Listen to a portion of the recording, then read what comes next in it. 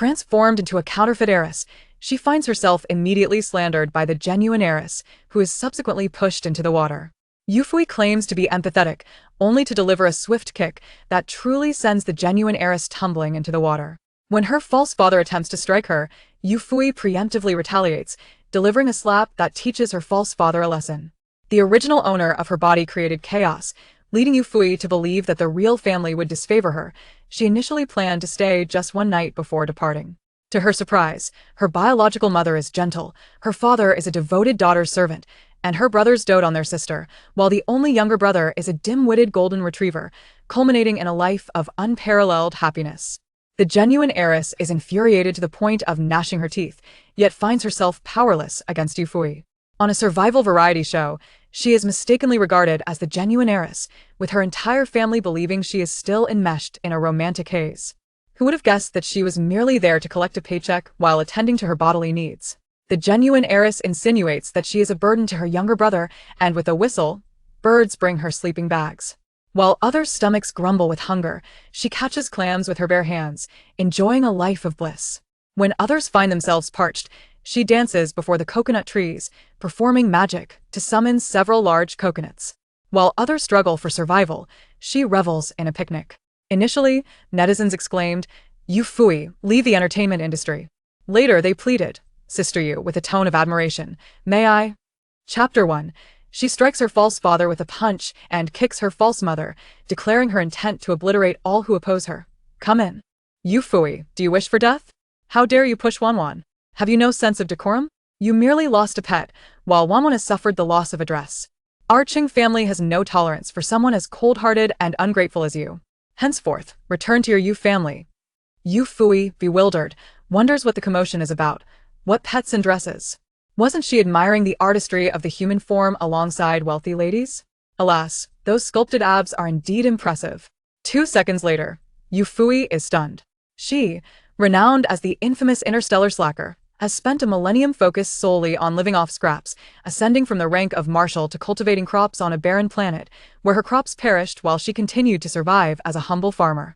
Her very existence relies on the support of her sisters, earning her the title of the most unambitious interstellar citizen, in a sharp critique by the Interstellar Daily.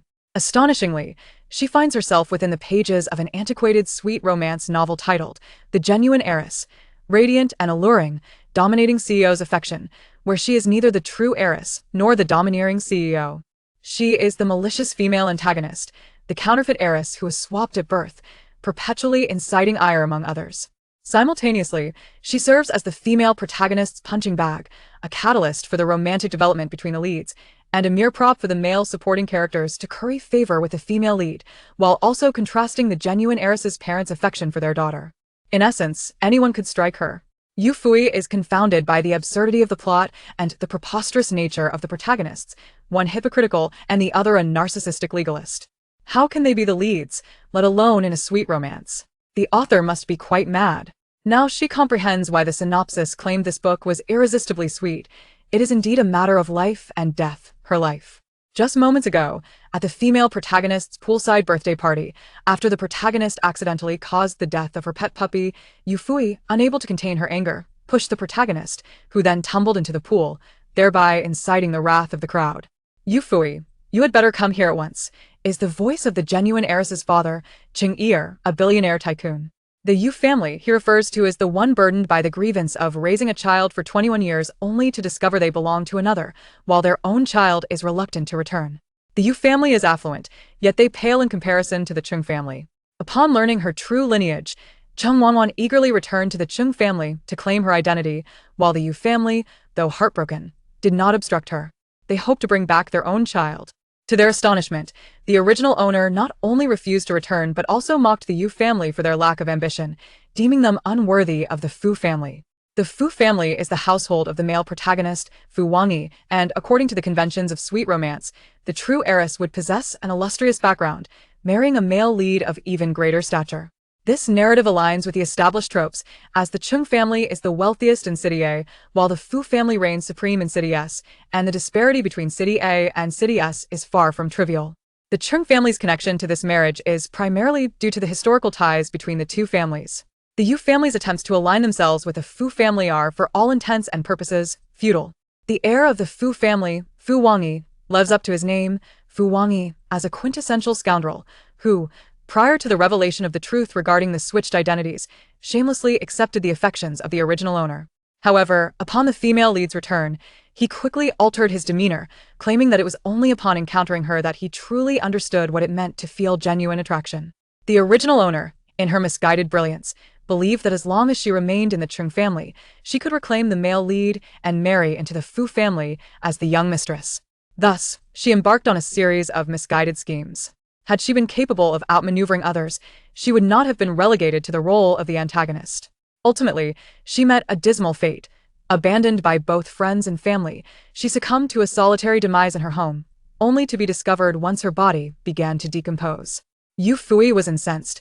She had been content to lead a languid life, so who had the audacity to orchestrate such a cruel prank? She would have had no qualms about inhabiting the body of a mere tortoise, as it would allow her to sleep peacefully until death.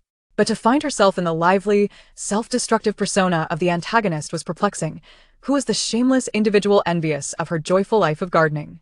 She had no desire to become a wealthy matron nor any interest in the scoundrel.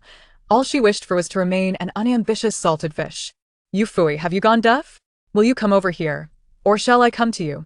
Cheng Er, feeling her authority as the head of the family challenged by Yufuyi's repeated indifference, was thoroughly enraged. She marched forward, raising her hand to strike her. Meanwhile, the female lead, Cheng Wanwan, weeping in Mrs. Cheng's embrace, wore a smug smile. With just a slight maneuver, she had humiliated Yufuyi, and she dared to compete with her in a dream. She was indeed a genuine heiress, and a counterfeit dared to vie for her ego. However, the next moment, her smile froze. Slap. The resounding sound of a slap echoed, and it was not Yufuyi who was struck, but Cheng Er. Hiss, the skin feels a bit tough. The sensation is rather unpleasant. A profound silence enveloped the surroundings, with only Yufuyi's slightly charming voice resonating. Tough skin and unpleasant sensation?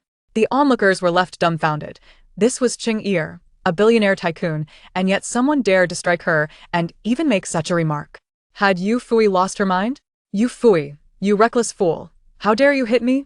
Cheng Er trembled, pointing a finger at her, her chest heaving. For years, every person she encountered had been obsequious and reverent towards her, yet Yufuyi had the audacity to strike her, and that too in front of so many witnesses. Cheng Er was on the verge of a fit, feeling an inexplicable fury boiling within her. Meanwhile, Yufuyi was delightfully amused, dramatically covering her mouth. I apologize. I have a stress response.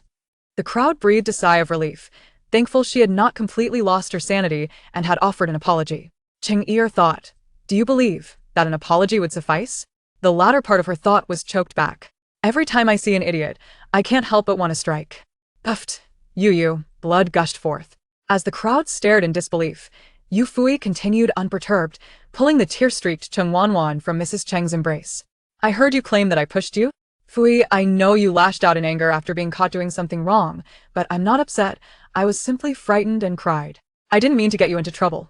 Please don't make a mistake again. Cheng Wanwan sobbed gently, presenting herself as the epitome of a wronged yet virtuous flower. The onlookers exchanged disdainful glances. Yufui's reluctance to return to the Yu family had led to rampant speculation that she looked down on the Yu family for being inferior to the Cheng family. A person who would forsake her own parents for the sake of vanity deserved scorn, yet she had audaciously pushed the genuine heiress of the Cheng family. Truly malicious. Yufui clicked her tongue, crying so pitifully, it truly tugs at my heartstrings. Cheng Wanwan felt a surge of delight. She had long envied Yufui for her beauty, which surpassed her own, and had spread rumors about her coveting wealth and usurping others' fortunes. Hearing Yufui describe her as heart-wrenching, she felt pleased. I am usually soft-hearted and obliging. Since you claim I pushed you, why don't you go down again? Cheng Wanwan's smugness lasted barely 3 seconds before Yufui dragged her and tossed her into the water. Yufui looked down from her elevated position, kicking Cheng Wanwan back into the water as she attempted to climb out, raising her voice. Oh, I truly apologize. It was intentional. But fortunately, I didn't kick your head. You should remember how you personally strangled my puppy, locked me in the bathroom, and sent provocative photos to my fiancé. Her tone was exaggerated, yet the information she revealed astonished everyone. Cheng Wanwan was internally frantic. Yufui, this madwoman, had disclosed everything, leaving her to ponder how others would perceive her. In a panic, she glanced towards the shore, and indeed, the gazes directed at her had transformed. After all, she had crafted an image of a weak and kind-hearted flower, yet this innocent flower harbored a heart of malice and had sent such photos to a man. Among the elite, they felt their status diminished. She attempted to argue, but Yufuyi offered her no opportunity. Since you are so enamored with Fu Wangyi, I shall wish you both a lifetime of happiness. The crowd gasped. Yufui's affection for Fu Wangyi was evident, marked by her humble yet deranged demeanor. They had often ridiculed her for her unrequited affection, yet Yufuyi had audaciously declared her well wishes for Fu Wangyi and another? What could this mean? Was it a case of feigned disinterest? The crowd looked upon her with disdain, and then they heard Yufuyi boldly declare, "Trash belongs in the garbage bin, and beasts are best suited to associate with beasts. My nobility is beyond your reach. None of you are worthy, let alone someone as extraordinary as myself. To claim I am chasing after him? Your family lacks mirrors. I suggest you take a good look at yourselves." The crowd was petrified. Had she truly lost interest in Fu Wangyi? How could she insult him as trash and a beast? Yufuyi, what nonsense are you spouting? Mrs. Chung, having twisted her ankle, finally limped over to confront Yufuyi. "Return to your Yu family. The Chung family does not welcome you." She reached out to shove Yufuyi, intending to push her into the pool to vent Chung Wanwan's grievances. Yufuyi sidestepped effortlessly, standing a short distance away, coldly laughing. "You deliberately allowed someone to switch me with my twin brother and later attempted to buy my brother from Yu family. When that failed, you resorted to beating and scolding me. What era are we in? The preference for sons over daughters? Even an uncivilized pig behaves more humanely than you." These were the revelations she had gleaned from the book. The Yu family, entirely unaware of the truth behind the switched identities, only knew that the Chung family was somewhat deranged, attempting to purchase their child. Chapter 2. What kind of car is this? It is an antique. How do you know these things? Mrs. Chung was taken aback, momentarily forgetting to hold a grudge against Yufuyi for insulting her as being inferior to a pig. However, as soon as the words left her mouth, she realized the gravity of her mistake. It was tantamount to acknowledging everything Yufuyi had asserted. Her eyes darted around in panic, and indeed, the expressions of those surrounding her reflected shock and disdain. It was a well-known consensus among the affluent that they cherished offspring, particularly male heirs. Yet, to deliberately abduct someone else's child and then attempt to purchase the wrong one was a matter beyond reproach, a blatant affront to both morality and legality. She feigned composure, adopting a tone of faux earnestness. "Fui, do refrain from making baseless accusations. Regardless of your dissatisfaction with me, you cannot slander my name. The Chung family has cared for you for over 20 years. If you act so ruthlessly, who would dare to remain your friend?" On the surface, it was a lecture, but in truth, it was a thinly veiled threat. The underbelly of this social circle was rife with scandals, yet everyone maintained a facade of glamour. In other words, the appearance had to be meticulously upheld. Should one act too decisively, they would find it impossible to navigate this realm thereafter. She believed she could intimidate Yufuyi, but she had miscalculated, for Yufuyi had no intention of mingling within this milieu. "Mrs. Chung, I must remind you that if you do not exchange me, I will receive far superior upbringing in the Yu family than I ever did in the Chung household. At least the Yu family would not berate me for not being a son," Yufuyi remarked, her lips curling into a sardonic smile. "Thus, I caution you. The one at fault here is you. Do not attempt to use your nurturing as a means to coerce me. You know full well whether I am fabricating stories. Should you believe I am, feel free to sue me." The mere mention of a lawsuit indicated that she was not merely speaking in jest. It was increasingly evident that the Chung family had likely committed the alleged transgressions. The expressions of the onlookers were utterly captivating, some reveling in schadenfreude, others merely observing, while some wore expressions of contempt. It was conceivable that, regardless of the wealth they might amass in the future, this incident would forever shadow the Chung family, surfacing at the slightest hint of controversy. Gossip among the elite was ever so intriguing. Bam! The sound of splashing water echoed. With swift action, Yufuyi dispatched the uncivilized Mrs. Chung. She raised her phone and proclaimed loudly, "From this day forth, I sever all ties with the Chung family, and I have no association with Fu Wangyi either. I acknowledge my past blindness, but from now on, should I even cast a glance at refuse, I shall gouge out my own eyes." How fiercely she denounced them, even chastising herself. Yufuyi felt no remorse. The mess left by the original owner had to be addressed, and she had no interest in entangling herself with a scoundrel. "Oh, by the way," she continued, gripping the servant supporting Ching-ir, her gaze icy as she locked eyes with him. Your family has mistreated me. Yet the Yu family has treated your daughter, Chung Wanwan, with great kindness. Therefore, I demand that you reimburse me for the expenses incurred by the Yu family in raising Chung Wanwan. Otherwise, I will ensure that the Chung family finds no peace. A chilling glint flashed in her eyes, leaving Ching-ir feeling a sudden chill. As realization dawned upon him, he questioned his own sanity. Why should he fear a mere girl in her 20s? However, Yufuyi was about to teach him a lesson in humility. She produced paper and a pen seemingly from thin air, yanked Ching-ir's collar, and forcefully pushed him to half-kneel, placing the paper on the stone platform. Right. The discomfort radiating from his back made Ching-ir uneasy, yet he stubbornly resisted. What am I to write? Of course, a voluntary donation agreement.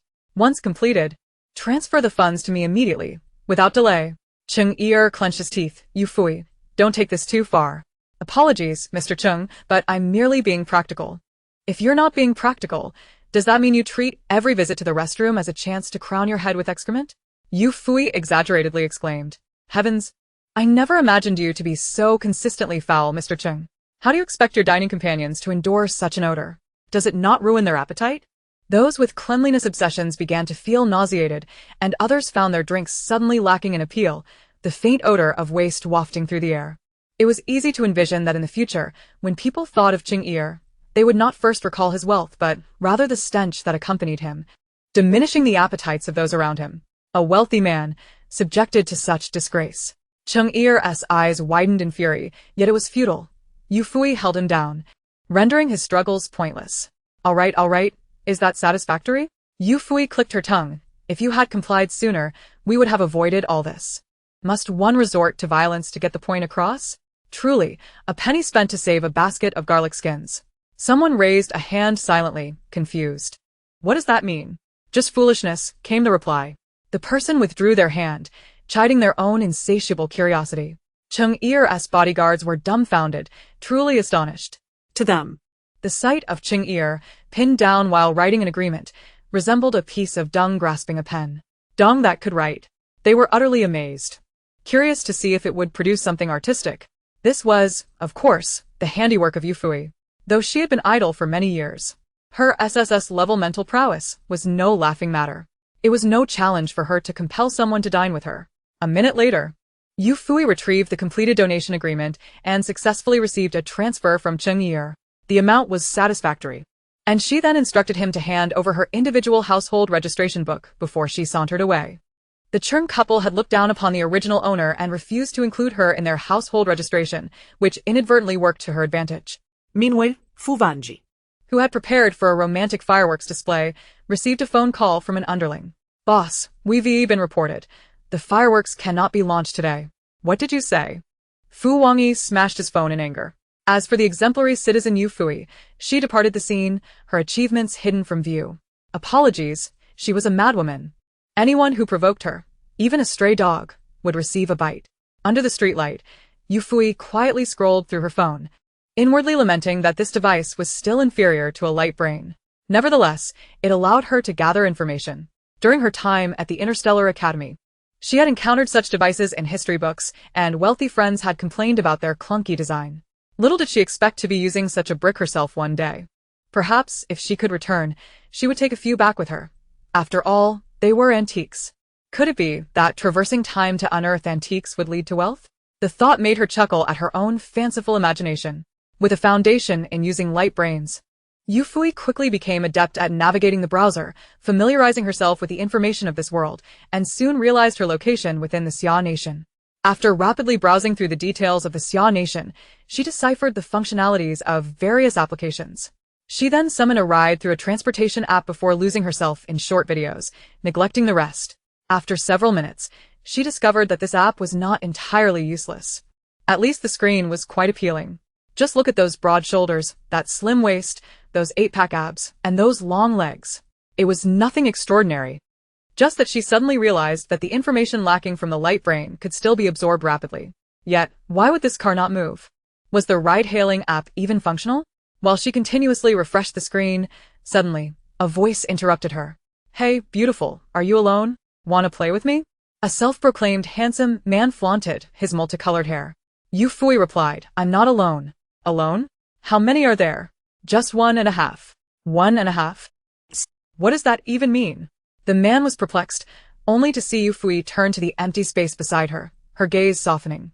Son, come greet this human. He would make an excellent scapegoat. What? A scapegoat? The man shivered, for who in the Xia nation had not heard tales of scapegoats? He stammered. Please don't scare me. People can die from fright.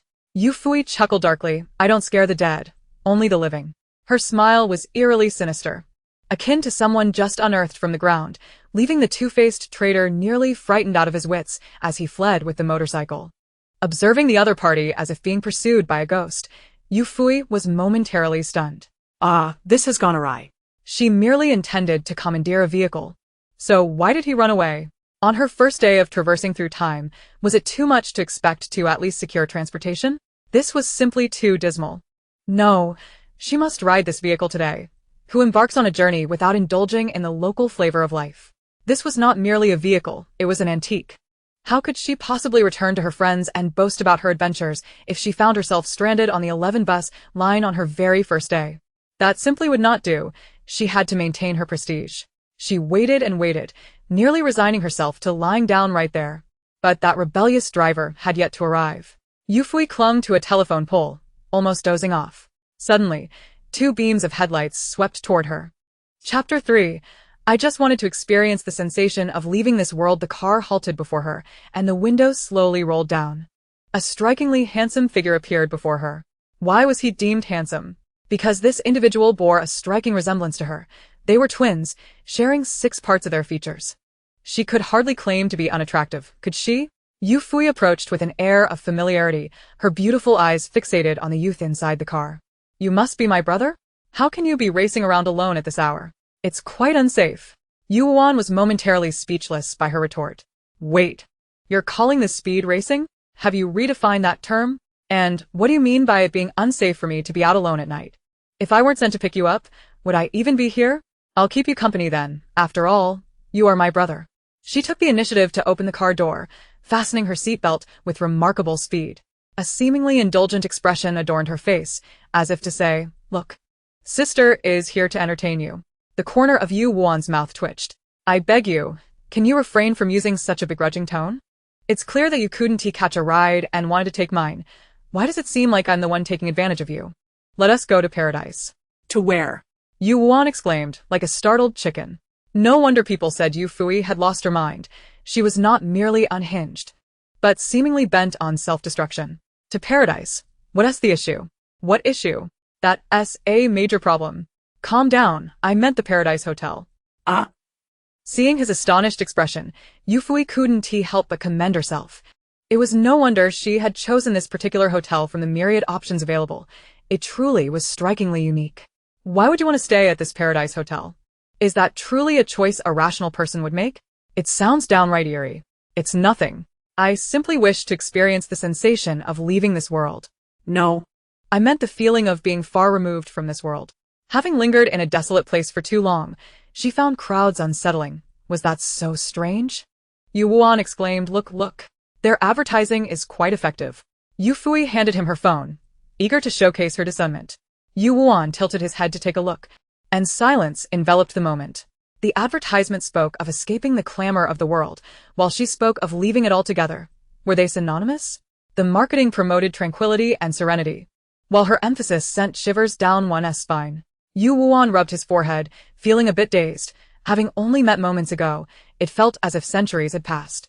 He sensed that Yufuyi had genuinely lost her grip on reality. She had not been like this before. Despite their few encounters, she had left a profound impression on him and the entire Yu family. They had come to welcome her with eager anticipation, only to be rebuffed at the door. Mocked for their inability to help her marry into the Fu family. Their parents had visited more than once, yet each time they were met with her scorn.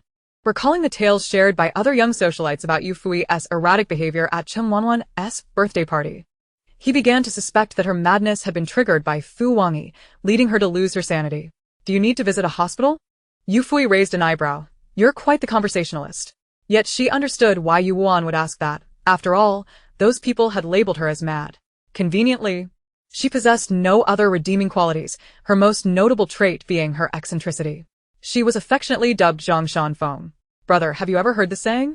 Without allowing Yuan a chance to respond, she raised her right hand in a gesture of contemplation and answered herself. At the end of the immortal path, who is truly mad? Upon meeting, the eternal way turns to emptiness. I am, unfortunately, the junior disciple of the primordial emperor Wu Chang. Yu Wuan's mouth twitched. So, do you need to perform a soul-snatching act right here and earn some KPIs? His question was superfluous, given her performance.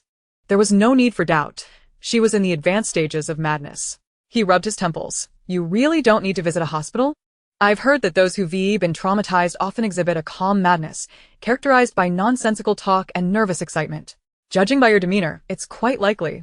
However, he was hesitant to make the decision to take Yufuyi to the hospital. Although she was currently at the Chung family's residence, she had long refused to return to the Yu family, often displaying hostility toward them. Yet every member of the Yu family felt a sense of guilt towards her. What could be done? It was their negligence that led to her being switched at birth. They bore some responsibility for her misalignment. Noting the genuine concern etched on his face, Yufuyi leaned back against the car seat, waving her hand dismissively. All right, really, there's no need for a hospital visit. This minor issue doesn't necessitate such measures. I'm not mad. I've simply acquired a new title from now on. Yuan had not intended to play along, but his mouth had outrun his mind. What title? Twisted Wheel Fui. What twisted wheel? What are you talking about? It's the surname of the favored imperial concubine Shi. Are you so out of touch that you haven't heard of it? She tilted her head, looking down on Yuan, as if he were the one out of the loop. In a theatrical manner, she raised 3 fingers and declared, I, your humble servant, accuse imperial concubine Shi of infidelity. In an instant, Yuan's expression was beyond words. Yes, while others speak of imperial concubine Shi returning to the palace, you, Twisted Will Fui, are working at a car repair shop, he quipped. Yufuyi dramatically covered her mouth. Oh no. I intended to quietly moonlight and terrify the masses. Yet I did not expect to be seen through by you. Yu Wuan, feeling exasperated, stated, since you refused to go to the hospital, let us head home. Father, mother, and your brother are all waiting for you. Yu Wuan observed Yufuyi out of the corner of his eye, anticipating her refusal. After all, not once had she agreed on previous occasions. All right. Yu Wuan paused, taken aback by her sudden acquiescence. Regardless of why Yufuyi had finally decided to return home, it meant that their parents would no longer be burdened by sorrow and insecurity, feeling inadequate in her eyes. Half an hour later, the car entered the estate. Yu Wuan slowed the vehicle, and Yufuyi, who had been feigning sleep in the passenger seat, opened her eyes just then.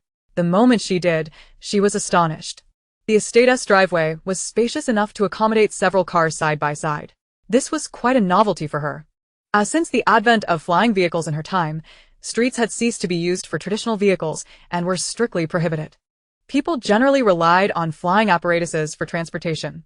However, what truly astonished her was not the driving path, but the high vegetation coverage in the city. In the era of interstellar travel, technology had advanced rapidly, and cities had become starkly divided into 2 halves. One half was dominated by towering structures, showcasing a myriad of metallic edifices with scant greenery. The other half was an untouched primeval forest, inhabited by flora cultivated through scientific means from remnants of the original plants.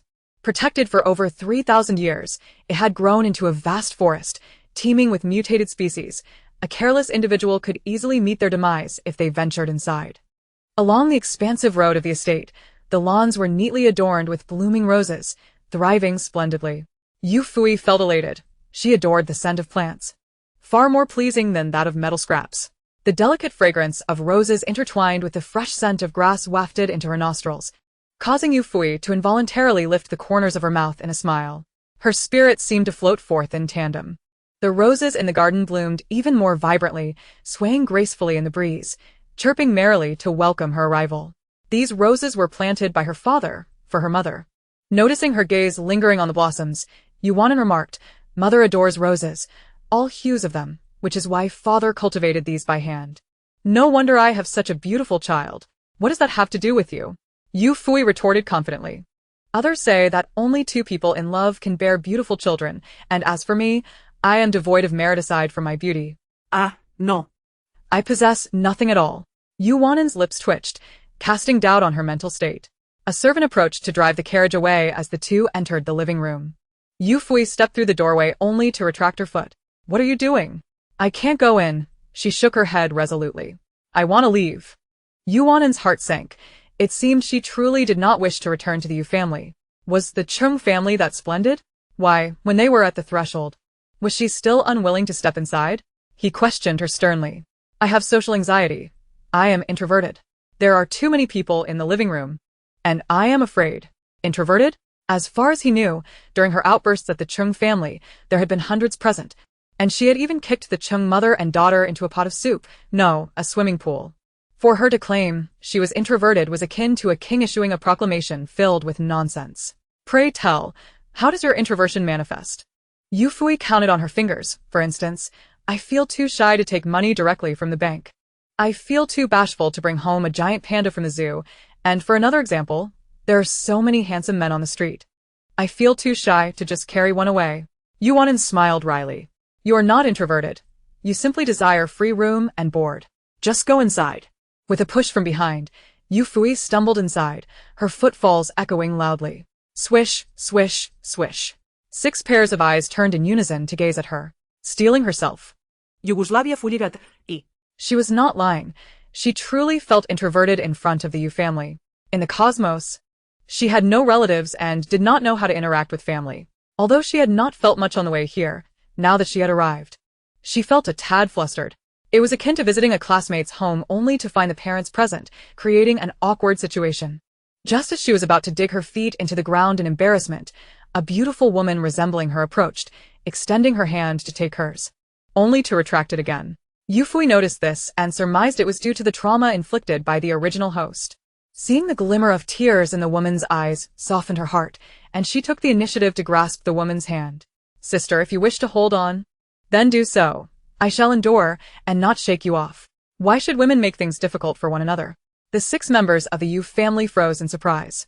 The atmosphere suddenly steeped in an eerie silence. Yuanen remarked, she has indeed lost her mind. Yes, you are right. Right about what? Chapter 4. Slapping myself awake in the middle of the night, no one knew what was right, but it was simply right. The Yu family felt a heavy weight in their hearts, having heard about the happenings on the Chung side. They unanimously believed that Yufuyi had been traumatized, hence her cautious manner of speaking. Fuyi, why not stay here and sleep tonight? Tentatively suggested Ling Bingyuan, the mother of her newly recognized sisters. The room is all prepared. Yufuyi was busy trying to eat, and before she could nod, she heard the word sister mother, hastily backtracking. If you don't want to, that's fine. There are still several houses in the Binjiang Phoenix Garden. You can choose whichever location you prefer. Is this the life of the wealthy? Living in luxurious residences. Especially in the exorbitantly priced Binjiang Phoenix Garden. Those dreadful rich people. Allow me to take the lead for all the sisters. Yufuyi blushed. How embarrassing. Which building, which floor, which number? Her mouth ran ahead of her thoughts, and only after speaking did she realize. Goodness. She was so used to bantering with her friends that such shameless words had slipped out before she could even think. Yuanen's mouth twitched. Though she claimed to be embarrassed, her inquiry about the room number was quite sincere. I was just joking. I will sleep here tonight. Thank you all. Since she had come all this way, it was impossible to merely dine and depart. That would make her seem like a freeloader, especially with the misty-eyed sister mother seemingly reluctant for her to leave.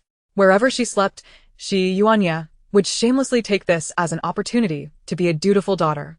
All right, sleep here, Ling Bingyuan beamed. Your bedding has just been changed. After dinner and washing up, you can go straight to sleep. That sounds wonderful. Eating and sleeping, the life of a sloth is the one she cherishes most. Upon hearing Ling Bingyuan's inquiry, she learned that Yufuyi had not eaten at the Chung family and quickly arranged for the seafood porridge that had been prepared long ago to be served. They swiftly filled her bowl, and before she could say a word, half an hour had passed since she entered the house.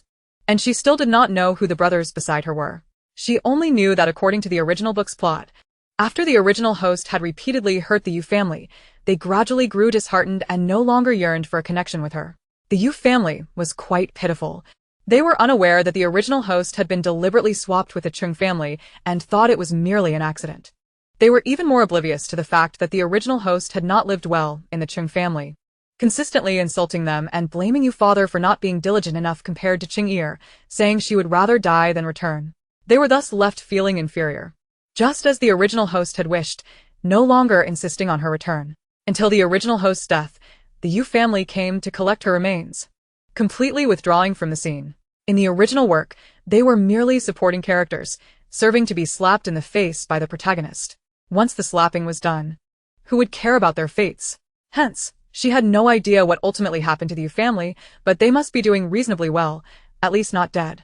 Yufuyi envied them. Unlike her, the malicious female supporting character who met a lonely and tragic end.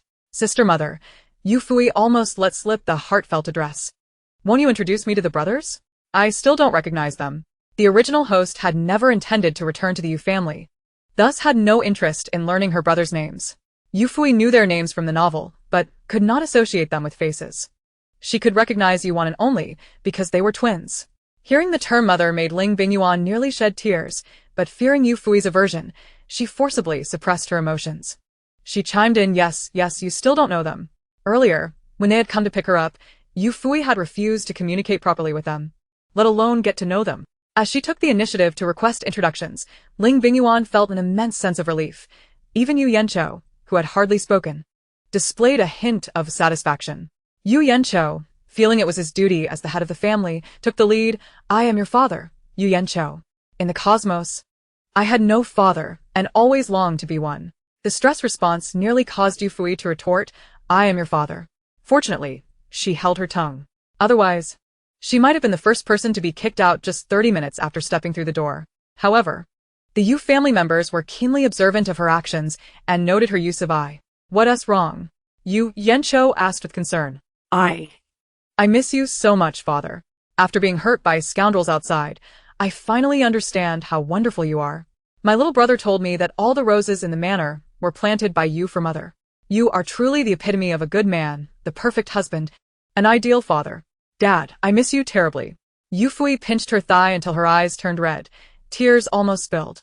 In Yu Yanqiu's eyes, it was a daughter yearning for her father's affection after being wounded by bad men.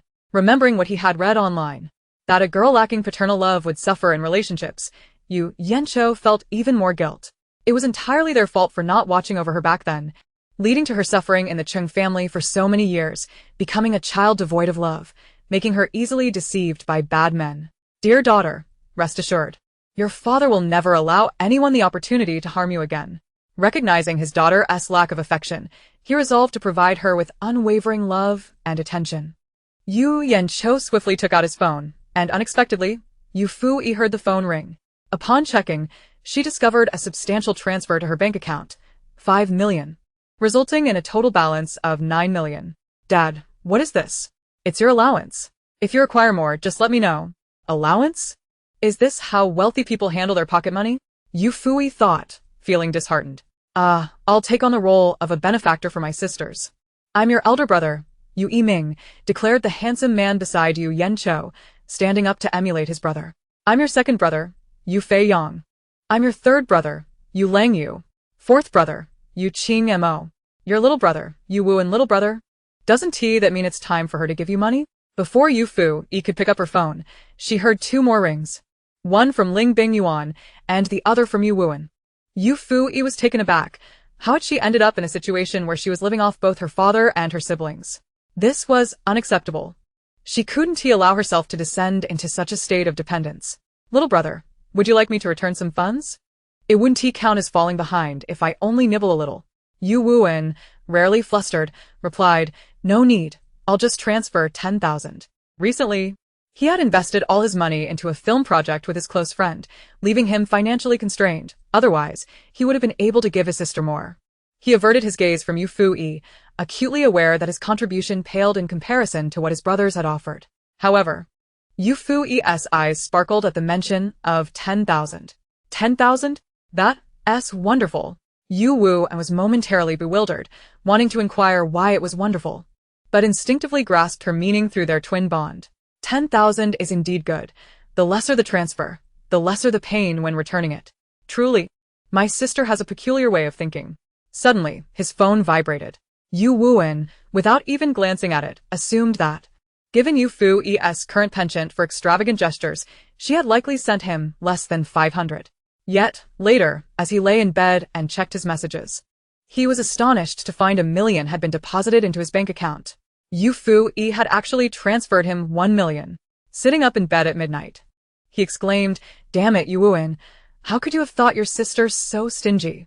The sound of his hand striking his face resonated through the stillness of the night. Meanwhile, in her spacious princess room, Yufuyi slept soundly, dreaming of an elderly man assuring her, "In this lifetime, you will find happiness." The following afternoon, still languishing in bed, Yufuyi slapped her stomach, growling, "I suggest you cease your grumbling. I can be quite ruthless with myself. Nothing shall hinder my slumber." Yu Wuan approached, calling her for lunch. Overwhelmed by guilt and concern for his sister's excessive slumber, he hesitated, transforming his intended inquiry. "Have you awakened?" into, "Sister, are you dead?" At that moment, Yufuyi, having just failed to intimidate her stomach, opened her door, her disheveled hair framing her face as her eyes met her brother's. After a moment, he screamed, "A ghost." Yufuyi raised her hand, wanting to convey that although she appeared lifeless, she was still salvageable. Just one meal would revive her. "You don't believe me? Bring me some food, and I'll spring back to life." But Yu Wuan had already fled. Starved of energy, Yufuyi resorted to a dramatic display as she descended the stairs like a zombie. The Yu family members, witnessing her, were left in shock. After lunch, the family of 8 lounged in the garden, basking in the sun. It seemed that the plants had taken on a life of their own, blooming incessantly as if invigorated by some magical elixir. Ling Bingyuan glanced at her daughter, hesitant to voice her thoughts. Sensing her mother's gaze, Yufuyi, accustomed to banter with her friends, blurted, "Mom, if you have something to say, just say it. I want to listen." Realizing her slip, she quickly amended, "I'm listening." Ling Bingyuan cautiously replied, "Fuyi, dear, I understand this may come off as overly intrusive, but I suggest you don't neglect your meals for the sake of sleep. It could harm your health." She had been apprehensive all morning, knowing her daughter had requested not to be disturbed during her slumber, but seeing her now resembling a zombie worried her greatly. With a pair of beautiful, glistening eyes, the concerned mother gazed at her daughter, and Yufuyi felt a pang of guilt. "I promise I'll try to eat. I want to starve myself." Ling Bingyuan's concern eased slightly. The family enjoyed tea, soaked in sunlight, and shared fond moments together. After 2 hours, Yufuyi suddenly recognized a troubling issue. Didn't they have jobs? In stories, wealthy protagonists were always busy, with little time to eat. Why were the Yu family members so leisurely? Gently nudging her brother with her elbow, she leaned in and whispered, "Brother, has our company gone bankrupt?" Yu Wuan, taken aback by her sly demeanor, retorted, "Sister, can't you think positively? If the company were bankrupt, what would you eat? Then why isn't anyone working? It's not the weekend." Rolling his eyes, he replied, "Do you not understand your position? You are the only daughter, a precious gem born after 4 sons. After finally bringing you back to the Yu family, they would never let us go out to work. Our parents have decreed that regardless of who it is, everyone must stay home with you for 3 days to let you experience the warmth of family and foster sibling bonds." Yufuyi was astonished. She hadn't anticipated that their leisurely days were due to her presence. "That can't be right. I don't deserve such treatment. What do I need emotions for? I only want money. My life is a precarious balance. I may have relationships, but they won't yield wealth. Pursuing connections costs money. Go earn some." Yet, it seemed she was the only one in the family without a job, making it awkward to ask others to work. Tapping her forehead, she reflected on the storyline. The protagonist, Cheng Wanwan, was exceptionally talented, possessing an enchanting ability to play the cello, which allowed her to enter the entertainment industry, making her one of the current rising stars. With her talent and impressive education, she had earned the title of a high-achieving celebrity in the industry. This was also the reason the Chung family had hastily revealed the truth about the child swap. They had neglected the original girl, deeming her useless and eager to reclaim the accomplished Cheng Wanwan. How malicious! Moreover, the original girl had been determined to compete with Cheng Wanwan for Fu Wangyi, having entered the entertainment industry a year prior. While Cheng Wanwan rose to fame, the original girl was mired in scandals, accusations of seducing wealthy heirs, being coerced by powerful figures, stealing resources, and bullying the popular Cheng Wanwan. Ultimately, the original girl succumbed to despair, partly due to the relentless vitriol from fans of the leads. Yufuyi had arrived at this juncture, just when the original girl was facing the most intense backlash. Without the support of the Yu family, she might have perished long ago. This clearly posed a problem. While others spent years struggling to gain recognition, The original girl had only been in the industry for a year and had already attracted widespread disdain. If it weren't for the influence of the Chung family and Chung Wanwan behind her, the reversal of her name, although it made little difference, would not have caused such turmoil. At this thought, Yufuyi inwardly lamented her predicament. The original owner's agency contract was signed under the Chung family's entertainment company. At the time of signing, the original owner had never considered leaving the Chung family, thus, faced with a 1 billion yuan penalty for breach of contract. She signed without a second thought. Overwhelmed with sorrow, feeling utterly unloved, Yufuyi sorrowfully retrieved her phone, which had run out of battery after a night of binge-watching short videos, and pressed the power button with resignation. As soon as it powered on, it vibrated incessantly. Dozens of missed calls and over 90 WeChat messages bombarded her. A quick glance revealed that most were greetings from the Chung family. The top message, unmistakably, was from Chung Jiaoyi, the eldest daughter of the Chung family.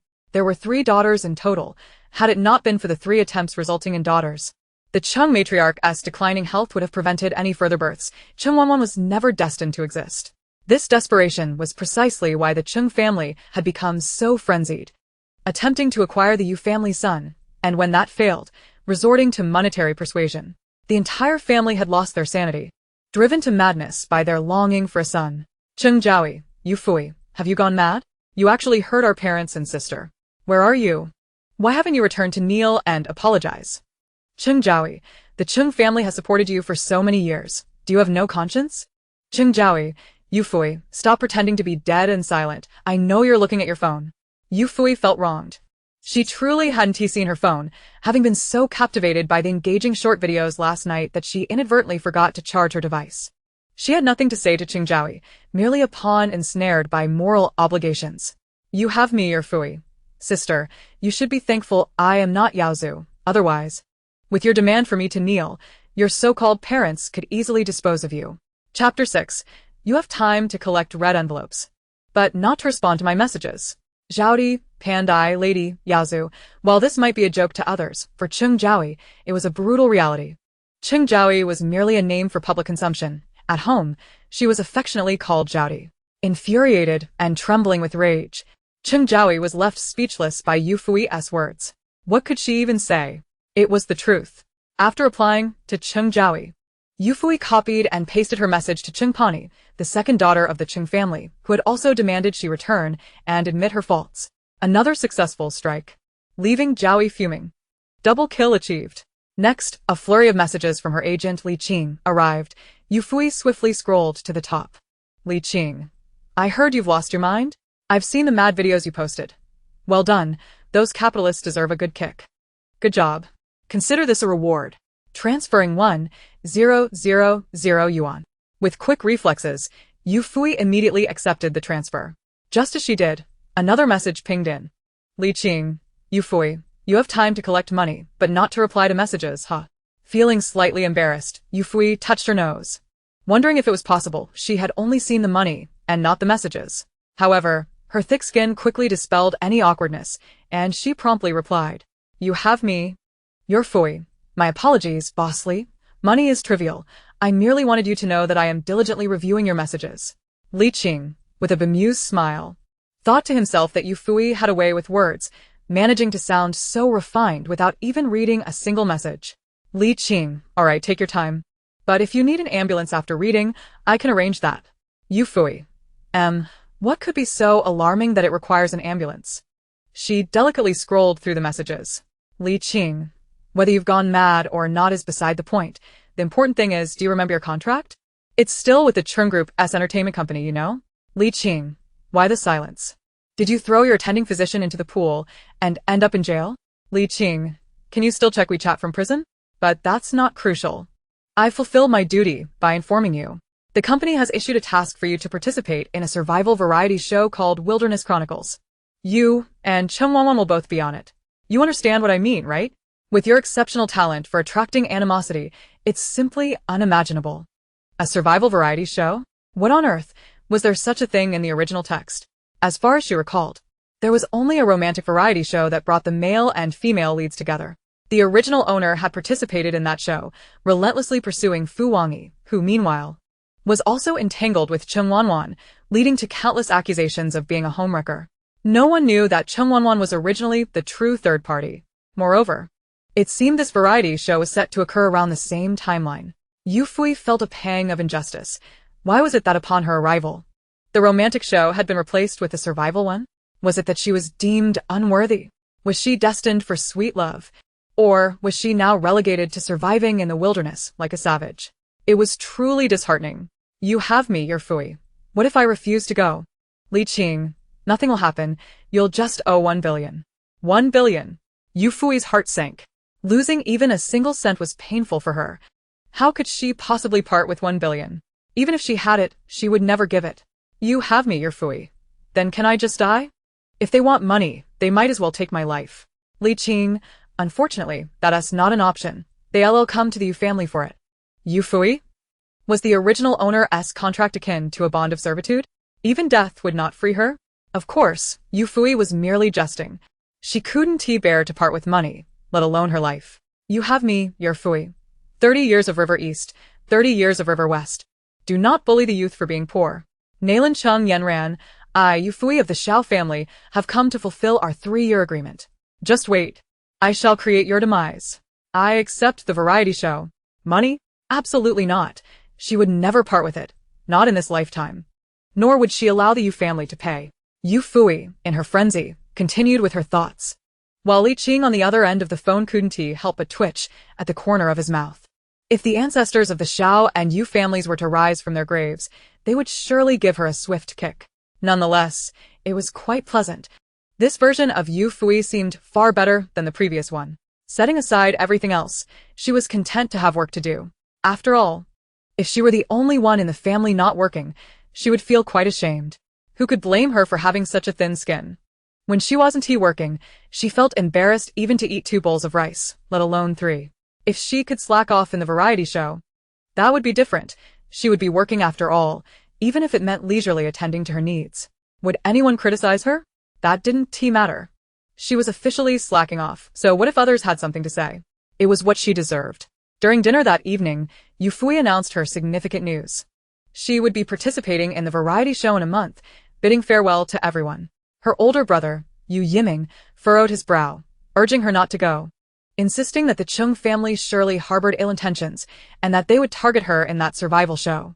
He reassured her that the Yu family could support her, and should she breach the contract, they would cover it. Yufuyi nearly shed tears. What kind of divine brother was this, so willing to part with 1 billion? Was this what it meant to be a domineering CEO? No wonder everyone adored such figures. Who wouldn't love such unyielding authority? However, she decided against it. She would rather feed the money to a dog than give it to the Chung family. Brother, no need for that. I actually quite enjoy working, especially when it involves leisurely tasks. Yu Yiming frowned. If you insist on going, then take care of yourself. Survival in the wilderness is no joke. Based on his past understanding of Yufuyi, her determination to go was undoubtedly fueled by a desire to compete with Chung Wanwan, hoping to win back Fu Wangyi's affection. This conjecture unsettled him profoundly. It was a positive development that his sister was willing to return, a prospect long anticipated by their parents and themselves. However, his sister's romantic fixation was exceedingly severe. Not only did she repeatedly denigrate their parents for the sake of that Fu Wangyi, but she also scorned them, deeming them inferior to Cheng Er, which ultimately led to her downfall against Chung Wanwan. Yet, did Fu Wangyi reject her merely due to the Yu family's lack of wealth? Certainly not. It was because he was fundamentally not a good person.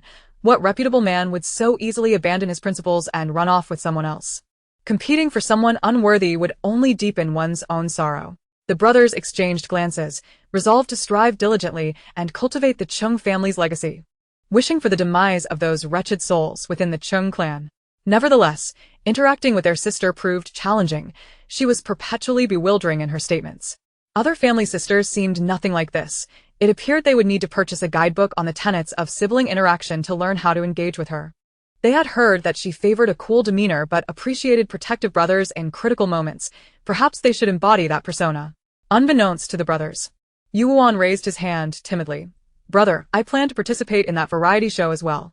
Oh, and then? Yu Yiming regarded him with a nonchalant gaze. Yu Wuan faltered.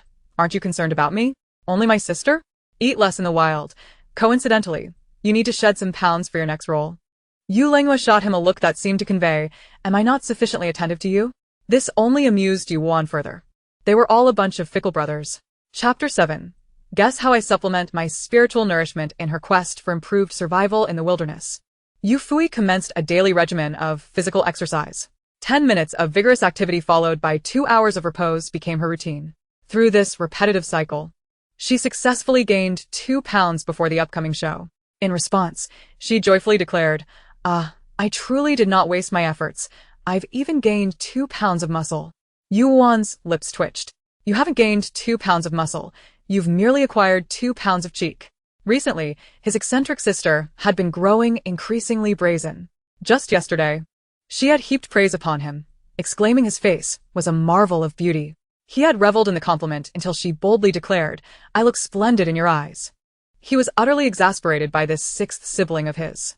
Your gaze tells me you are secretly calling me the sixth, aren't you? Yufuyi fixed him with a stare, but I must inform you, in this household, you are indeed the sixth. He yearned to refute her, but found no words. For, indeed, he was the sixth.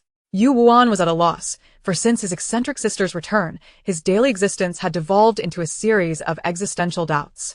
With his younger brother gone, the delightful time had arrived. Yufuyi concluded her first round of exercise, 10 minutes of exertion followed by 2 hours of idleness. She had awakened at noon, and upon completing her routine, it was precisely afternoon tea time. In a bid to demonstrate her vigorous efforts, she even accompanied her strides with exaggerated panting. Observing her, Yuan couldn't help but feel a vain throb at his temple, putting aside the self-deception. She would indeed be suited for the role of an idol. Hurry, today there's your favorite lotus seed sweet soup and egg tarts, she called, not turning her head. Yuan froze in disbelief. How did she know he liked lotus seed sweet soup and egg tarts? As an actor, he needed to maintain his physique to avoid appearing greasy on camera, so he had only indulged in those treats sparingly. He believed he had concealed his cravings for these delicacies well. How had she discerned his fondness? Had she been silently observing everyone's preferences at home? Watching her lively figure, a flicker of contemplation crossed Yuan's mind. She seemed genuinely different now. In the past, she had not only shown no interest in their likes but had also wished for their immediate demise, deriding them for being inferior to the Chung family. Now, she was amicable. Her resentment towards that despicable Fu person had dissipated, and things were looking up. Early the next morning, Yufuyi boarded Yuan's chauffeur-driven car. She felt drowsy, curling up in a corner and dozing off. Yuan was astonished. Hadn't she claimed just yesterday that to maintain a good mental state, she would retire to her room at 8? Why did she appear as if she had only just fallen asleep at 8 in the morning? he voiced his inquiry. Yufuyi, her mind hazy, could barely muster the energy to respond verbally, instead communicating through her thoughts. Yes. I returned to my room at 8 and spent 7 hours on my phone. What is the problem with that? With a broad shoulder, slender waist, and long legs, complemented by a fitted shirt and tailored trousers, how is that not maintaining a good mental state? Once they ventured into the wilderness, she would have no means to replenish her spirits, so while she still could play on her phone, why not savor some delicious food? Yuan, of course, could not hear her silent musings. Had he been able, he might have choked on his own blood. Meanwhile, the Yu family bid farewell to their 2 youngest members. The family gathered around the breakfast table, enveloped in a serene atmosphere, the only sound being the clinking of bowls and chopsticks. It felt strangely different, as if even the flowers at home had wilted a tad. This seafood porridge was Fuyi's favorite. She could eat it for days without tiring. Ling Bingyuan ladled a bowl, a smile gracing her lips. The others finally registered the absence of the cheerful chatter of their sister, who would always praise their mother's culinary skills with every dish. The Yu family had no strict rules against speaking during meals, but they had grown accustomed to a quiet dining experience. Only Yufuyi would express her delight at any delectable dish with words like soft, sweet, and crisp, vividly describing the food's appeal. Her eyes sparkled as she savored her meal, her rich vocabulary unwittingly encouraging them to consume more than usual. Now, with her commentary gone, they found the food less appetizing. Even though the dishes remained unchanged, they truly needed a daughter. Her chattering was endearing, unlike the sons, who were all too solemn, unable to elicit a word.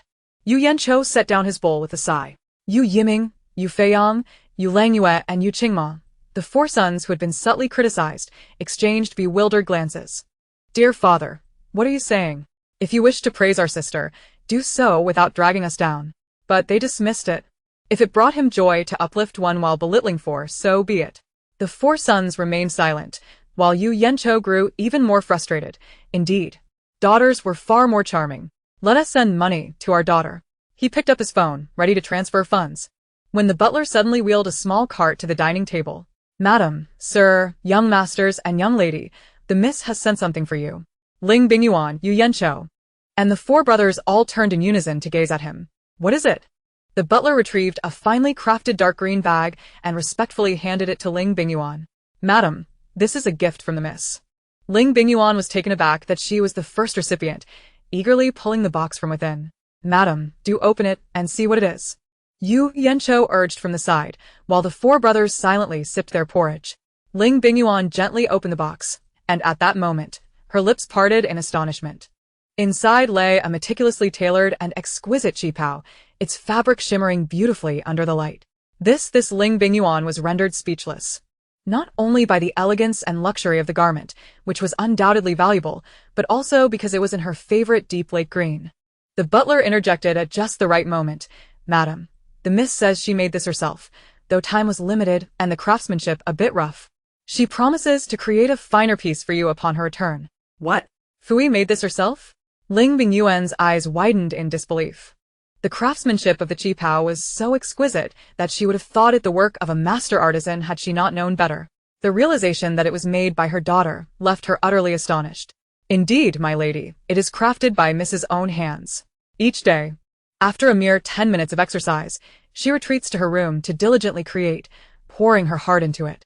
The sewing machine was even carried upstairs by the young master, under his watchful gaze. One must admit, the young lady is truly remarkable. Chapter 8. You criticize me because you do not understand me. Ling Bingyuan's eyes glistened with unshed tears. The girl spoke so thoughtlessly, appearing amiable. Yet she had firmly instructed not to allow anyone into her room, not even the cleaning lady. Ling Bingyuan had assumed it was because she did not like them. Little did she know, the girl was quietly crafting a qipao for her in her room. If Yufuyi were to learn of her intentions, she would undoubtedly cry foul, for how could she possibly dislike them? She was merely shy, too embarrassed to let anyone into her messy abode. Ling Bingyuan clutched the qipao, laughing and crying at once. Yu Yancho gently wrapped an arm around his wife's shoulder, offering solace. The butler then produced an item, claiming it was a gift for Yu Yancho. The four brothers, who had been quietly sipping kanji, cast a fleeting glance at the object before quickly averting their eyes. The gift for Yu Yancho was a long, cotton linen gown in a refined shade of blue, exuding elegance. Sir, the young lady mentioned you could wear it while accompanying the madam to the ancient town, surely making you the most striking couple on the street. Yu Yancho cherished it dearly, thinking to himself how thoughtful his daughter was, knowing to select couple-themed gifts. He felt quite satisfied. I maintain that daughters are indeed better. They understand my little whims, unlike sons, ha. While indulging in their affection, he did not forget to downplay his sons. Once again, overshadowed. The four brothers sat up straighter as the butler picked up another bag. They tried to maintain composure, yet their gazes involuntarily darted towards the bag, eager to decipher its contents. Surely, their parents had put as much thought into their gifts as they had for the others, they mused. However, the butler shattered their fantasies. Young masters, the young lady said that due to time constraints this time, the gifts she prepared for you were purchased with her own funds. She hopes you do not mind. The four were momentarily taken aback, and Yu Yancho burst into laughter, teasing them for their pretentiousness. Come now, let us see what you all have. His tone was provocatively cheerful. Upon opening the bags, they were pleasantly surprised to find items they all adored. Yet, an inexplicable twinge of sadness accompanied their joy. They had slept for 2 hours on the plane, and another 2 hours in the car, before Yufuyi finally awakened. Sis, you are truly my sister, my sleeping beauty. You finally woke up. I implore you, eat something quickly, or you may starve yourself into a stomach ailment. And our parents will surely hold me accountable. Yu Wu handed her a thermos, accompanied by a box of takeout. Yufuyi took a sip of warm water from the thermos and yawned.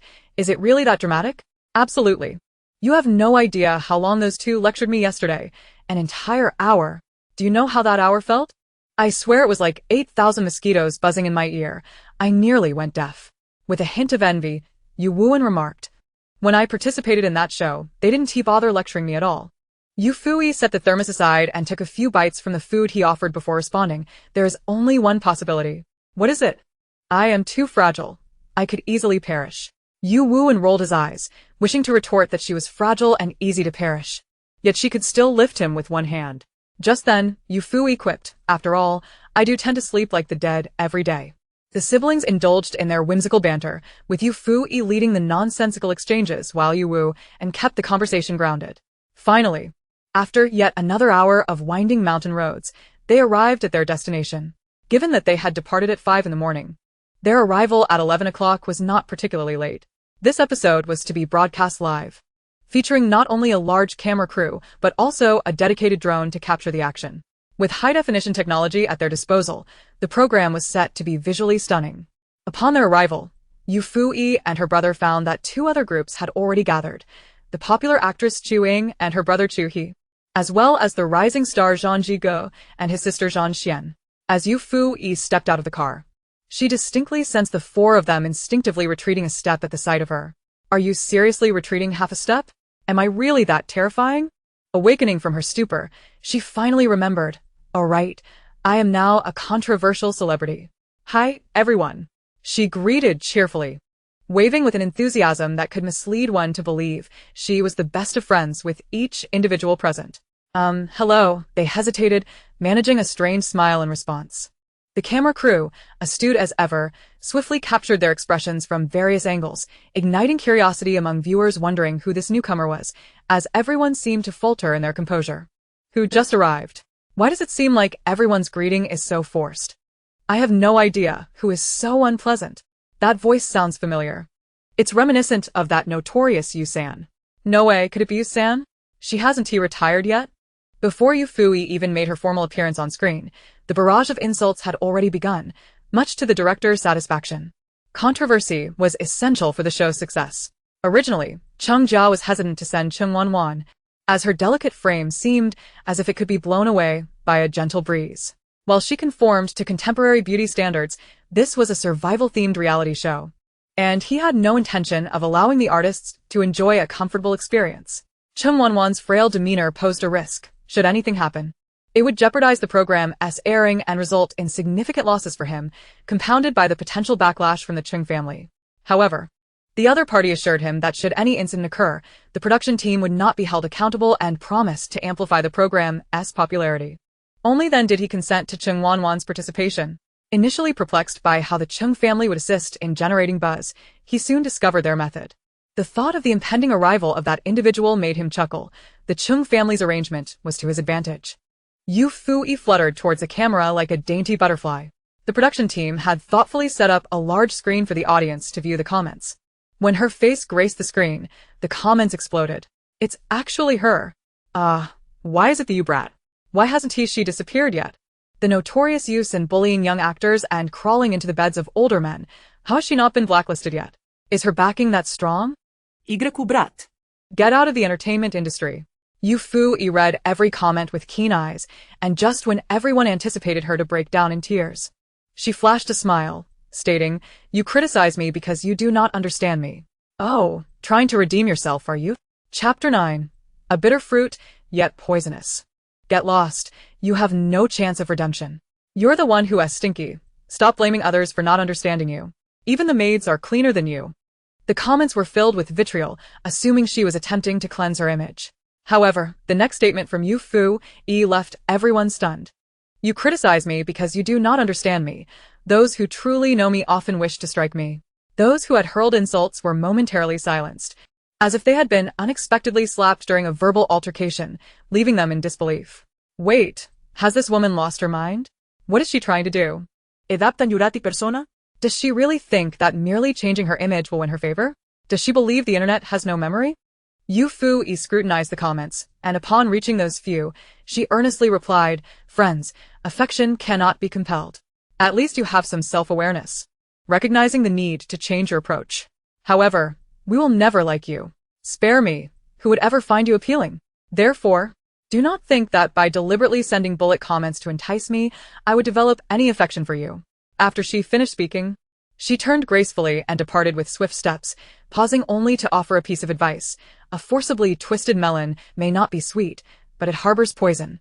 Relationships are merely a means of mutual torment, so I advise everyone against consuming this bitter fruit. What on earth was she talking about? This madwoman actually claimed that they were enticing her with their comments, pleading for her affection. And what did she mean by saying that a forcibly twisted melon was not only unsweet but also poisonous? Was she implying that even if they poisoned themselves, they could never win her favor? The audience was on the verge of losing their minds. Ah, I'm truly going insane. What is this lunatic saying? She actually thinks I'm begging for her affection. I'm about to lose it. I'm about to spit blood. Who would actually like her? I'm going to explode. I feel nauseated, akin to being rejected by an overly confident creep. I could vomit. With her back turned to the screen, Yufuyi was well aware of the audience's reactions. Being accused of seeking affection by someone they found revolting was enough to infuriate anyone. She grinned widely, relishing their disdain for her. They couldn't stand her, yet were powerless to eliminate her. If they had seen her, so be it. Since they had, she would ensure everyone was treated equally. Being scorned was her due, yet no one could dictate that she could not engage in friendly exchanges with others. Yuan had been worried that those comments might affect her, but now witnessing the audience's frustration while she remained unfazed, he finally understood why he was often left speechless in her presence. There was a certain beauty about her that disregarded the well-being of others, a beauty defined simply as courage. Ying curiously scrutinise Yufuyi. She had not interacted with her before, only knowing that she had a particularly notorious reputation. This industry was rife with both truth and deception. While it appeared glamorous on the surface, some individuals were steeped in foulness.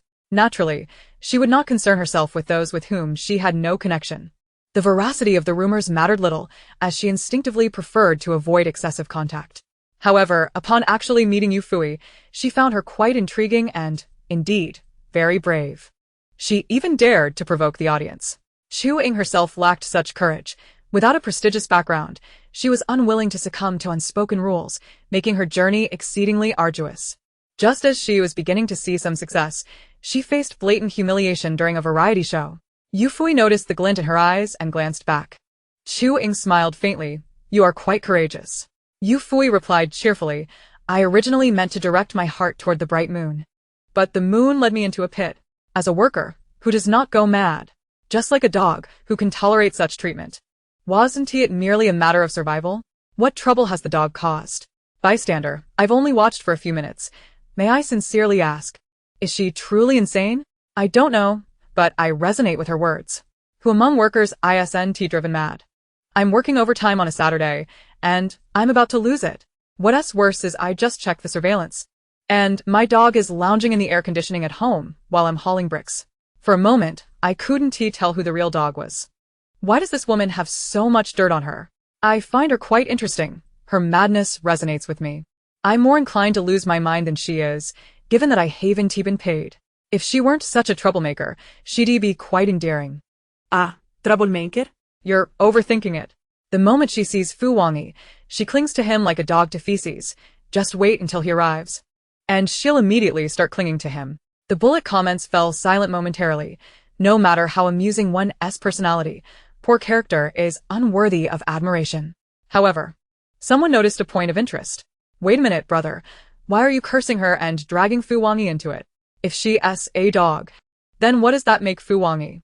As the comments erupted into chaos, once more, a car arrived at the program's location. A man and a woman stepped out. The man wore a suit, and the woman donned a flowing white gown, their arms linked, as if walking down a wedding red carpet. The woman even wore high heels. Who else but Chen Wanwan and Fu Wangyi? Yufuyi wore the expression of an old man on the subway checking his phone. Were these two alright? Were they fools?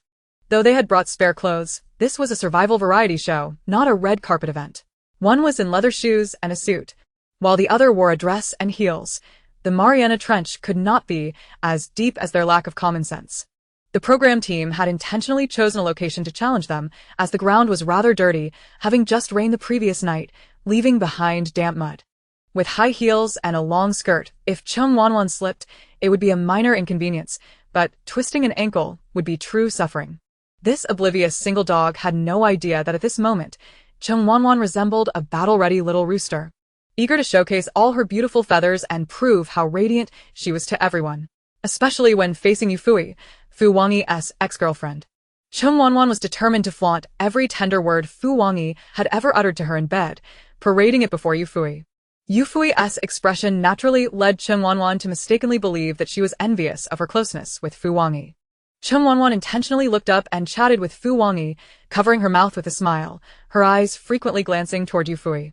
She wanted Yufuyi to witness firsthand how she and Fu Wangyi were in love. She awaited the moment when Yufuyi would be consumed by jealousy in front of so many viewers. However, she was struck dumb. What was that expression on Yufui's face? Was she mistaken? How could she see disdain and contempt in her eyes? That was impossible. She must have misread it.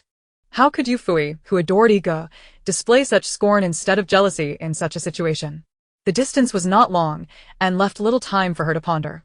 She and Fu Wangyi had already reached the camera. Several cameras were aimed at them. With a gentle smile, Chen Wanwan greeted the cameras.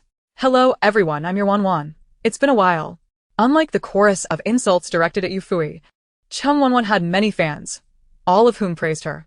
"Wanwan, you're stunning.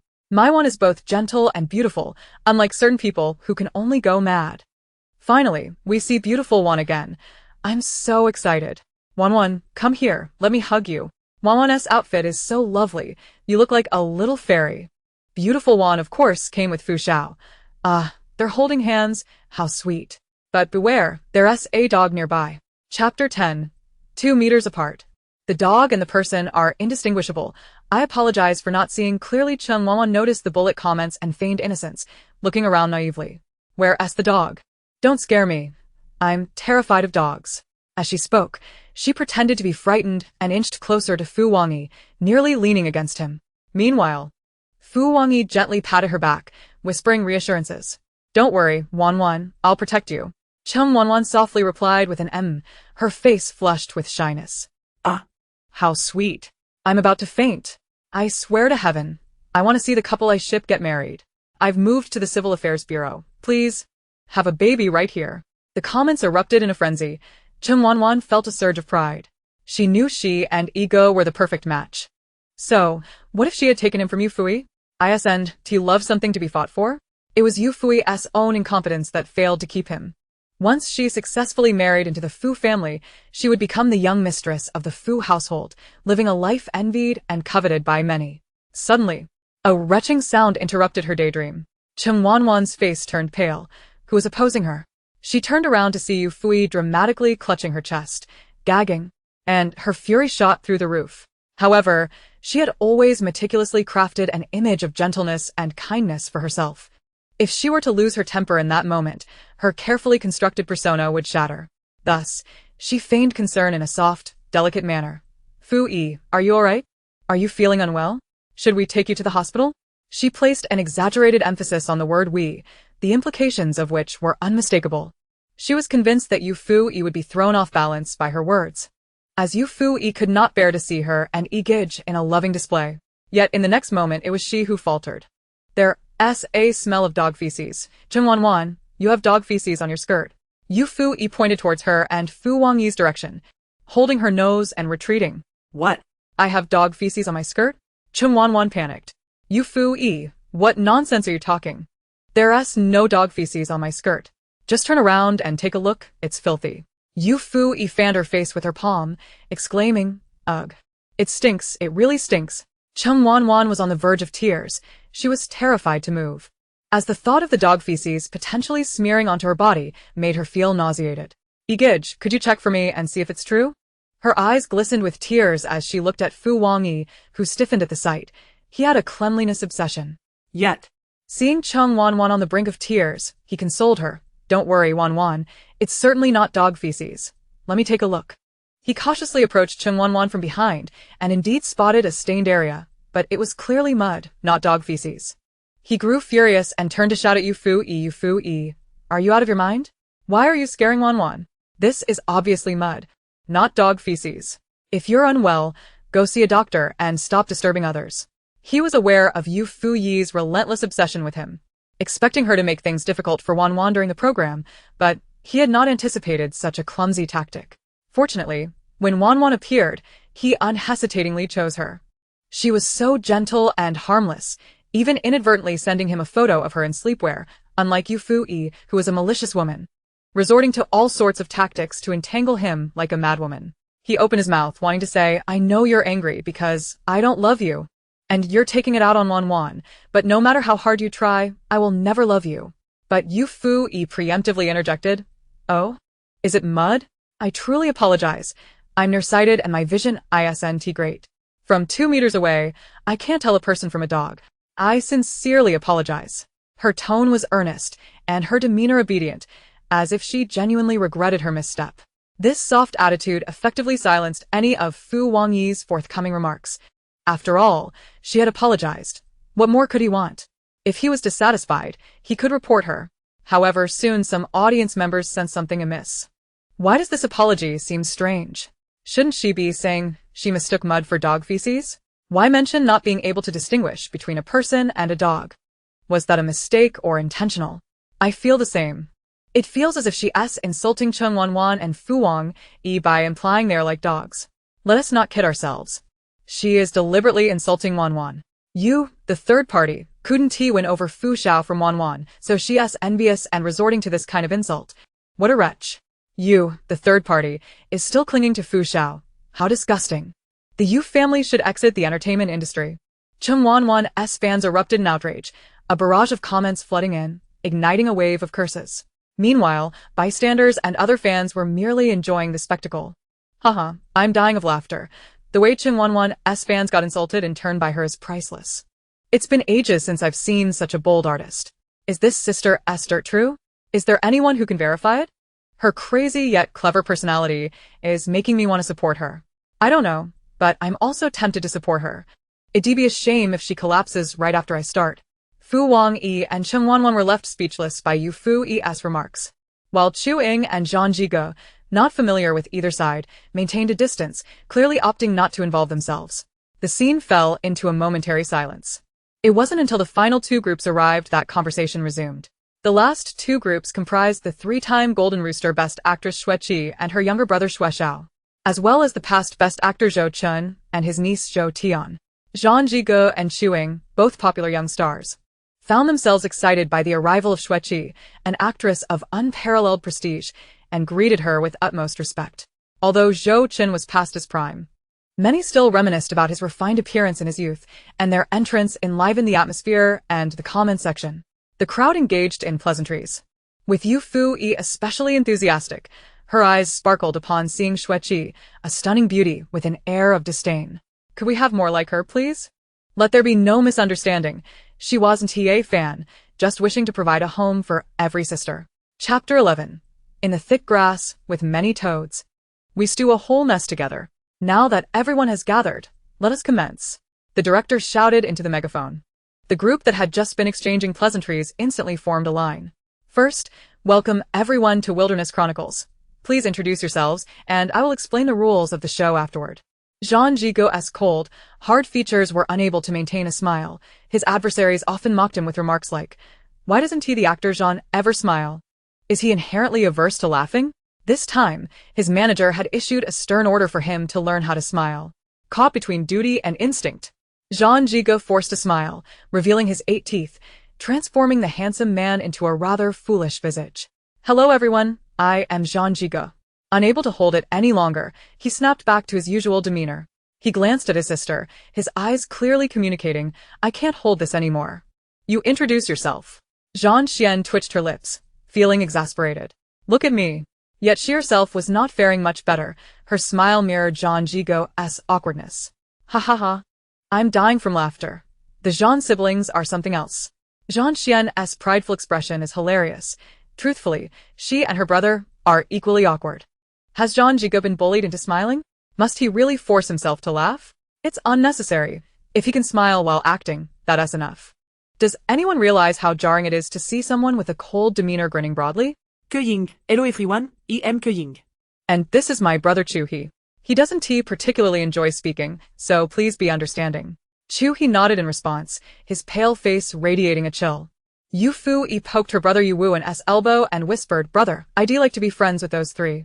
Having introduced 4 individuals, Yuwuan was clueless as to which 3 she meant, but given his sister's sociable nature, it was no surprise. She could strike up a conversation with anyone, even a passing dog.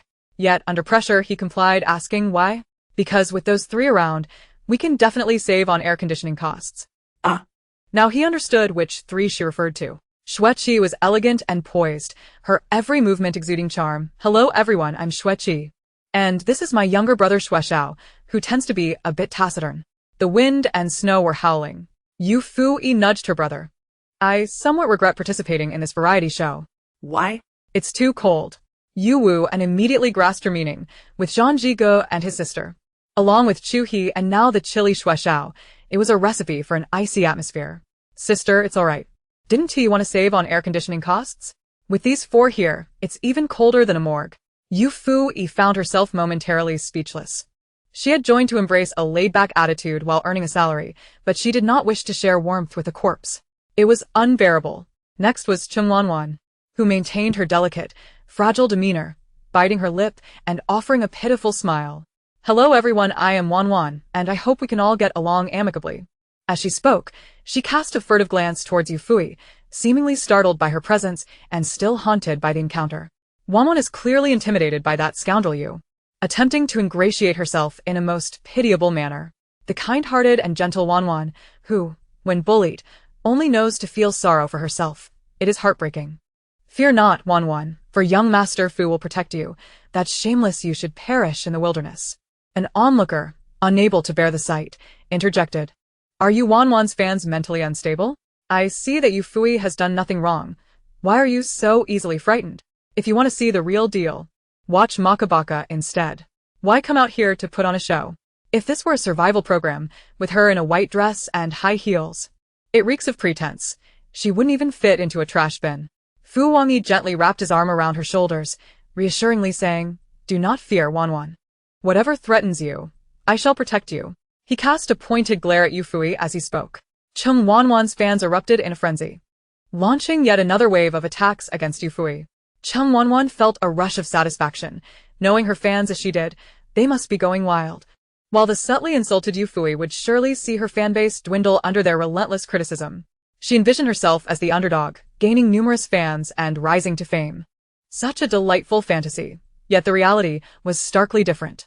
Damn, I'm about to lose my mind. Can Wanwan's fans stop being so disgusting? Yufuyi has done nothing at all. Weren't you the ones who provoked her by calling her a dog? She merely retaliated. Cheng Wanwan is acting like a victim. What a deceitful green tea personality. Utterly repugnant. This is a survival variety show, not a romance variety. If Wanwan's fans want to ship a couple, they should start their own romance show. Everyone else is siblings or relatives, yet you stand out, insisting on talking about love here. I initially had a good impression of Cheng Wanwan, as she seemed like a gentle, talented girl, a type that is naturally endearing. But now, I'm switching my allegiance to Yufuyi. Cheng's green tea act is utterly revolting. I'm quite the contrarian. The more you all detest Yufuyi, the more I want to support her. Cheng Wanwan continued to fantasize about her impending rise to stardom, yet the truth was she was overacting, rather than gaining followers. She had inadvertently pushed people towards Yufuyi. Yufuyi remained composed, and when her turn came, she opened her mouth and said, There are many frogs in the deep grass, all stew together. Unfortunately, the broth is too little, leaving only a couple alive. I am Yufuyi, a salted fish aspiring to become a rapper. Please do not offer any advice. Thank you. Shouldn't it be please offer more advice? Ha ha ha. Do not offer any advice, this is hilarious. Are those two frogs genuinely frogs? I hope they aren't who I think they are. No doubt. It's exactly as you suspect. Can a salted fish with aspirations still be considered a salted fish? Ha ha ha, Yufuyi is quite amusing, I'm a fan now. The audience caught on, and those present could hardly miss the nuances, especially since her self-introduction followed so closely after Cheng Wanwan and Fu Wangyi. The guests' expressions were a spectacle, their smiles and reason tugging at each other in a struggle that was hard to contain. Fu Wangyi and Cheng Wanwan wore expressions of thunder, yet they could do nothing. To leap in now would be tantamount to admitting they were among the remaining frogs. Yu Wuan looked at her innocently, while Yufuyi remained puzzled. Yu Wuan attempted to communicate with his eyes, signaling her to introduce him too, as others had done. Receiving his gaze, Yufuyi understood. Chapter 12. If we cannot satisfy everyone, let us ensure everyone is dissatisfied. Her brothers shared her resolve, wishing for an equally explosive self-introduction. Thus, she pulled Yu Wuan closer, saying, The shallow moss is south, the deep moss is north, the dull cup, the foolish cup, and the second cup, which are you? This handsome cup is my brother, Yuwuin. The combination of our names holds great significance. Please reflect on it. Yuwuin? Sister? Is this how you wanted to introduce me? What does cup mean? I cannot comprehend. None of your business. Go focus on your studies. The brother is handsome, while the other two are dull and foolish. Take your pick. Clever indeed. Ha. What a way to insult. Haha, by the way, Yufuyi has a knack for rhyming. Is she genuinely aspiring to be a rapper? Sister, I support you. When you do not need to speak, please let me borrow your mouth. Sister, what significance do our names hold together? Yu Wuan whispered. As one of the parties involved, he had never realized that their names could hold such meaning. Their parents had never mentioned it. Yufuyi glanced at him. Fool Wuan Fui, it means if I am not at peace, no one can be satisfied. Although we cannot ensure everyone is satisfied, we can certainly ensure everyone is dissatisfied. She asserted confidently, leaving Yu Wuan questioning his life choices. Finally, there remained Zhou Chun and Zhou Tian, who had yet to introduce themselves. Zhou Chun, eager to regain his popularity, made a particularly vigorous self-introduction. Hello, everyone. I am Zhou Chun. He somehow produced a fan from somewhere and, with a swift motion, unfurled it. He then performed a set of martial arts moves from his once popular drama. Tears of nostalgia. I can't believe I get to see Zhou Chun with a fan. He truly had the skill back in the day. Uncle is getting old. Otherwise, he would easily outshine all the current young idols. In that era, he was at the top of his game. It's a shame he has now faded. Please, capital, take notice of him. Yufuyi watched Zhou Chun's enthusiastic performance, feeling a sense of familiarity with the name. Yet, she couldn't place it. This is my niece, Zhou Tian, who just graduated from the Communication University. I hope everyone will take good care of her. Zhou Tian? Yufuyi suddenly jolted. She remembered. These two were not good people. In the original story, they appeared later, but not in a survival variety. Instead, they were part of a family variety show, with Zhou Chun hiding in the shadows until he crossed paths with Cheng Wanwan, only to be exposed by Fu Wangyi. Zhou Chun had risen to fame at a young age and became increasingly arrogant, assaulting reporters, insulting flight attendants, urinating in public at a hot pot restaurant, and brazenly threatening the restaurant owner, forbidding him from leaking the incident, or else he would incite his fans to expose the owner online. Zhou Chun was indeed a petty tyrant, and after gaining a following, he felt like he was above ordinary people, believing the owner would swallow the humiliation without retaliation. Little did he know the owner had backbone. As soon as Zhou Chun left, the owner posted the surveillance footage online. Initially, fans vehemently denied it, claiming it wasn't Zhou Chun but someone who merely resembled him.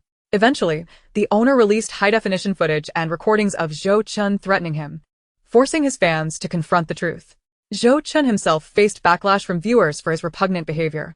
And the only reason he could resurface now was that the internet's information cycle had moved on, and the generation that had followed those events had grown weary of entertainment news. His niece Zhou Tian was no better. She was a thief who had usurped another's identity to gain admission to university. Yufuyi was now quite displeased. She felt anger boiling within her. She remembered the girl in the original story who had been replaced. She was a diligent rural girl. Her family favored males over females and initially opposed her education. She had overcome immense pressure to gain admission to a prestigious university, only to have her identity stolen by Zhou Tian. Consequently, she could not pursue her studies, and her mother, who worked tirelessly at a lime factory to support her education, fell due to exhaustion and the shock of betrayal. Her father and brother nearly beat her to death over it. Ultimately, she was married off to a coal boss in his 50s, ruining her life. Yufuyi found both of these individuals thoroughly distasteful.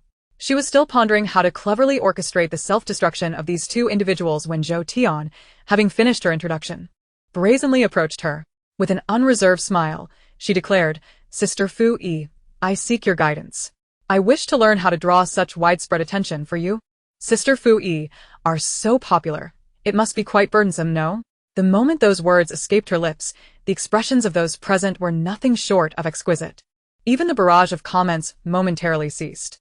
If Yufuyi were genuinely popular, it would be one thing, however, who among the audience was unaware of the multitude of scandals surrounding her. This remark was not a compliment, but a direct mockery, insinuating that her previous actions were nothing more than a bid for attention. Wow, this sister is bold, coming right out with a frontal assault. It seems the winds of workplace reform have swept into the entertainment industry. Ha ha ha, Zhou Tian certainly knows how to speak. Yufuyi must be livid. Nonsense. My sister Yu is not angry.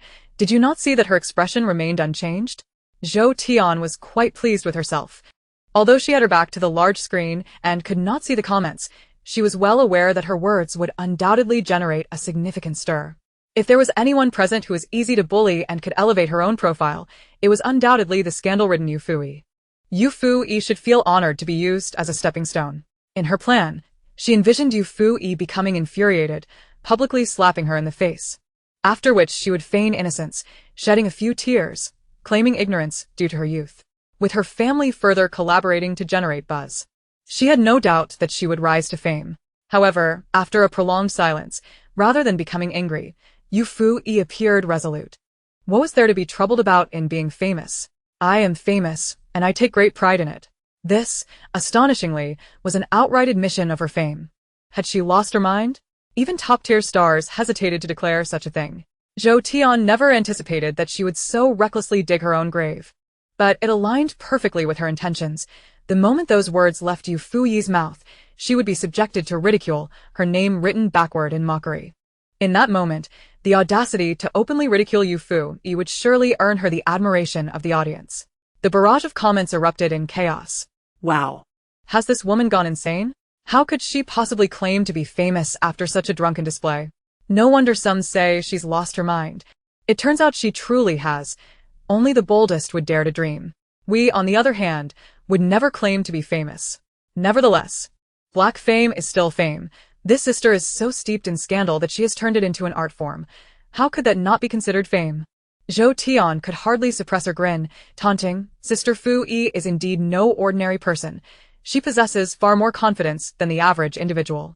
In a few years, she may even eclipse the older generation in popularity. This was clearly fanning the flames. Should Yufuyi dare to acknowledge this, not only would the audience ridicule her, but even those with experience in the industry would undoubtedly come to tear her down. Yet, Zhou Tian never imagined that Yufuyi would actually concede. No matter how audacious Yufuyi might be, she surely would not risk offending so many people. Zhou Tian simply aimed to achieve a pleasant victory. To ride Yufuyi's coattails for a wave of publicity right from the outset of the show. In her perspective, she had already triumphed. Yufuyi would have to meekly offer some flattery to her elder and swallow her pride. Therefore, when Yufuyi confidently proclaimed, "Yes, I am more famous than anyone else in this circle," it left her utterly stunned. Had she truly lost her mind to utter such words? This was a death wish. The barrage of comments exploded in a frenzy, with countless messages mocking Yufuyi for having lost her senses.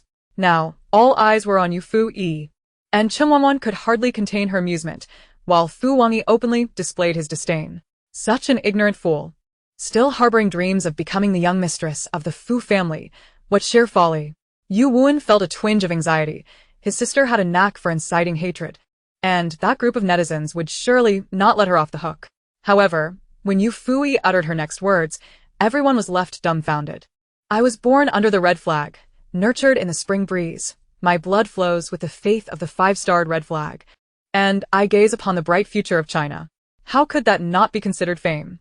In terms of red faith, I dare say that everyone present here is beneath me. I am the most famous of them all. Yufuyi held her head high, resembling a victorious rooster. The crowd stood with mouths agape, their expressions utterly blank, while Zhou Tian was rendered speechless. Who told her she was famous? Yufuyi paid no mind to their disbelief. Just tell me, am I famous or not? If you disagree, we can recite the party's manifesto to compare. Could Zhou Tian deny her? Certainly not. She feared that Yufuyi might actually challenge her to recite it. Which sane person would think to do such a thing? Hard to refute. Who among us would dare claim they aren't famous? Only the truly oblivious would say otherwise. This has left me speechless. You could argue she is not famous, yet she seems quite well known, her presence radiating an aura of fame.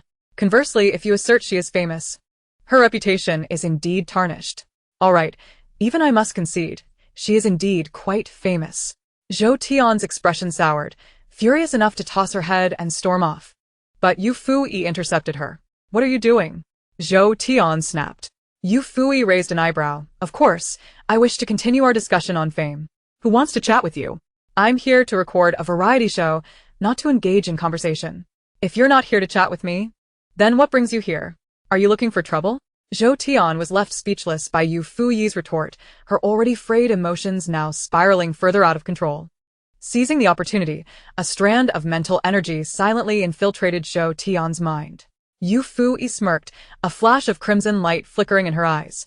Zhou Tian, have you perhaps committed some misdeed?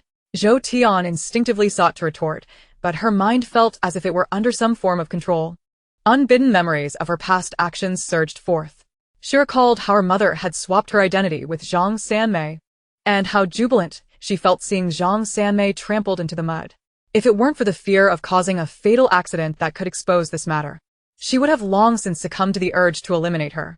Only the dead could remain silent forever, concealing her secret. She wanted to declare, "I haven't done anything," but the words morphed into, "I want to kill her." The utterance was earth-shattering.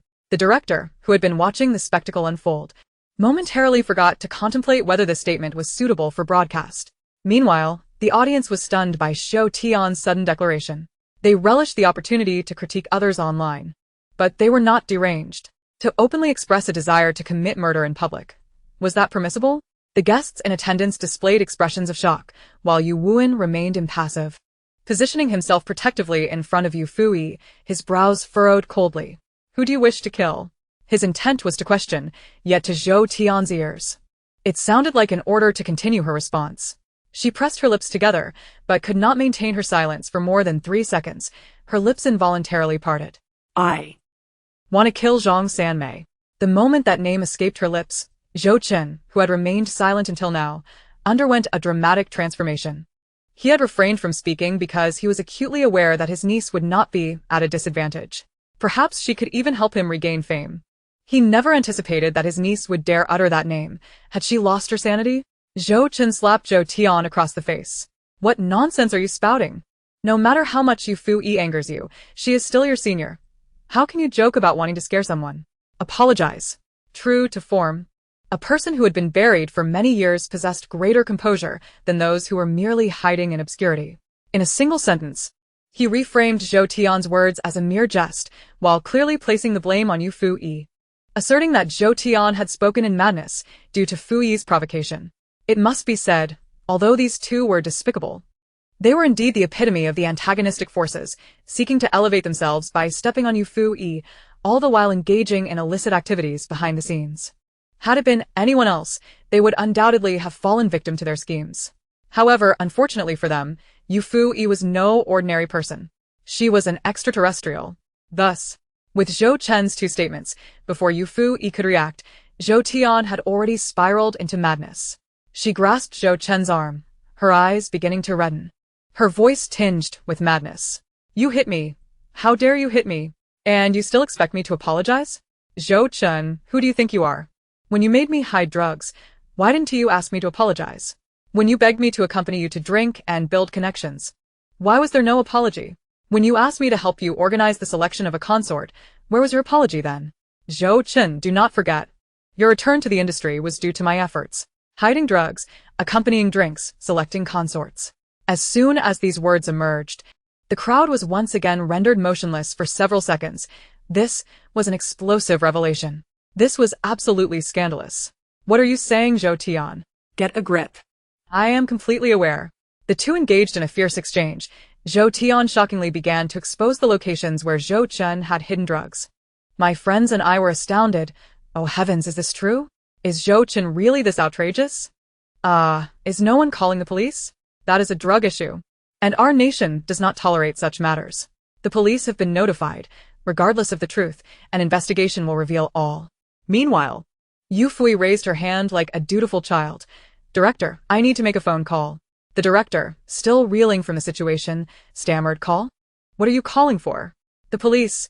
What else could I possibly call for in this situation?" Yufuyi's expression was complex. It wasn't easy to be a director with such naivety. "Oh, give me the phone, director." Okay. After receiving the phone from the director, Yufuyi quickly dialed. The moment the call connected, she spoke at lightning speed. "Hello, I need to report a crime. Someone is hiding drugs and impersonating another person's identity. The actor Zhou Chen and his daughter Zhou Tian, known as Zhou Tian, with her real name being Zhou Zhu.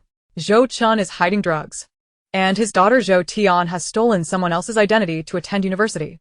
The girl she impersonated is named Zhang Sanmei, residing at XXX. Chapter 13. In truth, I am not of this earth. This sister is starting to spread rumors. She should simply report the crime. Exactly, she could have just stated the facts. But Zhou Tian didn't mention anything about impersonation earlier. Could it be that she is overreacting because Zhou Tian mocked her? That would be incredibly foolish. Spreading rumors carries legal consequences and could land her in jail. Perhaps she knows some secrets, after all. She did ask Zhou Tian if she had ever committed any wrongdoing, which prompted Zhou Tian's outburst. Zhang Sanmei? Does such a name even exist in this day and age?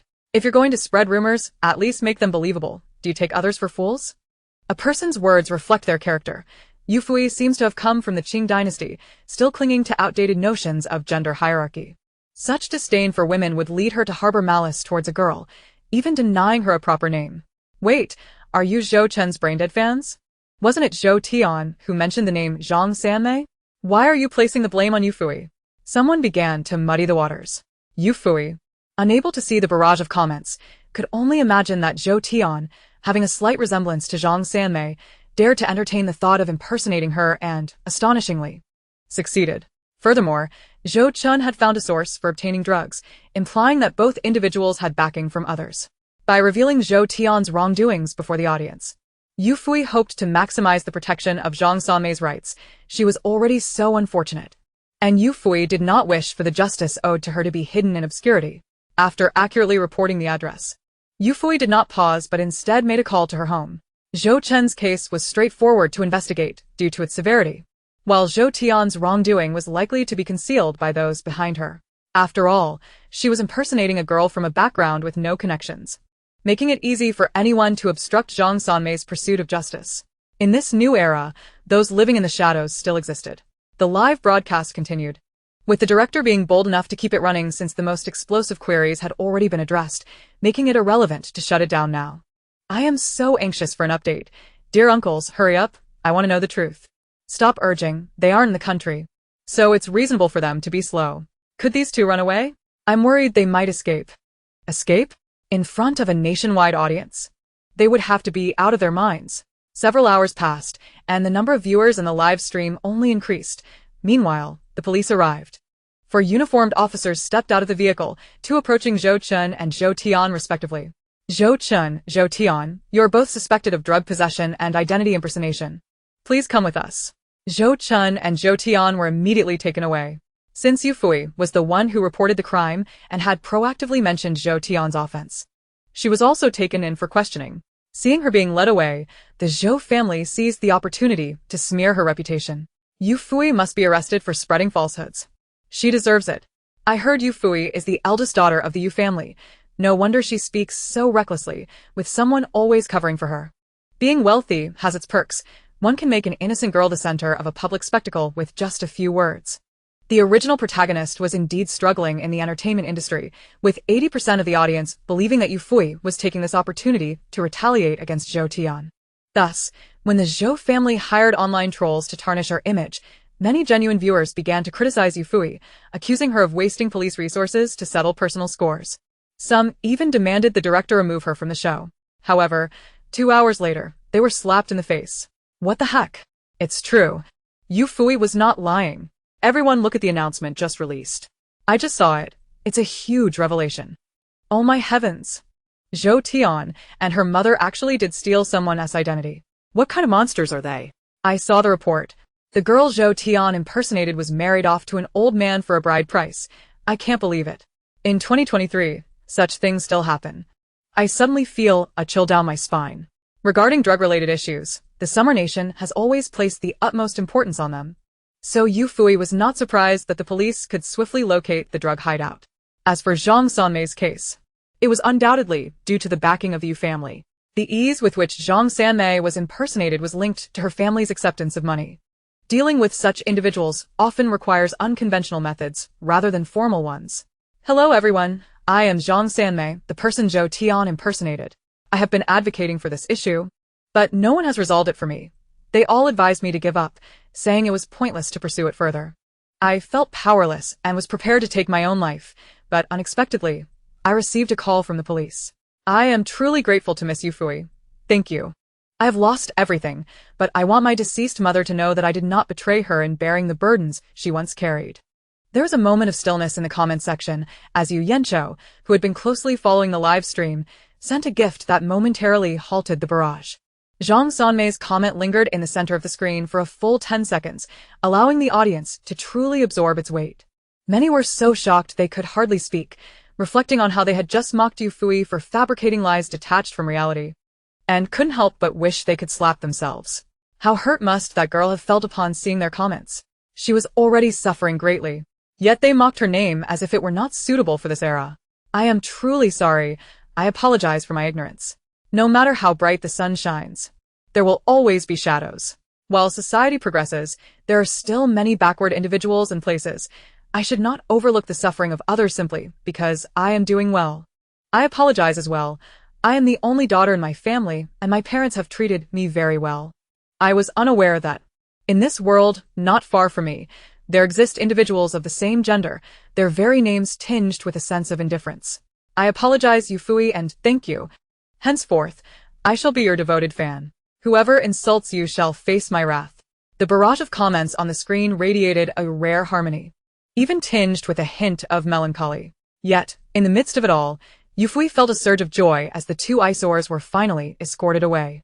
A police officer approached her and offered a salute. Ms. Yufuyi, we are grateful for your report, which has led to the dismantling of a drug smuggling operation. When you have the time, please contact us with your account number and address, and the Public Security Bureau will reward you with a monetary prize and a banner. She raised her hand in response, her eyes sparkling. Indeed, those who possess striking looks seem to be devoted to the nation. No need for formality. It is my duty. However, may I make a small request? The officer, his earnest gaze fixed upon her, inquired, "What is your request?" Might it be possible to inscribe on my banner, "Fortune and prosperity, living like a lazy fish"? For my dream is to recline upon golden bricks, living off my wits.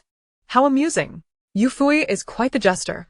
I was nearly in tears, and she managed to make me laugh. Who isn't? Fortune and prosperity, living like a lazy fish resonates deeply with us working souls. I too yearn to lay back and await my demise. Yufuyi as a female celebrity. Can't you aspire to something greater? Aspire? She has been so maligned that she can't even secure any gigs. What more do you expect from her? Regardless, from this day forth, I shall be Yu Jia's steadfast supporter. I stand guard here, ready to defend her against any slander. And those who bring up baseless accusations should remain silent. None of Yu Jia's scandals have ever been substantiated. The officer's eyes glimmered with a hint of amusement. Those in his line of work seldom smile, unless compelled to. He had heard of Yufuyi, the notorious star known for her scandals, yet he was taken aback by her charming disposition. Quite intriguing indeed. However, he quickly shifted his tone upon witnessing Yufuyi's evident disappointment.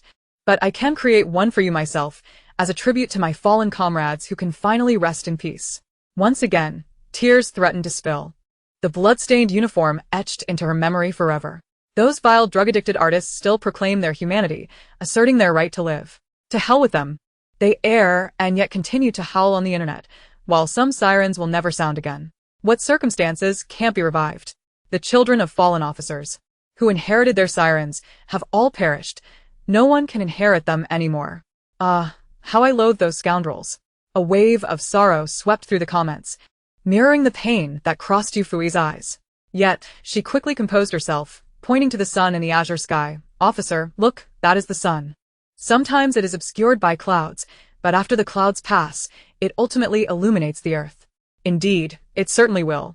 The officer departed, leaving only the production team and the 5 guests behind.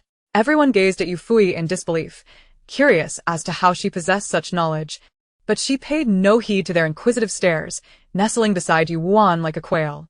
Sister, how do you know these things? Yu Wuan nudged her arm. Would you like to know? She whispered. He nodded fervently. Then let me enlighten you. I am not of this earth. I am privy to many secrets. With the script in hand, I wield the world. Yu Wuan, you might as well claim you're not human. Yufuyi stroked her chin. Not quite. I am indeed human. Why is it that no one believes the truth? The director, caught in a whirlwind of confusion, felt his mind whirl as he witnessed an artist being escorted away by the police during a recording. After the rules were laid out, Yufuyi and her companions were unceremoniously deposited on an island where they were to survive for 10 days. Chapter 14. Fried eels and loaches, which worm are you? The production team, showing some conscience, provided them with sleeping bags, albeit in a rather cruel manner, concealed on the island for them to find. If they located them, they could use them; if not, they would go without. Why was this deemed cruel? Imagine needing something desperately, only to be told it exists but finding it elusive. That sensation is maddening. Upon arriving on the island, the group unanimously decided to search for the sleeping bags first. In such a desolate place, the absence of sleeping bags was disconcerting. After walking a mere 5 meters, they noticed Yufuyi standing still, and Sweki asked, "Fuyi, aren't you coming?" Yufuyi shook her head. "I'm not going. I can sleep wherever I wish, even hanging from a tree. You all go ahead." What does she mean? Is she being lazy? It's somewhat disappointing. Everyone else is searching for sleeping bags, and she's just standing there. What will she do if there are none left? Is she morally coercing us, or does she plan to rely on her brother? Enough with the assumptions. Nothing has happened yet you're already speculating maliciously. What is going on? Is someone being paid to slander you, Fuyi? Chen Wanwan bit her lip, feigning concern. "Fuyi, I know you might want to take a nap, but this isn't to your home where you can be carefree. Don't be lazy. It will be tough at night without a sleeping bag." Her seemingly kind advice subtly implied that Yufuyi was being capricious. Yufuyi wished to retort. "Are you all truly such busybodies? Have you consumed 3 tons of tea to be this energetic?" She was exhausted from all that had transpired, yet Chen Wanwan, the embodiment of malice, still had the energy to stir trouble. At this time of year, when days are long and nights are short, should she not seize the opportunity to rest instead of waiting for nightfall like a fool? Just as Yufuyi opened her mouth to speak, Yu Wuan interjected with a laugh, "A toad eating a frog, ugly yet flamboyant. Fried eels and loaches, which worm are you? Don't speak ill of my sister. She can do as she pleases. My sister owes you nothing, so why must you meddle?" Stunned silence followed. "Well said, little brother, you've got away with words. Perhaps you're more suited to be a performer than I." Just as Yufuyi was lost in thought, Fu Wangi's booming voice jolted her back to reality. "Yufuyi, will you allow your brother to insult Wanwan? She is merely concerned for you, worried you might lack a sleeping bag tonight. Her kindness is genuine, and yet you let your brother berate her. Do you have no conscience?" This venomous woman, resorting to petty tricks to win his affection, now sought to undermine Wanwan and make her uncomfortable.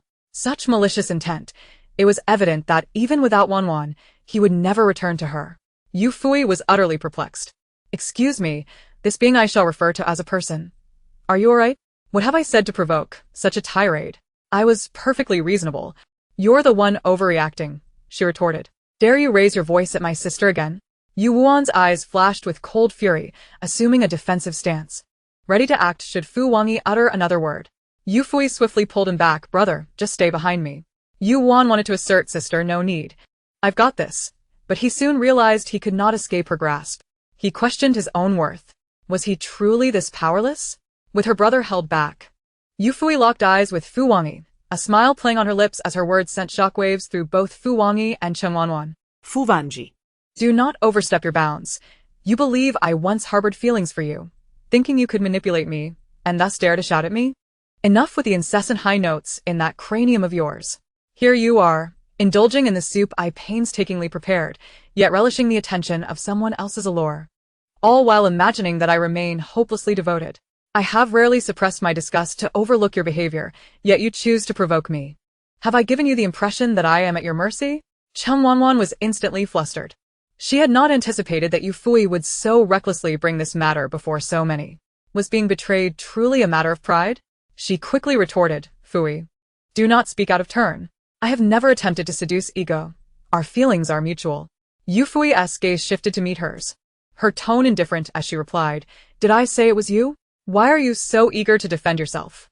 Only then did Chen Wanwan realize her blunder and hurriedly clarified, "I didn't mean it that way. I simply cannot bear to hear you speak ill of ego. He is a good man. If you have grievances, address them to me, not him." "Those were your very words," Yufuyi retorted. What?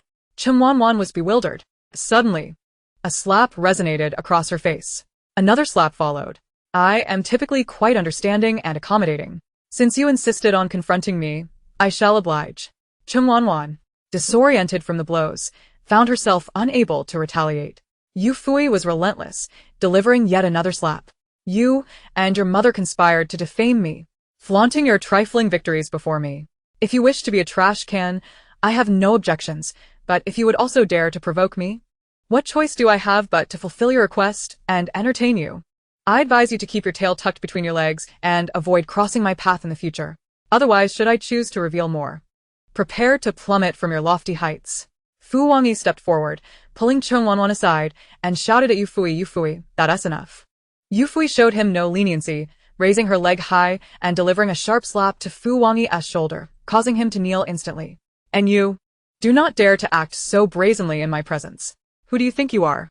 Fu Wangyi, pinned down, struggled to rise, his face flushed with veins bulging. The onlookers stood in shock, as if witnessing a scene from a martial arts film. The barrage of comments erupted online. My goodness, is what Yufuyi saying true? So she and Fu Wangyi are a couple, and Chung Wanwan is a third party? Chung Wanwan even tried to malign her, claiming she was the one stealing. It must be true, Chung Wanwan just admitted it. What a farce. This so-called delicate flower, knowing full well he had a girlfriend, still dared to snatch him away. Isn't that just despicable? Is no one criticizing Fu Wangyi? What kind of man enjoys the comforts of a girlfriend, yet does not rebuff others' advances? Is he even human? Did anyone else catch what Yufuyi mentioned? Did she imply that Chung Wanwan's family is also involved in this? How terrifying. While everyone is busy condemning the scoundrels, I can't help but notice Yufuyi's long legs. Those combat pants and marten boots have struck a chord in my heart. Before the large screen, Cheng Er and her husband furiously smashed the projector. Outrageous. Utterly outrageous. This little wretch, Yufuyi, has gone too far. Thankfully, she didn't mention the child-swapping incident. Or I wouldn't let her off so easily. I doubt she would dare to speak of it. Chapter 15. Trash and trash cans still exist. We are still wondering if Yufuyi were aware of their thoughts. She would merely scoff and remark that they were akin to practicing swimming in a restroom. Their minds muddled. It wasn't that she was afraid to speak. The moment simply hadn't arrived yet. However, it was approaching swiftly. After the brief interlude, the disoriented duo, Chung Wanwan and Fu Wangyi, quickly fled from Yufuyi's gaze. The few slaps she delivered had sent chills down their spines. Cease. How are you so strong? Yu Wuan stared at her slender arms, baffled that his sister could easily pull him along despite his towering height. Observing the leg that had pinned Fu Wangyi, he realized just how immense her strength truly was. Yufuyi glanced at him and asked, Do you truly wish to know? Yes, yes. Yu Wuan nodded fervently. Then listen carefully. First, catch 2 fish, then gather some crabs, follow it with a mushroom soup, and finally, dig up some clams. Yu Wuan was left speechless. Do you want me to steam bear paws and deer tails too? Perhaps roast duck and goose? Yufuyi's eyes sparkled. Really? I would love a full banquet. Yu Wuan replied, You're dreaming. With my culinary skills, I can only offer you a view of the stars. A view of the stars? Farewell. Do you believe I won't feed you 3 pickled sea sparrows? Yufuyi tugged at his arm. Come on, little brother. Let us go find something to eat. Work is for the laborers, and laborers must eat. A worker who doesn't fish is a soulless worker. As Yufuyi dragged her brother along, her legs moved swiftly, nearly sparking flames beneath her feet, while Yu Wuan felt like a kite being released by his sister. He wanted to shout for her to slow down, but before he could utter a word, she exclaimed, We've arrived. Arrived? At where? I'm flying. With a thud, as he landed, Yu Wuan was dizzy, thinking to himself, what kind of kite am I? I'm clearly a discus being thrown. Whose kite is stuck in the sand? He was covered in dirt, on the verge of tears. Haha, I'm going to die laughing. Yufuyi, you need to take care of your brother. He has flown away. Is this what it means to be a sister? As long as he is alive, that's enough. Yu Wuan lamented, as a child, I dreamed of being an astronaut, but my grandparents handed me over to my sister, and now I've become a beach flyer instead. You lot are ridiculous. Yufuyi is too ruthless. That's her brother. Is she not worried about hurting him? Chung fans leave. Even he hasn't said a word about it, and you're here, making a fuss. Yufuyi was equally bewildered. No wonder her hand felt lighter.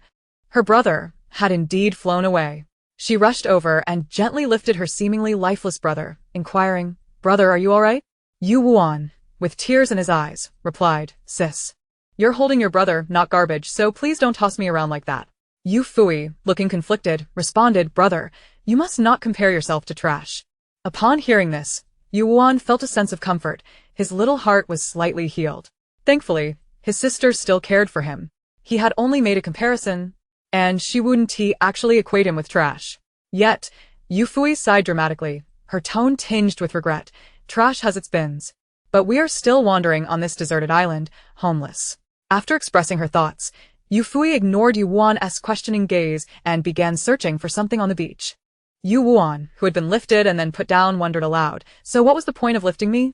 As he got up and dusted himself off, he noticed Yufuyi had found what she was looking for. She squatted down, her expression focused and serious, a stark contrast to her usual carefree demeanor.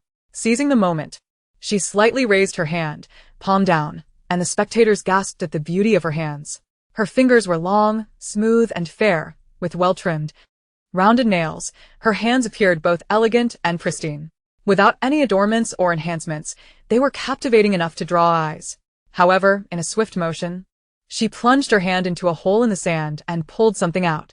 As Yuan approached, his eyes widened in astonishment. Clams? Extracting clams with bare hands? He was utterly flabbergasted. In preparation for participating in this variety show, he had indeed done some groundwork, such as watching various videos about clam digging. In those videos, the content creators armed themselves with salt and tools. They would sprinkle salt into the clam holes to coax the clams out, and then use tools to scrape away the mud, seizing the clams the moment they spotted them. Although it sounded straightforward, the execution was exceedingly challenging. Clams could escape with remarkable speed, and even when grasped, they sometimes managed to wriggle free. Many content creators had inadvertently torn clams apart in the process. Yet, how was it that his sister managed to extract them effortlessly? She had neither salt nor tools, and she hadn't even dug a hole. Yet she pulled the clams out whole. How is this possible? Or were the clams on this beach simply easier to catch? Mimicking Yufui's actions, he found a spot with a small hole and positioned his hand palm up. He thrust it into the sand with a swift motion, only to retrieve a handful of dirt. Trying again yielded the same result. It dawned on him that it wasn't that the clams here were easy to catch. It was his sister, who was simply extraordinary. In the brief moments he spent experimenting, Yufuyi had already pulled several plump clams from the sand. Yuan hurried over to the trees, plucking 2 large leaves to hold all the clams. Observing her deftness, he felt utterly useless and decided to collaborate. While his sister dug for clams, he would gather firewood. After exchanging a few words with her, Yuan set off. In Yufui's live stream, she was left alone, wholly engrossed in her seafood excavation. With 1 clam in each hand, she experienced almost no failures. The audience was left in a state of disbelief. Was she even human? Her hands seemed almost enchanted, as whenever they reached out, they returned with a prize. I'm in disbelief. Is Yujia participating in a survival show or merely gathering seafood? In the past, guests were always in disarray, laboring for ages to find even a morsel, yet Yujia has already amassed such a bounty in such a short time. Is the production team going easy on her? Those who clam dug before expressed skepticism. Catching clams can't be this simple. If you told me she raised them herself, I'd believe you. The barrage of comments erupted into a heated debate, yet Yufuyi remained oblivious to it all. If she were aware, she would simply remark that they were still too naive.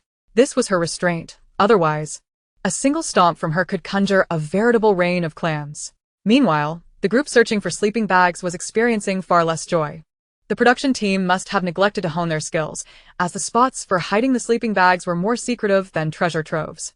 After searching for an eternity, they were still unable to locate one. Just as the group was on the verge of giving up, a sleeping bag came into view. The Chu siblings, the Zhan siblings, and Cheng Wanwan, 6 individuals in total, each discovered a sleeping bag located merely 10 meters away in a patch of grass, appearing quite easy to retrieve. Sleeping bait. Sleeping bag. We finally found one. Que Ying exclame din excitement. A rare smile flickered on Zhan Ziga's typically stoic face. However, at that moment, a soft, feeble voice interrupted. Sister Chu, Brother Zhan, could you please let me have this sleeping bag? Go and I are injured. And it took us so long to find one. Could you not compete with me for it? Besides, you both are fine and can continue searching. The production team has stated there are plenty of sleeping bags available. Cheng Wanwan cast a pitiful gaze at Chu Ying and Zhan Jiga, her expression truly embodying despair. Chu Ying felt somewhat conflicted. Under usual circumstances, she would not mind offering assistance, as sympathizing with the vulnerable was in her nature. However, they were in the wild, and she too desperately needed that sleeping bag. The Zhan siblings were in the same predicament. As they contemplated in silence, Cheng Wanwan mistakenly interpreted their quietude as agreement. She turned to Fu Wangyi with a tender look. Go, You sit tight here, I'll go retrieve the sleeping bag. And we can have a warm place to sleep tonight. Go ahead, Fu Wangyu replied, his gaze lingering on her with deep affection, as if his eyes could weep. The scene was undeniably romantic, prompting Cheng Wanwan's fans to swoon. In contrast, the fans of others deemed Cheng Wanwan shameless, accusing her of moral coercion. A fan war erupted once more. Just as the fans filled the live stream with their bickering, a sudden shriek pierced the air. The source of the scream was none other than Cheng Wanwan, who was heading for the sleeping bag. The spot where the sleeping bag was placed collapsed as she approached, revealing that it was not a mound of grass at all, but a nest of snakes. The heads of the serpents rose, their anger palpable, sending shivers down everyone's spines. Help! Cheng Wanwan screamed, abandoning the sleeping bag in her panic. She turned to flee but, paralyzed by fear, slipped and stumbled, inadvertently stepping on several small snakes. This enraged the creatures, and they opened their mouths to strike. In a critical moment, Zhang Jiga and Chu He rushed over, pulling her to safety. As they turned to escape, Chu He snatched the sleeping bag along the way. The 6 of them sprinted for their lives. But in the thick of the forest, they could hardly outrun the snakes, narrowly evading their strikes each time. The sheer number of snakes made it impossible to scatter, as the outcome would remain the same. Yuanin was bent over collecting firewood when he heard the screams and looked up, his eyes nearly popping out of his head. Holy crap! Help! He was terrified of such hairless creatures. At that moment, he stood directly in the path of the 6 individuals facing a 2-meter-high embankment. He had come here to pull weeds but found himself cornered. Yuanin scrambled up the embankment, but the grass was too slippery, and he slid back down after a few attempts. Meanwhile, Yufuyi, who was diligently digging for clams, recognized the familiar voice and immediately dashed toward its source. With a swift leap, she covered significant ground and entered the woods within mere blinks of an eye. Holy crap, even though the situation is dire, I still want to ask how Yujie manages to navigate the forest as if on level ground. No, she is even faster than I am on solid ground. Brother, I'm here, Yufuyi called out, leaping from the embankment to Yuanin's side. Sister, why did you jump down? Yuanin nearly panicked. His instinct to call for help was purely reflexive. He hadn't expected his sister to actually come. She was a girl, surely more afraid of snakes than he was. What should he do if she got hurt? Were you not the one who called for me? Yufuyi replied earnestly. Yuanin wanted to say that this was hardly the time for jokes. Just then, his sister raised her hand and placed her index finger to her lips. With a sharp whistle, it echoed through the mountains and forests, causing the snakes that had been relentlessly pursuing the 6 to suddenly accelerate, zipping past them without a glance. They surged directly toward Yufuyi's position. Sister. Yuanin cried out in alarm, and Yufuyi finally turned to look at him. Don't be afraid. They won't dare to bite you. Yuanin stepped back repeatedly, wishing he could climb the embankment faster.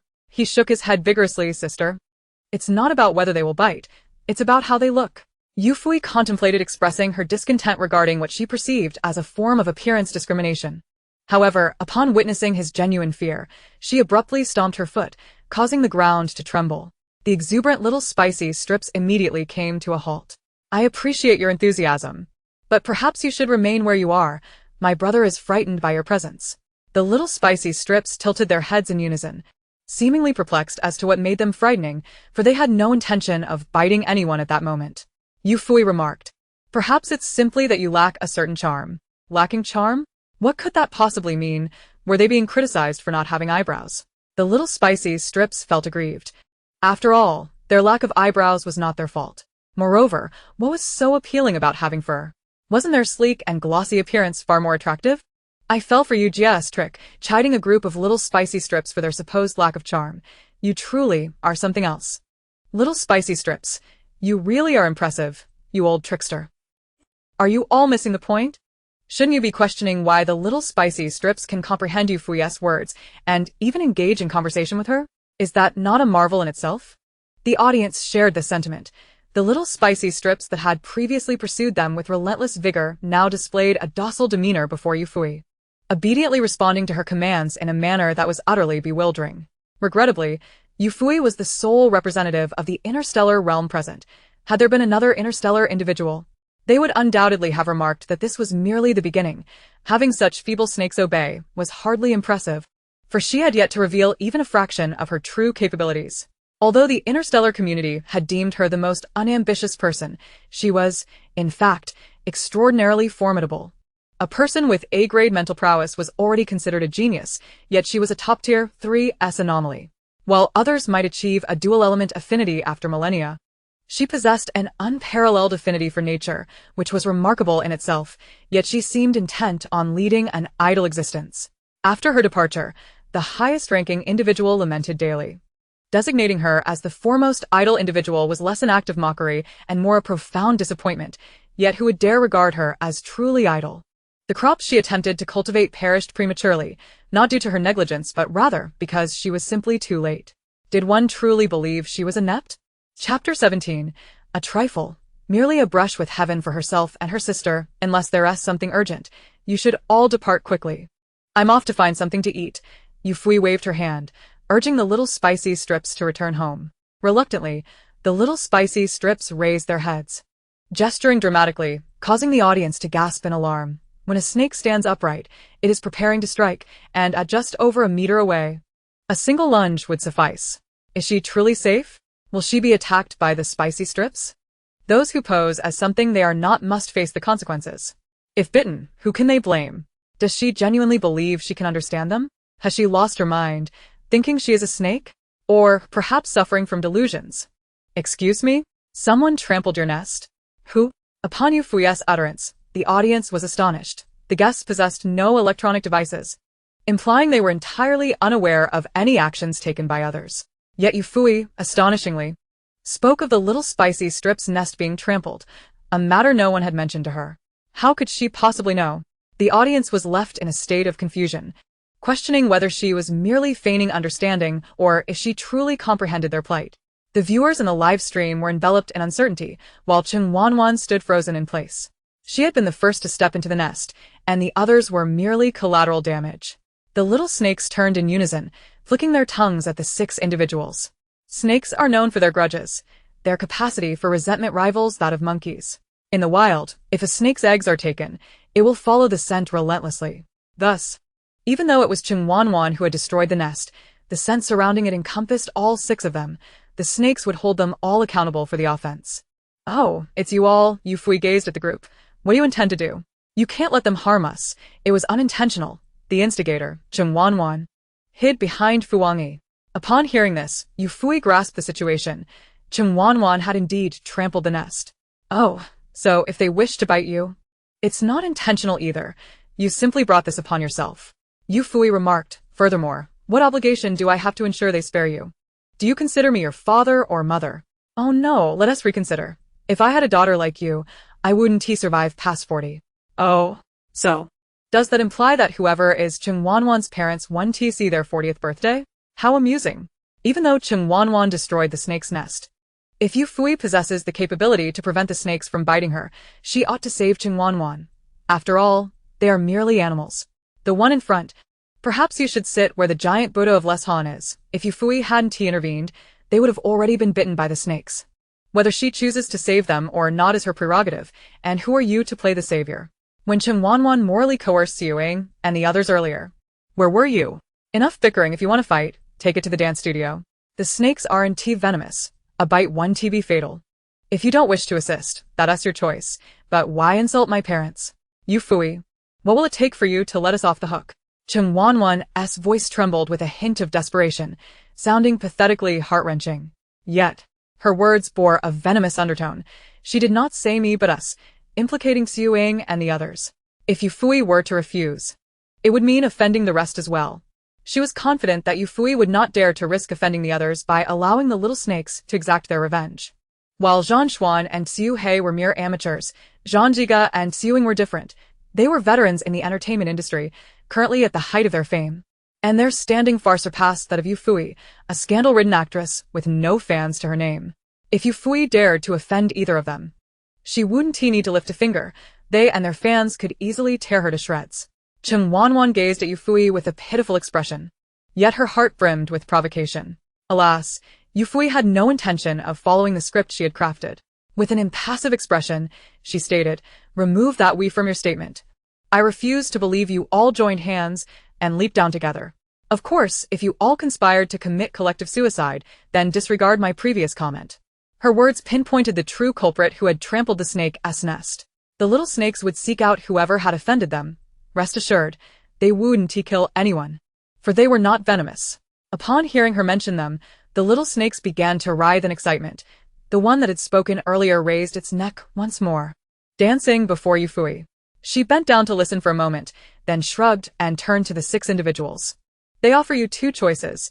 Either repair their nest to their satisfaction and provide them with food daily until you depart, or allow them to each take a bite from you, thus quenching their vengeance and letting them repair their nest themselves. We can barely feed ourselves. And you expect us to care for a bunch of snakes? What do you think we are? Upon hearing this, Fuangyi could no longer remain seated. His face turned ashen as he clenched his jaw, each word laced with palpable anger. Was this not a form of torment? He could barely support himself, let alone a horde of creatures. Then let them bite you, Yufuyi replied. Yufuyi, you could have allowed them to overlook this. Why must you present such inhumane choices? How could you be so cruel-hearted? Can't you be a bit more compassionate, like Wanwan? Fuangyi's voice dripped with disdain, tinged with a hint of disappointment. In the past, whenever he expressed his thoughts, Yufuyi would crumble, scrambling to appease him. He could hardly believe that Yufuyi genuinely harbored no feelings for him. Even if she were to target Wanwan, she would undoubtedly spare him. Indifferent to the ramblings of this individual, Yufuyi casually remarked, "You may go." In an instant, the little snakes surged forward, encircling Cheng Wanwan, Zhang Zhige, Chu He, and Fu Wangyi. They scarcely glanced at Chu Ying and Zhang Xian. Yufuyi reassured Zhang Zhige and Chu He. As long as you focus on your training, they will not renege on their promise. This assurance elicited nods of gratitude from the two, while Fu Wangyi, who received not even a fleeting glance from her, nearly ground his teeth in frustration. Ultimately, the 4 were herded by the little snakes toward the snake den for their training. "Thank you," Chu Ying and Zhang Xian expressed as they approached Yufuyi. Surprised, she blinked. Their quick wit had led them to realize that it was she who had signaled the snakes to let them be. She nodded in acknowledgement, remaining silent. "Brother, where is the firewood you collected?" With the little spicy strips having departed, Yuwuan finally revived from his stupor. Upon hearing his sister's inquiry, he pointed to the right over there. Yufuyi turned her head and indeed spotted a pile of wood not far from her. Upon closer inspection, she recognized it as the dead branches of a potrack tree, still adorned with leaves. Her expression grew complex. "Brother, do you have some peculiar fetish?" The term fetish struck Yuwuan as particularly alarming, causing him to tremble. "Sister, what are you saying? Why would you think such a thing about your brother? Am I some kind of unhealthy person?" Yufuyi replied, "Oh, so you do not have a penchant for foul smells? Then why did you gather so many potrack branches? They reek terribly, and prolonged exposure can induce nausea. The bark is toxic. Did you intend to share a laugh with me in the underworld tonight?" Yuwuan was bewildered. "What? I nearly sent myself and my sister to the underworld with my own hands?" Chapter 18. Are you really proud of being so useless? While watching the live broadcast, Yu Yan-cho expressed her gratitude for her son, who nearly made her experience the sorrow of a parent burying their child. Her younger son, once adorably foolish in his youth, had grown to embody only the first syllable of that description. "Forget it, just collect something else. Do not pick up this kind of wood, understood?" She bent down to gather some dried branches, signaling for her brother to follow suit. After collecting 2 or 3, she clapped her hands. "The rest is up to you, foolish duo. Yuwuan obediently followed her instructions, diligently bending over to gather wood, determined to avoid any more deathly branches. Meanwhile, Yufuyi, having grown quite hungry, swiftly leaped onto the embankment and plopped down, opting for a break. What is she doing, letting her brother work while she rests? Such blatant slacking off must have its reasons. Her brother is so unfortunate to have such a sister. Can the fans of Wanwan please leave? How do you know that Yujia has no other plans? Besides, wasn't she the one who collected those clams earlier all by herself? The comments erupted once again, and the director's face beamed like a blooming chrysanthemum. Reality shows thrive on disputes and bickering, as audiences are invariably more drawn to conflict. The more arguments, the more buzz the show generates. Amidst this storm, Yufuyi raised her hand and let out a sharp, clear whistle that echoed through the forest.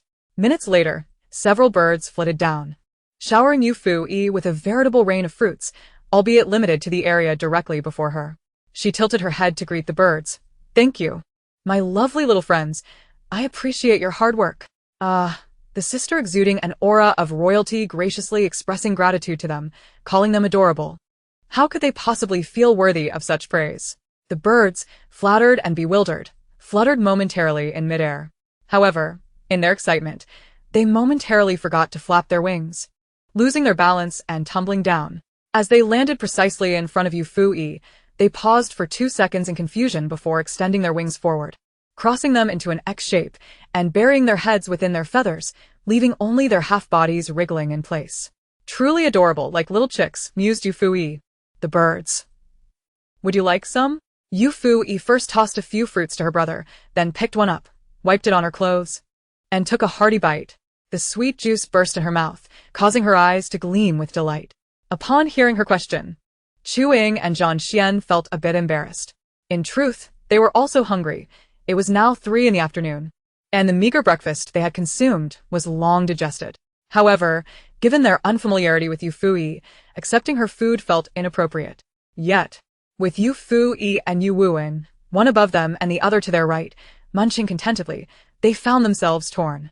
Yes, thank you. Chu-Ying ultimately surrendered to her hunger. Zhang Xian, who preferred silence, merely nodded. Yufuyi, unbothered, tossed down some fruits for them. In an instant, the live broadcast was filled solely with the sound of crunching fruits, leaving the audience in sheer bewilderment. Am I watching an eating show or a survival variety show? Who would have thought I would watch a survival show and become so hungry? Why can Yufuyi summon birds to bring her food with just a whistle? Isn't it bizarre enough that she can converse with snakes? But now she has birds delivering her snacks? All I want to say is, for those claiming she is lazy and not working, doesn't it pain you to see her not having to labor, yet still sharing her food with others? Feeling slightly more satisfied, Yufuyi stood up, dusted off her behind, and commenced her daily 10-minute exercise. While exercising, she also pulled up some wild grass from the ground. After finishing their fruit, Zhang Xian and Chu-Ying decided not to seek sleeping bags just yet, prioritizing the search for food instead, as darkness would make it impossible to forage. They began to climb up the embankment, grasping at the weeds, but barely a third of the way up, they slipped back down. They had entered from a different direction, which, while also having its challenges, was not nearly as steep. Bypassing it would take significant time. Suddenly, a long stick was extended downwards. Looking up, they saw Yufuyi holding the other end, gesturing for them to grasp it. Thank you, Fu-Yi. Chu-Ying expressed her gratitude, grasping the stick and attempting to climb. However, halfway up, her foot slipped, and her knee struck against a rock, eliciting a cry of pain. Ouch.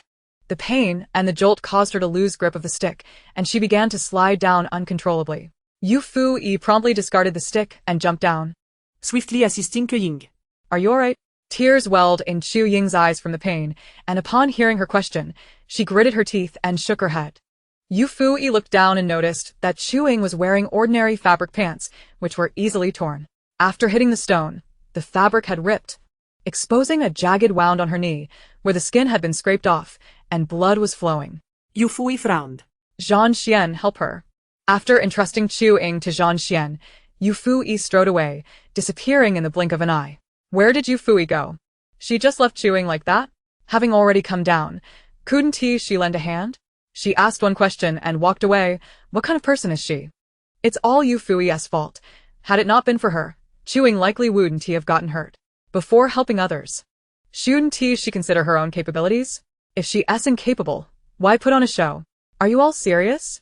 Yufuyi kindly extended her hand, and Chu-Ying lost her footing and slipped. How can you blame her? If you fell while walking down a road, would you demand compensation from the road workers?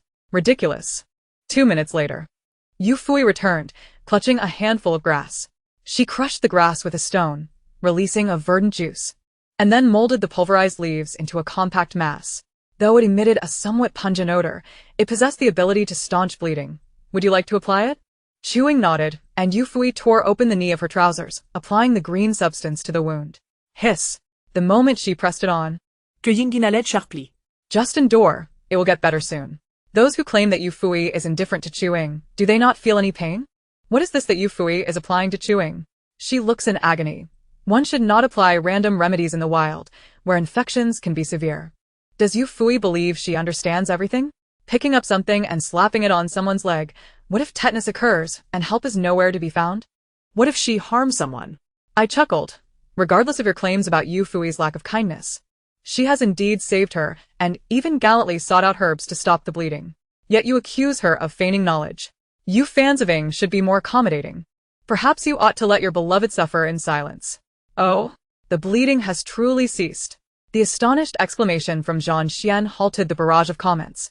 Everyone turned to observe Chu Ying's knee, and to their amazement, it had indeed stopped bleeding. The pained expression on Chu Ying's face had significantly eased, and she gazed in astonishment at her injury. I feel much less pain now, Chu Ying said, her eyes widening in surprise. It's miraculous. Just moments ago, the pain was intense, especially as she watched the blood seep from her wound. But after Yufuyi applied this unknown substance, the pain dissipated and the bleeding ceased. That's a normal reaction. This is a hemostatic herb known as haozi in the Qian province, and it is highly effective for stopping bleeding, Yufuyi stated nonchalantly. Haozi? Are you referring to Qinghao? It appears quite different. I think it resembles mugwort more. Zhang Xian regretted her words the moment they escaped her lips. Realizing that she had inadvertently contradicted Yufuyi, she wanted to slap herself for speaking out of turn. Her mouth seemed to have a mind of its own, voicing thoughts at inappropriate times. However, Yufuyi remained unfazed, merely explaining, they are not quite the same. Qinghao is somewhat slenderer than mugwort. There are many varieties of artemisia. If we were to discuss scientific names, Jin Qinghao bears a closer resemblance to this. Zhang Xian felt enlightened. No wonder it seemed familiar, yet different. Thank you. You possess such extensive knowledge, she expressed, a mix of guilt and gratitude washing over her. She attempted to muster a smile to convey her appreciation, but her infrequent smiles revealed a rather comical and awkward expression, akin to a border collie with a Shiba Inu's mouth. Upon witnessing this, Yufuyi's eyes sparkled with delight as she approached Zhang Xian, saying, although your approach is rather bold, I possess a modicum of beauty. Might you create a meme for me? Zhang Xian was momentarily bewildered, struggling to comprehend her request. I have already devised the text, Yufuyi continued, her eyes alight with enthusiasm. Those things that do not kill me ought to simply eliminate me instead. How does that sound? Zhang Xian finally grasped the meaning behind her words, pondering deeply. Though it seemed illogical and nonsensical, it unexpectedly resonated with a peculiar sense of reason. It mirrored her own thoughts when she practiced smiling in front of the mirror. You know, paired with Zhang Xian's earlier expression, it fits perfectly, haha. Those things that do not kill me ought to simply eliminate me. I am in stitches, Yu Jie. How can you utter such absurdity with that beautiful oval face of yours? Can you not use your face correctly? No one noticed Yu Jie's line. Although your approach is rather bold, I possess a modicum of beauty. Haha, what a delightful madness. Yu Jie, after the show, send me 50. And I will screenshot Zhang Xian's expression from earlier. Money is inconsequential. What matters is that I still lack someone on my list, my beloved. Ha ha ha. What nonsense are you all speaking? Yu Jie is responsible for the madness, and you lot for bearing it? After some contemplation, Zhang Xian nodded emphatically. This text truly resonated with her. Each time she was compelled to smile, she felt as though she were on the brink of death. Wishing to give the world a grand shout, if you have the ability, then do kill me. You impotent fools who cannot even manage that. I have another text, Zhang Xian stated flatly. What is it? Yufuyi inquired. To hell with it, this damned world, Zhang Xian exclaimed, her expression vividly animated. Yufuyi's eyes gleamed with recognition. A kindred spirit. She grasped Zhang Xian's hands, shaking them enthusiastically, declaring, fellow traveler, I unleash my frustrations upon the air daily, hoping to shatter this world through sheer force of will. Would you care to join the creation sect? Creation sect. What is that? Zhang Xian questioned, puzzled. As the name suggests, it is the sect dedicated to creating the world anew. I wish to join. Zhang Xian replied without hesitation, her voice resolute, making one wonder if she was pledging allegiance to a party. Yufuyi clapped her hand on Zhang Xian's shoulder, exclaiming, very well. You shall be the deputy leader of the creation sect henceforth. Observing the entire exchange, Yu Wuan expressed respect yet confusion, quietly asking, sister, who is the leader of this sect? Who else could it be but me? Yu Wuan, with a hint of sarcasm, inquired, forgive my beauty for asking. How many members does your creation sect currently have? Yufuyi pulled Zhang Xian closer, proudly declaring, 2. Yu Wuan's lips twitched. Is it truly wise to take pride in having merely 2 leaders in your sect? Chapter 19.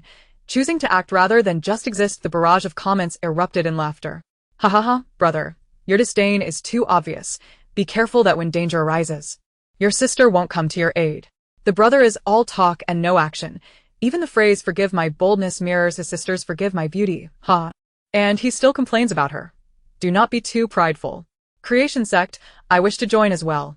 Yujia, take me in. After working myself to the bone, I truly wish to create a new world. Workers harbor resentment greater than ghosts. Add me to the list. After their excitement subsided, Yufuyi turned to Zhang Xian and asked, Do you wish to go up? Zhang Xian nodded, albeit uncertainly. She indeed wanted to. Or she wouldn't have climbed earlier. However, she clearly understood how Chu-Ying had sustained her injury. It wasn't a matter of desire but ability. Yet just as she nodded, she found her feet lifted from the ground. In the next moment, she felt herself soaring through the air. A second later, she realized she had been tossed upward by her sect leader. Well, tossed might not be the most fitting term. Propelled would be more accurate, akin to a thrown ball. She couldn't help but wonder whether the trajectory of her ascent was as graceful as that of a ball. Witnessing this spectacle, Yu Wuan and Chu-Ying gaped in astonishment. What sort of extraordinary strength is this girl wielding? Not only does she possess immense power, but her control is impeccable. She can launch someone into the air while ensuring they land safely without injury. Is such a phenomenon even possible? This is an adult woman, not a child. How can she achieve such precision with such ease? Before Yu Wuan could process the shock and questions swirling in his mind, he discovered he was airborne as well. By the time he comprehended what was happening, he was shoulder to shoulder with Zhang Xian. When they turned to face the front, they beheld Yufuyi gracefully executing a princess carry, leaping a few paces with Chu-Ying in her arms. Yu Wuan felt a pang of envy. He was the younger brother, so why was he the one being tossed? Sensing the sourness in his demeanor, Yufuyi, embodying the role of a caring older sister, picked up a dry twig and placed it in his hand, imparting a serious lesson. Brother, there is a principle I must teach you while we are out in the world. What? Yufuyi pointed at the stick in his hand and remarked, A single stick is easily broken, but what of a bundle? Yu Wuan immediately straightened his posture, beginning to reflect on his shortcomings. Since childhood, teachers had always told them that a solitary chopstick could be snapped with ease, whereas a cluster of chopsticks remained resilient. His sister aimed to convey the importance of unity among companions when venturing into the world, for such solidarity would prevent them from being overcome by adversity. In this context, how could he afford to be so petty, feeling envious because his sister was giving a princess carry to someone else's sister? Resolutely, he responded, It is not easily broken. We must stand together. Yufuyi raised her hands to her chest, clapping like a baby seal, and once he finished speaking, she patted him on the shoulder, saying, As expected of my brother, you possess insight, but this has little to do with the sticks I mentioned. Yu Wuan was taken aback, Sister. If a single stick is easily broken, what of a bundle? What will happen? Why, it would ignite more readily. She replied, If you wish to eat, you must hasten to gather the sticks. It became evident that they were not on the same wavelength. Goodbye, he thought, already contemplating how to escape this indifferent world. Sister, do you know? I wish to go abroad. Yu Wuan resigned himself to bending down to collect the sticks, yet he could not suppress the urge to express his feelings. Yufuyi jumped down, retrieving the small bundle of sticks he had just gathered and seated herself upon a rock, resting her chin on her hand, languidly stating, Brother, I must inform you, you are already abroad. Yu Wuan choked. How could he have forgotten this detail? The show was indeed being filmed overseas, in the Summer Kingdom. With such abundant wildlife, should they dare to venture into the wilderness to survive, they might find themselves imprisoned without even knowing how they got there. Resigned to his fate, he felt compelled to voice his thoughts. Sister, I don't mean this country. Yufuyi inquired. Oh, which country do you wish to go to? Yu Wuan replied, Heaven. He raised his gaze to gauge his sister's expression, convinced that such a statement would capture her attention. Yet, he found her with her eyes closed, seemingly in deep contemplation, without even lifting her eyelids. Oh, splendid. Respect, understanding, and blessings. However, I suggest you complete your task of gathering sticks before you think of going abroad. Otherwise, before you successfully leave, I shall ensure you leave home first. That's too cruel. Yu Wuan exclaimed. Ha, what a ridiculous sibling duo. I'm about to die laughing. Brother, between rising and departing, I choose to go abroad. Sister, you may not be able to go abroad, but I will certainly make you leave home. Ha. Respect, understanding, blessings, ha. My sister, you seems like an emotionless killer. In the future, if a teacher asks me, a single chopstick is easily broken. What of a bundle? I shall reply, 1 is too few, a bundle too many. 2 will suffice for picking up food. Ha ha ha ha, teacher, Xiao Ming, get out. By the way, aren't these 2 siblings supposed to be looking for sleeping bags? How will they sleep tonight? That is indeed a pertinent question. Yu Wan also wished to ask his sister. Sister, how shall we sleep tonight? Lie down and close your eyes. His inquiry seemed redundant. Yufuyi suddenly wore a serious expression.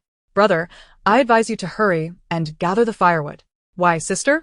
Yu Wan panicked, sensing something that made his sister's demeanor so grave. If even she appeared frightened, it must be something extraordinary. Because while difficulties cannot kill me, hunger can. I feel my stomach growling. If you do not hurry, I shall be laid to rest. Yu Wan retorted, did you not just eat fruit? How can you be hungry so soon? Yufuyi replied, I am like a bird, with a direct digestive tract. I grow hungry quickly. Yu Wan nearly burst out laughing. Like a bird? How can you say that? However, recalling her appetite at home silenced him, and he hastened to gather more sticks. After finishing, they departed the woods, walking towards the beach. Earlier, Yufuyi had been preoccupied with rescuing Yu Wan and had not retrieved the seafood they had collected. Brother, pick up the seafood and find a sheltered spot to dig a hole, Yufuyi instructed before heading left along the beach. Yu Wan nodded sadly, resignedly bending to pick up the seafood from the large leaves. The sea breeze was strong, whipping his hair into his mouth. Yufuyi muttered, though I am hungry. It is not yet your time for sacrifice. I advise you all to behave, or I shall. She brushed her hair from her mouth. When I go mad, I frighten even myself. Her disdain for her hair was palpable, and the audience was nearly in stitches. Ha ha, is hair such a nuisance? It's driving our sister Yu to the brink of madness. Long-haired people can attest, when the wind is strong, it truly feels like the hair is severing ties with me, impossible to control. Our sister is so exasperated she is tongue-tied. Ha ha ha. Yufuyi, ha ha. Our sister has coined herself a nickname. Where is our sister Yu off to? Leaving her brother to work alone while she frolics in the sea breeze. Which auspicious sight did the evening fans emerge from, constantly casting shade instead of checking if their beloved has fixed the snake's house. Irritated by the wind, Yufuyi sprinted ahead, her speed creating an afterimage. At last, several coconut trees came into view, the very goal of her expedition. These trees were relatively short, perhaps measuring around 10 meters, and without professional tools, climbing them would be a challenge. However, for Yufuyi, this was not a concern. Although she was a slacker, even a slacker could turn over when yearning for food. Thus, she began her incantation towards the coconut trees. Coconut, coconut, coconut, thud, thud, thud. Spectacular. Look at the throngs of people, singing coconut. Come down quickly. The stage is a riot of colors. Coconut trees, shake your coconuts and toss them my way. Coconut. Fall into my embrace. Ha ha. What is he doing? While others pray for rain, she is praying for coconuts. This familiar melody. Memories of the past suddenly assault me, making me laugh and cry. My father said that only amidst this music could I sleep, yet I am a girl. Laughing and crying. What madness is Yufuyi engaging in, thinking this will procure her coconuts? Is she unwell? Chapter 20. Do not provoke me, or you will discover the consequences of your actions. Although Chung Wanwan's fans spoke harshly, they did possess the modicum of truth. Yufuyi's antics amused them. And was that not the purpose of watching the show? The prerequisite, however, was that Yufuyi had to survive. If she were to starve, what enjoyment would there be? Yet, 1 minute later, the audience was dumbfounded as a coconut indeed fell from the tree. Yufuyi scampered over to retrieve it, a large one, ample enough for her to quench her thirst. But she had a brother. She could not let him watch her drink alone. Thus, cradling the sizable coconut in her arms, she turned back to the coconut tree and resumed her chant, coconut, coconut, coconut. This time, the coconut tree shook its leaves, dropping 2 more. And there was an extra one. Yufuyi beamed with satisfaction, the brightest smile she had worn since arriving at the show. Wow, thank you. You're simply the best. The world's #1. 2 more coconuts tumbled down from the adjacent trees. An unexpected bounty? Yufuyi's eyes sparkled, her face aglow with delight. This was the happiest she had been since joining the program. Wow. Thank you all. You are incredibly generous. Your coconut water must be the sweetest and most delicious in the world. Her melodious voice, combined with her flattering words, would be irresistible to anyone. As soon as her words fell, the 2 coconut trees that had just shed their fruits began to sway wildly in the sea breeze. creating an illusion that they were imbued with human emotions, rejoicing and delight. However, with the next utterance from Yufuyi, the few coconut trees went into a frenzy. You all are just as splendid as that coconut tree from earlier. I adore you the most. Also, most? The previously harmonious coconut trees instantly erupted into a wild dance, their leaves thrashing against one another in a cacophony of sound, appearing quite deranged. They seemed to wish they could sprout feet and kick each other over. The title of most favored can only belong to me. Alas, despite their fervent clamoring, they could not manifest feet and could only resort to frantically slapping each other with their leaves. Meanwhile, Yufuyi, engrossed in collecting coconuts, remained oblivious to their quarrels. Goodness, did she truly manage to summon them? And is it just my imagination? Or do these coconut trees seem to be competing for attention? Yu Jia's sugary tactics are so outrageous that even the trees have taken to fighting for her favor. Who wouldn't he be enchanted by sugary tactics, especially when served by a beautiful lady? Yu Jia, come and feed me some of that sweetness. I would surrender my life for you. Haha, what a whimsical notion. Only I've grasped the essence of Yu Jia. Next exam, I shall shout at my paper, scores. Come forth, from all directions. If Yu Jia can conjure coconuts, I refuse to believe I cannot conjure scores. Exam paper, 0 is still a score. Love it or leave it. Cradling 5 large coconuts, Yufuyi found her brother, Yuwuin, who had already managed to kindle a fire. The firewood she had gathered was meticulously selected, mostly slender and thoroughly dried, with a few slightly thicker pieces, roughly 2 fingers wide. A mound of dried leaves was piled together, interspersed with some unfamiliar, fuzzy weeds that made his nose itch. He wore a troubled expression. Sister, we have neither matches nor lighters, no tools at all. How shall we ignite the fire? The production team had truly been remiss, leaving them without knives, axes, or any means to create fire. They could only rely on their own ingenuity to survive. Yufuyi pulled out a thicker dry branch and then picked up a wet one, arranging them into an inverted T shape, all the while responding to his question without lifting her gaze. Concentrate your energy. Think of the person you loathe the most, and the fire shall ignite. With that, she untied her shoelaces and bound them to the wet branch, forming a bow, wrapping the upright twig with the shoelaces. She then picked up a flat stone and placed it atop the small branch. Employing a sawing motion akin to cutting wood, she pulled the bowstring, causing the twig wrapped in shoelaces to spin rapidly, creating friction against the horizontal dry branch. Yu Wuan recognized that his sister was merely humorously dismissing him. His lips twitched in disbelief as he observed her movements, astonished by her apparent expertise in fire starting. He shook his head, though history books spoke of the technique. Its execution was notoriously difficult. Many wilderness survival bloggers, despite their experience, struggled with the intricacies of fire by friction. His sister must have learned this technique from short videos just before their departure. Her movements were aesthetically pleasing, yet whether she could actually produce fire remained uncertain. He contemplated suggesting, Sister, if you're hungry, why not eat some coconut meat? But upon gazing at the coconuts, with their thin flesh and thick shell, he found himself at a loss for words. They needed to find something to serve as a tool, otherwise they could not enjoy the coconuts properly. Yu Wuan resolved to gather some stones to smash the coconuts open. Oblivious to his actions, Yufuyi continued her fire-starting endeavor. When she grew weary of her hair obstructing her vision, she took a sturdy wet branch and wound her hair around it several times, twisting and inserting it to secure her hair in an effortless bun. The majority of her hair was pinned up, leaving only wispy bangs framing her face, bestowing upon her a serene and intellectual beauty.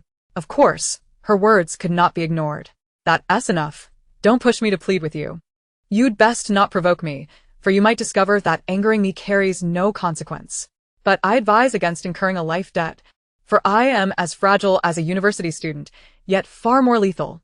Yu Jia, I have no grievances against you, but might you please keep quiet for a while? Ah, there she is, my mute bride. After summoning coconuts, is Yu Jia now threatening fire with her life? Ha ha ha. Where have Chim11's fans gone? Why don't they emerge to scold Yu Jia? Have they been intimidated by the slaps to their faces? Do not worry. If Yu Jia fails to ignite the fire, they will surely jump in. Chim11's fans were incensed. Do you people even speak coherently? What do you mean they will jump in? Are they zombies? Jumping around? They did not wish to remain silent. They had merely been slapped in the face by Yufuyi 3 times in one day, causing them to question their existence. They knew they had to bide their time for the right moment to strike. 5 minutes later, they watched as Yufuyi lifted her head, tossed aside the stick in her hand in a fit of frustration, and placed a large coconut into the pit before turning away and heading into the forest. Appearing utterly defeated, as if unable to start a fire. Their excitement surged. Was this not the opportunity they had been waiting for? Chapter 21. Can your mirror only reflect your nostrils? Oh, look at her pretentious demeanor. I thought she could ignite a fire. But it turns out she was merely engaging in futile efforts. She has gone mad thinking she can find luck picking coconuts. It's laughable. Luck has its limits. True strength is the only hard truth. R11 is so admirable, diligently toiling away, unlike some who dream of miracles, hoping for luck. R11 is the most deserving of admiration. So, what if R11 rests after working hard? Isn't it Yufuyi's fault? If she hadn't called Wanwan to mend the snake pit, would Wanwan have been so exhausted? Exactly. She should have been left to suffer a snake bite. The comments section erupted into another heated debate, but soon enough, Chung Wanwan's fans found themselves at a disadvantage. For Yufuyi had returned. She bore an abundance of items, clutching several branches and a handful of vibrant red berries, one branch adorned with crisp green leaves. After placing her bounty aside, she squatted once more by the fire pit, tossing in a small white object. Resuming her previous fire-starting actions, within mere minutes, sparks began to rise. The crowd glanced at the ground beneath her, realizing that the hole she had drilled was now charred black, showing clear signs of having been burned. Chung Wanwan's fans were swiftly met with a backlash from Yufuyi's supporters, as it became evident that she had indeed succeeded in igniting a fire. Though they were left wondering why she had abruptly given up before. Was she lacking something? Or perhaps the drilling was insufficiently thorough. In truth, it was neither. Yufuyi had simply recalled that nearby in the woods were materials suitable for making fire starters, along with some pitch. Though pitch would not directly ignite the spark. Once the tinder was aflame, adding pitch would intensify the fire and prolong the burning time of the wood, conserving fuel while providing warmth throughout the night. With the tinder now ignited, she added some dried leaves, and the flames surged dramatically. Once the flames had stabilized, she carefully placed slender, dry twigs at an angle, constructing a cone shape. By the time Yu Wuan returned with a stone in hand, a fire pit had already been established. Yu Wuan stood in astonishment, exclaiming, "Sister, you really made a fire. How impressive." Yufuyi glanced at the stone he held. One piece was particularly fine, thin and sharp on the left, thick and blunt on the right, roughly the width of an adult's half palm, making it quite suitable for crafting a stone axe. She intended to compliment him on his good find, but her words came out as a playful jab. "You're not too shabby yourself. You've given birth to a stone. Yu Wuan." Ha ha, I'm going to be laughing myself to death because of this pair of siblings. Brother, sister. What else can I give birth to? Brother, sister, thank you. Without you, I wouldn't have known I could even give birth to a stone. Latecomers, prepare to be reprimanded. Open your 24K dog eyes and tell me, is my sister's effort truly in vain? If I were you, I'd be too embarrassed to show my face online with a swollen countenance like that. Master, do you still remember the summer rain lotus by the Daming Lake? Of course, I'm not her. I just wanted to say that you've lost your disciple. I am the Grand Elder of the founding sect. To the one in front, don't go mad. I am the Grand Elder of the founding sect. The only one deserving of being multi-talented, not only skilled in magic, but also in fire-starting techniques. All right, let us not dwell on those details you find bothersome. Let us indulge in some delicious food first. Yufuyi took the stone from his hand, gave it a few solid strikes, and effortlessly sliced through the thick coconut shell. Once she had cut it to a suitable thickness, she presented it to Yu Wuan, saying, "Here, brother, take this drink."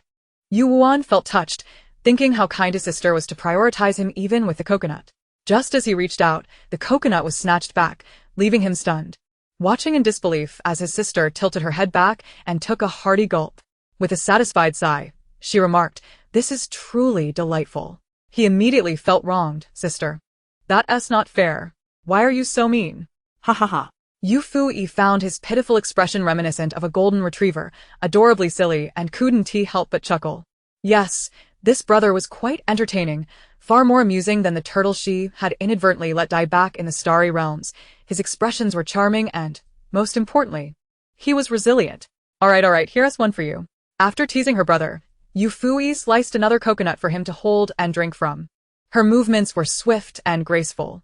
Meanwhile, she took the emptied coconut and split it in half with a stone, using a slender twig to pry around the coconut meat, carefully removing one half while placing the remaining shell over the fire to roast. Of course, it wasn't just a dry roast.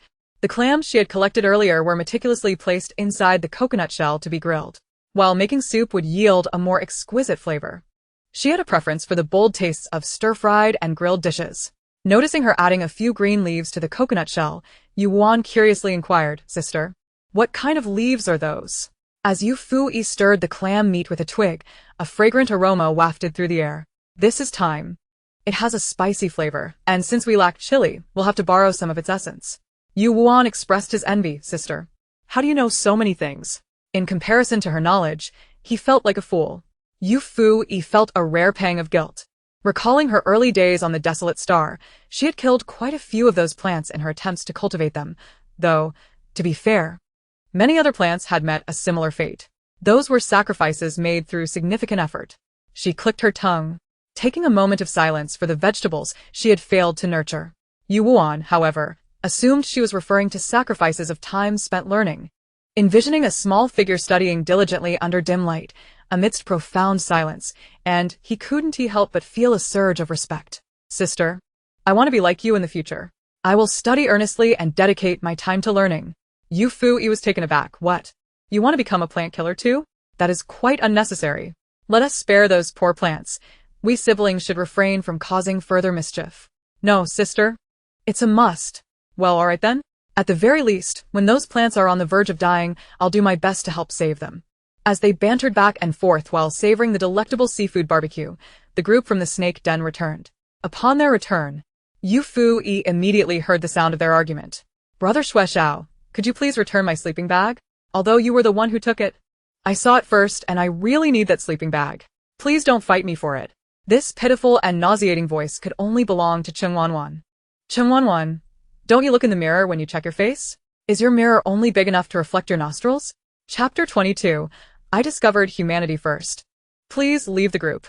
Shueshao's cold voice continued. "You saw it first? Which of your eyes can prove that you saw it?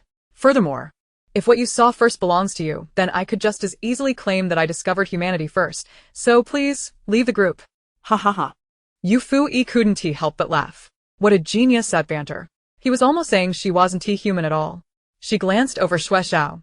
Broad shoulders, a slender waist, and long legs, he moved gracefully through the forest, beads of sweat forming on his brow without appearing greasy, instead exuding a certain austere beauty. His slightly damp bangs framed his face, revealing a pair of elongated, bright eyes that glimmered with the same coldness as his name. One look at him was refreshing. Yufuyi suddenly felt intrigued by him. Wasn't he known for being taciturn? Yet he was so fluent in retorts. Quite to her liking. Chengwanwan noticed the laughter and turned her gaze. Seeing Yufuyi enjoying her coconut water while holding skewers of barbecue, she couldn't help but feel a surge of envy, jealousy, and resentment. Why did she, a genuine daughter of the Chung family, have to scavenge for sleeping bags in the snake den, emerging dirty and smelly, while Yufuyi, a fake heiress, indulged in delicious food and a pleasant life? Her hatred for Yufuyi far surpassed that for Shueshao. Upon hearing Yufuyi laugh, she immediately shifted her focus to her. However, to maintain her facade, she feigned a weak demeanor. "Fu-yi, since you found food, why aren't you sharing with everyone? You're eating all by yourself. We all came to the island together. We should stick together and face hardships as one. It's not good to eat alone like this. You should share with everyone. Brother E is starving." Chengwanwan put on the guise of being considerate of Yufuyi, but in reality, she aimed to kill two birds with one stone, both to obtain food from Yufuyi and to incite dissatisfaction among everyone on the island toward Yufuyi. Isolating her, Yuan, munching on skewers without much expression, replied, "Chengwanwan, are you blind? Don't drag others into your mess. Can't you see me sitting here? Your face is thicker than a city wall. Not even a machine gun could penetrate it. Why should my sister share her food with you? Why don't you go beg under a bridge, looking like a beggar?" After enduring Yufuyi's teasing for so long, Yuan had developed a sharp tongue, and his lengthy retort nearly brought Chengwanwan to tears. She feigned innocence, letting a couple of tears fall, and choked out, "Wuan, you've misunderstood. That's not what I meant. I just don't want Fu-yi to seem out of place. We all came to the island together, and Fu-yi should be a bit kinder. After all, Fu Yi has found so much food. It wouldn't hurt to share, would it? Yuan was thoroughly enraged. My sister can do whatever she likes. Does it require your unsolicited concern? If you're so bored, why not find a prison to sit in? I can't even manage my sister, and you think you can? The Pacific Ocean isn't wide enough for you to meddle in. Once upon a time, when Cheng Wanwan was still residing with the Yu family, he harbored a profound dislike for her. She had callously caused the demise of his beloved kitten, exhibiting a cruelty that was truly appalling, yet she always feigned a delicate, fragile demeanor, as if she would crumble at the slightest breeze. Now, Her attempt to morally bind his true sister is nothing short of repulsive. Is Yuan suffering from some affliction? Why does he relentlessly confront Wanwan? What she said was undeniably correct. They all arrived on the island together. What harm is there in sharing the food they find? It's utterly bewildering that a grown man would berate a young girl like Wanwan. Indeed, she possesses an abundance of food. What is wrong with sharing a bit? The others have been tirelessly searching for sleeping bags and have no time to forage for food. Yufuyi is simply too selfish. I say, are you Wanwan's fans unwell? Did Yufuyi force you to search for sleeping bags? If she isn't looking for food herself, what difference is there between her and a beggar? The food was procured by Yufuyi herself, and the fire was kindled by her own hands. What has Cheng Wanwan contributed? She dares to demand food while slyly sowing discord, which is utterly revolting. Cheng Wanwan is as odious as her fans. The Wanwan fans are nothing but a bunch of online beggars. However, I am somewhat concerned for Sister Yu. Will the others be swayed by Cheng Wanwan and turn against her? The fans express their worries for Yufuyi, fearing that she might become the target of a united front against her, especially in the wilderness where human nature is put to the test. In survival reality shows, competition for food is a frequent occurrence. Meanwhile, the main character, Yufuyi, remained unfazed, sipping her drink and indulging in barbecued delicacies. Only after her brother had finished his tirade did she belch and declare, "Share? Who said I wouldn't tea?" What was she referring to? It took the others several seconds to grasp her meaning. She intended to distribute the food amongst them. Cheng Wanwan, already with a grim expression after being berated by Yuan, instantly brightened at the prospect of sharing food, her eyes glinting with avarice. She set her sights on the largest coconut beside Yufuyi, as well as the biggest crabs in front of her. They were sizable and evidently succulent. Having not eaten since morning, the tantalizing aroma of Yufuyi's food had already made her mouth water. Then hurry up and share, she urged. Yufuyi responded with a sly smile, all right, just as Cheng Wanwan was about to dash forward to seize the items she had been eyeing. Yufuyi's voice rang out once more. Since we are to share, it is only right that I, the host, do the distributing. Cheng Wanwan reluctantly halted her advance, cursing Yufuyi internally for her obstinacy, yet she dared not show her displeasure, fearing that Yufuyi might withhold food from her. Thus, she forced a smile and said, well then, Fu-yi, do be quick about it. Everyone is quite hungry. And we wouldn't want to starve them. Yufuyi languidly replied, since you care so much for everyone, how could I not accommodate you? I shall distribute the food now, and yours can wait a moment. Cheng Wanwan's countenance darkened, and despite her desire to retort, the words had already escaped her lips, making any rebuttal a blow to her own credibility. She felt a surge of frustration that left her breathless, leaning closer to Fu Wangyi for comfort. Xue Xiao furrowed his brow, about to express his disinterest in food, when he heard Yufuyi call his name. Xue Xiao, I have a fondness for your sister.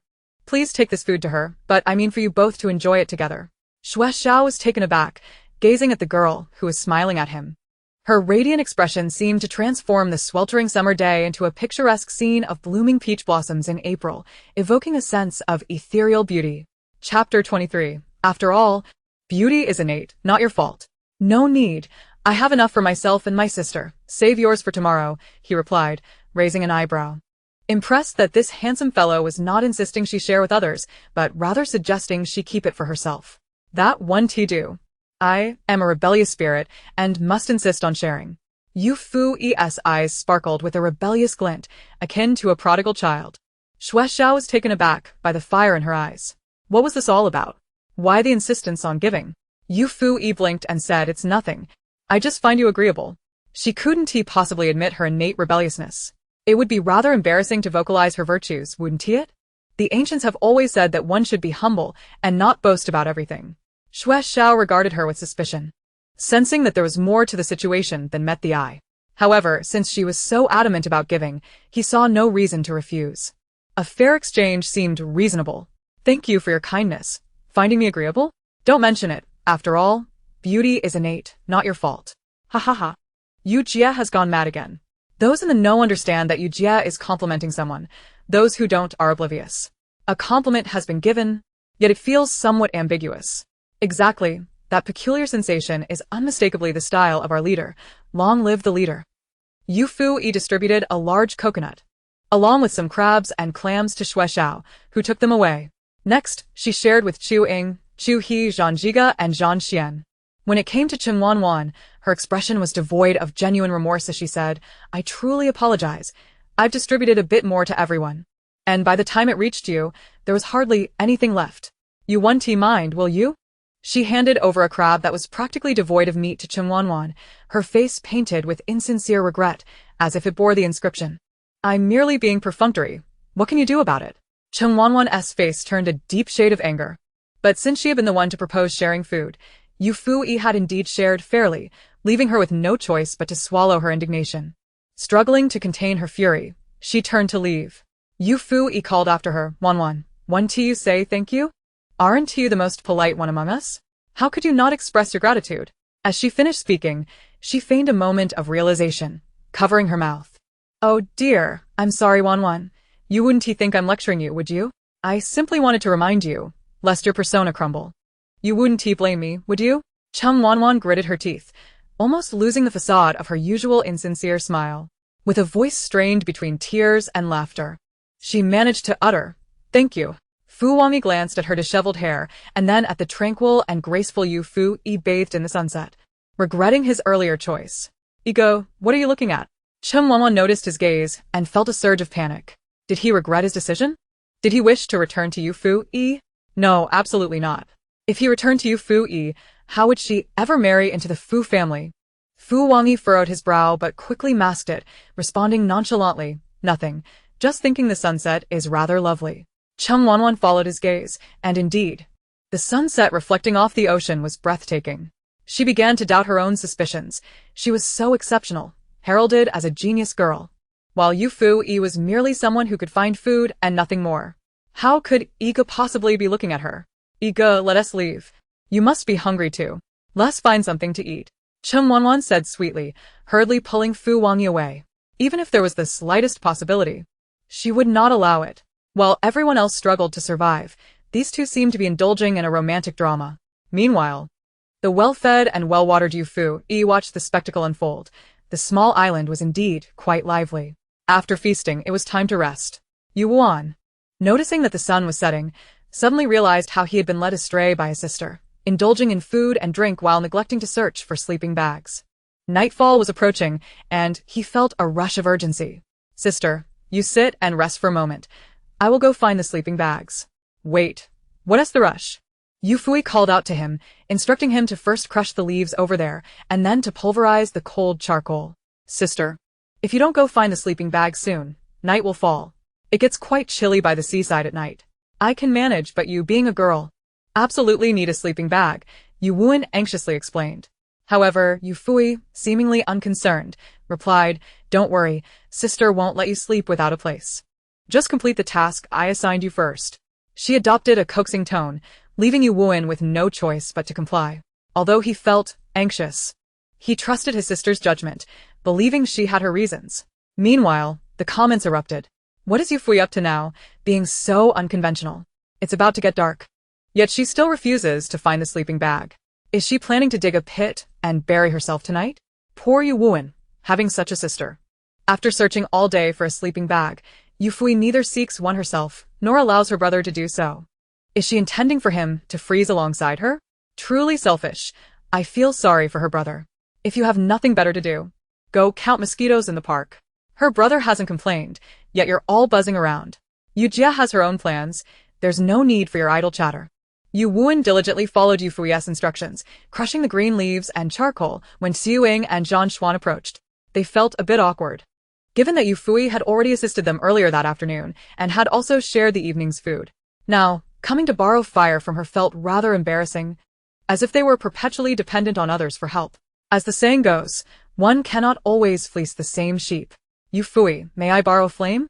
We couldn't start one ourselves. Xiuying almost slipped up, hastily producing the wild vegetables she had gathered. These are the wild vegetables I found today. I bring them for you, as thanks for sharing your food with us. Yufuyi regarded her with a peculiar expression, sensing something unusual about Xiuying. Nevertheless, this thought was swiftly cast aside when she discovered a small purple object among the vegetables. She immediately lunged towards Xiuying's hand, startling her. What is it? Xiuying stammered. Yufuyi carefully extracted the tiny object from the vegetables, her excitement palpable. Where did you find this? Xiuying, taken aback, replied, Oh, this? I found it while digging for wild vegetables in the forest, hidden beneath some leaves. Do you want it? Yes, indeed. This is a treasure. Yufuyi exclaimed. But isn't it said that the more beautiful a mushroom is, the more poisonous it could be? I remember that one being a lovely shade of purple. Are you sure you want it? Absolutely. I assure you it's good and not poisonous, Yufuyi affirmed confidently.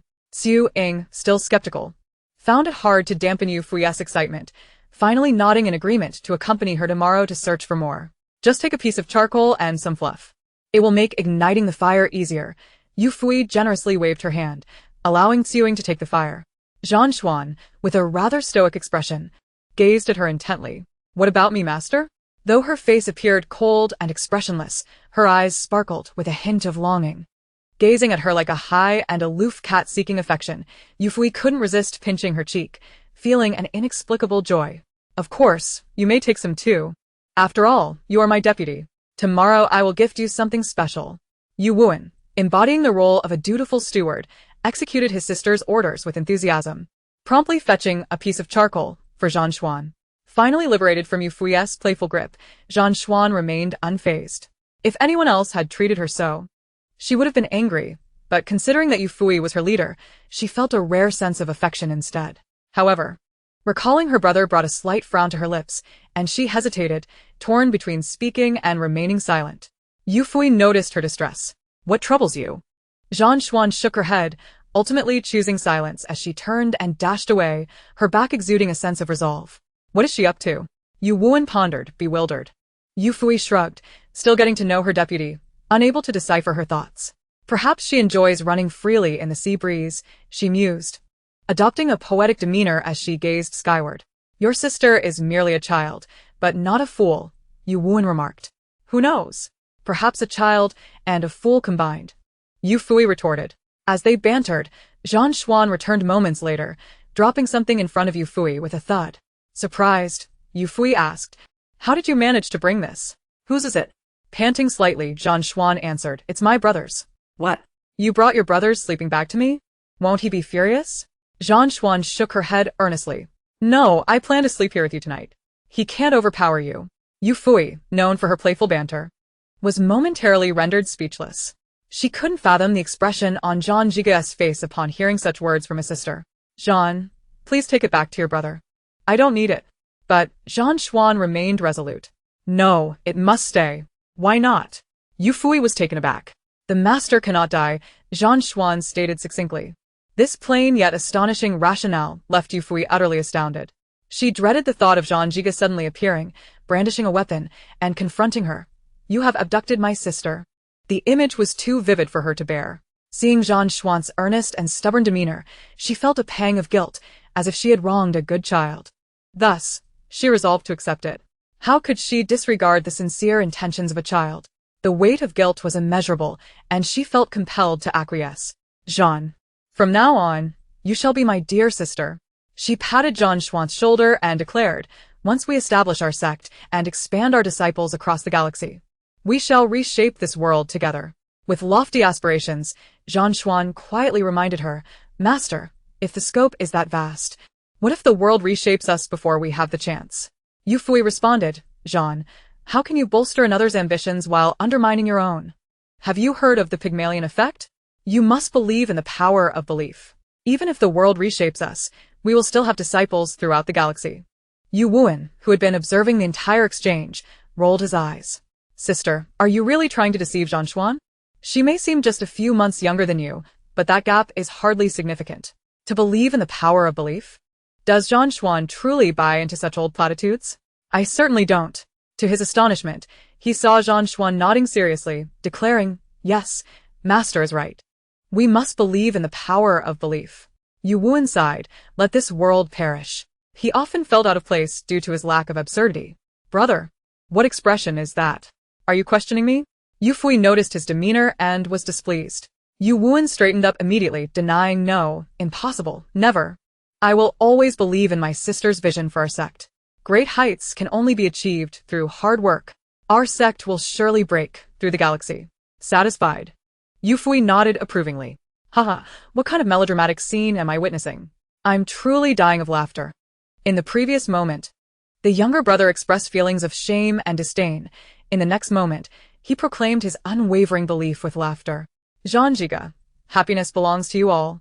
Having you truly earns my admiration." The leader and deputy of the creation sect share a deep bond.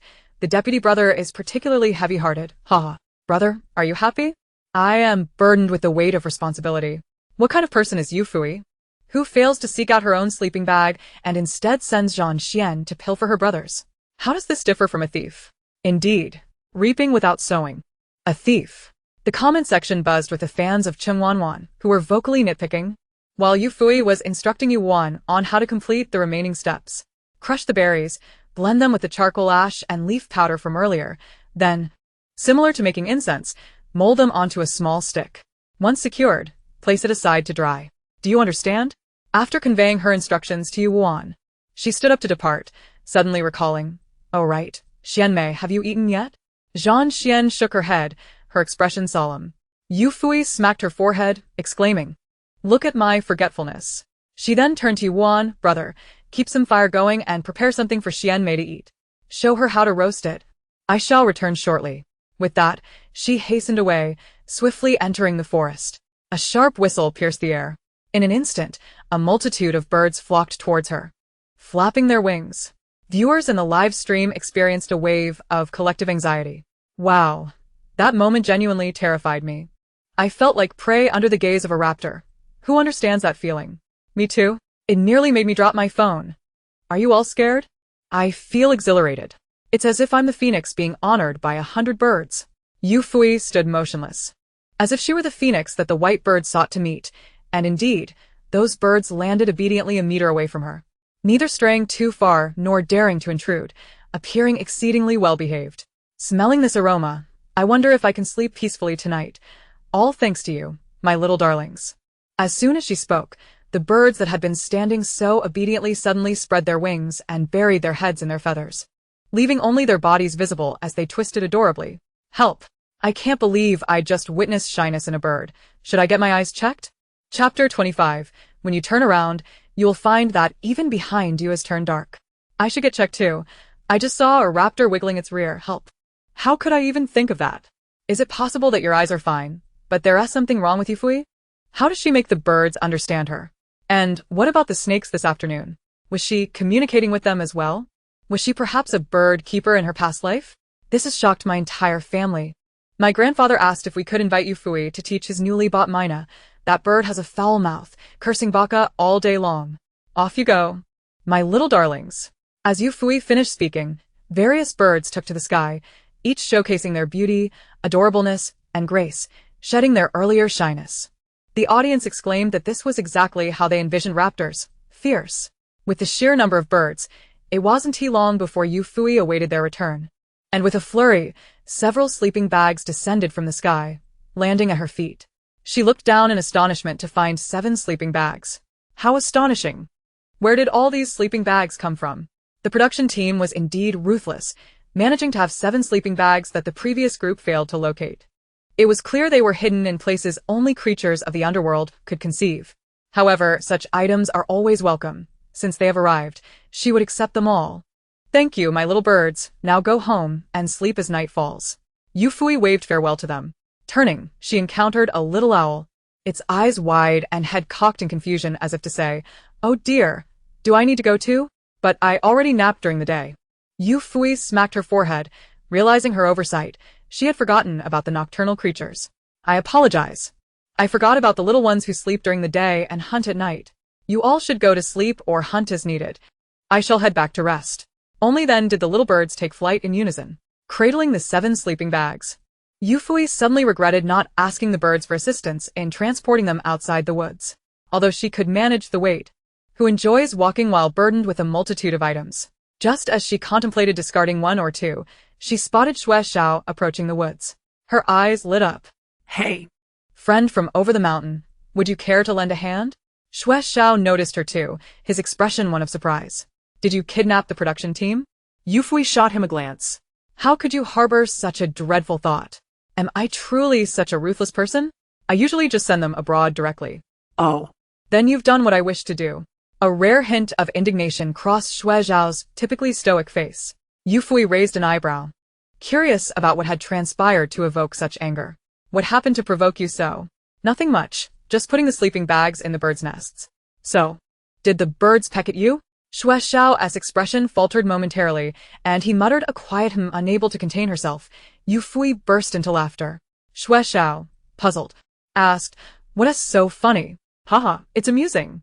Just imagine if you had to go out with someone who got their head caught in a door, or was kicked by a donkey. How comically absurd that scene would be." Xue Xiao's lips twitched, as he began to grasp for humor. "Hello. My head was caught in a door. My memory isn't great, so please bear with me. Hello. I was kicked by a donkey. My wits are lacking, so please understand." When it gets to him, it's like, "Hello. I was pecked by a bird. My brain is entirely gone. So please forgive my lack of sense. Thank you for letting me enjoy a free comedy show, with me as the star." Noticing the gloomy expression on his face, Yufuyi encouraged, "Don't be like that. Cheer up. After all, life is not merely about the struggles of today. There are tomorrows and the days beyond." Xue Xiao took a few of the top sleeping bags from her, instantly alleviating her burden. "Thank you for your comfort. You made me feel a little lightheaded." As the two walked side by side, Yufuyi grinned widely. How could that be? "You will soon find that even behind you is turned dark. When my sister speaks, it's usually with such wit that it leaves one momentarily blinded. Heaven, guess why I feel dark? Because I wanted you to feel a momentary blindness, while behind you also turned dark." Amidst their whimsical banter, primarily initiated by Yufuyi, they soon arrived at the spot where she had started the fire. Yuan had completed his handiwork and was roasting food for Zhang Xian. Suddenly, a loud thud echoed. Yuan gazed in astonishment. There were a total of 7 sleeping bags. It was known that Cheng Wanwan and the others had started searching for sleeping bags since they arrived on the island in the afternoon, yet only 5 had been found. His sister had managed to find 7 in such a short time, prompting him to wonder if she had indeed taken over the entire production team. "Cease. Did you secretly ambush the production team?" Yufuyi was taken aback. "Why do you all perceive me as such a ruthless person? I usually operate quite openly. Sending them abroad. Then you are truly magnificent," Yuan flattered. Yufuyi ignored his compliment, bent down to inspect his handiwork, and then took a fire starter. Igniting it before placing it into a tube, she handed the sleeping bags to Xue Xiao. "Please deliver this to your sister. When she needs it, she can simply blow it out." Upon receiving it, Xue Xiao realized it was a fire starter, a flicker of intrigue crossing his eyes. Yufuyi was always full of surprises that caught one's attention. Of course, if she would refrain from uttering those blinding remarks. "Do you truly hold such a fondness for my sister?" he inquired. Yufuyi spoke with unwavering confidence. Of course, who wouldn't admire a great beauty? Just the sight of her can lift one's spirits, making one feel inclined to indulge in an extra bowl of rice. There's no need to make excuses for one's appetite. Feeling deflated, Yufuyi conceded. "All right, you've seen right through me." Xue Zhao's lips curved into a subtle smile, his eyes sparkling with a glimmer of mirth, more radiant and translucent than freshly unearthed crystals. Facing him, Yufuyi was struck by an overwhelming wave of beauty. It is no wonder that people are drawn to see the usually aloof one smile. The transformation is indeed breathtaking. It is akin to the arrival of spring, where a gentle breeze caresses the face, neither cold nor harsh, but imbued with a refreshing coolness that brightens the spirit. How infuriating it is that beauty seems to be the domain of others. Yufuyi felt a sudden surge of anger. Why couldn't she possess a few more faces? Say 7 or 8, and change them daily? Oh, Wait, why couldn't others have 7 or 8 faces to show her each day? Now, that would be exhilarating. I shall take my leave now. Until next time, Xue Xiao politely bid farewell to the trio. Yufuyi waved her hand nonchalantly, devoid of emotion. "If you're passing by, please deliver a message to Chu He and the others, asking them to come here for their sleeping bags. I'm feeling lazy, so I won't deliver them myself." When evening falls, raise your chin higher for me. I'm just asking if my sister Yu has found her sleeping bag. Not only has she found it, but she also shared it with others. And what about Chen Wanwan? Clearly, it was Xue Xiao who climbed the tree to retrieve the sleeping bag, yet she insists on contesting with him. How shameless. Chen Wanwan spends her days either fighting Chu He for sleeping bags or battling Xue Xiao for them. What's the deal? Does everyone owe her something? Has she become accustomed to being a freeloader? Truly disgusting. Those who support her online are probably just as entitled, lacking in moral integrity. Others use their hands to create, while Chen Wanwan uses hers to beg. Chapter 26. Too few friends, not suitable for a funeral the following noon. Yufuyi found herself flanked by 2 mushrooms, squatting on either side. These 2 mushrooms, gazing up at the sun, turn their attention to the unconscious figure on the ground, enveloped in an eerie silence. Zhang Xian glanced at Yufuyi, who appeared more dead than alive, then at Yu Wuan, seated opposite her, his eyes shining with concern. Yu Wuan reassured her, "It's all right. When the time comes, my sister will naturally awaken." Zhang Xian subtly chastised Yu Wuan, realizing that despite his rapid change of wording, he had intended to say rise from the dead. It was only when she witnessed Yu Wuan exerting all his effort, yet still failing to rouse Yufuyi, that she resolved to wait patiently for the moment her master would return to life. The 2 mushrooms proved to be reliable. One remained to guard Yufuyi, while the other ventured to the seaside in search of food. When Yufuyi finally awoke, she found Zhang Xian cautiously extending a finger toward her nose. Startled, Yufuyi opened her eyes, causing Zhang Xian to jump back in surprise, then joyfully exclaim, "Master, you have resurrected." Yufuyi replied, "Ah? Was I dead? When did that happen? How delightful." She emerged from her sleeping bag, suddenly recalling something, and asked, "Did you all hold a funeral for me?" Zhang Xian shook her head. "Not yet. We haven't had the chance." Yufuyi expressed a relief. "That's good. That's good. My current situation is not suitable for a funeral." Why not? Zhang Xian inquired. "Because I have too few friends. I certainly wouldn't receive much in terms of funeral gifts. I'll wait until I make more friends before holding one, then the gifts will be more plentiful, won't they?" Such logic was irrefutable, leaving no room for rebuttal. The audience erupted in laughter. When others make friends, to pave more paths. When my sister Yu makes friends, to gather more funeral gifts. My sister Yu's life is so refreshingly unadorned. But will she even receive funeral gifts? Why wouldn't she? Just deposit them in the bank of heaven and earth. After scanning the area and noticing Yu Wuan was absent, presumably off to procure food, Yufuyi took Zhang Xian with her to gather some firewood. Just as they ignited the fire, Yu Wuan returned, his surprise evident upon seeing Yufuyi upright rather than lying down, nearly causing him to stumble. "Sister, you've finally awakened." Zhang Xian was worried you might have passed away. Realization dawned on Yufuyi. No wonder she felt that Zhang Xian's actions upon her waking resembled those of someone checking for her breath. She playfully slapped Zhang Xian on the shoulder. "Don't be afraid. Some people appear alive while they are already dead, and some who are dead seem to live on. I'm different. I may look dead, but I'm merely in a state of slumber, so there's no need for concern." Zhang Xian inquired, "Then can I die with you?" Yufuyi coldly rejected. "No. I prefer to lie down with my arms open. The space is too small to accommodate you." Disappointed, Zhang Xian replied, "Very well." Listening to their exchange, Yu Wuan felt increasingly out of place in this world.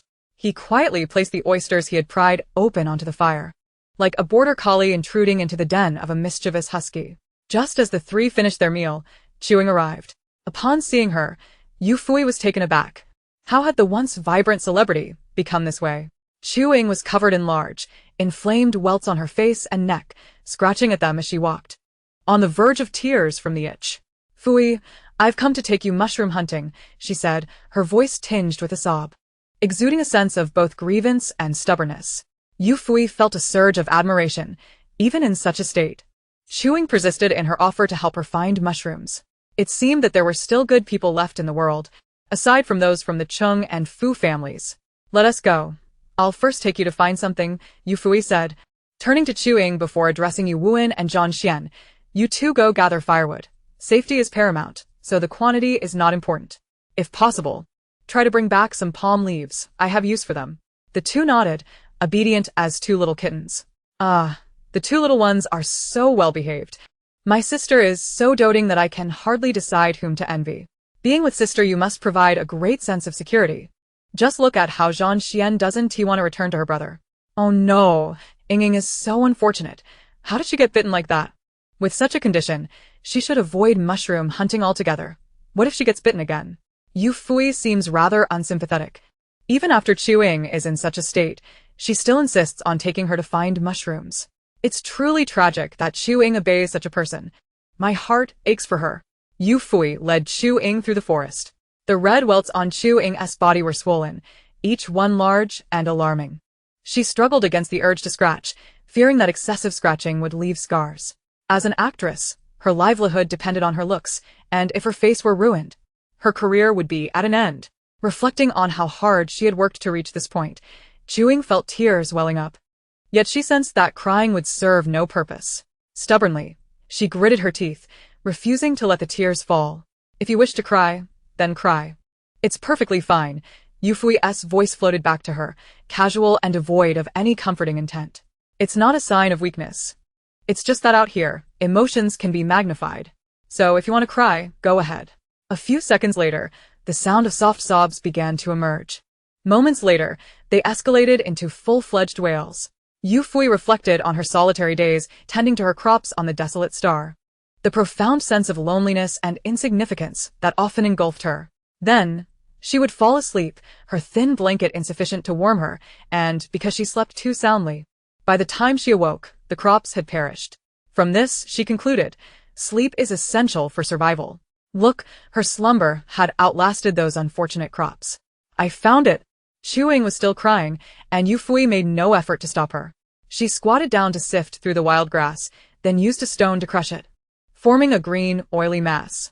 Stop crying, just apply this, and you'll be fine. As soon as Yufui's words left her lips, Ying felt her tumultuous emotions settle instantaneously, all feelings of grievance and fear dissipating.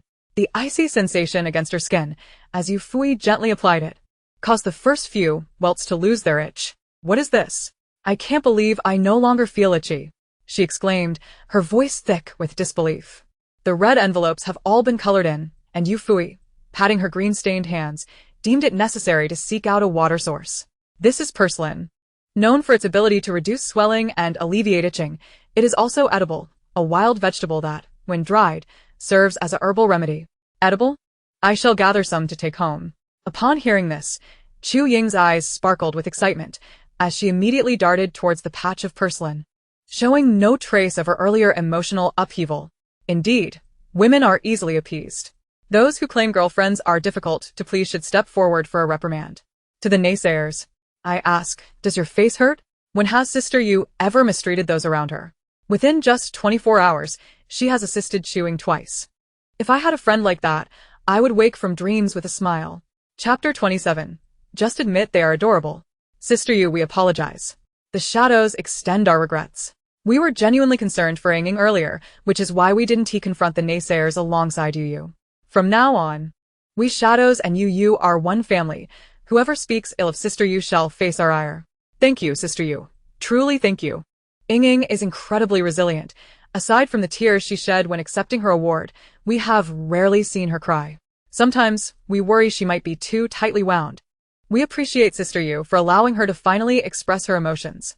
Sister Yu knows so much, unlike me, who only knows about food. Indeed. It feels as though Sister Yu is exceptionally knowledgeable, able to find herbs for stopping bleeding and others for reducing swelling and itching. Truly impressive. It's just a regular occurrence, after all. Our Sister Yu is a woman who has even tamed raptors. After finishing with the purslane, they switched roles, with Ying leading the way to search for mushrooms. I found them right here yesterday. Ying pointed towards a nearby grove, wanting to suggest reconsideration. The mushroom was indeed beautiful, but could potentially be toxic. However, Yufuyi, resembling a great eagle, swooped forward, perfectly embodying the essence of a fierce woman.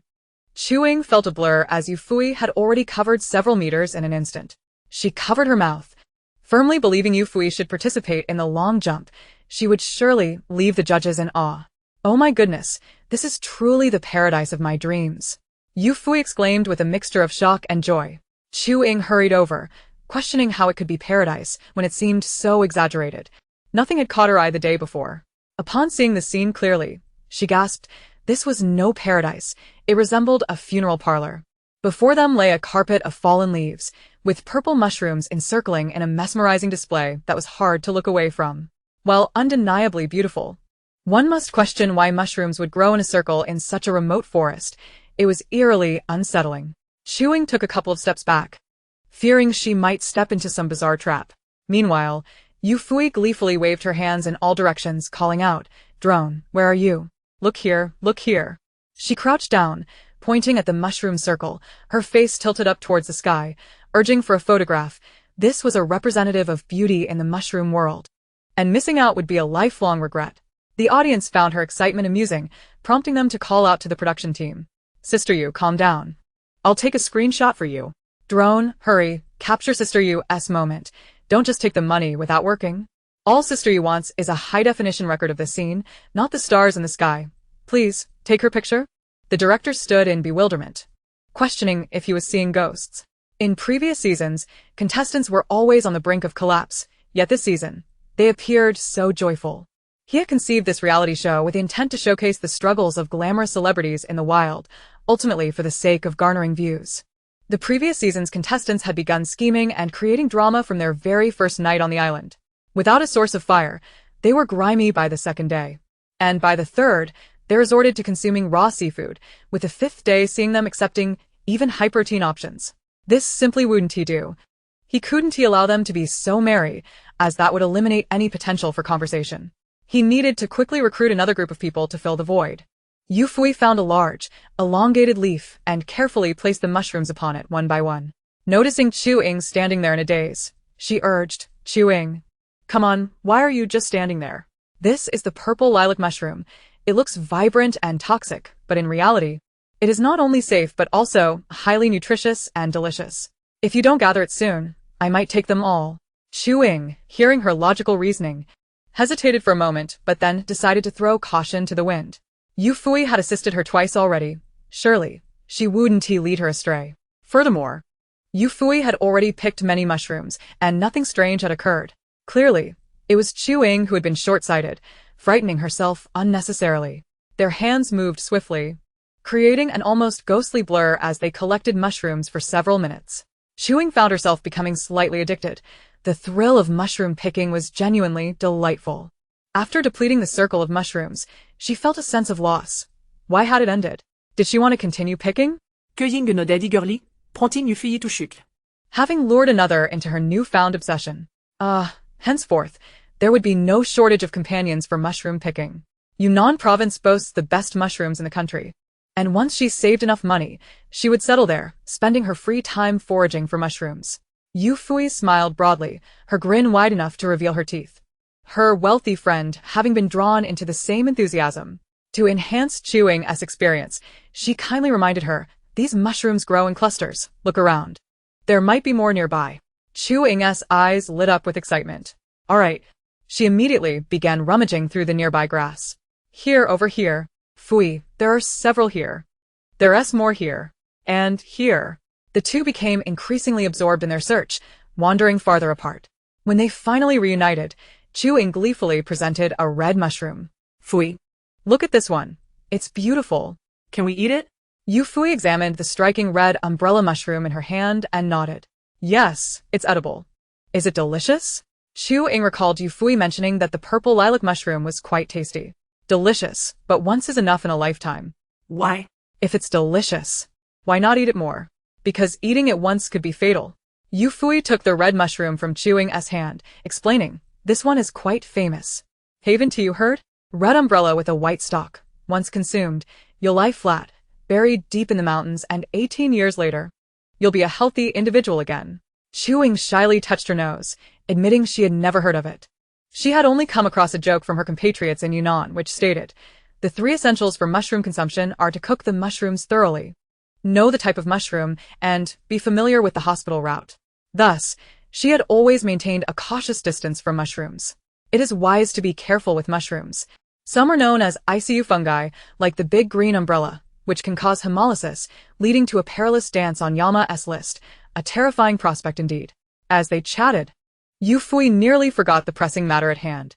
"Don't be afraid. I'll summon some little cuties and ask them a few questions." Cueillir calmement une odette. "I'm not afraid. I'm very brave." With her affirmation, Yufuyi relaxed and raised her hand to whistle.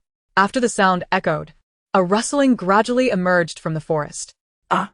Upon seeing what approached, Chu-Ing let out a shriek, tossing the mushroom aside, and, leaping onto Yufui's back.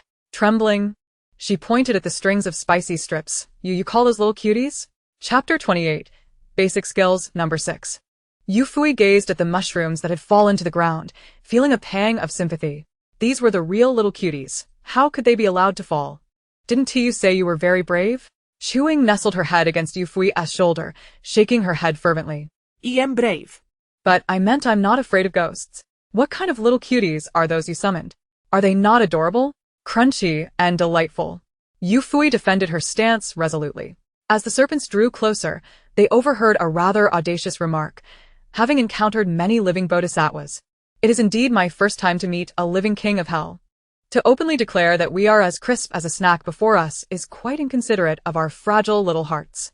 Noticing the little spicy strips retreating, Yufuyi flashed a grin and reassured them. Oh, it's merely a jest. Why take it so seriously? Am I the kind of person who would have you toil away only to feast upon you afterward? I assure you, I am not in want of food at present. The serpents responded with a puzzled.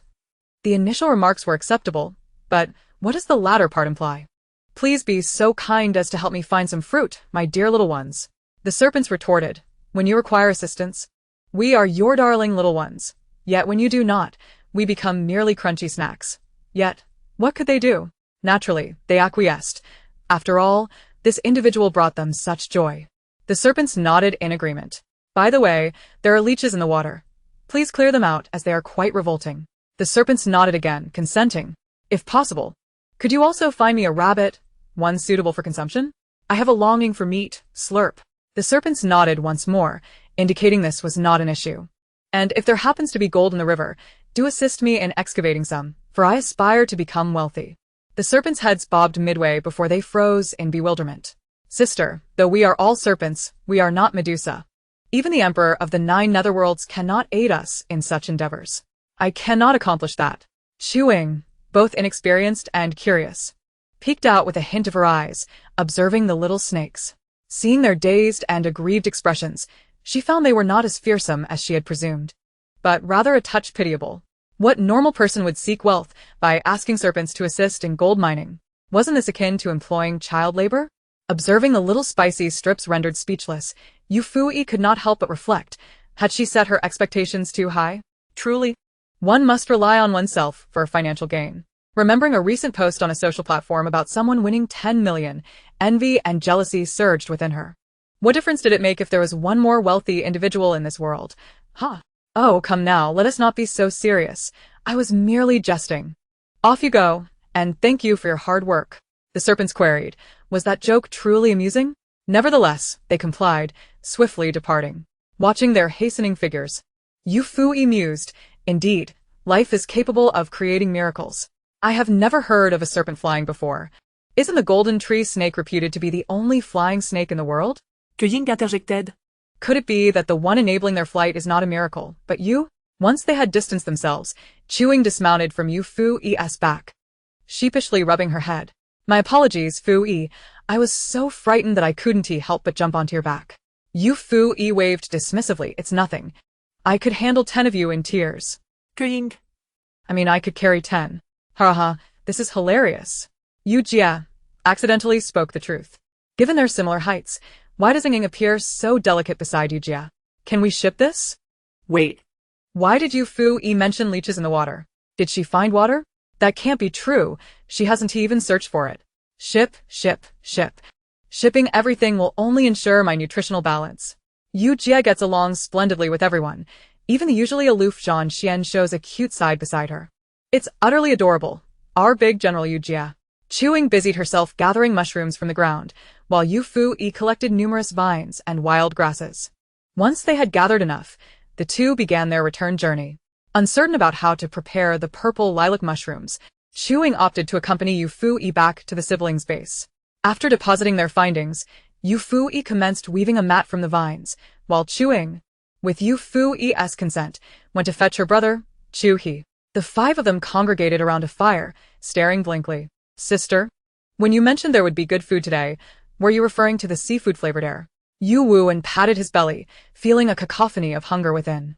Yufuyi smacked her lips. Aren't you typically fond of seafood-flavored snacks? As your sister, I must ensure you have ample experience. But sister, isn't the essence of seafood-flavored snacks the snacks themselves? Just hold on, it will come. Surely, Yufuyi doesn't genuinely expect the serpents to bring her food. How audacious. Bringing everyone to starve alongside her. How absurd. Earlier, Yu Wu mentioned roasting seafood. She insisted on stopping him, claiming there was something better. Yet here they sit, merely inhaling sea breeze. Truly, she must think herself the mistress of nature, commanding food with just a few words. Just then, a dull thud interrupted the banter. Accompanying the sound was a large coconut that plummeted from the sky, landing a mere 3 to 4 meters away from the group. Thud. Thud. 2 more dull sounds followed as another 2 coconuts fell in succession. What's going on? Are coconuts falling from the sky? Of course. Coconuts could not fall from the heavens. The coconut trees, concerned for Yufuyi's thirst, could not run to her aid. Thus, they enlisted birds to deliver coconuts instead. After the birds delivered the coconuts, several large birds circled overhead. You are such good little ones, the most handsome and adorable creatures in this world. Thank you for bringing me something to drink. I love you all, and you've worked hard. Yufuyi sincerely formed a heart shape with her hands above her head. The majestic birds that had been soaring suddenly folded their wings and landed gracefully. They spread their wings forward, burying their heads beneath their feathers, swaying bashfully. Ah, Sister Fui's words are simply delightful. She praised us for being cute. After a minute or 2 of shyness, they took off joyfully. Yu Wu and Shuing had never witnessed such a scene before. As the birds departed, they remained momentarily dazed, unable to comprehend. Sister, I initially believed you were the reincarnation of a snake charmer. I never imagined you had also tamed birds. Yufuyi waved her hand dismissively, indicating that they should not be overly astonished. There was even more excitement to come. The group, bewildered, wondered what could possibly be more extraordinary than coconuts falling from the sky. Then they beheld a remarkable sight, for little snakes had tied their tails in knots, securing them to the rabbit's forelegs, dragging it towards them. Naturally, this was merely a food rabbit, devoid of consciousness, for one cannot consume a sentient creature. Whoa! They truly brought her a rabbit. Chapter 29, Special Bulletin, Major Twist. Mother asks why I'm kneeling to watch the live stream, air Kong hand. Is this what it means to be a max-level human? Even the snakes obey her. Compared to her, I feel like a 5-year-old. Dare not doubt you, Jia. She embodies the absurdity of life. This is not even the most absurd part. The serpents actually found water for her and cleared out the leeches. Who can even discern whether the little creatures are participating in survival, or if Yujia is merely performing in a variety show. And let us not forget the plants. Did you overlook the battling coconut trees? Indeed. What is with her? Is she the favored daughter of nature? As the barrage of comments erupted with fervor, Yufuyi had already begun to pluck the rabbit's fur. Now that a water source had been located, preparing mushroom soup would pose no issue. Upon hearing that Shueshao had procured edible barnacles, Yufuyi graciously invited the siblings to join her in feasting on roasted rabbit and barnacles. The succulent rabbit meat sizzled on the charcoal, releasing a tantalizing aroma. The group unconsciously swallowed hard. Amidst the salty, fishy sea breeze, a rich, oily scent wafted through, carried by the wind into everyone's nostrils. Chen Wanwan and Fu Wangyi also caught a whiff of this delightful fragrance, having failed to ignite a fire the previous day. The crabs they had caught were inedible, leaving them to snack on wild fruits, which only left them hungrier. After enduring the long night, they still failed to spark a fire, resorting instead to foraging a few wild fruits and greens. They managed to locate some bird eggs, but after swallowing one whole, it was promptly regurgitated. Accustomed to a life of luxury, the two could scarcely bear such hardship, leading to mutual complaints that nearly escalated into a quarrel. Amidst their gnawing hunger, the tantalizing aroma of cooked food wafted through the air, drawing them instinctively toward its source. As they approached, an unsettling realization dawned upon them. It was the very location where Yufuyi and her brother were situated. Cheng Wanwan's eyes shimmered with uncontained greed. Yet she knew she was no match for Yufuyi. Turning to her companion, Fu Wani, she implored softly, Brother Yi, since you're so famished, why not borrow some food from Fui? My hunger is inconsequential. Your well-being matters most. You have never endured such suffering at home. I can withstand it, but you cannot. Brother E. Fu Wanyi felt a flicker of temptation at her words. He was on the brink of starvation, experiencing hunger for the first time in his life. However, the cold-hearted demeanor of Yufuyi left him hesitant. Wouldn't approaching her for food merely invite humiliation? Sensing his indecision, Cheng Wanwan pressed on. We are merely borrowing. We shall return it. Brother Fui once held you in high regard. Though she may harbor resentment due to my presence, her ire is directed solely at me. She had once treated you with kindness. It is impossible that she has completely severed those ties. Eventually, Fu Wanyi was wholly convinced by her reasoning, realizing that if it weren't for Cheng Wanwan, Yufuyi would not have turned so callous towards him. In other words, without Cheng Wanwan's interference, he could reclaim Yufui's affection and everything she represented.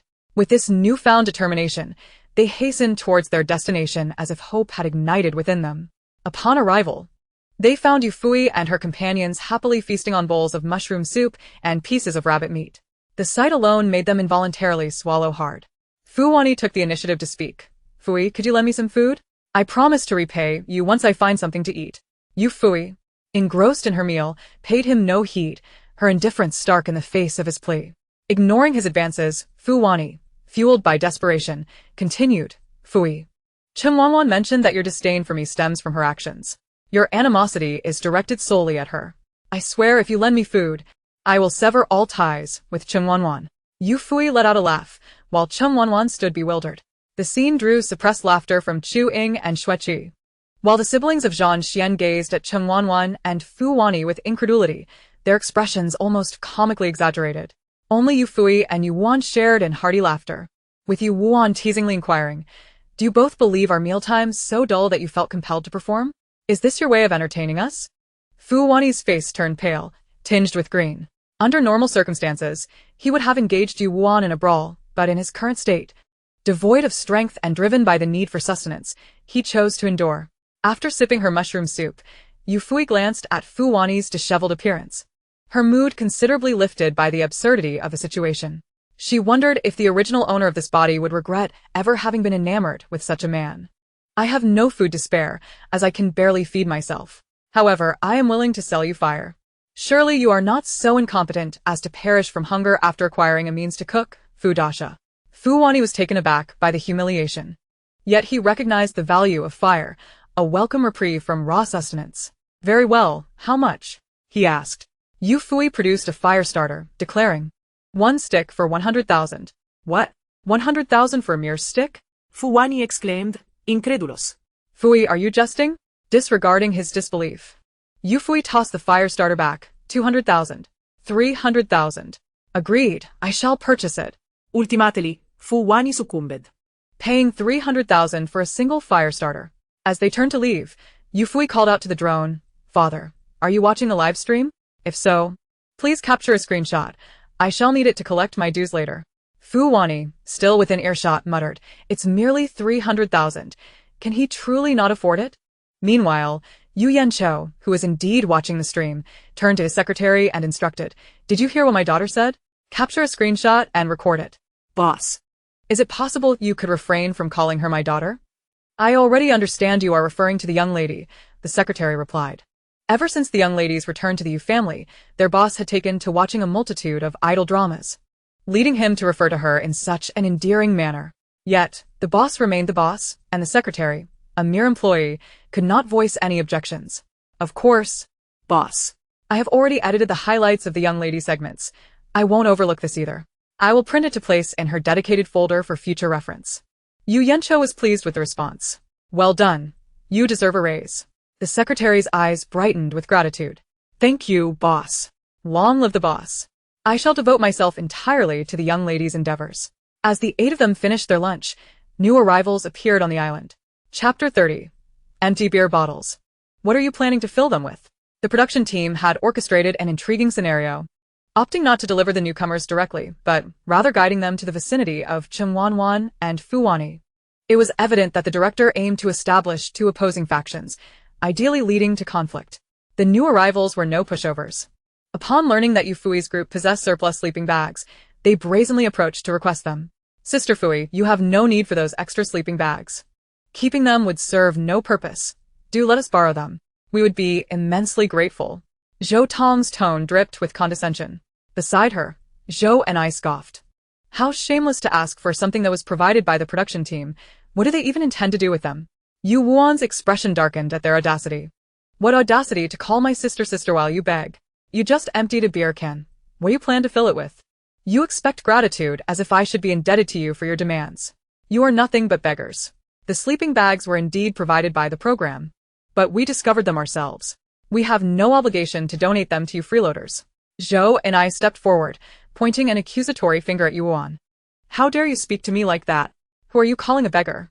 Yufuyi, who had been weaving a mat, suddenly turned cold. You no longer want your hand, do you? With a swift motion, a vine whip shot out, striking Zhou Ni's outstretched finger. She shrieked in pain, holding her hand up to inspect the damage, already bruised and swollen. You've gone too far, Fui. He insulted me first. Why do you take it out on me? Yufuyi regarded her with icy indifference. Is that so? What exactly did he say to you? Zhou and I retorted. He called me a beggar. How dare he insult me? Yufuyi replied. He did not insult you. He merely stated a fact. You come empty-handed, demanding others to give you things. If you are not beggars, then who is? Zhou and I protested. What is wrong with asking for the sleeping bags given to us by the production team? Why do you claim ownership of the items provided by the program? Your behavior is no different from that of a thief. Zhou Tong chimed in. Indeed, Yufuyi. The sleeping bags originally belonged to the production team. It is rather inappropriate for you to treat them as personal property, especially since you have no use for them. Isn't leaving them unused a waste of resources? Yufuyi, uninterested in their prattle, simply whistled, summoning several eagles. Little darlings, be good and return these sleeping bags to the forest. Before Zhou Tong and Zhou and I could intervene, they watched helplessly as the eagles seized the sleeping bags and soared deeper into the woods. Yufuyi, what about me? The sleeping bags were brought to me by the birds. If you want them so badly, go find them yourselves. You keep insisting they belong to the production team. So I'll return them to the designated area. Zhou Ni's eyes flushed with anger. You've already taken them to the depths of the mountains. How can we possibly retrieve them? Yufuyi rolled her eyes. Whether you can find them or not is none of my concern. If you can find them, good for you. If not, consider it bad luck. I am neither your father nor your mother, and they don't even have control over whether you can find them. So why should I? Have you paid me for your pension? You, what about me? Just get lost. The Zhou sisters fled in disarray. Observing their chaotic retreat, Yufuyi turned to admonish her younger brother. Dear brother, why are you being so foolish? They pointed right at you, and you didn't even react. Kindness can lead to being taken advantage of. You must not allow this to happen again. Her brother, Yu Wuan, should not be bullied. Despite the lesson, he felt no grievance. Rather, he felt a profound warmth. Though his sister often seemed disdainful of him, whenever trouble arose, it was she who could not bear to see him suffer. While he couldn't fathom how his sister had transformed from her former self into someone so different, he cherished this new version of her. With this thought in mind, he suddenly sat beside Yufuyi, resting his head on her shoulder. Sister, I understand now. If anyone dares to point at me again, I will deal with them. Yufuyi playfully pushed his head away. Go on, go on. You're too big to be acting spoiled. Sister, you're the best. Yu Wuan nuzzled against her shoulder. A shiver ran down Yufuyi's spine. Ugh. That's so cheesy. Go on, move away. Not moving. Move away. Not moving. Thud. He toppled over, half buried in the sand, gazing up at the sky. Yufuyi hastily set down the vine she was holding and rushed over to pull him out. Yu Wuan spat out a mouthful of sand, his face covered in grime, continuously coughing up sand. Miraculously, he even coughed up 2 little snails. By the end, he looked pitiful. Sister, you're too cruel. If I don't move, you just toss me away like that? Yufuyi's eyelids twitched. Accustomed to solitude in the cosmos, she was particularly sensitive to others' proximity. Not tossing him into the sea was already quite a feat of restraint. Yufuyi, would you believe me if I said I was helping you exercise? Yu Wuan, not a chance. Yufuyi, good. Not believing me means your brain isn't damaged. Since their shared experience of eating roasted rabbit, the siblings Xueqi, Zhang Xian, Chu Ying, and others unanimously decided to ally with Yufuyi. They would share their finds and build the shelter together. Yufuyi had no objections. She didn't mind normal people, provided they weren't fools. Xue Xiao and the others she had dispatched to gather branches were now returning with bundles. Finding a slightly elevated spot, the 8 of them began to work together to construct the shelter. With so many hands, their efforts bore fruit quickly. By the afternoon, the shelter's framework was taking shape. During dinner, Yufuyi caught a whiff of the air and sensed a hint of dampness. Everyone, it might rain in a day or two, so we need to speed up our construction. We also can't neglect food gathering, or finding food will become difficult during the rainy season. From tomorrow, we'll split into 2 groups. One to continue building the shelter, and the other to forage for food. Any objections? Scanning the faces of her companions, she found none shaking their heads in dissent.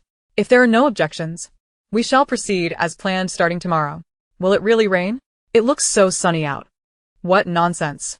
Just because you can train birds and snakes doesn't mean you're some nature's darling, waiting to be proven wrong. A beggar with fans? What a revelation.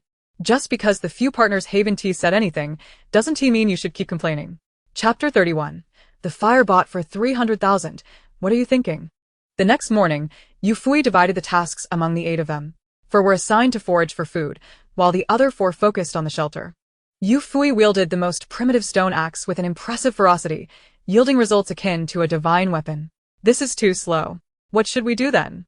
Xue Xiao asked, her hands still busy. What to do? We must enlist our little friends. Yufuyi raised her hand and whistled. Within moments, a swarm of birds descended upon them, a sight so overwhelming it could be fatal if one were struck. Little darlings, please help me find some food. Moi. With that, her playful affection sent the birds fluttering shyly before they took off with renewed vigor. Once the birds departed, a sudden sound echoed through the air. The group exchanged puzzled glances, wondering what creature had arrived. Their questions were soon answered as a troop of chimpanzees appeared, bounding toward them. What s with the baring of teeth? Why are you pulling each other's hair and biting? If you want to fight, do it in the dance studio. What is happening? Why are they fighting? Could it be they're unwilling to help? Earlier, someone said Yujia only knew how to train birds and snakes. Can you find someone to train chimpanzees? Does your face hurt? Yufuyi quickly intervened. Hold on. Let us pause the tribal disputes for a moment. You're all so adorable. Please don't fight in front of me. Let us first focus on building the house. It's quite urgent. I appreciate your help, little darlings. With that, she made a heart gesture toward them. The group of chimpanzees, previously poised for confrontation, suddenly softened, covering their faces with their hands and swaying back and forth, exuding a mix of joy and bashfulness. No wonder they were fighting. They're not from the same tribe. Look at Yujia's series of actions. It's truly the power of sweet talk. You think so? With all the little darlings. Who wouldn't he be charmed? With the addition of the chimpanzees, the pace of shelter construction accelerated significantly.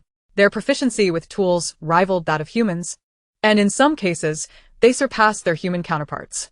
Finally, before dinner, the shelter was completed. Constructed from thick timber, the framework was woven with branches and vines, and the gaps were filled with adhesive mud. The roof and outer walls were thickly layered with reeds and palm leaves, ensuring protection from rain and warmth. Spanning approximately 10 square meters, it might seem small for those accustomed to spacious modern homes, but it was certainly sufficient for 8 people to squeeze in together. Just as they finished, rain began to pour from the sky. Fish, shrimp, wild chickens, and hares, all freely descending from above, quickly amassed into a small pile, enough to feed the 8 of them for several days. The little creatures did not depart. Instead, they lingered beside Yufuyi as she dined, patiently awaiting her completion. Only after she had finished did a tiny fledgling alight upon her, its diminutive head nuzzling against her cheek, reveling in their intimacy. Oh, dear, how ticklish! She chuckled. Yufuyi extended her hand, allowing the little bird to perch in her palm, its round, glistening eyes exuding an endearingly naive charm. She stood at the center, surrounded by an assemblage of birds and gorillas. She truly appears to be the favored child of the heavens, the cherished daughter of nature. All beings are in awe.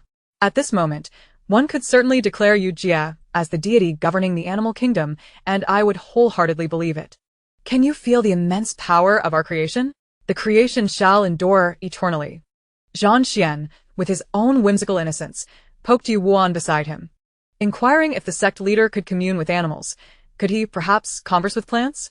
His thoughts were simple. As siblings, if your sister possessed such a gift, surely you would not lack in similar abilities. Yu Wuan's lips twitched. In their household, he was the sole anomaly, the only one capable of such transformations. He then pivoted his statement, admitting, however, I can indeed converse with plants to a certain extent. Zhang Xian, initially disheartened, felt his spirits lift at this revelation. Yu Wan continued, "The mimosa, upon seeing me, instantly becomes shy." The crowd responded, "Have you considered why it is called a sensitive plant?" Xue Xiao chimed in, "I too possess this ability. Succulents, upon my arrival, seem to wish to abandon their plant existence." The crowd gasped. "How do you know that?"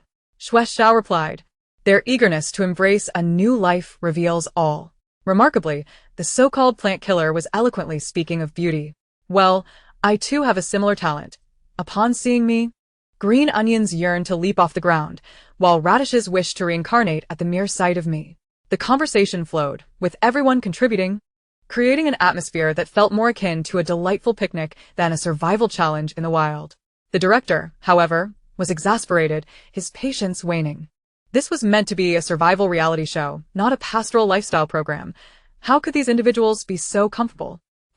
Yet, casting his gaze towards another group, he felt a sense of balance restored.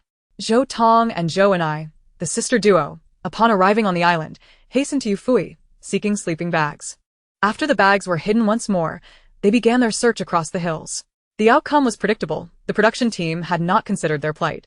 In areas laden with thorny trees or marshy terrain, even if they spotted them, retrieval was impossible. Even as dusk approached, they continued their search. Meanwhile, Chen Wanwan and Fu Wangyi found their relationship increasingly strained.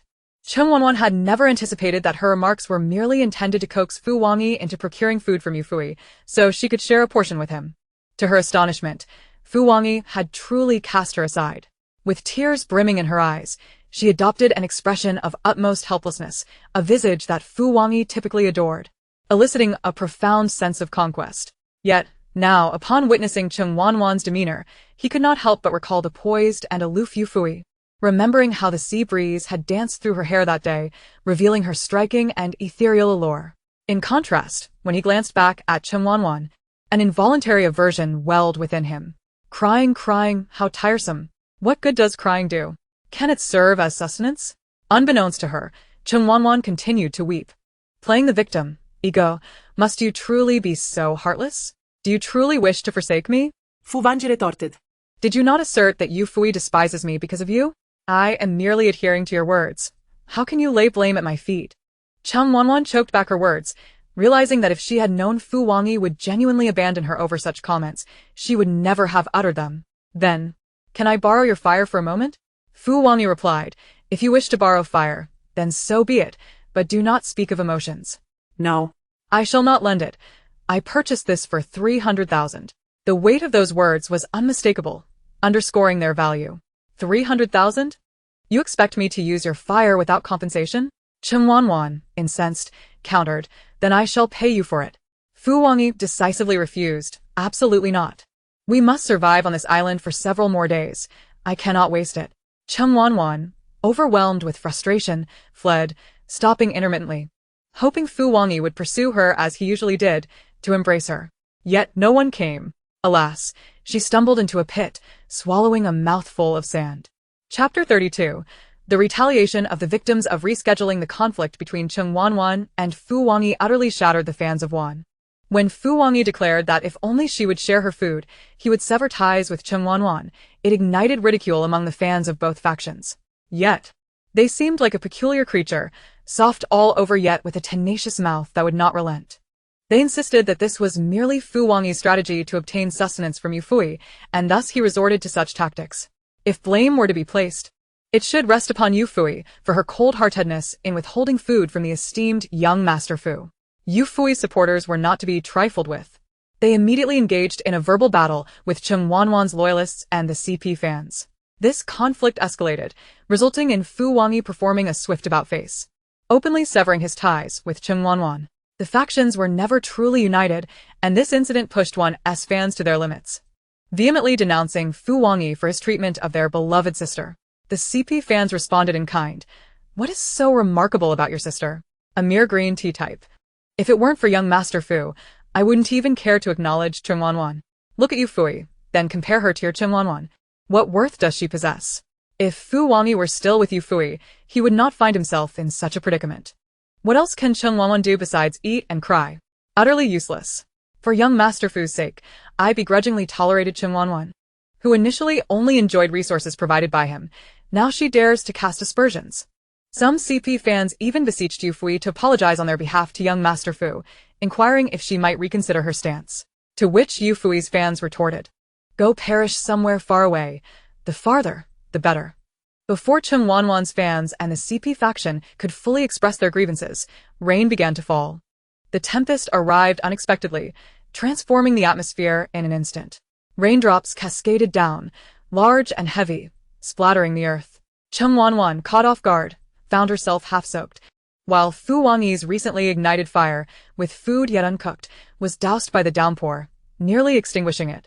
Zhou Tong and Zhou and I, having found neither sleeping bags nor food, were already in a foul mood, and the sudden rain broke their resolve, prompting them to weep openly.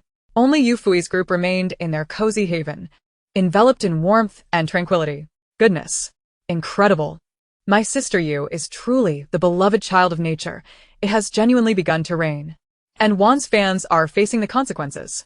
The fans of Wan are the most resilient humans I have ever encountered. They are not to be trifled with. The fans of Wan can hardly be recognized as human anymore. One wonders if they will still dare to criticize Yufuyi in the future.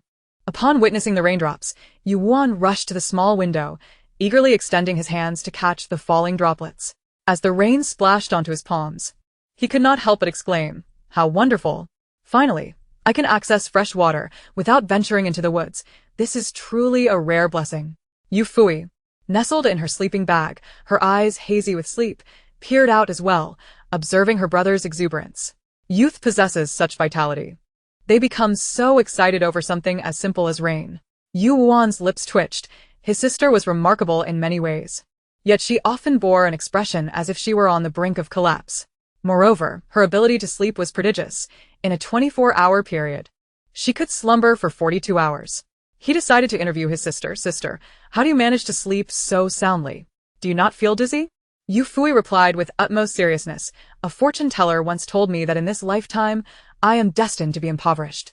"And so?" he retorted. "What does that have to do with your sleeping habits?" The others turned to Yufuyi, eager to hear her next astonishing declaration. "I wish to see if I can sleep myself into oblivion. Perhaps the next time I awaken, I will have embarked on a life of wealth and prosperity." Buffed. "Yufuyi, you mustn't be so outrageous," Xue Xiao remarked. "He only said that in this lifetime you lack fortune.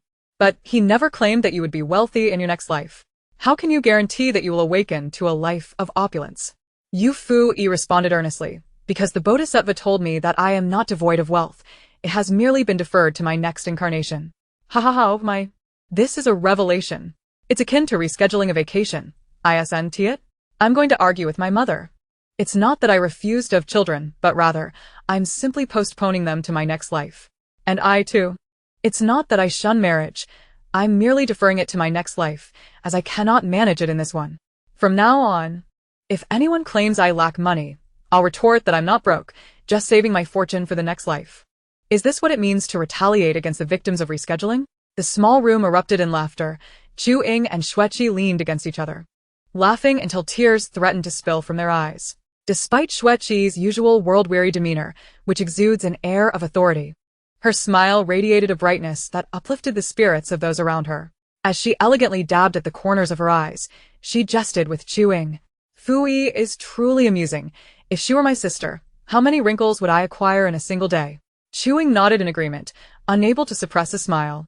Although Fu Yi's statements appeared nonsensical at first glance, upon reflection, they bore an oddly profound logic. She couldn't help but imagine how joyful she would be as a cheerful sister, contrasting sharply with her own brother, who is rather lackluster. Receiving a disapproving glance from his sister, Chu He queried, "What did I do to deserve this? How did I get caught in the crossfire?" Zhang Xian's eyes sparkled with admiration. Her master was indeed astute. She nudged Zhang Zhiga beside her, who met her gaze just in time to hear his sister proclaim, "Brother, if Mom and Dad ever say we aren't cheerful, we can simply explain that we're not lacking in cheerfulness. We've merely rescheduled it for our next life, right?" The small space was not particularly large, and since Xian Ti lowered her voice, the others overheard her words. They couldn't help but laugh. Zhang Xian was thoroughly led astray by Fu Yi's whimsical logic. Between aloofness and absurdity, all it takes is a Yufuyi. However, Zhang Zhigo was different. He embodied the essence of a true hard man, his expression unyielding. Even during interviews, he maintained a stern demeanor, often leaving reporters speechless. For instance, when one reporter inquired about the origin of his name, Jean Gigot replied, "My father chose it." The reporter was momentarily dumbfounded, realizing that he was referring to his family, but they meant to ask about its significance. Regaining composure, the reporter quickly clarified, "I meant, what does it signify?" Jean Gigot responded, "The literal meaning."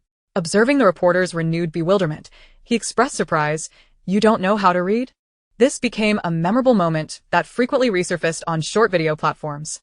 As they were all part of the entertainment industry, they often scrolled through short videos, familiar with this famous scene. Thus, Chu Ying and Xueqi huddled together, while Chu He and Yu Wuan sat by the window. Facing Yufuyi and Xuexiao, their ears perked up, eager to see how the stoic Jean Gigot would respond to his sister's ridiculous statement. Would he, too, leave her speechless as he did with reporters? Chapter 33. Deferring cheerfulness to the previous life after a prolonged silence. The attention of the group shifted to Jean Gigi's face. Noticing his serious expression, they sensed he was genuinely contemplating the matter. Everyone thought, no way. He can't be seriously considering its feasibility, can he? Upon hearing his response, they collectively exhaled in relief. Jean Gigot remained the same stoic figure they knew. However, the next statement shattered their hopes. He remarked earnestly, "If we're to say it's been deferred to a previous life, we cannot say it's been postponed to the next." Huh? So when you say it's not feasible, you don't mean that it's an invalid statement, but rather, it must be changed from the next life to the previous one? Didn't you find this absurd notion quite incompatible with your cold demeanor? As the group stood in shock, only Zhang Xian appeared enlightened, right? It must be referred to as the previous life, not the next. Is there truly a distinction? Aren't they both matters of this life that we wish to avoid? Did the two siblings choose to phrase it as the previous life for some special significance? Seeing her clueless brother, Yufuyi kindly explained that their intent was to imply that perhaps they wouldn't desire to be cheerful in the next life either. Xuexiao quietly added, "Having been cheerful in the previous life, we needn't be in this life or the next." Could it be interpreted this way? The group was momentarily at a loss for words, unsure whether to be astonished by Jean Gigot's unexpected acceptance of such absurdity or to marvel at the siblings' meticulousness. Jean Gigot's fans were equally amused. "I've long known that Gigot isn't fond of laughter, but I never expected such disdain to this extent. I'm laughing to tears. All right, everyone, let us stop pressuring Gigot to laugh. He has already laughed in his previous life." Thinking of Gigot's introduction on the variety show makes me chuckle. While laughter echoed in one corner, another group faced less fortunate circumstances. Zhou Tong and Zhou Enai, weary and soaked by the downpour, resembled lost souls. Zhou Enai, unaccustomed to such hardship, angrily shook off Zhou Tong's hand, berating, "How can you call yourself an elder sister when you can't even take care of your own sister? You're utterly useless. I should never have come with you." Zhou Tong's expression darkened. Did she beg her to join? She had made it clear that the director of this variety show had the strictest demands. Survival was survival, and there would be no leniency. Yet Zhou and I wouldn't believe it, after seeing Yufuyi so relaxed on the live stream. She assumed she too could effortlessly acquire food and win over the audience, achieving instant fame. With inflated pride, Zhou and I believe herself no less capable than Yufuyi. Having begged to join her, she even went to their parents to complain, claiming that Zhou Tong refused to take her along out of jealousy. Their parents, ever biased, disregarded Zhou Tong's words and instead reinforced Zhou and I's accusations of jealousy. They admonished her, "Bringing your sister along was a decision made by your mother and me. If you have any grievances, address them to us. Your sister may be a bit headstrong, but she is your sister, and as the elder sister, you ought to be accommodating. If you harbor ill will towards her, you can find your own place to live." Recalling her parents' warning, Zhou Tong patiently replied, "Sister, pointing fingers at each other is futile. What matters now is finding shelter from the rain. I don't mind, but you've always been pampered. Getting sick from the rain wouldn't be good. I don't mind, you've always been pampered." While others might interpret this as a subtle jab, Zhou and I didn't feel that way. In her mind, she was indeed more precious than Zhou Tong. Zhou Tong had only been brought back from the countryside after over a decade. How could she compare to someone raised in the big city? The other's words quelled her anger, and the sisters set off again. Fortune favored the determined. They unexpectedly stumbled upon a cave illuminated by flickering flames. Drenched and desperate, Zhou and I paid no heed to who might be inside the cave and rushed towards it. Upon entering, she locked eyes with Fu Wangyi, who was turning to check on the commotion. Despite being a scoundrel, Fu Wangyi's physical attributes were undeniably superior. His eyes sparkled like cold stars, and his tall frame exuded an oppressive presence, even while seated. Zhou and I instinctively took a step back. While she felt bold enough to approach Yufuyi for a sleeping bag, it was because she perceived her as a girl a few years her senior who would surely indulge her. However, Fu Wangyi radiated an aura that suggested he was not to be trifled with, and she couldn't afford to offend the Fu family. She swallowed hard and timidly asked, "Fu de Xiao, we have nowhere else to go. May we warm ourselves by your fire?" Zhou Tong was not surprised by her change in demeanor. Zhou and I had always been like this, bullying the weak and fearing the strong. Nevertheless, this was a matter of her own interests, and she wouldn't undermine her sister. Fu Wangyi's expression remained impassive. "Just because you have nowhere to go, does that mean I must take you in?" His words were harsh and aligned perfectly with his persona as the heir of the Fu family. Zhou and I was not filled with the anger and determination she usually felt when facing Yufuyi. Instead, she found that his words were not entirely unfounded. After all, he was the young master of the Fu family, inherently more distinguished than they were. A tinge of grievance washed over her, yet she dared not voice her dissent. Tears welled in her eyes. Turning to Zhou Tong, she shouted with a choked voice, "Have you gone mute? Is it your role to merely spectate? Is this how you fulfill your duties as an elder sister?" She had grown accustomed to being wronged everywhere, and regardless of the circumstances, she would vent all her frustrations on Zhou Tong. Zhou Tong's expression turned cold for just a brief moment. She too had become accustomed to being the emotional dumping ground in a family that favored others. Thus, she quickly regained her composure and calmly stated, "Master Fu, as long as you are willing to take us in, we can offer something in exchange." Fu Wangyi raised an eyebrow, intrigued. "Oh, as far as I know, you possess nothing." His gaze swept over Zhou Tong and Zhou and I's empty hands, the implication clear. Zhou Tong hesitated momentarily, but steadied herself, responding, "Just because we lack resources now does not mean we will always be without. We can share any food we find with you, and we are willing to gather firewood and fetch water. Many hands make light work. The more we do, the less you will have to." Fu Wangyi pondered for a moment.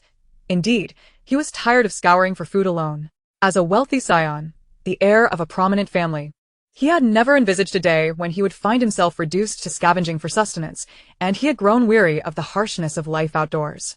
"Very well. Remember what you said today." The sisters had barely settled in when an unexpected visitor arrived at the cave. From afar, Cheng Wanwan spotted the flickering firelight. Instantly recognizing it to be Fu Wangyi's, it was he, besides Yufuyi and her group, who possessed a source of fire. Previously, when she had sought to borrow fire from Fu Wangyi, he had refused her. Although she felt angered, she believed that he had merely succumbed to Yufuyi's influence, leading him to be so unkind to her. If only she could engage him in conversation, once more, he would surely soften his stance. Chapter 34. Has your father never taught you a lesson? Determined, she could no longer contain herself upon seeing the Zhou sisters in the cave. Consumed by jealousy, she forgot to consult Fu Wangyi and strode inside, tears brimming in her eyes as she pointed an accusatory finger at Zhou and I, demanding, "Fu Wangyi, have you grown so heartless towards me because of them?" How infuriating! She had sought merely to borrow fire, and yet the Zhou sisters could share his company in the cave while she stood outside, drenched by the rain. What injustice! Zhou and I, not known for her patience, could not endure such accusations silently. She retorted, "What did you just say? Repeat that, and I swear I'll tear your mouth apart." Cheng Wanwan's facade of fragility was merely a ruse for moral blackmail. Now, Fueled by jealousy, and convinced that the Zhou sisters were vixens who had stolen Fu Wangyi away, she feared nothing. "You little wretch! What are you going to tear apart?" Cheng Wanwan roared. The cave erupted into chaos as the two clashed, hair being pulled and clothes tugged. Zhou and I's meticulously manicured nails were ruined by Cheng Wanwan, blood oozing from her wounds. Cheng Wanwan, having lost a handful of hair to Zhou and I's grasp, wept in despair. The onlookers were left in shock. What on earth is happening? My dog is tearing the house apart, but upon hearing the commotion, it stopped to join the spectacle. "Officer, I need to report a brawl. Is there any hope left for Cheng Wanwan's innocent persona?" The following day, the rain ceased. After sleeping from the previous day into the next, Yufuyi finally emerged as if resurrected from years of slumber, only to be startled awake by her brother, who, upon seeing her, exclaimed, "Sister, please, spare me. I'm your brother, your own flesh and blood."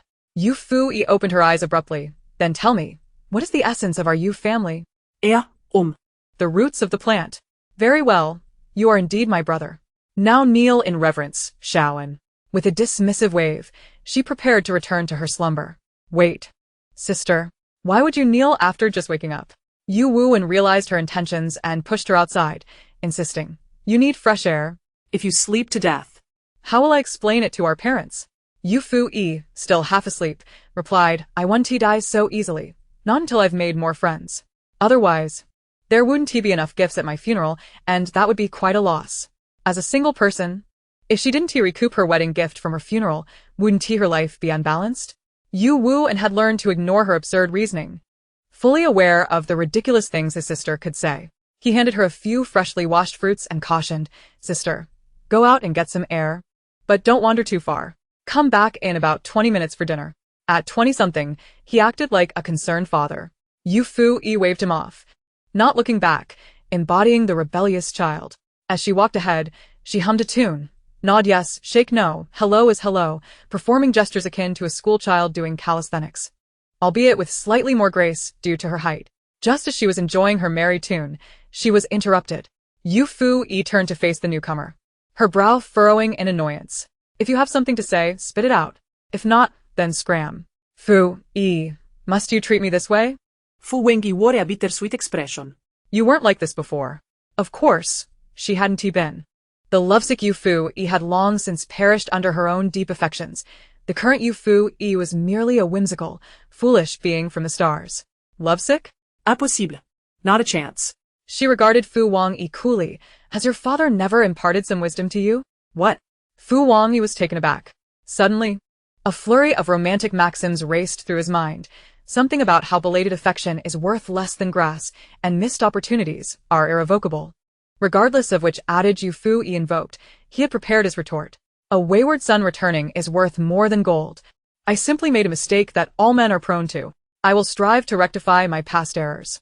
He was confident that he could win her back with his words. "However, do not obstruct my path, or you shall take flight." "What?" Fu Wangyi barely had time to comprehend her words before he felt a sharp pain in his leg, propelling him skyward. With a splash, he landed unceremoniously in a puddle formed by the previous day's rain. As he rose, certain areas of his anatomy were left in a rather unfortunate state. The fans of the couple were left disillusioned. Their admiration for Fu Wangyi and Cheng Wanwan stemmed primarily from his charisma, his ability to exude charm, coupled with his good looks and youth. This allure was what captivated them. The status conferred by his family was merely an added buff. His wealth was inaccessible to fans, and they could not enter the Fu family's enterprise. Yet, since arriving on the island, Fu Wangyi's sophistication had been methodically dismantled, culminating in this very moment. His dignity lay in tatters. Fans of the Fu and Cheng families were distraught, while Yufuyi's supporters reveled in triumph, jubilantly celebrating. Unbeknownst to her, Yufuyi was deep in thought, contemplating the feasibility of rolling back. Yes, the literal meaning of rolling back. "Xue Xiao," she turned and asked, "if there is a next life, what would you wish to be?" Having just kicked Fu Wangyi aside, she encountered Xue Xiao beneath a coconut tree. Xue Xiao cast her gaze at her, pondering the windmill. "Why?" "It can fan many people at once, and is fully automatic." A chuckle escaped her lips. "You simply don't want to exert any effort, do you?" Yufuyi stroked her chin. "So, do you know what I aspire to be?" "What?" Xue Xiao regarded her with earnestness. "A gust of wind." "What madness is this? Are you out of your mind?" Xue Xiao reasonably questioned his own assumptions, yet still played along. "What wind?" Yufuyi's smile brightened. "The very breeze that propels your windmill. Therefore, I can assist you in fanning others. But will you carry me back? I no longer wish to walk." It wasn't until the tangible weight on his back settled in that Xue Xiao felt a flicker of disbelief. His thoughts began to wander, memories blurring, and he could hardly recall what Yufuyi had said afterward. The only phrase that lingered was, "the breeze that propels your windmill." His ears flushed slightly, and his heart felt a bit numb. Behind him, she continued chattering, "In my next life, I want to be the early morning subway, so no one can catch up, and I'll sweep them away." Women's words can be deceptive. Just moments ago, she was proclaiming her desire to be his wind. Chapter 35. The tortoise and the hare race. Yufuyi felt somewhat guilty being carried on Shuexiao's back. After all, her weight was minimal, but her burdens were heavy. Shuexiao, I'm so sorry. Once we return, I'll start my diet. Shuexiao intended to reassure her that she was hardly heavy. But upon returning to the cottage and witnessing Yufuyi devour 10 oysters, a handful of clams, 5 fruits, 2 crabs, and 2 fish, the words lodged in his throat. Yu Wuan was astonished. Sister, didn't you say you were going to lose weight when you came in? Yufuyi, cracking open a crab, replied earnestly, indeed. I am a very disciplined person. Since I declared my intention to lose weight, I must continue to vocalize it. Chuckles erupted. Truly, my sister. One can never anticipate her next utterance. Yujia, just say you're undisciplined, haha. No issues, I'm resolute in my diet. I've made a commitment. ISNT weight loss a matter of fact. Dogemoji. You'll never keep pace with Yujia's thought process. Zhang Xian's eyes sparkled with admiration. After all, her master's words were imbued with wisdom. Suddenly, she grasped the concept. No wonder her mother always urged her to be cheerful. It wasn't merely a call for positivity, but rather a reflection of her mother's disciplined nature. When she said her daughter should be cheerful, she meant to assert it continuously. How misguided she had been regarding her mother in the past. In the future, whenever her mother expressed this sentiment, she would surely applaud her for her discipline. Meanwhile, Jean Ma remained blissfully unaware of the impending trials her daughter was about to face. By the time she realized her daughter had strayed from the path, it would be too late. Shuexiao happened to catch Zhang Xian's gaze, and an involuntary twitch played at the corner of his mouth. He sensed misfortune approaching. He cast a sympathetic glance at the stoic Zhang Jiga, pondering how this cold and composed individual would be transformed. The days drifted lazily, and Yu Wuan prohibited Yufuyi from falling asleep again, citing concerns that she might doze off and never awaken. Unable to refuse her brother's well-meaning request, Yufuyi, feeling rather bored, initiated a beach sports festival. Turtle. You must run. What is the matter with you? Rabbit, wait. This doesn't adhere to the tortoise and the hare narrative. Indeed, you heard correctly. In orchestrating this beach event, Yufuyi had specifically captured a small sea turtle. The little sea turtle was on the verge of tears. Could it be that you meant a tortoise, while I am a sea turtle? You can't even get the species right, and expect me to race. I am flabbergasted. In my lifetime, I never imagined witnessing the tortoise and the hare race. Isn't the species a bit off? Only Yujia could turn a leisurely day into a spectacle where even passing sea turtles get kicked around. The little rabbit, ears drooping in dismay, resolutely refused to hear anything. I cannot hear. I cannot hear. The rabbit from the fable had been shamed for countless years, and today it sought to redeem its honor. Thus, the first contest concluded with the little rabbit emerging victorious. Yufuyi, heartbroken as she patted the little sea turtle's back, lamented, "Oh, dear turtle, henceforth, your lineage may no longer be recorded in your family tree. Perhaps you should come home with me, otherwise, I fear you may be punished by your elders for failing to uphold your family's legacy." After all, Aesop's fable has used your tale as a reference for many years. You have now tarnished your family's name, and this is clearly not an issue that a mere reprimand can resolve. The little rabbit, overhearing, beamed with pride. It would return home and declare that the family tree commenced with its victory. Hey! It scurried to Yufuyi's feet, rubbing against her pant leg. Yufuyi understood its intent. Rewards were essential in competitions. Fortunately, she had prepared a fitting prize, and with a flourish, she produced a coconut larger than the rabbit's head. What do you think? Quite a splendid prize, isn't it? Big enough. Adults appreciate grand things. Magnanimous and refreshing. The little rabbit, upon seeing the enormous coconut, nearly fainted. It wanted to boast about its prize to its family, but how could it transport such a large coconut home? Would it roll it along with its feet? It was uncertain whether it would be the rabbit rolling the coconut or the coconut rolling the rabbit. Tears of despair threatened to spill. The commentary erupted in laughter. Ha ha, what on earth is this? What am I even watching? How can it be this absurd? From the moment Yujia procured the rabbit and turtle, I had a foreboding sense, but it turned out my instincts were conservative.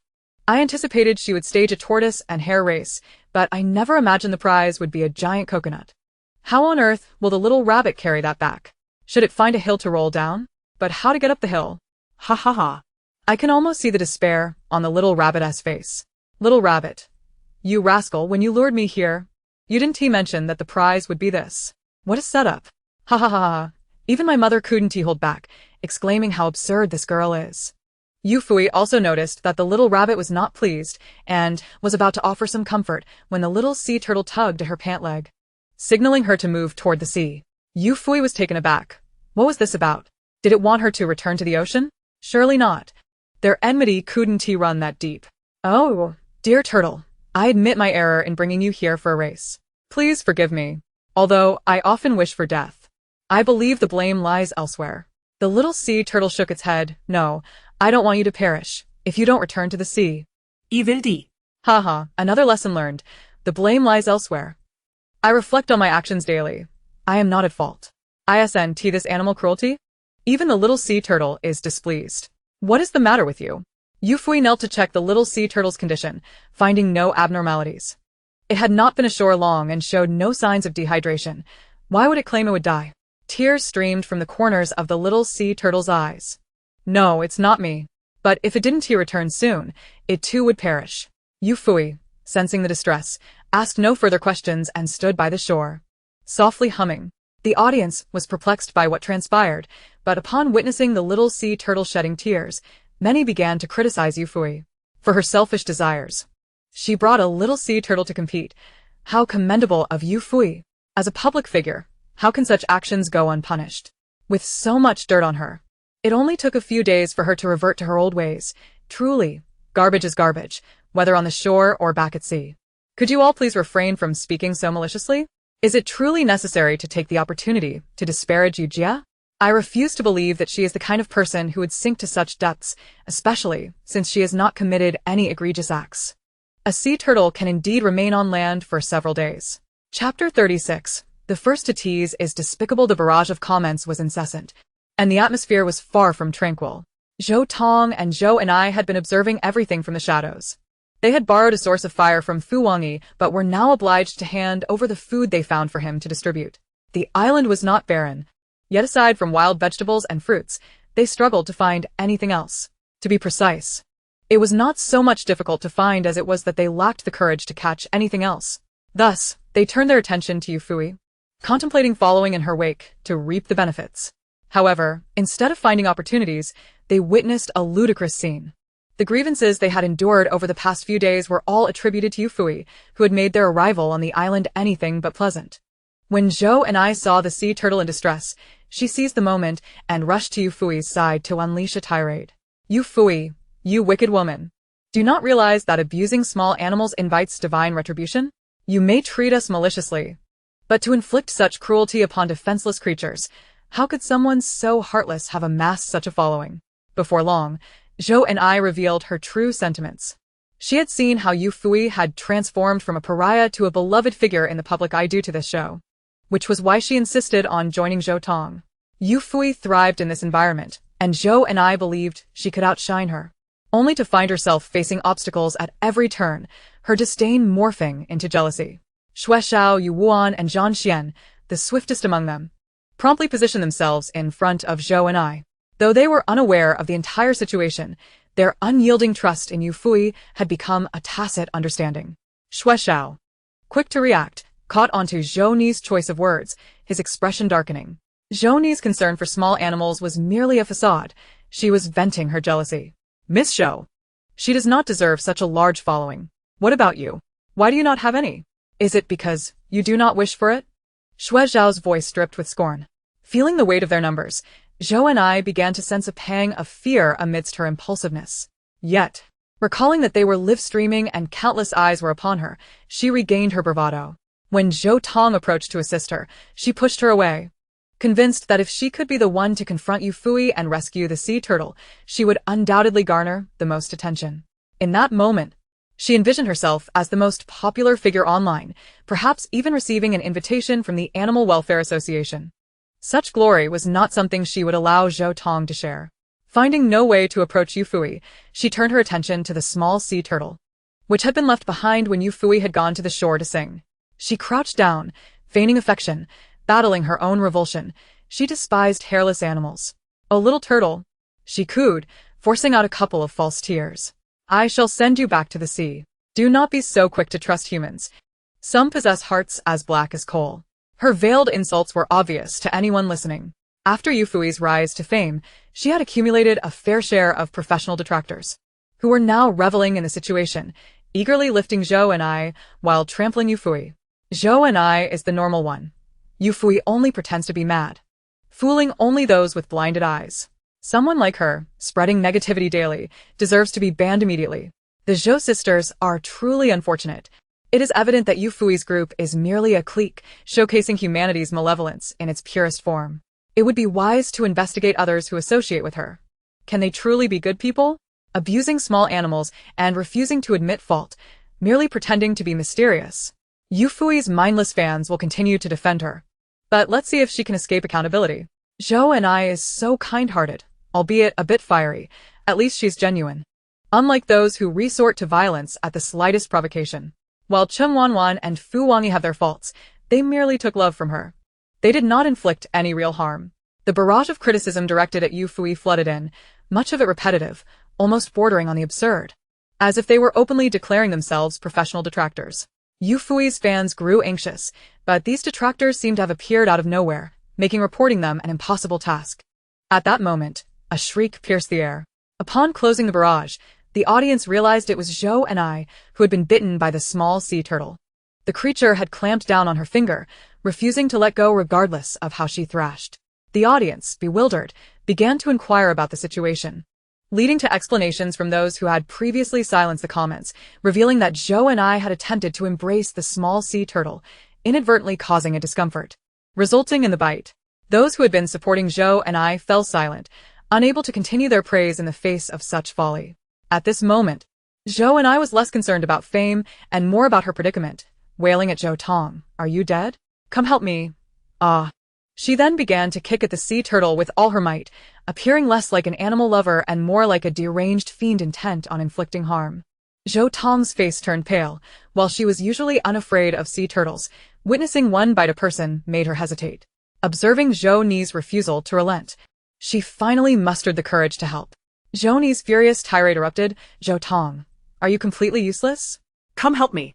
If you don't, I will make sure our parents cast you out of the Zhou family and send you back to your countryside."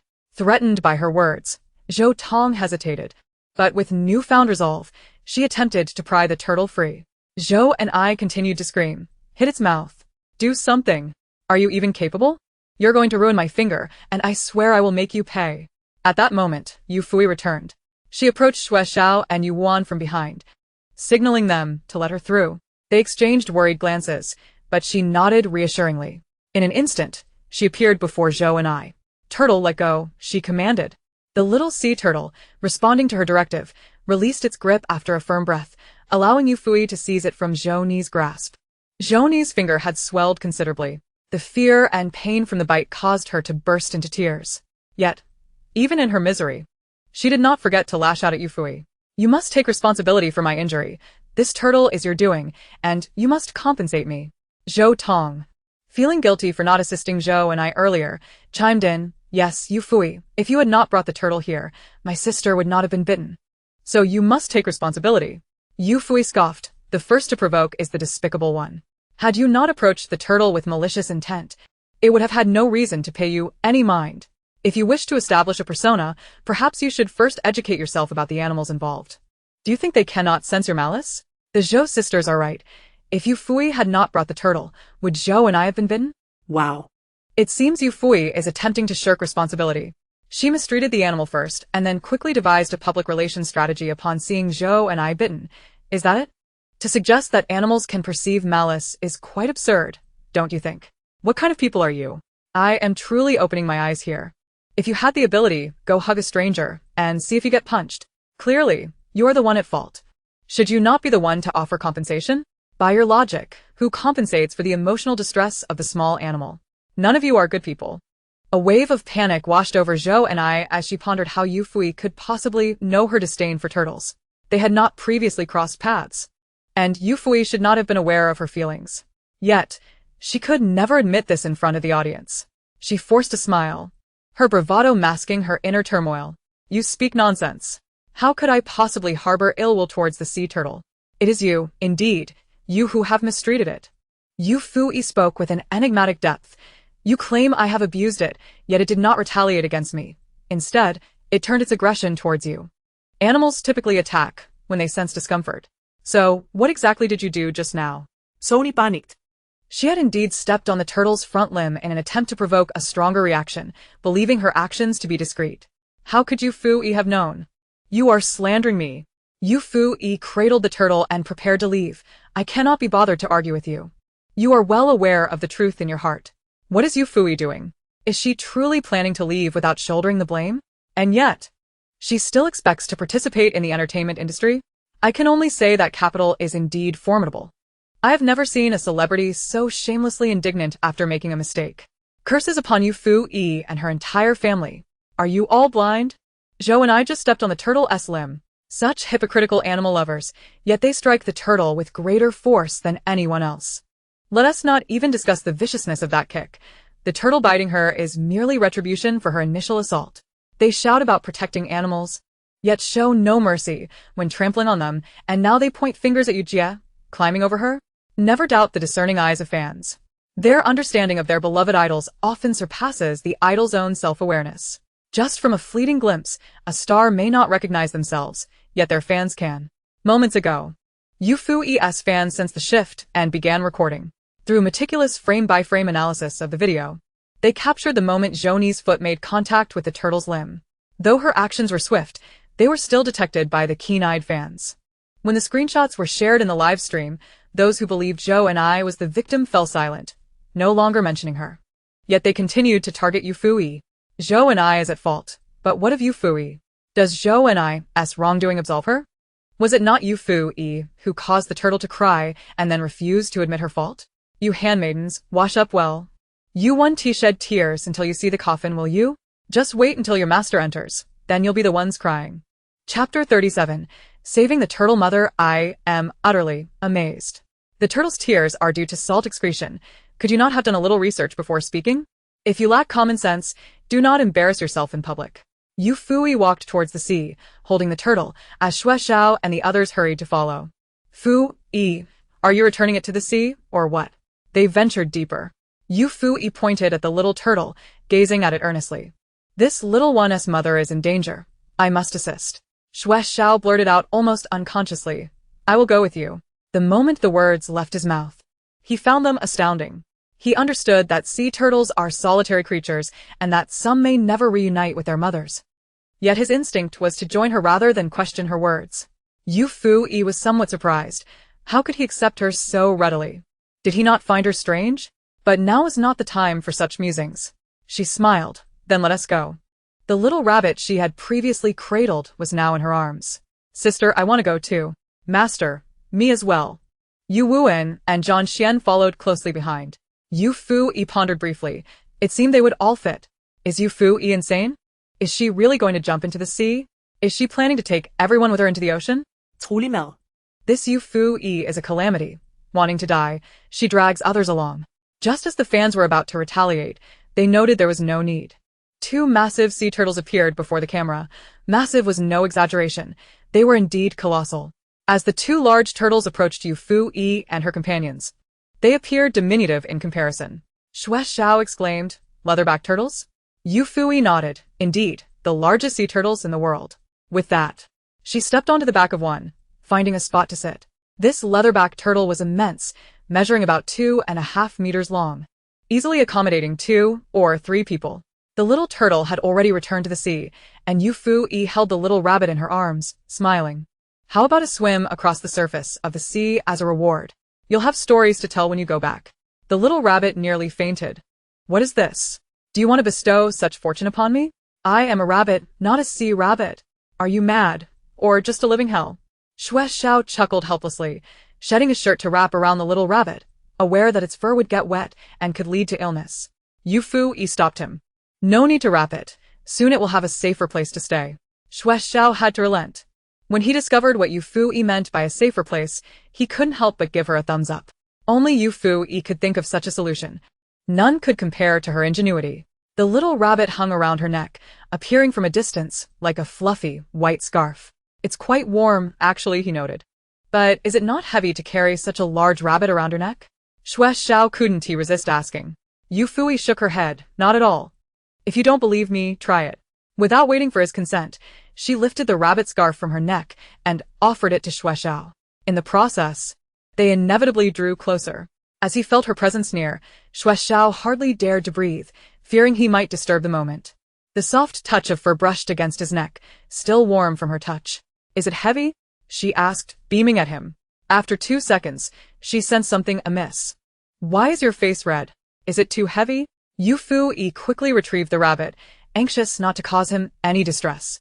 She weighed it in her hands, murmuring, It really isn't heavy. What is going on? Shuexiao wanted to explain but was at a loss for words. Should he say that his blush was not due to the rabbit's weight, but rather because she was too close? Both were equally mortifying. What was there to explain? Meanwhile, Yu Wu and Zhang Xian were on another leatherback turtle, approximately 10 meters apart from the other two. Initially, they felt a tinge of fear, as there were no railings or anything to hold onto. However, as they sensed the turtle's steady swimming, more stable than even an experienced sailor, their fears gradually dissipated. Zhang Xian, unusually excited, remarked, The vast ocean. No matter how composed one is, one cannot remain calm when faced with the sea. The expansive vista stirs something profound within. Truly indescribable. She began to chat more freely. Yu Wu then, have you ridden a sea turtle before? After all, he was the younger brother of the sect leader. He should be accustomed to such experiences. She thought wistfully, if only she were the sect leader's sister, she could hardly imagine the joy of having such an elder sibling. Yu Wu was perplexed. How had she arrived at that conclusion? He shook his head. I haven't ridden one. Zhang Xian found this hard to believe. Aren't you the sect leader's brother? Yu Wu frowned. Was it possible that he and his sister had not been particularly close until a month ago? Moreover, he was the first in their family to ride a sea turtle. Huh. My brothers haven't had the chance yet, he chuckled, but Zhang Xian eyed him suspiciously. Did you treat the sect leader poorly before?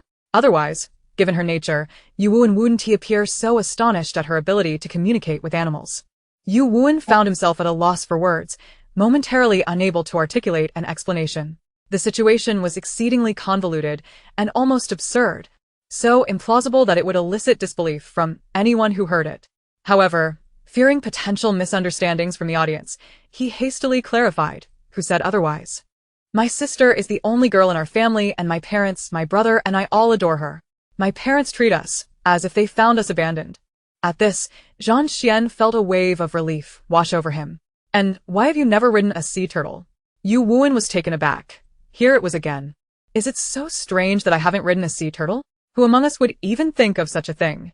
Indeed, who would even contemplate it? The problem is, even if one wished to, the sea turtle would not permit it, came the retort. After all, one is not a professional marine driver. Why would it carry you? If it doesn't bite you, that's already fortunate. Being bitten by a sea turtle while diving feels like a cruel joke. Is this turtle exhibiting a form of aesthetic discrimination? How is it that it listens so attentively to Yufuyi, obediently becoming a steed, while I merely passed by without any untoward actions and still ended up with a bite that drew blood? Come on. It's not like sea turtles or dolphins. What a ridiculous notion. Clearly, my sister Yu is capable of charming all creatures. This is eye-opening, after all these years. It's my first time witnessing someone ride a sea turtle. Even my retired father was left dumbfounded. Just how outrageous can you be, Yufuyi? You must enlighten me. My biology professor is questioning the very fabric of existence. Don't you all wonder if we can actually ride that sea turtle? I'm so eager to try it. Is there any way? Upstairs, that thought is rather criminal. That's a first-class protected species. But what on earth are they planning to do? Just sightseeing? Indeed. What was their purpose? The audience was perplexed, and even the director was at a loss. Initially, the director had anticipated some amusing antics from Yufuyi and her companions, but before anything could unfold, the revelation of Yufuyi riding a sea turtle utterly astounded him. Wasn't this his variety show? How had the narrative taken such an absurd turn right before his eyes, leaving him uncertain of what would transpire next? The thought was exhilarating. Before long, they finally reached their destination. The small sea turtle came to a halt, repeatedly glancing back at Yufuyi. She nodded, softly humming a tune, and moments later, a larger sea turtle came into view. Upon seeing the creature clearly, both the onlookers and the viewers at home were left with an unshakable sense of dread. Those with a fear of clusters nearly threw their phones away in shock. It was terrifying. This sea turtle was covered in barnacles, densely clustered to the point of inducing chills. Barnacles are often referred to as helpless delicacy, with gooseneck barnacles fetching exorbitant prices, sometimes upwards of 10,000 yuan per pound. Yet, these creatures are grotesque and possess an incredibly strong adhesive quality upon contact with any hard surface. They immediately latch on to parasitize. Humans can use their hands to harvest them, but once marine animals become infested, they cannot remove the barnacles from their bodies. Mature barnacles continue to reproduce and even secrete substances that attract new barnacles to invade. This leads to the unfortunate marine life becoming increasingly burdened until they can no longer swim and ultimately perish. Barnacles do more than just parasitize. They root themselves into the bodies of marine creatures, causing unbearable pain and itching. Whales sometimes leap from the ocean only to crash back down or collide with passing ships in a desperate attempt to dislodge the barnacles clinging to them. My goodness. My scalp is crawling. What on earth is this abomination? Those with a fear of clusters are truly going to lose their minds. What are you all panicking about? That sea turtle is the one truly in distress. If those barnacles aren't removed soon, it will surely meet its demise. Upon seeing the sea turtle, Yufuyi shuddered involuntarily. It was truly horrifying. How much pain must this turtle be enduring? She approached the mother turtle, gently pulling it closer, and tenderly patted its head, whispering, "It might hurt a bit, but bear with me." The mother turtle raised its head, indicating that it was ready for her to proceed, as it preferred the discomfort of removal over the agony of having those parasites clinging to it. Chapter 38. Huh? Who are you? For most people, without the right tools, it is exceedingly difficult to remove barnacles from an animal's body. However, Yufuyi required no such implements. With her strength, toppling 10 men of 6 feet tall was akin to playing with sandbags. Yet this mother turtle was completely covered in these vile creatures. Even its head was not spared. To remove them recklessly would likely inflict unbearable pain. After a moment's contemplation, Yufuyi gently placed one hand on the mother turtle's head, closed her eyes, and began softly humming an unusual melody, her mental energy radiating outward. The audience, who had been horrified by the sight of the barnacle-covered mother turtle, felt a surge of empathy for its plight, wishing desperately to reach through their screens and assist in removing the tormenting creatures. Alas, they could only imagine such actions. They were powerless to intervene. Yet, Yufuyi was right there on the scene, yet she remained still, causing great anxiety among the viewers. What is Yufuyi doing? Didn't she say she was here to help? Hurry up and remove those barnacles. I'm losing my patience. Can't she hurry up? Singing at a time like this? What is she doing? What is she pretending to be, some kind of witch? Does she think singing will solve the problem? Get moving already. Wait. Quiet down. Look at the mother turtle. As their attention shifted back to the mother turtle, the viewers began to notice something unusual. The mother turtle, which had previously appeared tormented, had now closed its eyes. Though expressionless, it exuded an aura of tranquility. Its entire body relaxed as if under the influence of anesthesia. At that moment, Yufuyi sprang into action. She suddenly opened her eyes, her fingers forming a pointed shape as she aimed at the barnacles she intended to remove. With a swift motion, her fingers split apart like scissors, curving and closing, and in an instant, the barnacles were extracted, as if they were nails being pulled from wood. The movement was both rapid and deft. The mother turtle, eyes still closed, felt a fleeting pang of pain and instinctively flinched, but it quickly returned to its state of relaxation. Wait, is it just my imagination? Or does it seem like Yufuyi is anesthetizing it? Should I consider seeing a psychiatrist? With my 52-degree vision, I caught the brief shudder of the mother turtle, which means Yufuyi's humming wasn't mere theatrics. She was providing psychological relief. Oh dear, perhaps I should check in with a neurologist as well. What are you talking about? I'm a Taoist.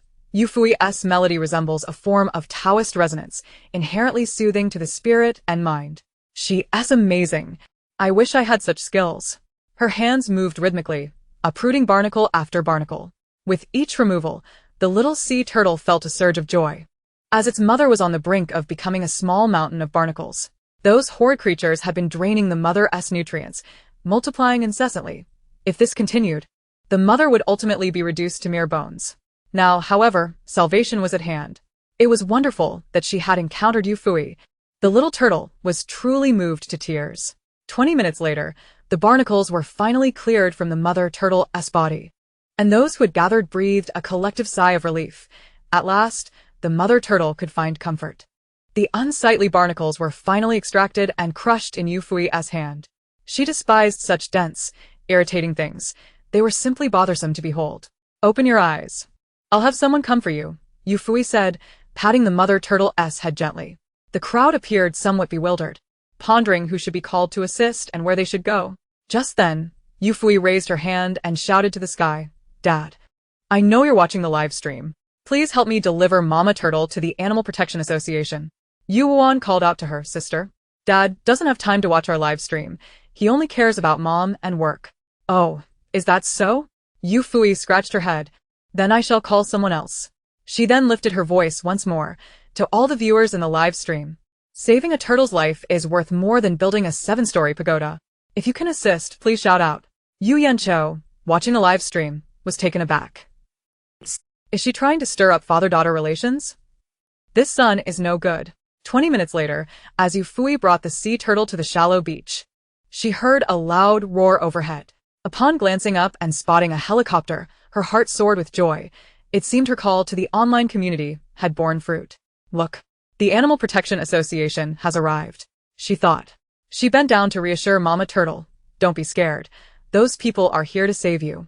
You'll be just fine once you get there." After calming Mama Turtle, she dashed towards the beach, and as she approached the helicopter, a somewhat familiar figure came into view. The newcomer was tall, approximately 6 feet tall, with meticulously styled hair that was tousled by the sea breeze, a few stray bangs dancing across his forehead. Embodying a cold, yet chaotic beauty, the comments section erupted. "Who is this? I need to know everything about this man in 1 minute. He must be a member of the Animal Protection Association. Wow, he's so handsome.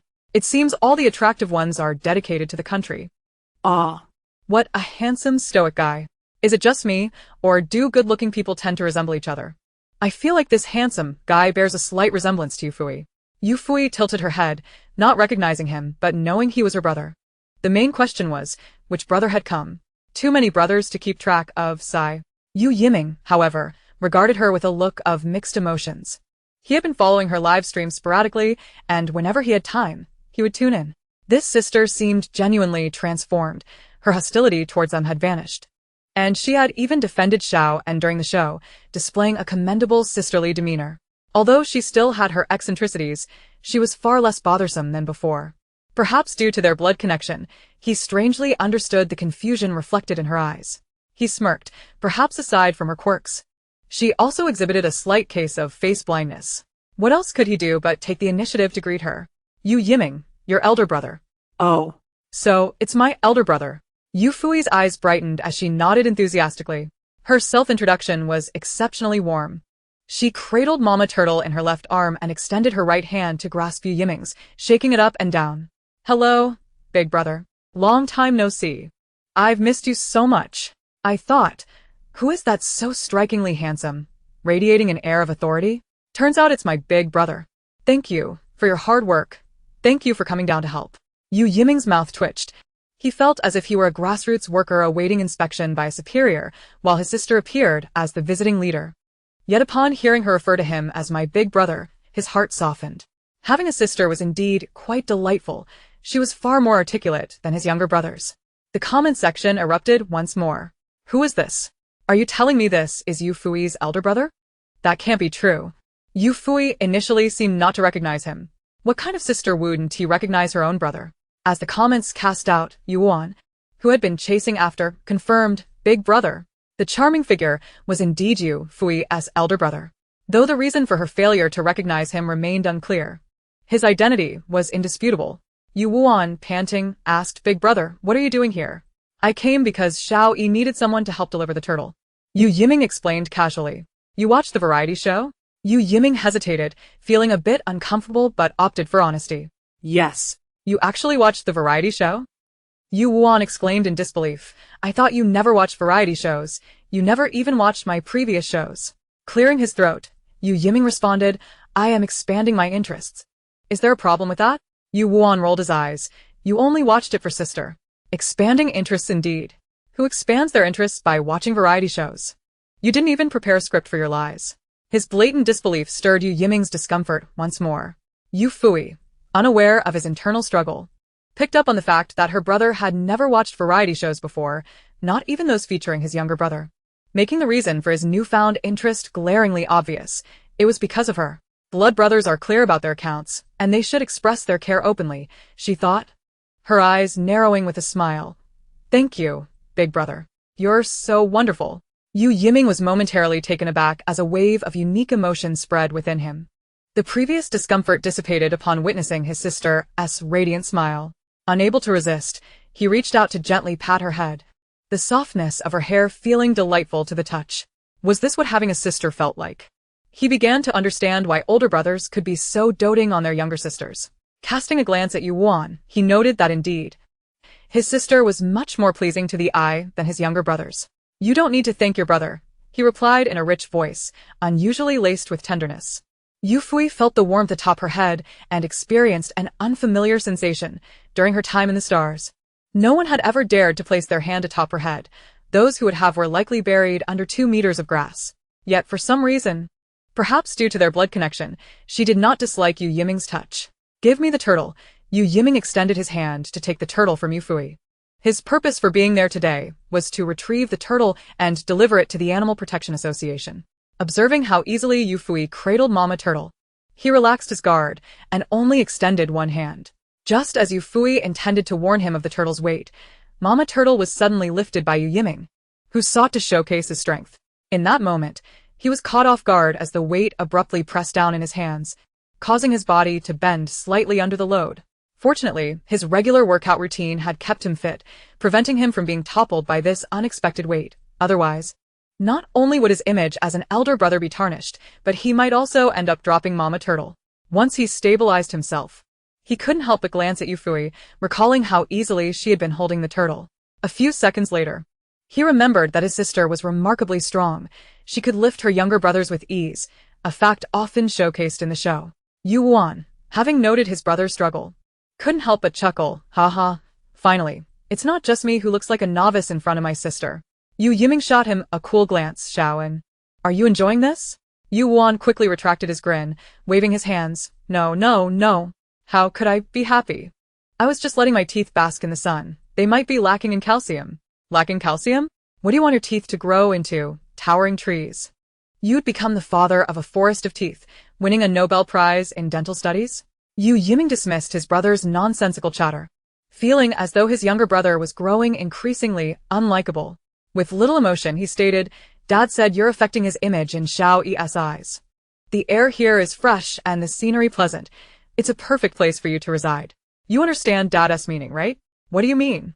Was he saying he shouldn't return home? No. How had he affected Dad's image? He had never spoken ill of Dad, nor had he mentioned him very often. Wait. Could it be because of what he just said about Dad never watching variety shows? Was there anything wrong with that? After all, Dad never did watch them. Realization dawned on Yuan as he widened his eyes. Brother, are you implying that Dad is watching this variety show too? What do you think? Father sent me here. As for Yu Yiming's heart-wrenching actions, I happened to be abroad on a business trip. Had it not been for the distance, I might have returned promptly. Father would have come himself. Yuan stepped back 2 paces, clutching his chest. His heart colder than if he had spent a decade at Darren for skinning fish. In the past, his family never watched his variety shows. Only Mother did. In his lofty, aloof gaze, there was only his mother's father, who only ever watched the Spring Festival Gala and the idol dramas his mother was currently following. Yuan felt aggrieved. And after listening for a while, Yufuyi finally understood. Both father and brother had never watched variety shows, not even those featuring the youngest brother. So, what could possibly draw them to watch this time? Naturally, it was all because of her. Furthermore, Father initially intended to come himself, but entrusted the task to the elder brother due to concerns about the distance, delaying assistance. Father truly is wonderful. Yufuyi looked up to the sky and shouted, Father, thank you. You are the best dad in the world. She waved her hands, forming a heart shape above her head amidst the sea breeze, her smile radiant and warm. Meanwhile, watching the live broadcast, Yu Yanshou tugged at Secretary Zhang's arm, exclaiming, Did you hear that? Did you hear? My daughter just declared I'm the best dad in the world, and she even made a heart for me. Secretary Zhang, utterly exasperated, had indeed heard. How could he not? In the president's office, the tea room, the company cafeteria, Every screen blared with the young lady's voice. The screen in the tea room had only been installed after the young lady participated in the variety show. Now, the entire company was aware of her involvement, and no one was oblivious to the fact that the big boss was a doting father. Even his position as a senior secretary had morphed into monitoring the variety show daily to ensure no unexpected incidents arose. Yu Yancho, you are also the best daughter in the world. After his excitement, Yu Yancho immediately released Secretary Zhang and flooded the live stream with 10 enormous rockets, causing the comments to stall for several seconds as his bold message continued to scroll. The audience in the live room was envious. Was that just Yufuyi's father? She is so fortunate. Even knowing she can't see the comments, her father still responded to her. I'm in tears. I wish I had such a supportive father. Count me in. I want a father like that. Mine only tells me I'm a failure. My parents criticize everything I buy for them. I envy Yufuyi so much. Wait a minute, I think I've seen the name Yu Yancho before, and Yu Yiming sounds familiar too. How could it not be familiar? Yu Yiming is a young entrepreneur from Lanbo Bay. If that achievement sounds too obscure, let me rephrase. He is the domineering CEO of a novel. Now do you get it? Oh my, I just searched the keywords. And Yu Yancho is indeed a legitimate businessman, a true executive. I'm even more envious now. My father is never busy and dismisses me, while her father, despite his bustling career, still finds time to provide emotional support. Cheng Jiaoyi perused the comments, her heartache more profound than that of the viewers. She had only stumbled upon the stream by chance. 3 days prior, she overheard her parents on the phone with her uncle, discussing adopting her younger cousin to inherit the Cheng family business. She knew her parents were desperate for a son. Previously, she thought that if she worked hard enough, her parents would notice her. However, after Yufuyi's mockery, she gained some clarity. The adoption matter left her feeling cold. She had questioned them, but her parents dismissed her, saying she didn't understand that she would eventually marry out and that daughters were inherently less significant. Was all her effort over the years so trivial? Feeling disheartened, she decided to check on how Yufuyi, who had mocked her, was faring. The outcome was evident. Yufuyi seemed unexpectedly happy. Both were entrepreneurs, yet Yufuyi's father watched her live streams and fulfilled her every request, while her own father only praised her abilities and lamented that she wasn't a son. Well, it was time for her to awaken fully.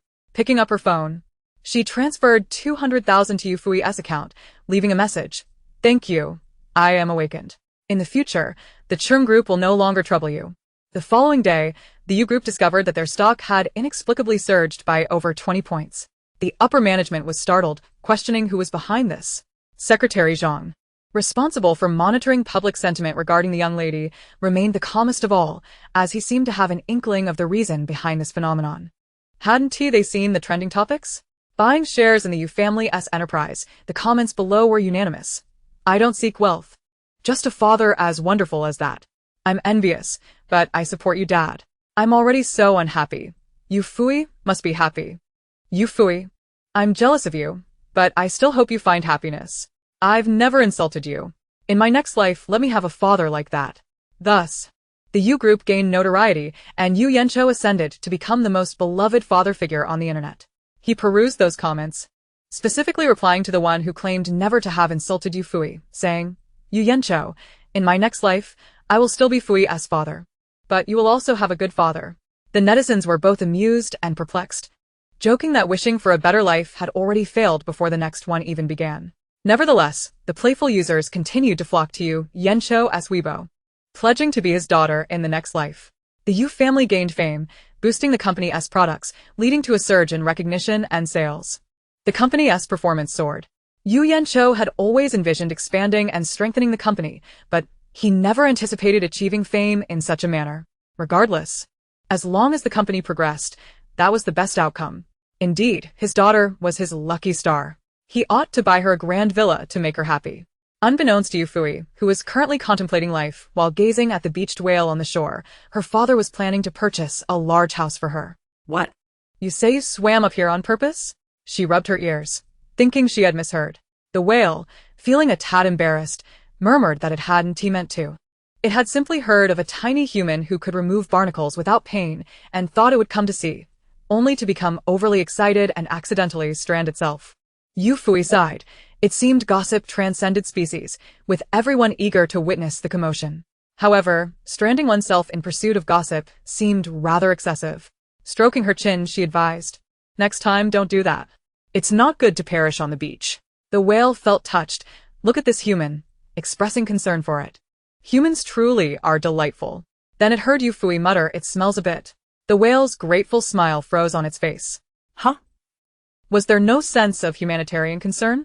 Whimpering, it added, "I didn't come purely for gossip. My friend is suffering from barnacles. Could you please come and help?" The whale raised its head, for its purpose today extended beyond mere curiosity. It sought the assistance of this remarkable human. Due to the slower swimming speed of humpback whales compared to orcas, they couldn't evade barnacles as the latter could, suffering under the relentless parasite that voraciously consumed their nutrients. Yufuyi nodded. This made sense. Otherwise, it would be quite foolish to strand oneself just for gossip. Whales are intelligent creatures. Helping your friend is certainly no issue, but how will you return? The humpback whale clapped its fins, saying, "Oh, that's easy. I can just call it over." Yufuyi. Before long, another humpback whale appeared on the beach. It seems that you are the one who will lead to my downfall." Yufuyi felt a frantic pulse at her temple as she glanced at the newly arrived humpback whale. No wonder it is said that where there are hidden dragons, there will also be phoenix chicks. You truly do not fear being a liability.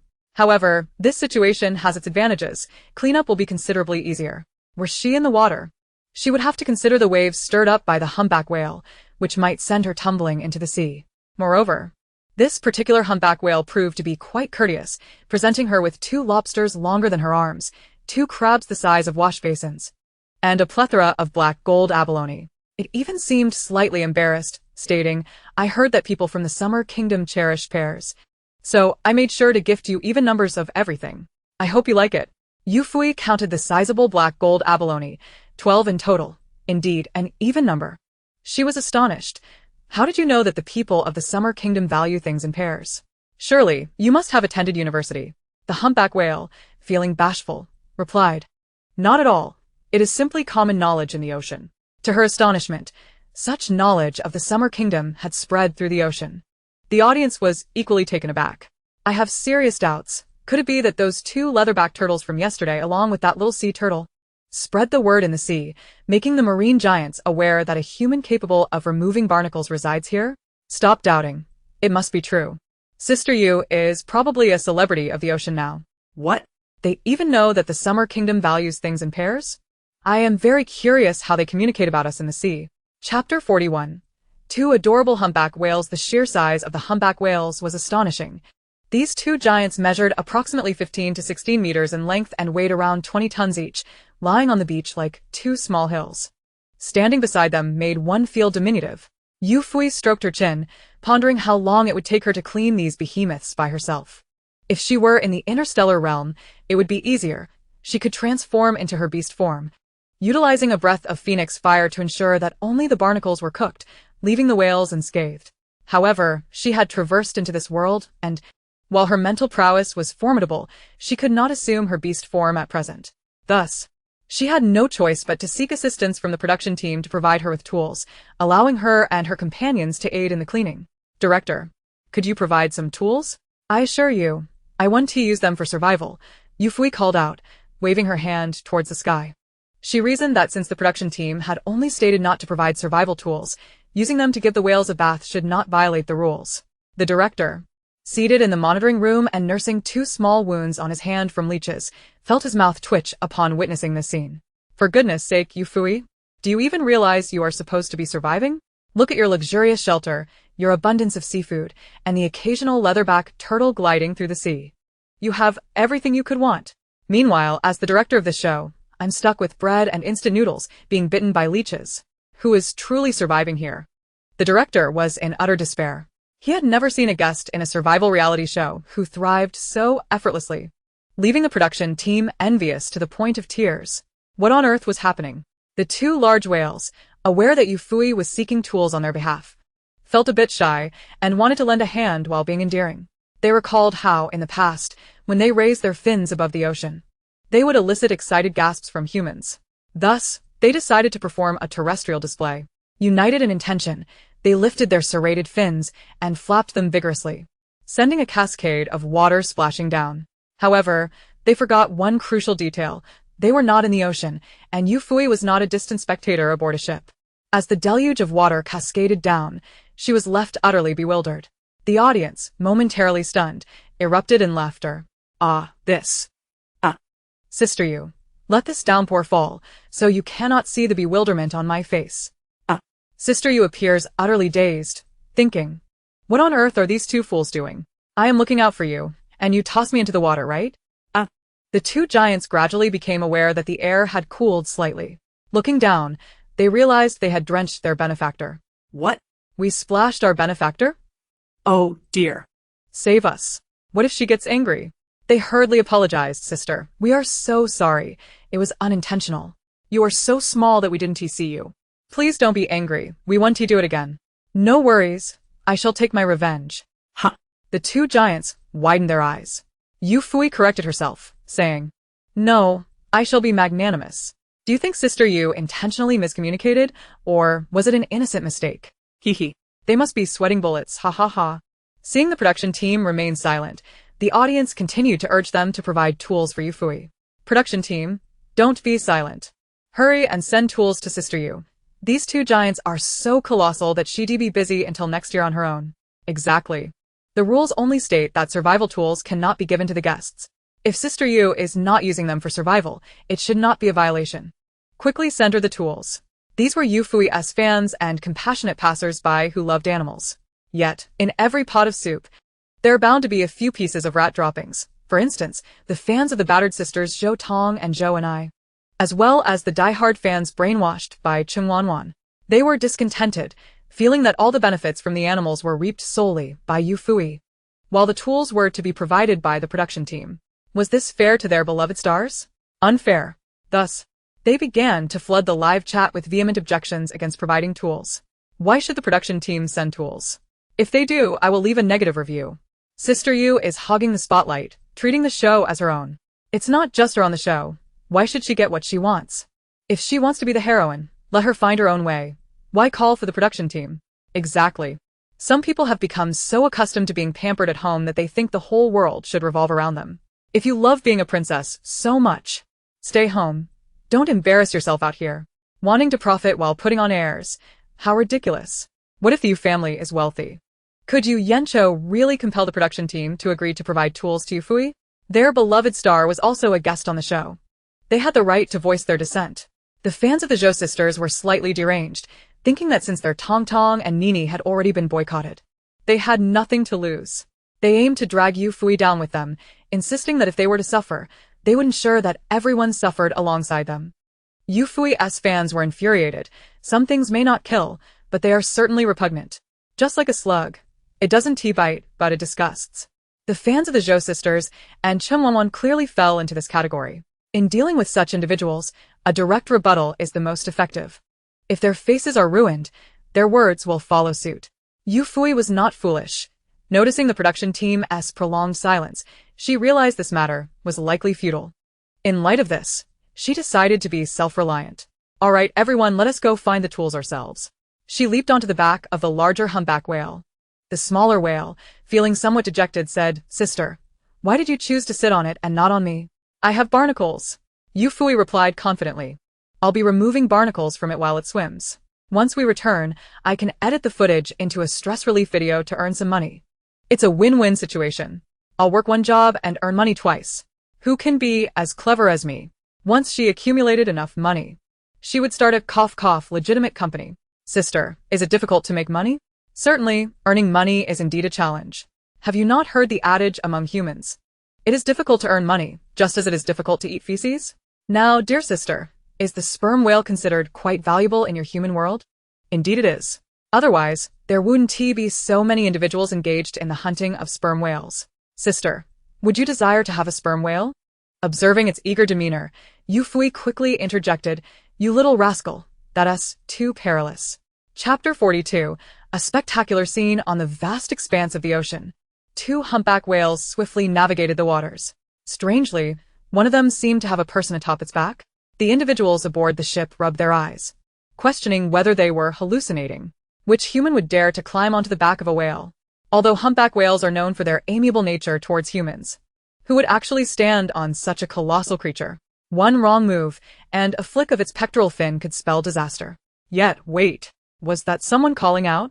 Fu Wenqi blinked, and indeed, he saw a figure on the back of the swiftly approaching humpback whale, waving their hand.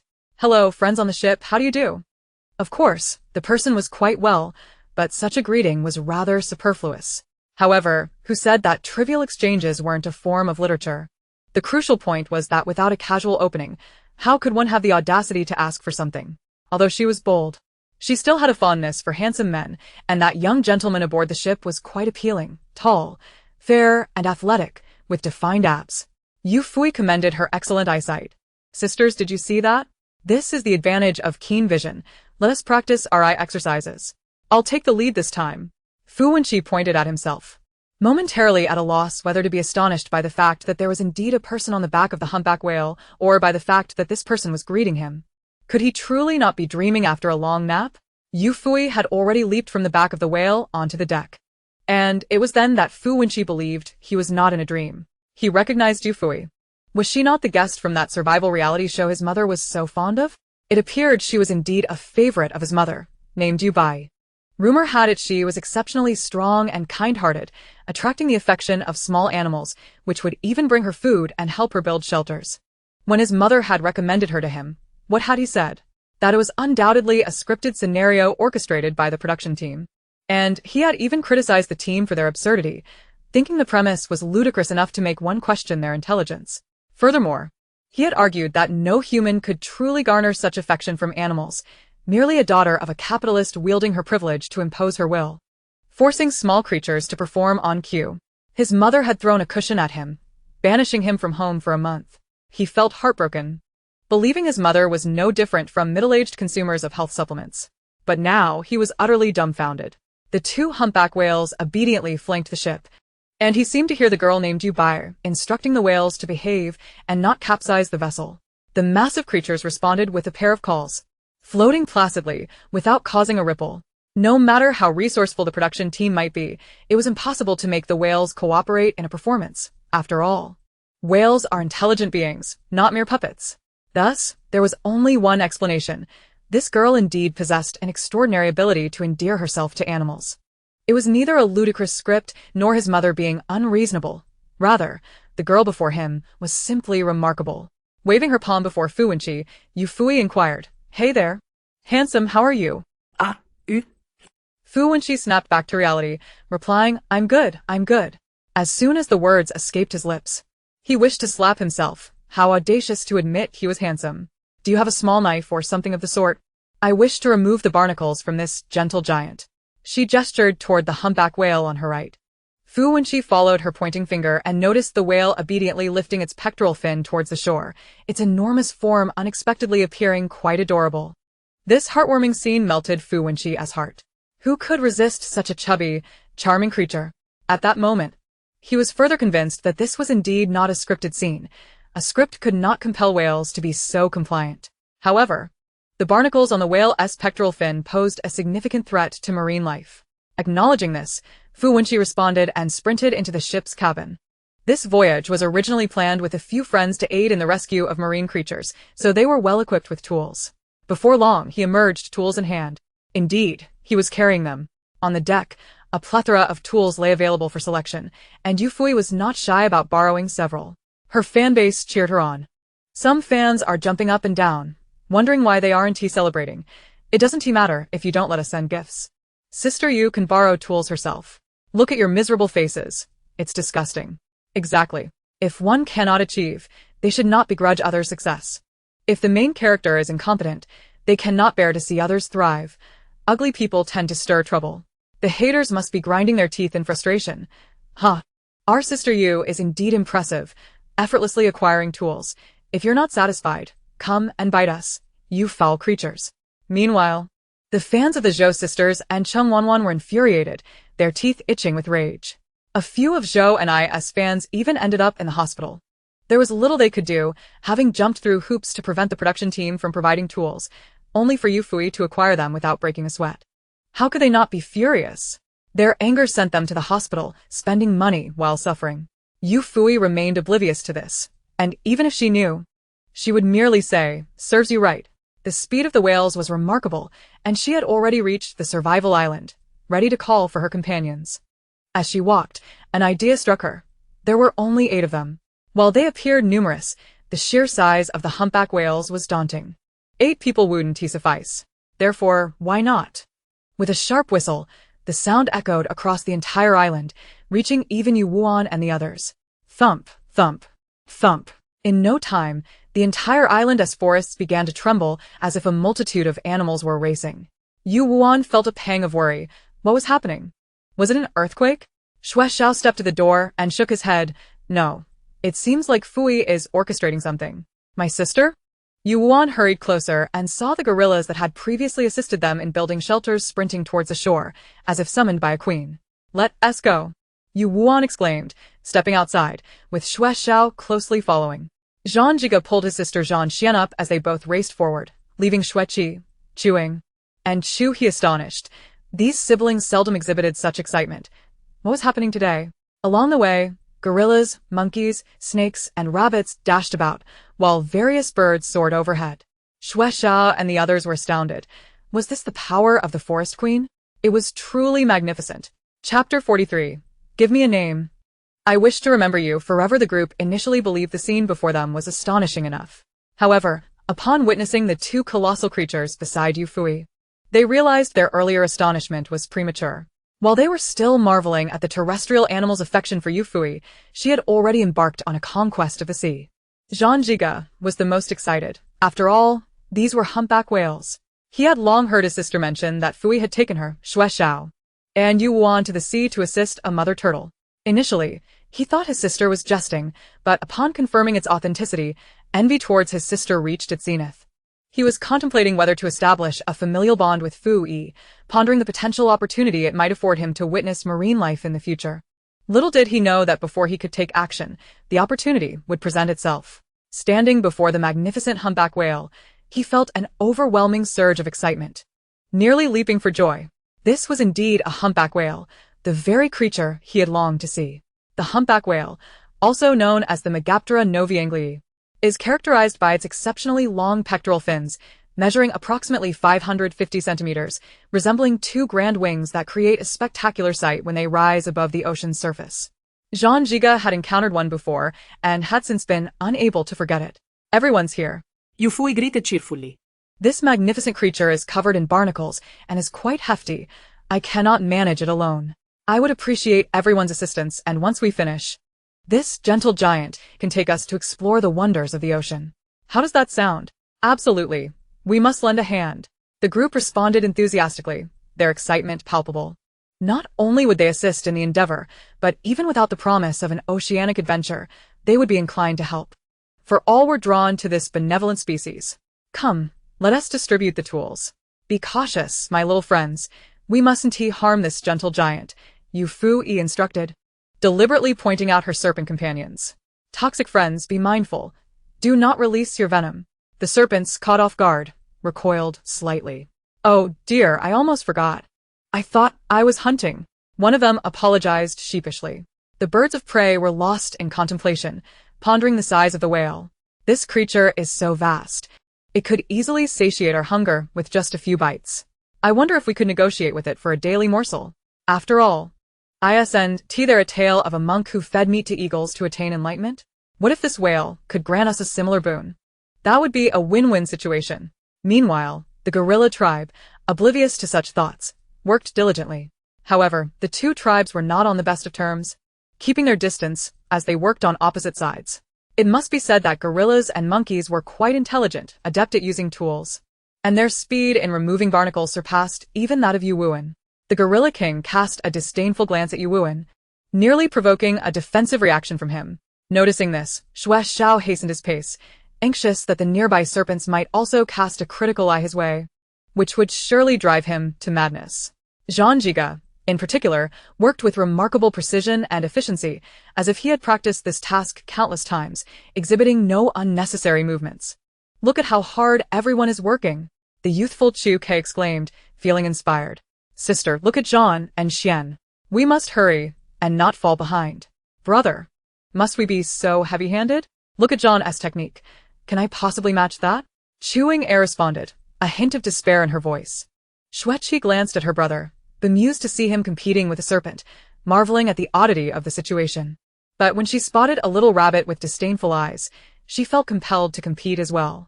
I cannot let a rabbit outshine me.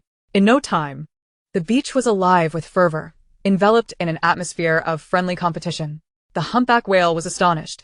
It had only heard tales of humans aiding them in barnacle removal, but now it witnessed land creatures willingly offering their assistance. How extraordinarily friendly. Could it be that this kindness stems not from mere whim, but rather from the prowess of Sister Fu-yi? Queried one humpback whale. Indeed, Sister Fu-yi is exceptional. Both humans and small creatures adore her, replied the other. Their exchange was overheard by Yufuyi, who thought to herself that they were too naive. Not all humans adored her. There were those who disapproved of her yet felt powerless to oppose her. What a spectacle! For a moment, I cannot discern whether I am watching a nature documentary or a survival show, one observer mused. Is Sister Yu truly human?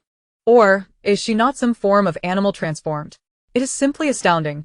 I feel as though I am watching a science fiction film. Another commented. Truly, Sister Yu embodies the harmony between humanity and nature, yet another added. Strangely, this scene stirs an urge to weep. Reminiscent of a film I once saw where whales collectively sacrifice themselves for oceanic purification. My heart aches for their safety. This planet is also their home. The International Animal Protection Association should consider appointing Sister Yu as an ambassador, another suggested. The barnacle removal effort, aided by the collaboration of humans and small animals, took over 2 hours to complete. A massive pile of barnacles, weighing perhaps 1,000 pounds, had accumulated. Initially, it seemed manageable, but now its sheer volume was undeniable. The small creatures couldn't help but feel a pang of sympathy for this gentle giant, burdened with such weight as it swam through the sea. Now that we've finished, how do you feel, dear giant? Yufuyi asked, patting its side. The humpback whale joyfully flicked its tail flukes. I feel splendid, sister. I am so grateful. At long last, I am free from those bothersome barnacles. Thank you. Without your help, I would have surely succumbed to them. Its affectionate tone resonated with the others, who, though unable to comprehend its words, sensed its joy through its song. Yufuyi felt relieved. As long as you're not uncomfortable, that is what matters. In truth, the whale's situation was far better than that of the mother sea turtle, who, though smaller, bore barnacles throughout her body, even on her head, leaving her with wounds after removal.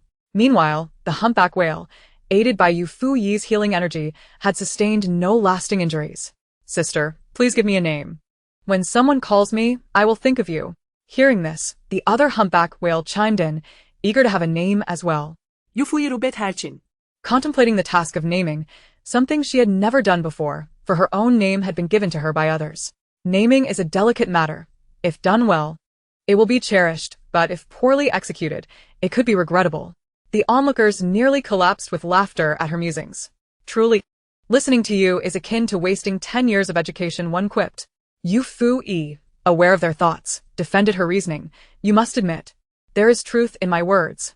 A well-chosen name is indeed beneficial, while a poorly chosen one can lead to misfortune. The crowd fell silent, oddly finding merit in her argument. Yufuyi deserves recognition as a master of superfluous discourse, someone remarked. Are you all in agreement with Yufuyi's reasoning? Have I convinced you? Yufuyi replied with satisfaction, believing that her words, devoid of content, still held wisdom. Well, if we disregard content, what meaning remains? As silence enveloped the group, Xue Xiao interjected. That was well said. Please refrain from such talk in the future. That one do. I relish offering others a dose of inspiration, Yufuyi insisted. Yu Wuan, puzzled, wondered why his sister, typically verbose, had taken to dispensing motivational platitudes. Was she not usually inclined towards nonsensical rhetoric? Because I've eaten all the chicken, Yufuyi replied. If I don't allow others to savor some soup, it feels rather unethical. Why do you enjoy giving others inspiration? Because you've consumed all the chicken? Quite the argument. I cannot refute it, he conceded, suddenly understanding why so many were inclined to share inspiration. Those who could afford to do so were typically in a good mood after having their fill. Those who are still hungry have little inclination to offer others platitudes. Just as a girl who smiles often tends to have good fortune, those with misfortune cannot muster a smile. After a moment of silence, Yu Wuan could not help but interject, Sister, Does your madness in literature have no limits? It was perplexing how such a seemingly normal mind could harbor such eccentric thoughts. What kind of life was his sister leading in the Chung family? Upon hearing this, Yufuyi immediately retorted, "Brother, how can you speak like that? I am no mere vase. How could I possibly have limitations? Is that what a limitation means?" She continued. "No, that's not the point. The crux of the matter is that Yu Wuan sensed a hint of danger. He felt his sister was becoming irritated. For no one enjoys being likened to a decorative object. Surely, his sister would not appreciate it either. Just as he was about to apologize, he heard Yufuyi lament. "I am like a jar, equally broad from top to bottom. My neck and waist the same thickness. Where would there be limitations? Here it comes. My sister's madness in literature. Laughing to death. You have no limitations? I apologize, I am merely a jar. Haha. Is it the jar that Sima Guang broke? Haha." Having finished her whimsical outburst with remarkable composure, Yufuyi had a sudden epiphany, suggesting, "Why not name one of you Xiao Yi and the other Xiao Yi?" The two large creatures flapped their tails in delight at her suggestion, not questioning the meaning behind the names, as it simply served to help Yufuyi distinguish between them. However, a few humans were curious about the special significance of these names. "The meaning is that their names can form 3 tones with mine," Yufuyi exclaimed with excitement. "This shows how fated we are, just like 3 siblings." Zhang Xian interjected, "But master, why did you skip the 2nd tone and go straight to the 3rd? Wouldn't that sound awkward?" Yufuyi stroked her chin, appearing deep in thought. Just when everyone assumed she would impart some profound wisdom, she replied, "Perhaps it's because I will need to call it myself in the future." "Why does that suddenly sound incomprehensible? What's wrong with calling it? Is there an issue?" As everyone pondered, Xue Xiao remarked softly, "Are you implying that it's acceptable for others to call it?" "Of course," Yufuyi asserted confidently. "A fortune teller once told me that I lack virtue in this life, and I have a fate devoid of virtue. If I do not watch others laugh at me, wouldn't that be disrespectful to my destiny?" Upon hearing Xue Xiao's words, the others quickly realized the implication. If it were the 2nd tone, it would mean little ant. This revelation certainly felt like a demotion. Xue Xiao's lips twitched. That fortune teller must be quite insightful. Last time he said you would lack money, and now he claims you lack virtue. Is there anything you are not lacking? Yufuyi pondered for a moment, perhaps just a bit of breath? What do you mean by missing breath? Are you saying you aren't popular enough? Or is it your studies that are lacking? There's no need to think that way. You are already quite remarkable. The others comforted her. Then Yufuyi sighed. Mr. Lu Sun once said, "Do not fight for buns. Fight for dignity. But I just want to be a salted fish. However, if dignity could just run over to me without needing to fight for it, that would be even better. After all, our ancestors told us not to expect to gain without labor. We must practice, for practice is the hard truth." Did our ancestors only mention the first half about not expecting to gain without labor? Isn't it possible they meant for you to work for your gains, rather than to practice without labor? The ancestors have been wronged. The lid of the coffin is nearly unable to contain it. Mr. Lu's son, all right. So, everything I say, right? I knew watching the live stream would impart knowledge, so do not expect to gain without labor means this. Good, I've learned. I'm heading out to beg now. Do not fight for buns, I just want a bun, is that too much? Do not fight for buns. I want an Armani. I want a hairdryer. I want an electric blanket. I want underfloor heating, it's too cold in the south. For some inexplicable reason, the live stream's comments suddenly veered off course, leaving new viewers to question whether they had mistakenly entered a wish-granting lottery broadcast. As it escalated, more and more people began to express their wishes in the chat, with some even seeking boyfriends. In short, the direction became exceedingly perplexing, leaving the director bewildered. Meanwhile, Yu Yiming, watching the live stream, could only think, "Very well, little sister, this splendid scene is just as you wished. Indeed, everyone has gone mad." Yufuyi, unconcerned with the external chaos, was busy planning her seaside excursion for the next day. The enthusiastic Xiao Yi had intended to take everyone out immediately, but considering the late hour and the fear humans might have of the sea, they decided to postpone until tomorrow. Chapter 45. Are you satisfied with such public relations? So, Have you met my daughter? You are so fortunate. One cannot judge a book by its cover. Previously, when people said that those who are ugly could aspire to beauty, I thought it was not a compliment. But now I see it as a truth. This is a testament to your remarkable luck. If you have a mother who is a fan, what might you gain? Fuenki. Covering his phone, cast a glance at his friends, who appeared to be watching the live stream but were actually stifling laughter. regretting his impulsive decision to put the call on speaker. Now, he had lost face and dignity altogether. He resigned himself to the situation, leaving the speakerphone on. As everyone knew that his mother had thrown him out of the house for his disrespectful comments about Yufuyi. Mom, you make it sound as if Yufuyi is your biological child, and I was adopted. Fu Wenki protested, feeling aggrieved. Dear, how could you think that way? How could you be adopted? Fu Wenqi thought his mother had returned to her senses and was about to comfort him. But then she continued. You were clearly a gift for topping off my phone bill. I told you that, didn't I? Ugh. A wave of hurt washed over him. Fu Wenqi, in disbelief, thought. This is my real mother. She must love me deeply, just has a hard time expressing it. Just as he was convincing himself of this, his mother revealed the true purpose of her call. Son, the next time you see my daughter, please help me get her autograph. Nothing else? I'm hanging up now. Remember to ask for it. But if my daughter is unwilling to give it, don't force her. Beep. The call ended without any unnecessary movements. Fu Wenqi laughed in frustration. A 3-minute conversation contained not a single word about him, yet his mother had the gall to ask for an autograph, even reminding him not to pressure his half-sister. Truly, she was his biological mother. However, that girl named Yufuyi was indeed quite exceptional. And it's no wonder his mother liked her. As if summoned, Yufuyi appeared just then, returning the tools, calling out to Fu Wenqi from the side of the boat. Upon hearing her, Fu Wenqi dashed out. Yufuyi, tools in hand, leaped onto the deck. Thank you for your tools. All the barnacles are gone. She pointed to Xiao Yi. To express gratitude, it has a gift for you. In response, Xiao Yi tossed the gift up. Thud. A lobster, as long as 2 arms, landed at Fu Wenqi's feet, its vibrant color indicating its exquisite taste. Is this for me? Fu Wenqi pointed at himself, slightly dazed. He had merely lent Yufuyi some tools. Was such a grand reward warranted? The total value of his tools didn't even match the price of 1 lobster. Of course it's for you, Yufuyi smiled. You may see it as a trivial act, but for these 2 creatures, it is a life-saving grace. You are aware of how dreadful barnacles can be. Please accept it. Xiao Yi, in an effort to urge him to accept their offering, unfurled 2 magnificent wings, resembling grand sails raised on either side of a ship, creating a truly spectacular sight. Fu Wenqi's friends, unable to contain their curiosity, hurriedly dashed from the cabin to the deck. Wow, is that a humpback whale? Its head is enormous, they exclaimed, truly deserving of its nickname, the long-winged whale. If those great wings were to slap me, I might weep for an eternity. Fool. Why would it slap you? If anything, it would be the orca that would do that. A lively banter ensued among the 7 or 8 of them, filling the deck with animated chatter. The incessant clicking of cameras echoed as they captured the moment. Only when the 2 magnificent creatures retracted their wings did they sigh in wonder at the grandeur of the scene. Once their marveling subsided, Fu Wenqi finally seized the opportunity to request an autograph from Yufuyi. Yufuyi was taken aback.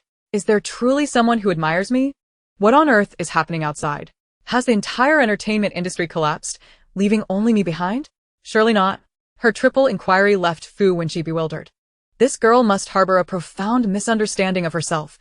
She would rather believe the entertainment industry had crumbled than accept that someone could like her. What a display of self-deprecation. Just as he was about to offer her some words of encouragement, he overheard Yufuyi mumbling to herself, I'm not a good person. How could anyone who likes me be anything but unsavory? I feel like Yu Jie is berating me. Huh? In the blink of an eye, I've become the villain? As expected of my Yu Jie, when she gets tough, she even criticizes herself. The most peculiar part is that she scolds me, yet I don't feel angry. How strange. In a bid to prevent her from uttering any more astonishing remarks, he hastily clarified, actually, it's my mother who likes you.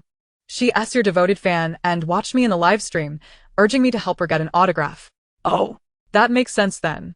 Yufui's face lit up with understanding. Fu Wenqi was perplexed by her thought process. How had her confusion dissipated so suddenly? It was as if she had gone from bewilderment to clarity in an instant.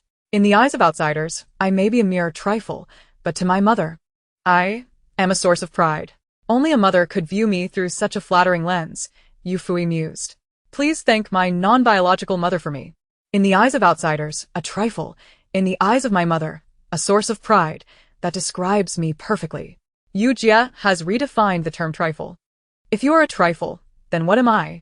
A waste? A non-biological mother, ha ha ha. You are truly popular. Many people adore you now. Your Weibo followers are nearing 10 million.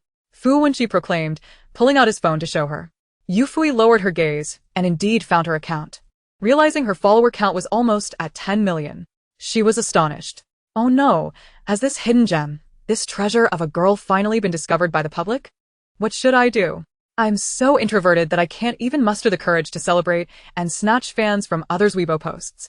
She pondered online, wondering if there was a way to attract them all at once. Moreover, she realized that her earlier comment about those who liked her being unsavory might have been overheard by her fans. She sincerely questioned, should I do some public relations? After all, it seems I inadvertently insulted my fans by suggesting they aren't good people. Fu Wenqi, while not entirely versed in the workings of the entertainment industry, recognized that maintaining a good relationship with fans was indeed crucial in this era dominated by social media. Public relations would be the wise course of action. Yet it was curious how an artist would conduct PR while still in front of an audience. Before he could respond, Yufuyi had already raised her hand and shouted into the air, "Friends, I was wrong earlier. If you wish to vent your frustrations, please direct them at my manager. Once you're done with him, you can't scold me anymore." Fu Wenqi. Is this your idea of public relations? Her manager, far away at home, muttered, "Thank you." The fans erupted in laughter. "Ha ha, as expected of you, Yufuyi. By the way, tomorrow we're going to see sperm whales sleeping. Are you coming?" Yufuyi extended the invitation. Chapter 46. I hear you love the ocean? Then you should dive in. Seeing sperm whales sleep? Fu Wenqi's eyes widened. Her audacity was indeed remarkable. The spectacle, if witnessed alone while diving, would be exhilarating beyond words. To be honest, just the thought of it was thrilling. Absolutely. Fu Wenqi replied without hesitation. Her friends were envious, lamenting that had they known, they would not have spent that day playing mahjong. If they had borrowed the equipment, they would be the ones accompanying Yufuyi on an ocean adventure. Riding atop a humpback whale in the wind. What a glamorous thought. Unfortunately, time could not be reversed. All they could do was envy. On the return journey, Yufuyi sat cross-legged on Xiaoyi's back, resting her chin in contemplation. In truth, her invitation to Fu Wenqi was not merely an act of gratitude from the two little ones. She had her own motives as well. Confucius once stated that one should do good deeds and expect rewards, not a mere fabrication, but a genuine teaching. His disciple, Zi Lu, saved a drowning person, and in gratitude, the individual gifted Zi Lu a cow. Upon receiving the cow, Confucius did not chastise him but instead praised him for his actions. For only in this way would more people be willing to help others in the future. Yufuyi hoped that more humans would be inclined to assist marine creatures. So even if Fu Wenqi viewed lending equipment as a simple act, she felt compelled to bring the two little ones along to express her gratitude.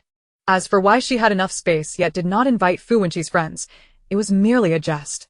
The following day dawned bright and clear, the azure sky stretching endlessly. Perfect for setting sail. 8 humans and a plethora of animals gathered by the seashore, where 2 small hills were drawing near. The Zhou sisters Cheng Wanwan and Fu Wangyi were also present at the beach, though they were merely spectators, particularly Zhou and I. The incident where she had intentionally stepped on a baby turtle was known to all the animals present. The monkeys, spotting her from afar, bared their teeth in a threatening manner, causing Zhou and I to hide behind Zhou Tong, too frightened to utter a sound.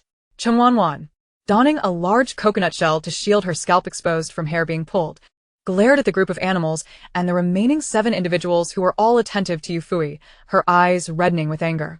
Clearly, she was the true daughter of the Cheng family, the heiress of a wealthy household, while Yufuyi was merely a false daughter driven from their home. She was the one who should be the center of attention. Why did it always seem to be Yufuyi in the spotlight? How unjust. Fueled by jealousy, Cheng Wanwan maintained her facade of fragility. Despite having lost her composure countless times, she still clung to the belief that she was a kind-hearted little rabbit. With a pitiful expression, she pleaded, "Wuan, can you take Wanwan along? I want to broaden my horizons on the sea. Didn't I take you to watch the little ants move when we were younger?"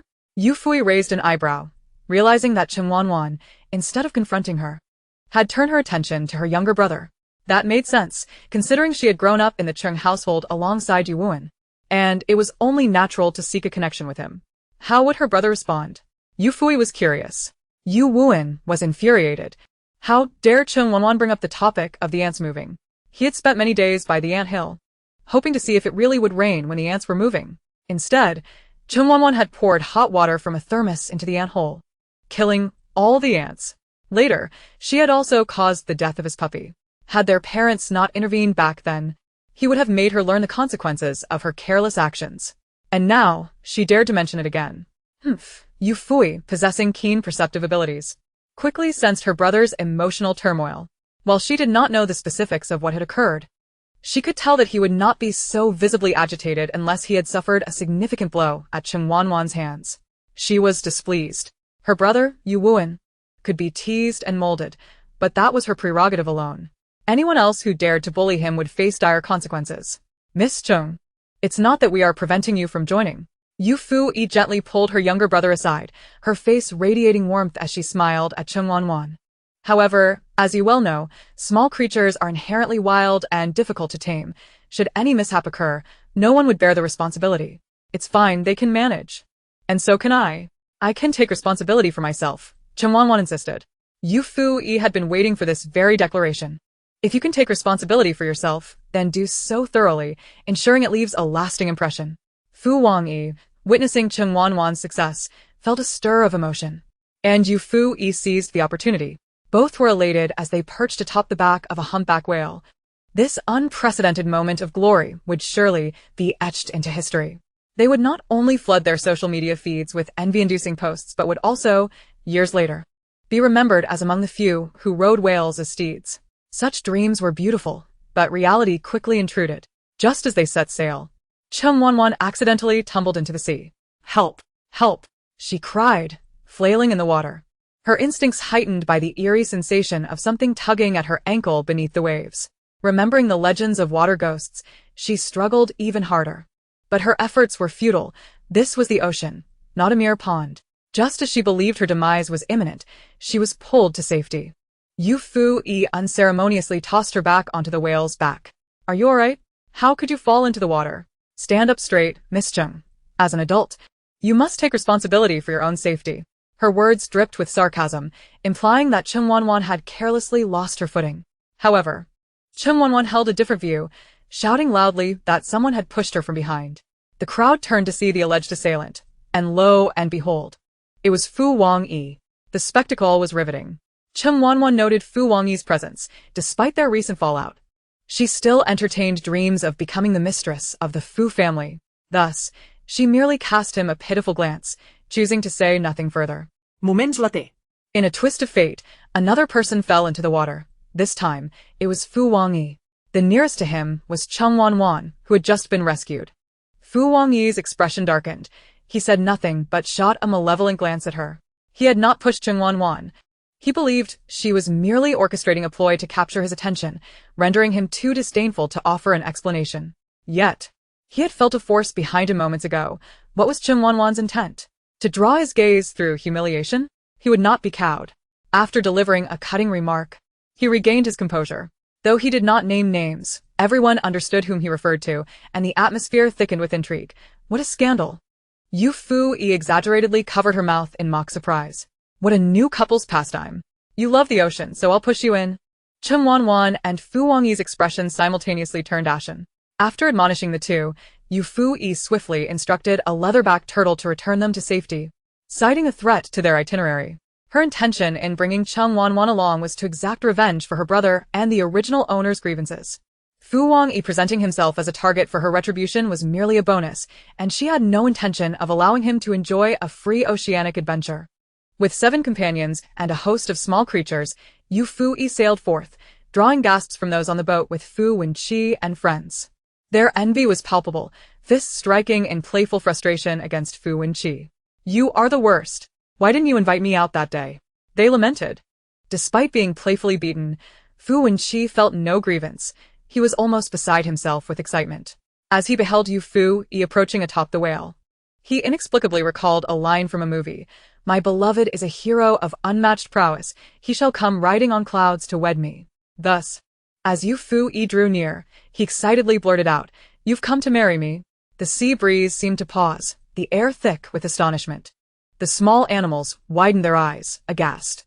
Yuwuan stared in disbelief. "Are you serious? Saying this in front of me? Little Juice. Aren't you being a bit too bold? I have 4 older brothers." Embarrassed, Fu Wenqi felt as though he could sink into the ground. Just then, Yufuyi spoke, her expression troubled. A fortune-teller once told me that in this life, I am patriotic, yet lacking in sincerity and kindness. Hence my marital prospects have been deferred to the next life. Otherwise, I would have married you in the past. The crowd erupted in laughter. Ah, that's classic you. Even in rejection, she possesses an ethereal elegance. Patriotic, yet lacking sincerity. What a gem of wisdom. The fortune-teller returns. The one entangled in you's life. To marry in the past life suggests she won tea in the next. What a clever twist, seemingly mad yet profoundly impactful. Shuizhao's lips twitched as he pulled Fu Wenqi away, placing him far from Yufuyi. Shuiqi cast a glance at her brother, bemused by his sudden eagerness. Observing him inching closer to Fu Yi, realization dawned upon her. So it was. Oh dear, the ironclad straight man is bending. He has smitten. With a girl as remarkable as Fu Yi, dear brother, may you tread carefully.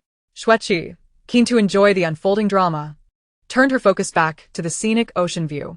Yufuyi patted Xiao Yi, don't sperm whales only sleep for 10 to 15 minutes each day? Can we keep pace? Xiao Yi paused for a moment, then grinned. Of course, sister. Our luck is extraordinary. We will surely catch up. Is that so? Yufuyi mused, dismissing her doubts as she trusted Xiao Yi wouldn't deceive her. Suddenly, Zhang Xian exclaimed, Look! Look! She pointed ahead, her mouth agape. Her expression a blend of shock and amazement. The crowd turned to follow her gaze, and gasps erupted. Before them swam a vast school of fish, vibrant in hues of red, yellow, black, green, and even white, shimmering like a tapestry amid the blue sea. Am I dreaming? Chewing stifled a gasp, overwhelmed by the rush of emotions. Tears glistening in her eyes. This was a scene she had never dared to dream of. Look, more fish are coming. Chew, he shouted, his excitement uncontainable. They can even fly. Of course, they can fly. Manta rays. Someone shouted in exuberance. Manta rays leaped from the water, drawn by the humans' astonished cries, soaring with renewed vigor. Hey, little ones! Are you enchanted? But their moment of beauty was fleeting, as the attention of the crowd soon shifted once more. More fish are coming. A massive school. So many, countless. No, not fish. Fu Wenqi corrected, his voice brimming with enthusiasm. Indeed, they were not fish. They were whales. Killer whales. Killer whales? The famed orcas of the human world? The marine rascals? The crowd buzzed with excitement, their minds racing at the thought of these creatures notorious for feigning stranding in hopes of human rescue, only to swim back to safety if no one came to aid them. It's orcas, the ocean's red whales. They were legends of marine life, and the thrill of witnessing them was electrifying. It is impossible. These creatures are exceedingly intelligent, not only capable of orchestrating collective strategies with remarkable IQ, but they also employ tactical maneuvers. Moreover, the elder orcas mentor the younger ones in the art of encircling their prey, always hunting in cohesive pods. Thus, despite their relatively modest size among cetaceans, their collective combat prowess is formidable. The most critical aspect is their unscrupulous nature. Indeed, you read that correctly. They are quite merciless, preying specifically on the offspring of marine animals. They are quite insufferable, often meandering through the ocean, and upon spotting smaller fish, they will audaciously send them flying with a flick of their tails. Just moments ago, the diligent performance of a group of manta rays was abruptly disrupted by a newly arrived pod of orcas. Countless manta rays were sent soaring, only to come crashing back down from a distance of several meters, only to be launched once more by the passing orcas. Manta rays. What bad luck. Other fish. Wretched fate. Sea turtles. Not again. These despicable creatures. Even the two humpback whales, Xiao Yi and Xiao Yi, were infuriated by this shameless group. It is a well-known enmity. The orcas and humpback whales have been adversaries for ages. Orcas often regard humpback calves as prey, and whenever orcas hunt, humpback whales travel great distances to disrupt their activities, employing every possible means to thwart orca attempts at capturing marine mammals. A netizen succinctly summarized a day in the life of a humpback whale: eat, sleep, and harass orcas. It is said that even pilot whales take pleasure in confronting orcas. With such poor relations, it is evident how much these creatures are loathed by other marine life. The orcas surged towards the humpback whale Xiao Yi, where Yufuyi was situated, emitting a cacophony of calls. Yufuyi's expression was quite remarkable. Zhang Xian, puzzled, asked, Master, what is the matter? You appear rather unwell. Jean Giga glanced at his sister, finding it difficult to explain, though he could not comprehend the specifics of the orca's chatter. However, it is said that whenever orcas vocalize, it is laden with considerable significance. Chapter 48. A commendable suggestion. Please refrain from mentioning it again. Even during training sessions where the older generation of orcas observed the younger ones struggling in combat, there was evident disdain, as they scolded while teaching, deriding the others' inadequacies. When they were pursued by other whales, they would curse while fleeing. Thus, one can imagine the level of indignation they felt upon seeing a humpback whale carrying Yufuyi instead of themselves as they raced over, filled with contempt. Yufuyi patted Zhang Xian's head. I believe it is best you remain unaware. Simply know that they are the mischievous rascals of the ocean. And their words are hardly pleasant. Zhang Xian, bewildered, acquiesced, deciding to research later why her master's expression was so difficult to interpret. These orcas appeared rather endearing. Their black and white coloring reminiscent of the beloved giant panda, with smooth skin that looked quite charming. The orcas approached, and Xiao Yi instinctively prepared to engage in battle. Fortunately, their last shred of rationality reminded them of their sister Fu Yi and the land-dwelling friends who assisted in removing barnacles from their backs, prompting them to restrain themselves. However, the orca, a cunning opportunist, showed no restraint. One orca approached, exclaiming, Sister Fu Yi, come sit on my back. It is much more comfortable here than on a rough humpback whale. Another orca chimed in, yes, sister, come with us. We can carry your friends as well. Do not sit on those two big fools. Xiao Yi were nearly beside themselves with rage. How brazen could these two be? Attempting to snatch their sister right before their eyes? Sister, ignore them. We are the most comfortable. The air was filled with the cacophony of their squabbling, and for the first time, Yufuyi regretted being able to understand their chatter. She felt utterly disenchanted, while the audience found the spectacle utterly captivating. What are they saying? Why does Yu Jie look so disenchanted? I suspect the orcas are cursing. This guy is certainly in trouble. You all are concerned about what they are saying, while I can only envy how much the little creatures adore Yu Jie. They all wish to be close to her. I can hardly imagine how happy I would be if I were her. All right. Cease the bickering. Yufuyi waved her hand. I will sit on Xiao Yi. It is perfectly fine as it is. She did not forget to admonish, little orcas, you must behave. Do not be so troublesome. The little sea turtles nearly fainted from your antics. So they were competing to carry Yu Jie. No wonder those two orcas looked like neglected concubines vying for affection. How amusing. Orcas suffering a Waterloo. How delightful. You lot always act so recklessly.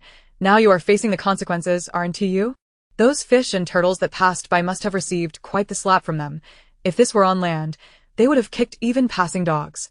They are so troublesome. Today they finally met their match. The orcas remained oblivious to the laughter directed at them by human netizens. Their focus was on Yufuyi, as one of the orcas, closest to her, lifted its head toward the humpback whale she was riding, asking plaintively, Is that Xiao Yi you mentioned? Yufuyi nodded. The orca continued, Why does it have a name? Did you give it that name? Yufuyi felt an uneasy premonition. Sure enough, in the next moment, the orca lamented, I want a name too. This declaration triggered a wave of orcas converging on her. Sister, I want a name too. Sister, I want one as well. Sister, I want a name, I want one. Yufuyi's ears buzzed, and she was astounded by the sheer number of orcas. You all want names? Is it feasible for me to name each of you? Unless I am provided with a comprehensive dictionary, it is utterly impossible.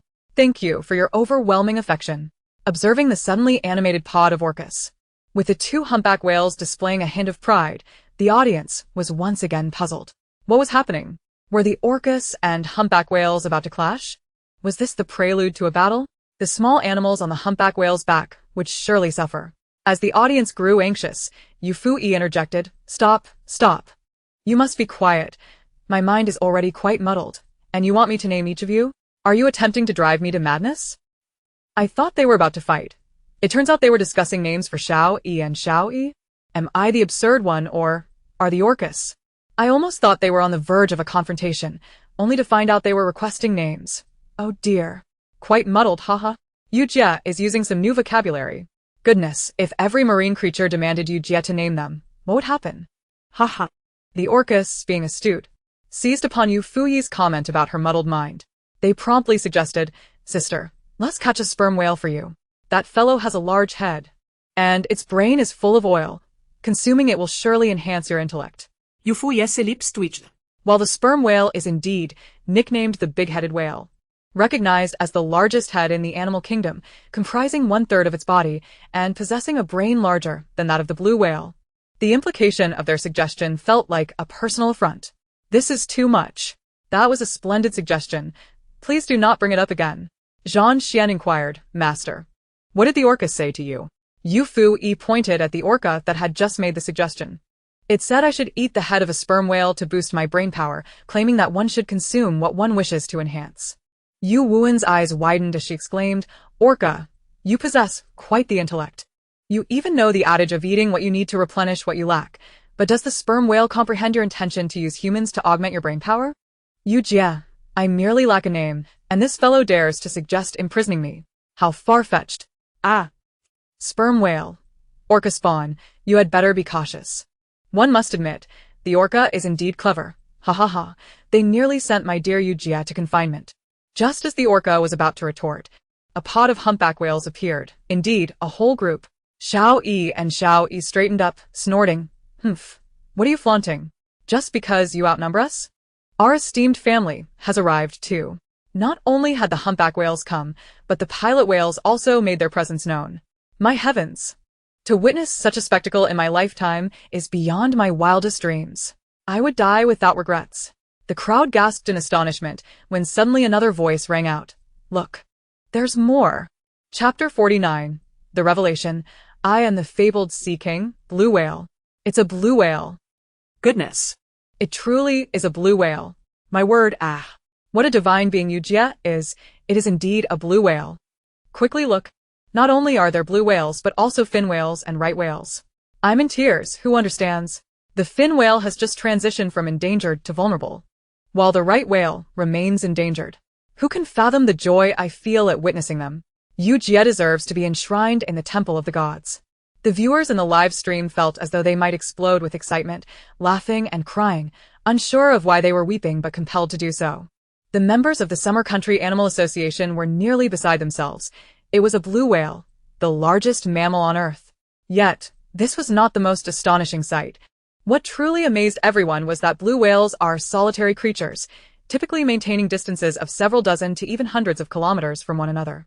But here, before their eyes, was a pod of blue whales, a whole group. Regardless of their elation, the scene was utterly unprecedented. Even the 8 individuals present were rendered speechless. The only one able to articulate her thoughts was Yufuyi. Although she too was exhilarated, after all. It had been ages since she had seen so many marine creatures welcoming her. Her reaction differed from the others. She felt as though she were reuniting with old friends. And her heart brimmed with joy. She waved to greet them. Hello, blue whales. The blue whales responded in unison with a melodious call, acknowledging her greeting. Zhang Zhigo gazed at Yufuyi with a reverence that had evolved from admiration to fervent adoration. His affinity for marine life had always been profound. The day his sister spoke of swimming alongside a leatherback turtle to assist its mother, he had been envious to the point of lamenting that he was not a girl like his sister, able to bond with Yufuyi as a confidant. He yearned desperately to encounter the creatures of the sea. The sight before him was something he had never dared to dream of. There, right in front of him, were blue whales, dozens if not hundreds of them, calling out in harmonious tones, their ethereal voices reminiscent of angels from the ocean. They leaped and spouted water, their delight palpable. Yet they skillfully controlled the movement of their massive bodies to avoid creating excessive waves that might jeopardize their safety. Zhang Zhigo felt tears streaming down his face. Overwhelmed with emotion. What merit had he to witness such a scene in his lifetime? He dared to assert that aside from their small group, no one else had experienced this. Tears of excitement flowed freely down his cheeks as he shouted, Blue whales! Blue whales! I love you! The tough man wept. And no one mocked him, as they all shared the same sentiment. Chu Kei, this somewhat eccentric youth, had lost his voice from shouting yet refused to relent. Pointing towards the expanse of ocean on his right, alternating between laughter and tears. Right whales. It's the right whales. A pod of right whales responded to the calls with their own melodic cries, their gentle demeanor a striking contrast to their immense size, prompting the onlookers to erupt in joyous exclamations. The fin whales felt a bit left out, lamenting, why are we not acknowledged among the blue whales and right whales? We are here too. The elder fin whale scolded, You lot can't even recognize your kin, yet you wish to mingle with the blue whales? Humans don't even regard our two kinds as relatives. The weeping fin whale meekly replied, but ISN to your offspring also with the blue whales? The elder fin whale was momentarily at a loss for words. It was undeniable they bore a striking resemblance. Just then, Yufuyi's voice resonated across the waves. Her face alight with joy. Hello, fin whales. The fin whales erupted with excitement, responding fervently to her call. Sister, hello. Sister, we adore you. The enthusiasm of the fin whales was infectious. They were so similar to blue whales that even the blue whales sometimes mistook them for their own kind, leading to frequent misidentifications by humans. Yet, their sister had recognized them instantly. Sister, we love you so much. After greeting the fin whales, Yufuyi did not show favoritism but continued to acknowledge the right whales. Hello, my right whale friends. Despite not straining her voice, her words resonated clearly across the ocean, reaching both humans and animals alike, while the others gradually lost their voices. The right whales, upon hearing her call, twisted and turned in delight, eager to showcase their talents, but wished to nudge the playful orcas away first to approach her more closely. Unfortunately, they had arrived a bit late, and orcas and humpback whales had occupied the space around her. Their large size prevented them from being as agile as orcas. If they attempted to squeeze in, they would likely topple the two humpbacks, which would not only hinder their approach, but could also endanger Yufuyi and her friends. After all, it seemed humans had to masquerade as fish to swim in the deep sea. Otherwise, they would risk drowning. The blue whales were gentle and remarkably intelligent. One particularly large blue whale dove deep into the waters and, before Xiao-Yi could react, surfaced beneath her, lifting her onto its back. The blue whale chuckled softly, thinking of it as carrying her. The other whales noticed the blue whale as actions and muttered about its cleverness. However, the blue whale paid them no heed, reveling in the fact that its sister was now upon its back. Xiao-Yi, unfazed, simply relished the delightful experience. This extraordinary scene left even marine biologists astounded. A blue whale carrying a humpback whale, which in turn bore humans, birds, snakes, monkeys, gorillas, and rabbits. Were they playing a game of stacking? Most importantly, they were all envious. One researcher, tears streaming down her face, pointed at the array of animals on the live stream. Fin whales, orcas, humpback whales, bowhead whales, blue whales, sperm whales, sea turtles, manta rays, sharks. How did she manage this? This question would remain unanswered, as the researchers had no time to weep. Yufuyi and her companions had finally reached their destination. A sperm whale cracked open one eye in a bid to sneak a glance, but was immediately scolded by the nearby sperm whale. What's the matter with you? If you can't act, stay back. Chapter 50. Though we may be unruly, our hands are still restless, sister. The pod of sperm whales is just ahead, the large blue whale announced. With a surge of joy, Yufuyi immediately shared the delightful news with her companions. Friends, it's here. Lan has arrived. Lan. Is that the name bestowed upon the cunning whale by her sister? Each whale, large and small, bears the burdens of their existence. And that wretched scheming whale had the audacity to have her sister name it.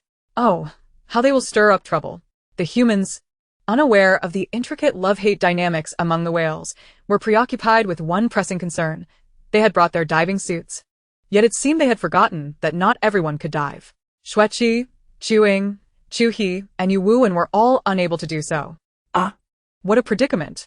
Observing their discomfort, the orca, who had been squeezed beside the humpback whale Xiao-Yi, suggested, Sister, your friends can ride on our backs. We shall take them down to sea. This was indeed a viable option, though it remained uncertain whether the friends would be frightened. You guys, Xueqi, Sister Chuing, Brother He, the orca has offered to take you down to sea. What do you think? Yufuyi inquired of the four.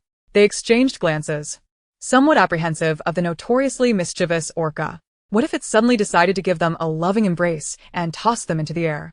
They certainly could not withstand that. The orca, noticing the distrust in their eyes, was immediately disheartened, urging them to adopt a broader perspective on the world. Though we orcas are often deemed frivolous in legend, we are indeed quite playful. However, these individuals are friends of my sister. Even our mischief has its limits. The orca couldn't help but voice its grievances. And while the others couldn't comprehend its words, they found its antics somewhat endearing. Well, perhaps it was best to close their eyes and dive into the experience. Thus, the smallest of the orcas were dispatched by their pod to carry the four down. As they submerged, the live broadcast equipment of the show also entered the water. One must commend the production team for their substantial investment in outdoor live streaming. The quality of the equipment was remarkable, as the underwater visuals remained unaffected, showcasing stunning high-definition clarity. As they descended, the audience was astounded by the underwater spectacle. A multitude of sperm whales, indeed a multitude, not just a few, could be seen. Why not refer to them as individuals? Because at that moment, none of the sperm whales were lying sideways. They all stood upright beneath the surface, resembling ethereal beings. Their presence enhanced by the deep, cerulean waters, creating a somewhat eerie sight that could easily startle any solitary diver. For first-time viewers, the impact was profound, sending shivers down the spines of the more timid audience members. Oh no, I was frightened. I almost thought I was witnessing the graveyard of Fushien Lake. It is said that those who drown in Fushien Lake are found upright like this. Who sleeps like that? That's frightful. I'm laughing and crying at the same time. I had wondered what was fascinating about sperm whales sleeping. Now I understand. It is indeed a unique sight in the ocean, a true eye-opener. At first glance, it looks a bit scary, as if they are dead. But upon closer inspection, it becomes rather intriguing. I wonder why they sleep like this. Is it because their heads are too large? Why do you all find it frightening? I find it thrilling and fascinating. If I could be there in person, I would be overjoyed. What a marine wonder. It's such a pity I'm not a friend of Yujia. Aw. Count me in. I want to be friends with Yujia. The animal researchers expressed their desire to join in, lamenting, "Oh, we want to be friends too." Meanwhile, the group submerged felt a rush of exhilaration. Here they were, surrounded by sperm whales, whose heads were indeed enormous, resembling oversized tadpoles. The orca guided them through the pod of sperm whales, observing their tranquil slumber, evoking a sense of timeless beauty and infinite ocean, and the sheer joy of existence. Yufuyi noticed a small sperm whale cautiously opening its eyes, only to quickly close them again, as if peeking and then unable to resist the urge to open them. Yufuyi realized. No wonder when she had asked if they could encounter sleeping sperm whales, Xiao-Yi had assured her they would. It appeared this group of little creatures was putting on a show to bring her joy. How adorable they were. She swam over, gently stroking the little sperm whale's head, pressing her forehead against its large one. The little sperm whale, overwhelmed with excitement, could no longer contain itself, fully opening its eyes, its mouth curving into an uncontainable smile. Ah, sister is bonding with it. The nearby whale mother could hardly bear to watch. Her offspring was far too undignified. "Come here. Let me show you how it's done." The whale mother nudged her child aside, taking its place. With sparkling eyes, it seemed to silently plead, "Sister, I want to bond too." Yufuyi's gaze softened with affection. These great beings, despite their massive forms, were irresistibly endearing. Although they spent a mere 7% of their lives sleeping, one of the least slumberous mammals, undoubtedly the champions of late nights, they chose to feign sleep merely to amuse her. Even though her inquiry had been casual. To be precise, it was a collective performance orchestrated by the marine creatures to bring her happiness. In this unfamiliar world, she felt no discomfort. She could thrive anywhere, yet she remained deeply moved by their sincerity. "How wonderful it is to have you all in this world." She opened her arms and embraced the whale mother, gently patting its back. The whale mother and all the whales sensed her emotional resonance, responding with melodic calls. Even the usually playful orca quieted down, conveying its sentiments in silence. Though I cannot decipher their exact words, hearing their calls inexplicably moves me to tears. Are they expressing joy at meeting Yujia? I noticed tears in Yujia's eyes earlier, so perhaps they are comforting her? As an animal researcher, I must clarify. Sperm whales typically sleep for only a few hours, and human divers usually do not disturb them. Clearly, the little sperm whale was pretending to sleep, as was the whale mother. But why the pretense? He didn't finish his thought, as it was somewhat challenging for him, lacking precision. However, someone continued, so their pretense might be to entertain Yujia. Think about it. Yujia initially only spoke to 2 humpback whales. Yet it seems every marine creature is aware of her destination today. It is highly probable that all marine life conspired with the sperm whales to bring joy to Yujia. Oh my, that makes so much sense. Now I'm even more inclined to cry. In Chapter 51, which circle does Yufuyi belong to? Many viewers, upon hearing this speculation, could not help but weep. In a time when deep emotions are often dismissed as mere affection, the sincerity of these little creatures is utterly heartwarming.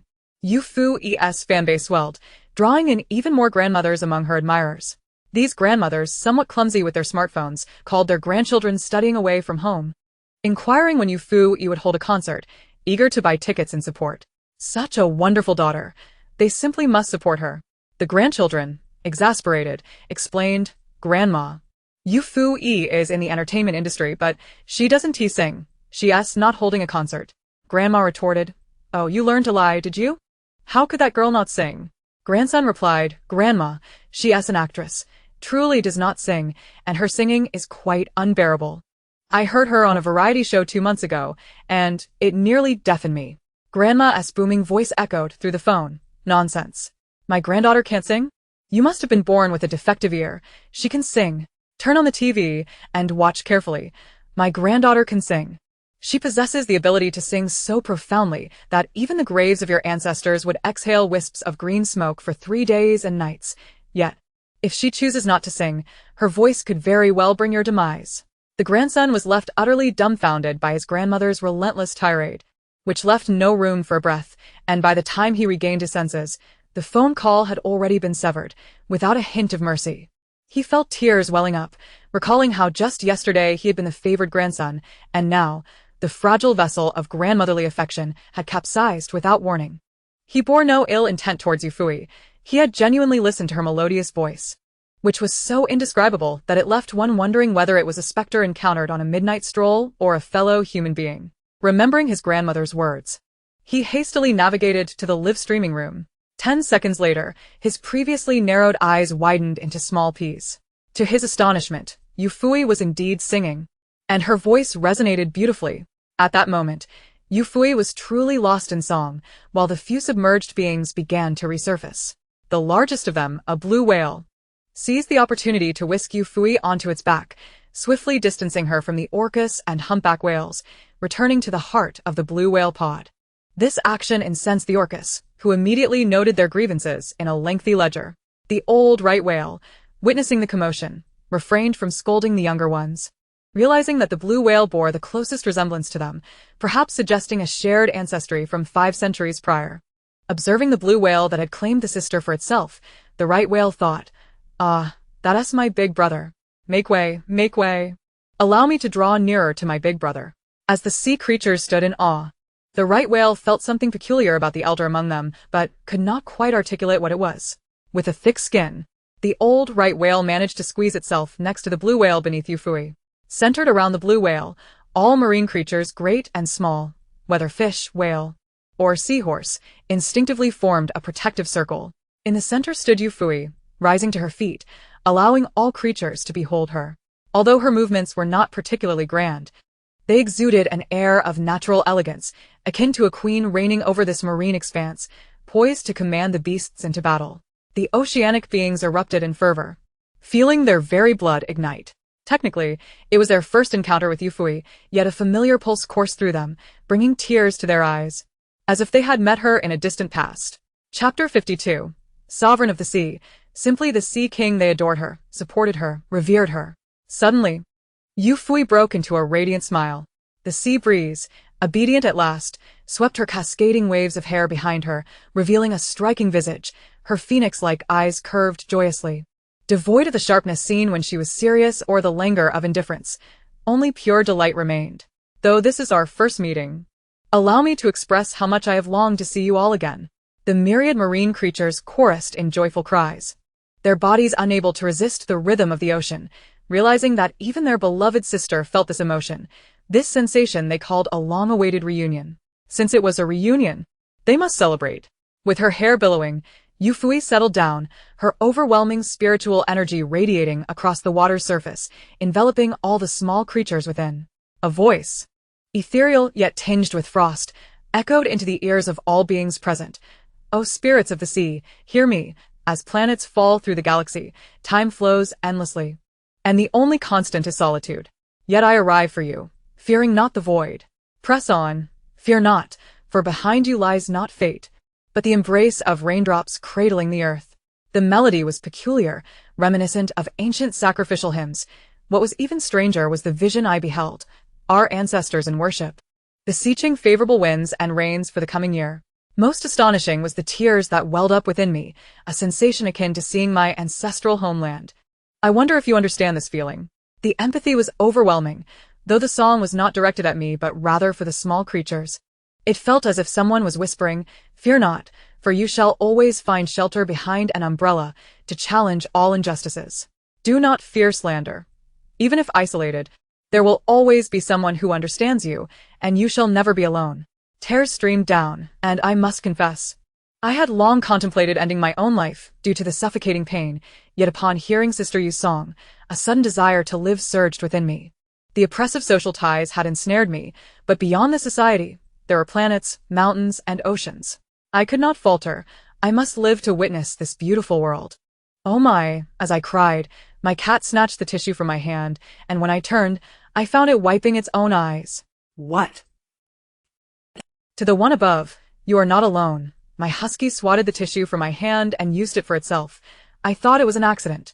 My border collie took a tissue for itself and then handed me another. Are you all serious? Did we not agree that no transformation was allowed post-nation establishment? Indeed, I am sitting in the school pavilion watching this unfold, surrounded by nearly a dozen stray cats, all meowing and crying. I was terrified, thinking something was amiss, only to realize it was all perfectly normal. Now I feel at ease. No. What on earth is normal about this? The audience's comments flooded the screen. The marine creatures present were also moved to tears. In truth, Yufuyi's song represented far more than mere melody. It contained her immense spiritual energy, capable of healing their hidden wounds and heightening their awareness of human malice, thus enabling them to evade ill-intentioned humans. As the song concluded, Yufuyi felt a sense of fulfillment. Nature has its own rules, and she would not interfere, but if there were those who maliciously hunted, then enhancing the small creature's awareness of such malignancy could hardly be deemed cheating, could it? Observing the tearful eyes of the fish and turtles, Yufuyi stroked her chin. Could it be that she was indeed the legendary sovereign of the seas, simply referred to as the Sea King? Chapter 53. I would never strike you, but I shall send you to prison. Upon returning to her humble abode, the Sea King Yufuyi discovered her home had been ransacked. Amidst the crevices, she spotted a shard of a nail art gem. In this island, only two individuals were known to indulge in manicures, Chung Wanwan and Zhou and I. Chung Wanwan's manicures were always in keeping with her persona, nude and devoid of embellishments, thus leaving Zhou and I as the sole suspect. She did not seek out Zhou and I, for Zhou and I had conveniently come knocking instead. Just in time, as it appeared the successor of socialism was due for a reckoning. Without anyone to guide her, Yufuyi effortlessly located the cave where the four were holed up. No one witnessed how she entered. By the time they realized, the four within the cave were startled, instinctively recoiling. Their guilty expressions mirrored one another. As Zhou Tong distributed the stolen food among them, they consumed it without a second thought, only to later discover it had been pilfered from Yufuyi's sanctuary. Chung Wanwan and Fu Wangyi felt deeply wronged, but having eaten, could they possibly regurgitate it? Zhou Tong swallowed hard, suppressing his unease, and asked, "What brings you here? We do not welcome you." Zhou and I shrank behind Zhou Tong and added, "Indeed. How uncouth of you. Leave at once." "Uncouth? Are you referring to yourself, thief? Was the food you stole delectable?" Yufuyi retorted mercilessly, labeling her a thief at every turn, which made Zhou Ni's eyes turn red with fury. From a young age, she had been the cherished jewel of her family. Her grandparents, parents, and even her own sister were all but servants to her whims. Furthermore, her entire family was formidable. Teachers and classmates alike dared not cross her, fearing her grandparents would create a ruckus at school. She had always been able to strut about school, never having experienced the humiliation of being called a thief to her face. "Yufuyi, do not go too far. It was merely a few morsels of your food. You have so much of it, why should it matter if we took a little? What do you intend to do, kill us?" Sony's chowtith. Yufuyi chuckled, noting the audacity in her tone, reminiscent of the typical excuses made by those who borrow money and refuse to repay it. "You possess such wealth, yet you still concern yourself with these trifling sums. How miserly of you. Despite your affluence, you pursue me for repayment, as if intent on driving me to my demise. What is money compared to a life?" With a subtle curve of her lips, Yufuyi chuckled softly. "Why do you think so? I am, after all, a law-abiding citizen and would never resort to such extremes." Zhou and I, witnessing her smile, mistakenly believed her imposing demeanor had intimidated Yufuyi, which brought a measure of reassurance to her heart. She had the audacity to pilfer from Yufuyi, confident that the latter would not dare to confront her publicly over such a trivial matter. To further avert any potential trouble, she had even shared the food with 3 others, concocting a well-thought-out public relations narrative. A young girl, too hungry to resist temptation, who generously shared with others, hoping that her sister Fui would show forgiveness. If necessary, she could always return it. In that scenario, Yufui would be left to silently endure this humiliation. Just as Zhou and I reveled in her triumph, Yufui's next words extinguished her amusement entirely. But I will ensure you end up in prison. If memory serves, today marks your coming of age. In the original narrative, Zhou and I and her sister Zhou Tong had entanglements with Fu Wangyi, and Chen Wanwan had often clashed with them. Zhou and I eventually rose to stardom, only to be brought low when Chen Wanwan hired a private investigator, uncovering her past bullying of classmates. The girl, who had struggled to forget the nightmare of being bullied, was thrust back into the limelight by Chen Wanwan, ultimately succumbing to the unbearable weight of public scrutiny and taking her own life, leaving behind a 2-year-old child, utterly alone. Chapter 54. The one to clean up is Zhou's pupils dilated in shock. What did you say? Send me to prison? Yufui, have you lost your mind? Do you think just because you've regained your fame, you can act with impunity? If that is indeed your definition of impunity, then how do you justify your treatment of Su Qian? Forcing her to kneel and call you princess, deliberately causing her to spill water on your shoes and compelling her to clean it up? Is it not you who acts with impunity? Yufui recalled vividly how, in the original story, Chen Wanwan sought to bring Zhou and I down by employing marketing accounts to disseminate a torrent of reports about Su Qian. Su Qian's classmates revealed every detail of the past. Su Qian, a new transfer student from a poor background, excelled academically, but drew the ire of Zhou and I, who had always considered herself superior and could not bear to see anyone garner greater popularity or success. Su Qian consistently outperformed Zhou and I by significant margins and was even more attractive. The boy Zhou and I fancied secretly harbored feelings for Su Qian. Driven by malice, Zhou and I, accompanied by a gang of delinquents, cornered the girl in the restroom, stripping her of her clothes and taking compromising photographs. This was not enough.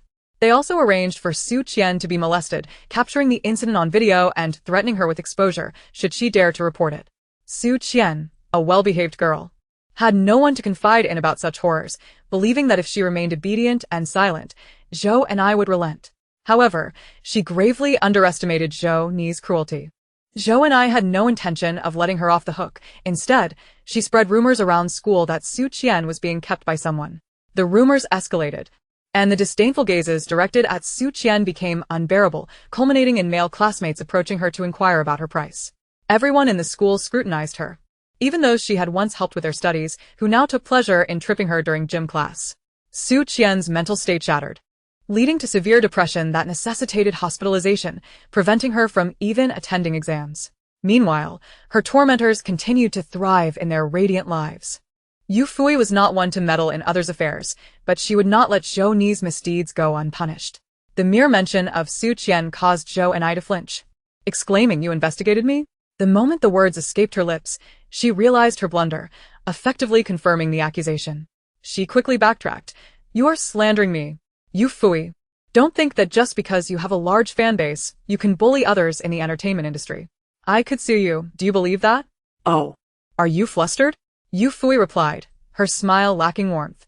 "By all means sue me. Let us see who prevails." Zhou's agitation was palpable. She felt an irresistible urge to slap her. With that, Yufui swiftly seized Zhou and I, pulling her from behind Zhou Tong. A sharp slap resonated as Zhou's face swelled, turning red and puffy. "How dare you strike me?" Sony exclaimed. "Is that even a question? If I dared not." "What are you doing right now?" "Measuring the length of my palm with your face." Another slap followed, mirroring the first. "You dare hit me? My parents will not let this go." Sony threatened. Yufui responded with a kick. "Let them come. I would welcome your grandparents as well. Remember when you were 3 and broke that piano in the mall? Didn't your grandparents lie on the ground, insisting it was the fault of that 2-year-old nearby?" Come. "Come, I'll reserve a spot for them at Chiana Mountain. Let them rest indefinitely." Chiana Mountain? Isn't that a funeral home? To lie there and never wake again? Watching from a distance, Chen Wanwan found a strange sense of satisfaction. Finally, she was not the only one to have borne the brunt of Yufui's wrath. Chapter 55. Who sent you as reinforcements? With no desire for further conversation, Yufuyi directly handed Zhou and I over to the director. Upon seeing her arrive with someone in tow, the director nearly fainted but promptly called the police. The same police officer from before arrived, a familiar face. And the process moved swiftly. On her way back, Yufuyi happened upon Zhou Tong, who was hiding in a corner, anxiously tugging at the corners of her mouth, seemingly trying to force them down. "What has you so amused? Pray, share it with me," Yufuyi inquired. Zhou Tong, startled, nearly jumped out of her skin. "A ghost? What ghost? What could possibly be more frightening than me?" "Ugh, adorable," she retorted, her voice tinged with familiarity. Zhou Tong, trembling, asked, "What do you want?" Yufuyi, munching on sunflower seeds, replied cheerfully, "I'm not after anything, just snagged a bag of seeds from the director and thought I'd indulge in some gossip." "What a delightful coincidence to run into you. It must be fate." Zhou Tong wished fervently to avoid such a cursed fate. She swallowed hard and replied meekly, "I apologize. My sister was too willful and caused you trouble. She won't do so again." Yufuyi felt a shiver run down her spine. "You, a 1,000-year-old fox. Don't try to spin me any tales. You've both played your parts. One a true green tea, the other a false princess. You both have employed online armies to slander me, thinking I was oblivious. What are you pretending? There exists a peculiar psychology where individuals, despite their own shortcomings, fail to look inward, instead believing they can usurp those who excel by dragging them down. Zhou Tong and Zhou and I are prime examples of this mindset. The original character was universally reviled, yet after Yufui's arrival and participation in variety shows, she gained popularity. While she may not have been aware of this, the two sisters had witnessed it firsthand. The sisters, self-important, believed that if someone like Yufuyi, who had little to offer beyond her looks, could redeem herself through entertainment, then they, with fewer blemishes on their reputations, could easily rise to stardom once Yufuyi was brought down. Zhou and I had been spoiled, charging forward without restraint. Zhou Tong, appearing to be under her sister's control, was like a venomous snake lurking behind her, perfectly playing the victim. She sought to stage a scenario akin to a mantis capturing a cicada, unaware that Yufuyi had little patience and swiftly dismantled her plans. Zhou Tong managed a weak smile. "I think you've misunderstood. I truly haven tea." "Enough of this," Yufuyi interrupted, rising to her feet. "I came to share two pieces of news with you, one good and one bad. Which would you like to hear first?" "The bad news," Zhou Tong replied without hesitation, as Zhou Ni's misfortunes were, in her eyes, a blessing. "Oh, then I shall share the good news with you. Your sister is going to prison, which means you will finally be the sole child in your family, albeit for a limited time." For Zhou Tong, this was indeed good news. A long-awaited day she had envisioned for years. The accumulated grievances over the years bubbled up, and she couldn't help but chuckle. However, Yufui's next words froze the smile on her face. "The unfortunate news is that your father's company has been completely dismantled due to fraudulent activities. And both your father and sister have accompanied him." How dramatically ironic. Just moments ago, Zhou and I was boasting about her father being a corporate executive, challenging the police officer to find her father, only to discover that, quite ironically, the officer had just apprehended him. What? The muscles in Zhou Tong's face twitched uncontrollably as she exclaimed, "What do you mean? My father has been arrested. That's impossible." She resolutely believed that Yufuyi was deliberately stating this to retaliate against her for employing internet trolls to malign her. "Believe it or not," Yufuyi shrugged. "We'll have the phone tomorrow, so you can see for yourself. Moreover, I've heard that internet trolling can be quite lucrative, and I find myself in need of funds. So, just keep your composure." Yufuyi, indifferent to Zhou Tong's pale complexion, turned to leave. Suddenly, a small monkey sprang forth, landing in her arms. It began to whimper. "Sister, my mother spanked me. Look, she made my bottom red. Woe is me. You must help me speak to my mother. Is she really my birth mother? Why hit me so hard?" Yufuyi was taken aback. "Wasn't your bottom already red?" However, to spare the child's tender heart, she inquired, "What did you do to warrant such a severe punishment?" The small monkey sniffed. "I didn't do anything. I was just helping my mother groom her fur." Yufuyi pondered. What a filial child, yet why was it punished? "Come, let us go speak to your mother. How can she hit you for such a trivial matter? Violence is not the solution. By the way, how did you help your mother groom?" The monkey demonstrated, grabbing a handful and pulling it towards the ground. It excitedly gestured, ensuring her explanation was clear. Yufuyi was baffled. "What?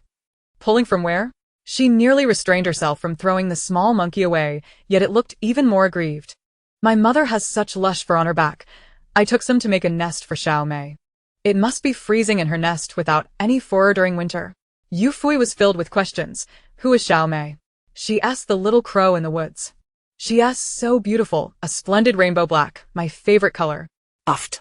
In this sweltering July and August, you're pulling your mother's back fur to protect your beloved bird from the cold winter? You truly are a devoted child. In that instant, Yufuyi felt a twinge of admiration for her own filial piety. Come, I'll take you to find your mother. The monkey, brimming with pride, thought. I brought my sister here. Surely, my mother won't dare to hit me now. However, upon spotting the monkey's mother, Yufuyi tossed the little creature towards her. Monkey mom, quickly, give this little rascal another bowl of iron-fisted tofu. Seeing her offspring flying towards her, the mother, already enraged by the mischief on her head, instinctively reached out, catching it effortlessly, and with a swift motion, delivered a well-deserved spanking. Yufuyi, munching on sunflower seeds, chimed in, Monkey mom, no hitting the face. Just the bottom is fine. The little monkey wailed, Sister, weren't you my savior? Why are you fanning the flames? Chapter 56. What is the greater pressure? The sea or the human world? My friends, I must take my leave. Don't miss me too much. Yufuyi waved farewell to the marine creatures that had gathered at the shore to bid her goodbye. The orcas rolled on the beach, playfully begging her not to depart, while the humpback whales attempted to approach, only to find their space occupied by the orcas. The blue whales and fin whales were too massive to come ashore, only able to call out from slightly deeper waters, pleading for her to stay. Do they truly not wish for me to leave? Yufuyi mused, stroking her chin. What a dilemma. As the most loyal friend to these small creatures, how could she bear to see them sorrowful? An idea suddenly flickered in her mind. How about I sing a song for you? Once you hear it, you will surely cease to feel sad. Huh. What song could possibly alleviate sorrow so swiftly? Yufuyi and the others were curious, and the little animals blinked expectantly. They had heard her sing before, and her voice was even more melodious than that of the sirens. The audience in the live stream eagerly anticipated her performance, longing to hear her sing again, as the last time they had searched for that song on music platforms, but it was nowhere to be found. The recording is ready. Just waiting for Yujia to begin singing. Yujia is finally singing again. I'm prepared with tissues. I cried uncontrollably last time. Why do you need tissues? Didn't Yujia say that today a song would make you instantly unsad? The marketing accounts were poised to seize the headlines today. Under the spotlight, Yufuyi made an unexpected move, waving her hand for the monkey's mother to hand her a coconut frond taller than herself. With her legs in a horse stance, she leaned slightly to the left, her right hand dancing above the leaf. What is she doing?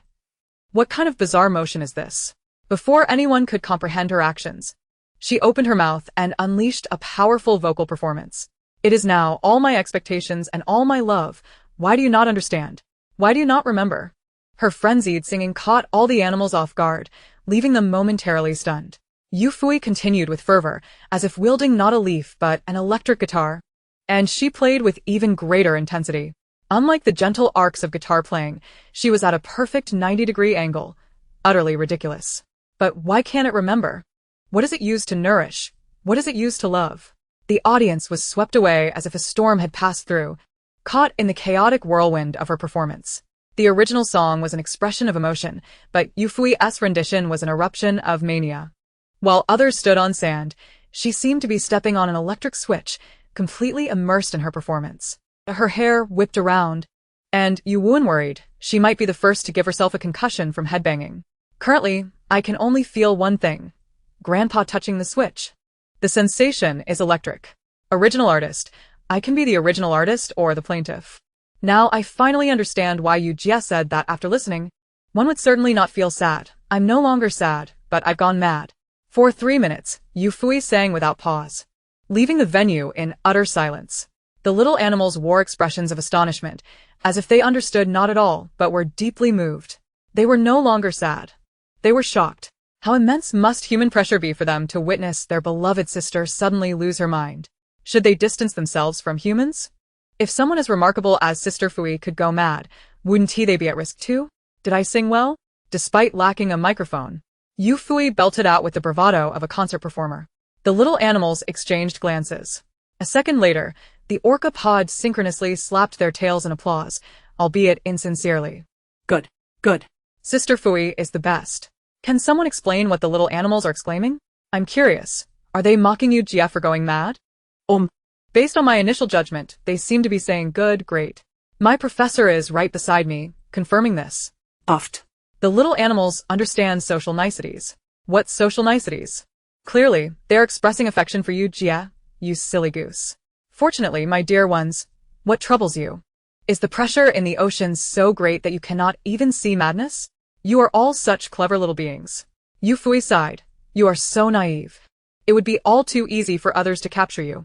Not all humans are benevolent, especially in that country where life seems rather comfortable. Yu Wuan silently raised his hand. Sister, there is indeed substantial pressure in the sea. Submarines can burst under it.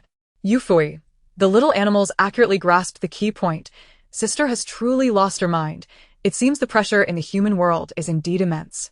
They humbly replied, well, it's not too bad. Without you, sister, humans would feel much greater pressure. The pressure of the physical realm and the burden of psychological strain are akin to the winters of the southern and northern regions. One cannot definitively ascertain whether magical damage surpasses physical damage. Yufuyi let out a sigh, gently caressing the orca calf before her, pondering that in the future, it ought to remain vigilant and not be deceived, lest it be transformed into fish sticks. The small creatures fell silent, realizing that their elder sister was indeed concerned for their well-being. Fear not, dear sister. We are not foolish. We will safeguard ourselves, they reassured her. Yes, yes, sister. We are brave whales, unafraid of adversity. You should return home. I imagine you miss it dearly. We will take good care of ourselves and await your next visit. All right. I shall come to play with you again when I have the time. The audience remained quiet for a few seconds before the barrage of comments began to flood the screen. I was wondering why you, Jess, suddenly seemed frantic. It turns out she was worried about the little creatures. I'm in tears for you, Jia.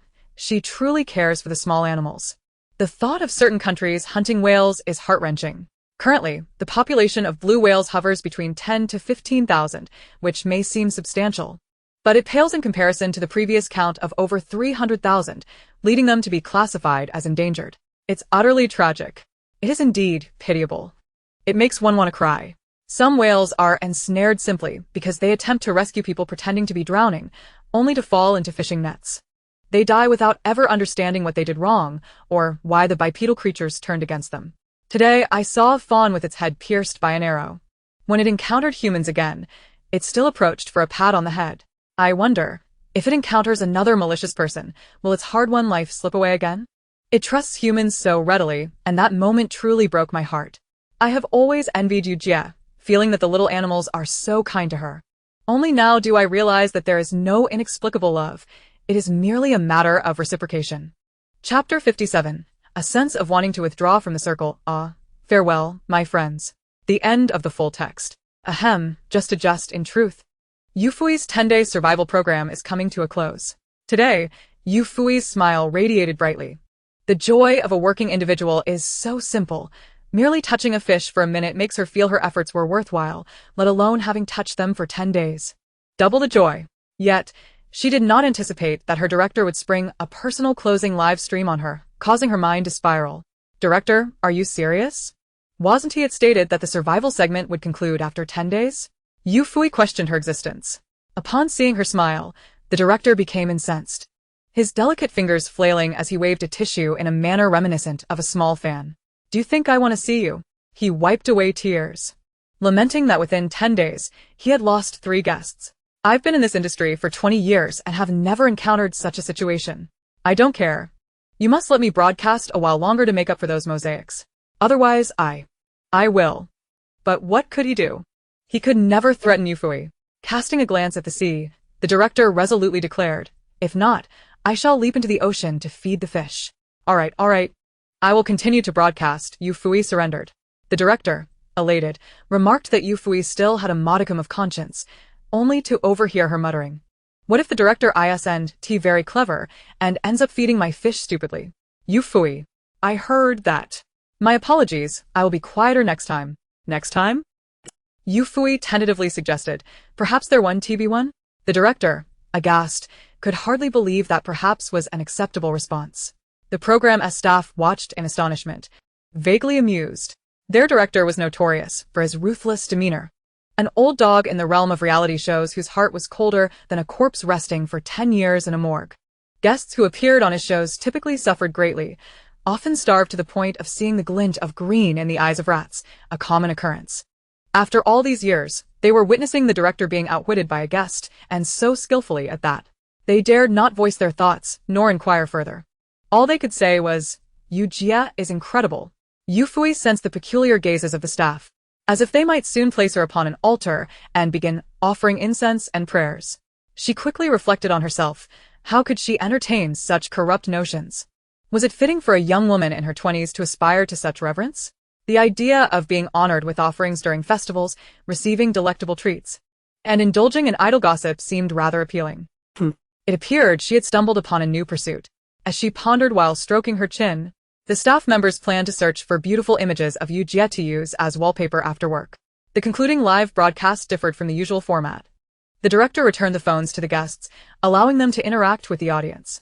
As Yufuyi opened her live stream, viewers surged in, the comments flashing like the lights outside a barbershop, dizzying to behold. "Hello, everyone," she greeted, and the comments erupted. "Yujia, Yujia, look at me. I love you. Yujia, be my girlfriend. I will steal money from my husband to support you. Yujia, choose me. I'll have my son support you, letting you experience the joy of a little puppy. When you're 40, he'll be 20. And he can provide for both of us while we admire male models. Ignore them. Choose me, and I'll have my grandson take care of you, ensuring you live a life of leisure. You all pale in comparison. Yujia, look at me. I'll name you as the beneficiary of my insurance." "Beneficiary? I'll bequeath you my entire estate, including my remains, as a delightful surprise." Stealing from husbands to support her, having grandsons care for her, these seemed relatively normal. But bequeathing remains? Was that truly a surprise rather than a fright? Yufuyi couldn't help but wonder where things had gone awry. Why did her live stream take such a peculiar turn? Was it a prank by the production team, or was it merely her broadcast that veered into the bizarre? "Brother, did anyone in your live stream mention being a beneficiary?" she inquired, glancing at Yuwuan beside her. Yuwuan appeared shocked and frightened. "Sister, what are you saying? That's unacceptable. Although we're by the sea, you cannot entertain thoughts of disappearing." What are you talking about? She shoved her brother aside and peered at his live stream's comments. Unconvinced, she also checked the streams of Xue Xiao and Zhang Xian. 2 minutes later You Detective Fui, had solved the mystery. Only her live stream was peculiar. Soon, she accepted the reality. Life is often unsatisfactory, and who could revel more than she? "Yufui?" Thus, she called out, to the sister who goes by the username, Yujiebi, my daughter-in-law, "Your status seems rather elevated. With such lofty claims, are you not risking your life? Quickly, tell me where you live and your WeChat information, and where is the male model you mentioned?" The identity of the male model was not important. She merely wished to connect emotionally. Suddenly called out, "I nearly died of fright, thinking Yujia was coming to settle a score with me. My ID was actually read by Yujia. Who understands? Should I be mortified or delighted? Haha, sister. I don't know if you'll die, but I am laughing to death. You tried to take advantage of Yujia, and now she's really called you out. Let us see if you dare do it again. My username is craving Yujia's body. Can I keep this name? Mine is even more embarrassing. If Yujia reads it aloud, this stream can't be aired." Of course, Yufui noticed these comments and, upon glancing at certain usernames, nearly blacked out. What kind of outrageous words were these? How did they pass moderation? To avoid becoming the first live streamer in the entertainment industry to be banned, She decided to change the topic. Yet how could it be so simple? Once certain topics are broached, not even 8 horses for oxen and an elephant combined could retract them. After receiving a warning, Yufui proposed, "Why don't we connect with our fans live?" Connecting live? Celebrities typically only connect with their peers. It is unheard of for a star to engage directly with their fans. Yufui would undoubtedly be the first to do so. The audience questioned their hearing, for many were aware that celebrities must tread carefully with their words. Their responses during interviews are often meticulously honed over years, characterized by high emotional intelligence, with few daring to speak the unvarnished truth. This has led them to face the media with confidence, yet shy away from direct interactions with fans, fearing they might inadvertently say something amiss. The barrage of comments in the live stream sought clarification. But Yufuyi misinterpreted the situation. She pondered, could it be that my eccentricity deters anyone from wanting to connect with me? Eccentric? Indeed. The audience suddenly realized. Should they expect Yu Jia to exercise caution? Since her debut on this show, her candidness has been unrestrained, exuding an allure of one ready to depart the entertainment industry at any moment. Chapter 58. I am not who I am without you. So don't speak nonsense. Hello. Can you hear me? This is aka Yufuyi. Yet on the other end, silence reigned. Yufuyi hesitated to disconnect, fearing the other party might be embarrassed. Thus, she gracefully began her self-introduction. A few seconds later, a voice finally emerged. Yeah, I'm sorry. A soft, trembling voice came through, laced with a hint of sobbing. I didn't mean to. Something just came up. I'll hang up now. Wait. Yufuyi interjected. What's wrong? Are you facing some difficulties? Sensing she might frighten the young girl on the other end, she softened her tone. If you feel comfortable sharing, I would be more than willing to listen. Of course, if it's not suitable to discuss here, you can always message me privately. I genuinely wish to hear your story. Her voice, inherently clear, was deliberately modulated to convey warmth and reassurance. On the other end, Li Minyu suddenly felt her sorrow dissipate, and as she recalled the reason for her tears, she felt a twinge of embarrassment. However, it was not an insurmountable issue, and with Yu Jia's gentle encouragement, she felt compelled to confide. Actually, it's nothing much. I'm just grappling with a relationship dilemma, debating whether to break up with my boyfriend. Well, good news. It's nothing serious. Bad news. A lifelong single grappling with relationship woes. You're quite brave, Yufuyi. Yet, since she had offered to listen, she must do so, despite her single status. Each time she clicked on gossip threads, she would spend hours engrossed, even if she refrained from commenting. The challenge lay in how she could comfort the young girl, as her own comments were rarely genuine reassurances, but rather indulged in various forms of gossip. As she contemplated how to provide solace, she overheard the girl recounting. I've been with him for 2 years. During this time, he has lived in a house I rent, with rent and utilities paid by me. He even asks me for money when he is broke. I've never held this against him, but recently he has been particularly impatient with me. Just yesterday, he even pushed me when I didn't give him money for a gift for his classmate's birthday. I want to break up, but I'm hesitant. What do you think I should do, Yu Jia? Without thinking, she blurted out, perhaps you should sever the mother-son dynamic. Oh no. How did I let that slip? Let me explain. I mean, it's just a rhetorical flourish. The comments exploded. Oh my. Yu Jia is truly bold, living up to her reputation for always appearing on the verge of exiting the industry.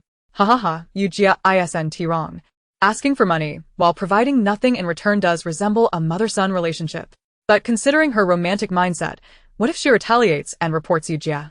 Listen to my explanation. No need, Yu Jia, I understand now. Wait, what do you understand? Yufuyi was baffled. While her words were heartfelt, the girl seemed a bit too infatuated, and she worried about her emotional resilience. Just as she contemplated what to say next, Li Minyu spoke again. Yu Jia, I get it. You're trying to convey that my relationship is fundamentally flawed. You're right. It does feel more like a mother-son dynamic than a romantic one. I'm going to talk to him about breaking up. Thank you, Yu Jia. I'm off to end things now. Wait, don't leave. Yufuyi called after her. But the girl departed with a resolution as swift as Sujima's poetry, leaving no trace behind. What is this? A breakup master? Sister? You've landed in a predicament. What if one day she regrets it and turns against you, claiming you instigated it? Exactly. Remember that girl who got hurt while defending her friend from her boyfriend? Her friend reconciled with the boyfriend, and now her eyes are forever damaged. Sister? Just let it go. The fans expressed their concerns for Yufuyi, but soon, the girl returned. I've just broken up with that scoundrel, while he was asleep.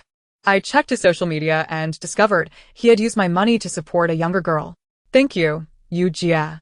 With a flurry of rockets sent to the live stream, all from Li Minyu, I hereby swear before Yu Jia, if I ever fall for another romantic fool, I'll be broke for life. The audience was taken aback. This was an unexpected turn of events. Yufuyi too was astonished. When did her words hold such influence? Nevertheless, given the girl's decisiveness, she felt compelled to offer some consolation. It's wonderful that you've come to terms with it. There's nothing inherently wrong with dating. Just remember, if you ever feel uncomfortable in a relationship, it's best to move on. At this point, the fans showered Yufuyi with praise for her beauty and kindness, reveling in the stories of others. Yet, when she continued, the audience erupted. Because I've heard that usually during such times, it's the other person who drains your fortune. As her words settled, the comments surged like a tidal wave. I'm breaking up immediately.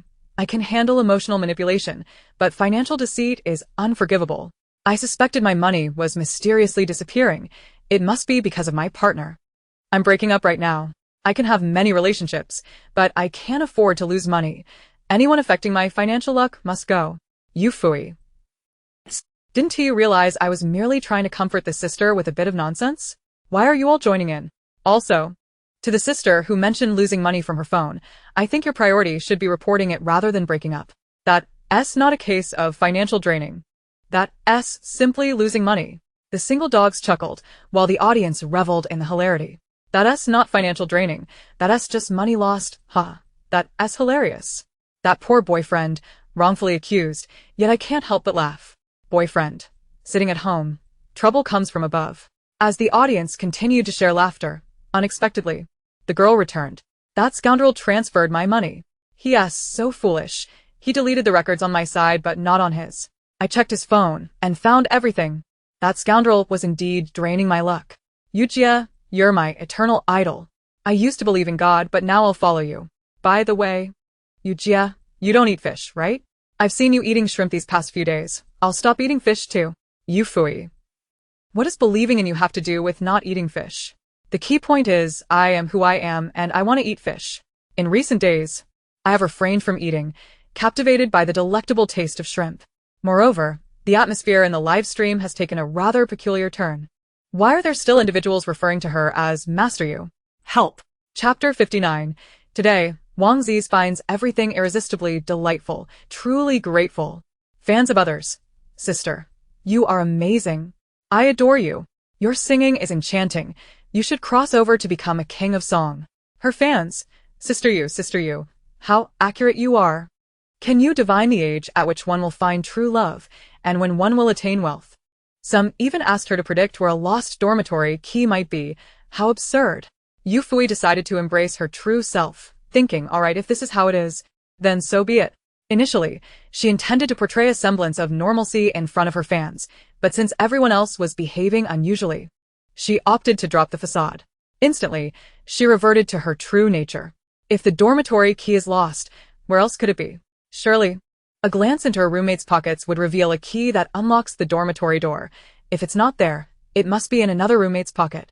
As Xue Xiao approached her side, he overheard her explosive remarks. He smirked, realizing that it was indeed impossible for a dormitory to possess only one key.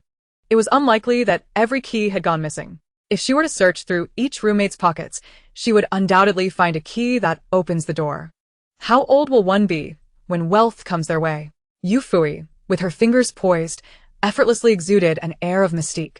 She was perplexed by her own proficiency. As long as your culinary skills are subpar, no matter how old the chicken you stew is, it will always be tough. While delivering this line, she glanced around, wondering if puns would incur any penalties. Xue Xiao, somewhat baffled by her gaze, felt a sense of resignation regarding her peculiar thoughts. As for the inquiry about finding true love, one might as well go skiing in northeast China this winter. Just picture a tall, handsome fellow with legs that stretch to 185 meters, gliding down the slopes. One must wonder about fate in such a scenario. After finishing her divination, the fans clamored to see small animals. With each enthusiastic shout of sister, Yufuyi felt a twinge of embarrassment in refusing them. What animal do you wish to see? How about a snake? See a snake? No way, I fear nightmares tonight. A snake? That slimy, ugly creature? Absolutely not. I detest dark, hairless beings. Indeed. Creatures with fur are far more appealing. Why are they all disparaging the appearance of snakes? It is merely certain species that are unappealing. There are indeed beautiful snakes. Yufuyi resolved to advocate for snakes, declaring, "Allow me to show you a stunning one. I guarantee it will change your perception. If it doesn't, feel free to blame me." Given her proclamation, the fans had no choice but to comply. They couldn't really object. They began to mentally prepare themselves, chanting for Sister Yu. For Sister Yu, even if it isn't beautiful, I shall feign admiration. When Sister Yu sang to the small animals, the fervor of her performance had them applauding in adoration. As humans, they could not be left behind. The camera shook continuously as Yufuyi dashed about. She promptly cautioned her fans. Perhaps you should refrain from watching for a moment, lest the motion disorient you. Motion sickness? Ha ha ha, what a term. Motion sickness from a phone? Is there any logic to that? Sister Yu has coined yet another new term. But truly, Sister Yu is wonderful. Why am I not a man? I wish to marry her. Dear sister, do you really think your chances with Sister Yu hinge on your gender? Heart utterly crushed. While the audience engaged in lively conversation, Yufuyi suddenly announced, "We've arrived." However, rather than immediately directing the camera towards the snake, she turned to address her fans in the live stream. For those who fear snakes, kindly shield your eyes or hold your phones at a distance. For those unafraid, you are in for a treat. This species is quite rare and absolutely breathtaking, guaranteed to make you forget any fear. How beautiful can a snake truly be? It merely resembles a worm, and regardless of its appearance, it possesses an inherently cold demeanor, overshadowed by an overwhelming sense of fear. Are you ready? Here it comes. As the camera pivoted, those fans who had not shielded their eyes were left in awe. Good heavens! Though they harbored no fear of snakes, they were not particularly fond of them either, but wow, this is a snake? If you told me this was a creature transformed by divine intervention, I would believe you. Is this truly a snake? Their astonishment was warranted, for the little being before them was strikingly beautiful, so much so that upon first glance, one might doubt its very existence. The fans who had covered their eyes gradually peeked through their fingers, their hearts racing in anticipation, careful not to toss their phones aside. But upon spotting the screen, they were astounded. What is this? A snake? No way. Just as they began to question their own vision, Yufui's voice chimed in. Isn't it beautiful? This is a blue blood snake, also known as the blue morph green tree python. It is non-venomous but can easily be confused with the toxic island blue bamboo viper. Therefore, I advise everyone not to approach snakes in the wild recklessly. Blue blood snake? The name suits this enchanting creature perfectly. It hung gracefully from a branch, its scales shimmering a captivating blue under the sunlight, exuding a soft, ethereal glow. Those who were not inherently afraid of snakes found themselves utterly captivated by its beauty. Meanwhile, fans who had previously criticized snakes found themselves marveling at its allure. It is stunning. How did I not know such a beautiful snake existed? Had I known, I wouldn't have harbored such disdain for them. As someone who fears snakes, I suddenly feel unafraid. How strange. Am I truly that superficial? Sister Yu, after the live stream, could you take a few pictures of it for us? It is simply exquisite. Yufuyi seemed to anticipate her fans' change of heart and readily agreed. When a fan inquired why such snakes were seldom seen, she explained, this species is exceedingly rare and highly valued. It is a coveted creature that many yearn for, often unattainable even for those with wealth. Their beauty is a privilege bestowed upon only a select few. Upon hearing Yufuyi praise it, the small snake raised its tiny head, affectionately nuzzling her arm. Yufuyi opened her palm, and it obediently climbed up, tilting its little head as if questioning what sister was doing with the phone. As the camera captured the moment the small snake ascended her hand, fans were treated to an adorable sight of its head tilting in curiosity. It already possessed a dreamlike hue, and with its endearing head tilt, it was utterly irresistible. Fans felt their hearts melting at the sight of such a charming creature. Come. Say hello to the sisters. The little snake, puzzled, wondered how to greet them. Was this how? It gently tapped the screen with its tiny head, then tilted its head back at Yufuyi, asking sister, does this count as a greeting? Yufuyi gently stroked its little head and asked the fans. The little snake wants to know if this counts as a greeting. The fans erupted in enthusiastic agreement. Yes, of course. How could it not count? It nearly landed in my arms. Fans began to spread the word, sharing the live stream with everyone they knew, urging friends to witness this beauty, transforming from fearful critics to enthusiastic admirers. Chapter 60. Which path do you tread? At the airport, Zhang Xian tugged playfully at the small corner of Yufui's garment. Her expression was subdued, her eyelids slightly drooping, and her usually icy demeanor bore an unexpectedly pitiful look. Master, might you inquire with your father if he still desires a daughter? She asked softly, casting a glance at the nearby Yuan, or if he might consider a trade. I am quite clever. Yuan. Though lacking evidence, he couldn't shake the feeling that he had been insulted. Sure thing. Yufuyi exclaimed with enthusiasm. My parents adore daughters. Perhaps they would trade me for a son. Yuan. No, I'm right here. How can you say such things? He turned to look for Zhang Jiga, intending to say, you should keep an eye on your sister. She actually wants to exchange herself for me. Then he heard Jean Giga's hesitant voice. Can I trade places with you? I'm smart too. Yurion exclaimed, danger. We need to leave. No, run. If we don't hurry, our positions will be compromised.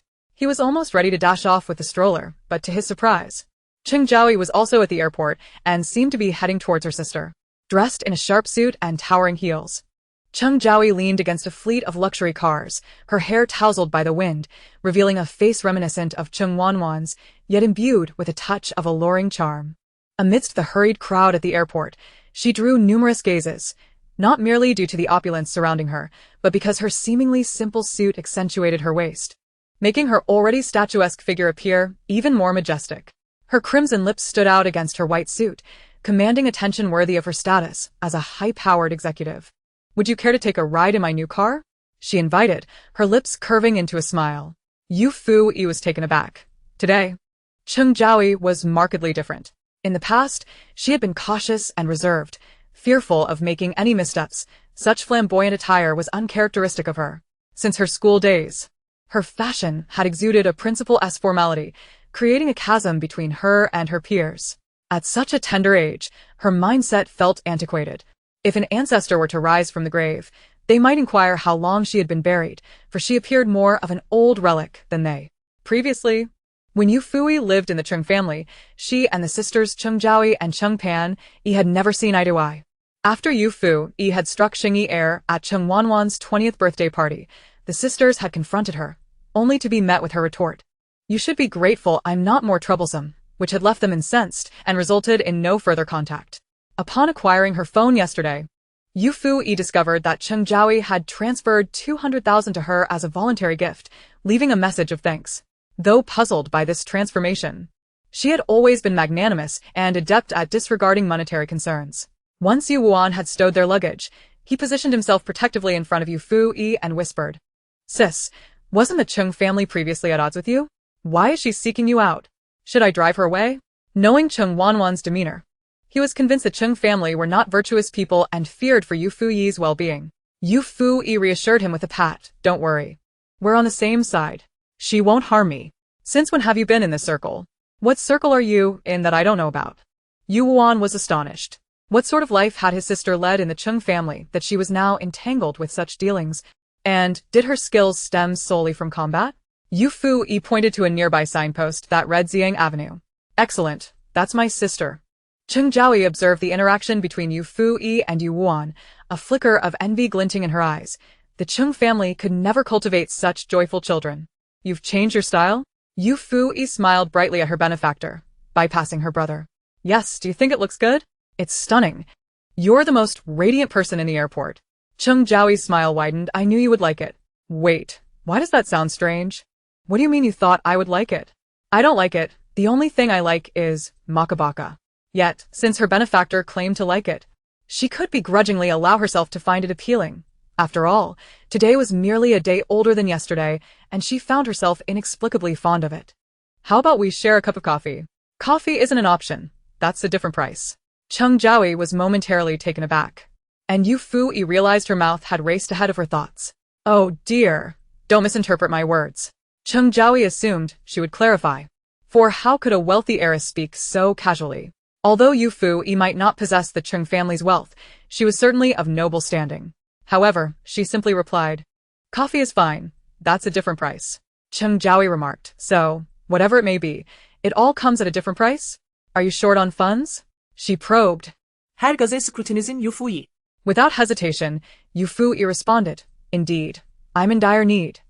A fortune teller once told me I was fortunate to have avoided becoming one myself. Otherwise, I'd be riddled with misfortunes.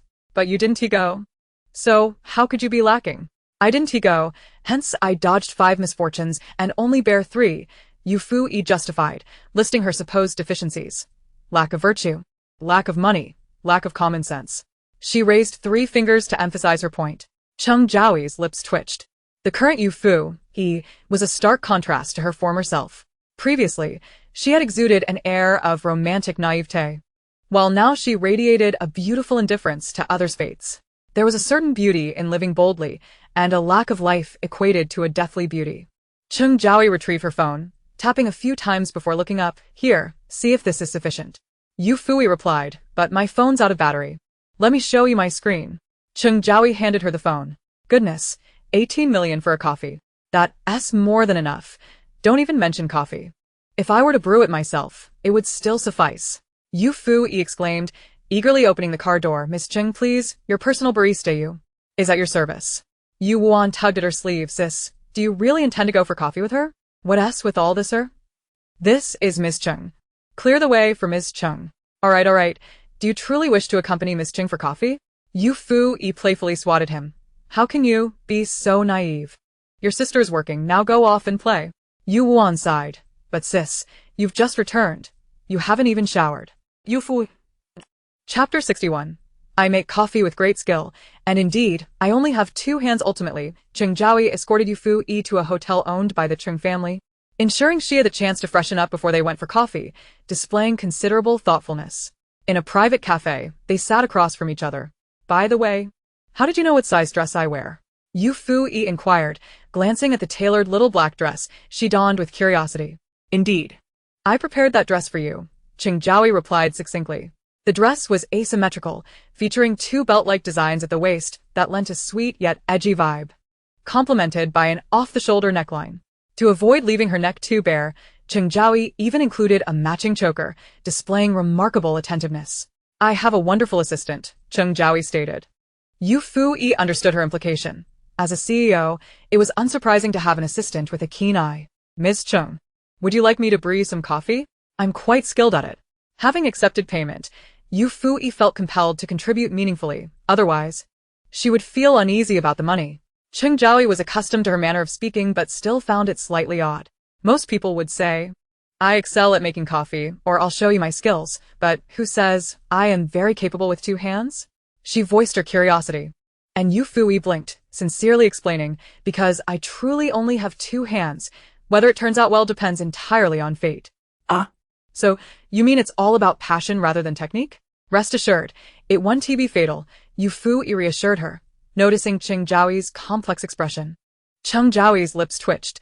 Indeed, it wouldn't be fatal. What kind of person could brew poison into coffee?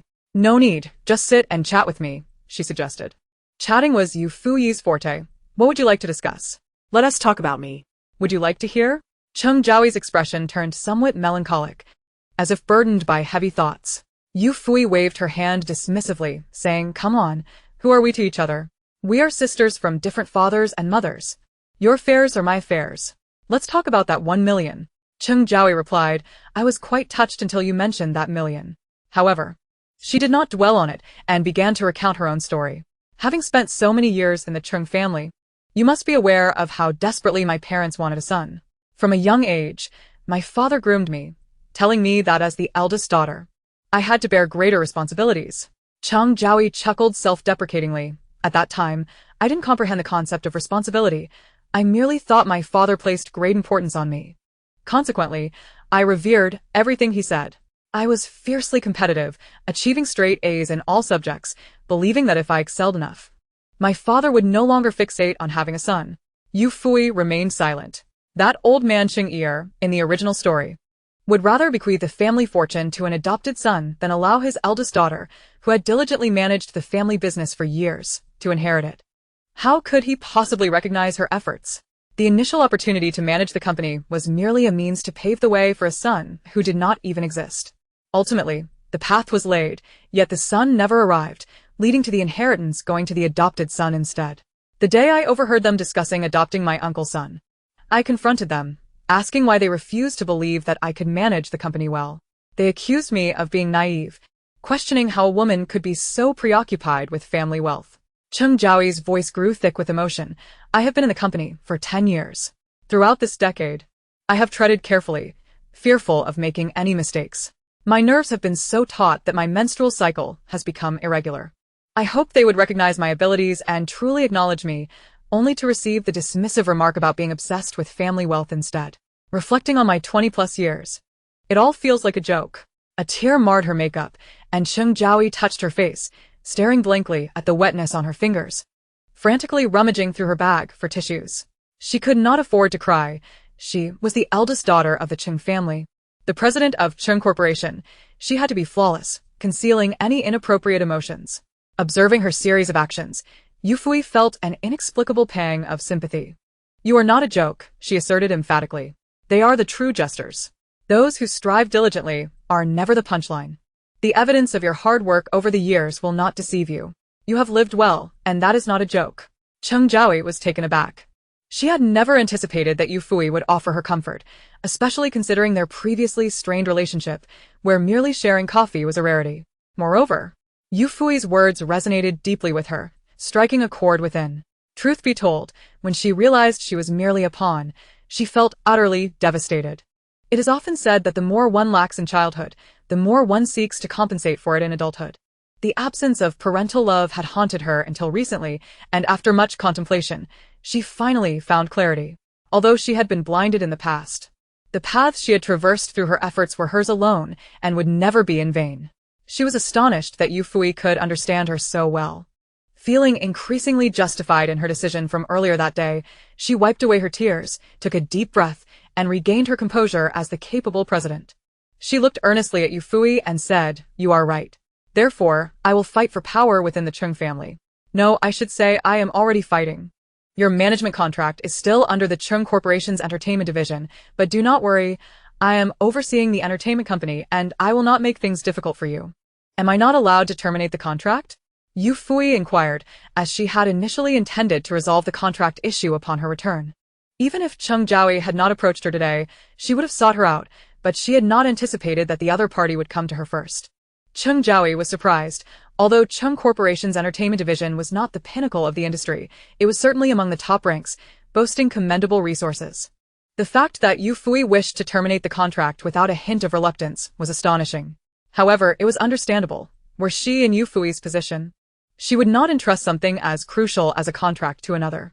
Nodding, she replied, "All right, I can assist you." This time, it was Yufuyi who was taken aback by the straightforwardness of the response, creating a sense of unreality. "What do you need me to do? It can't be for free, can it?" To her surprise, Cheng Jiahui shook her head. "No need. Consider it a token of gratitude for awakening me." Impressive. A token of gratitude worth millions in breach of contract. No wonder you are the female president.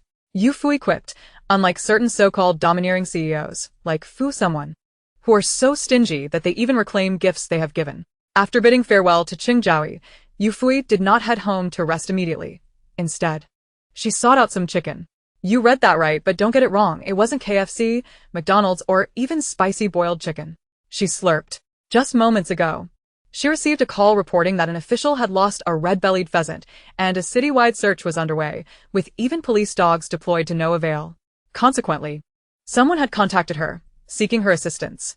Yufuyi was puzzled. Wasn't the red-bellied pheasant native to the northwest?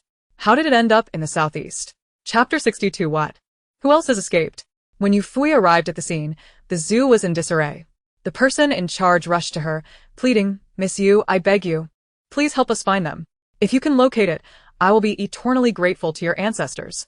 The person in charge, Fu Mingda, a middle-aged man in his 40s, was now weeping, his cries even more mournful than someone who had just lost a multi-million lottery. "That is unnecessary. First, tell me what happened," Yufuyi thought.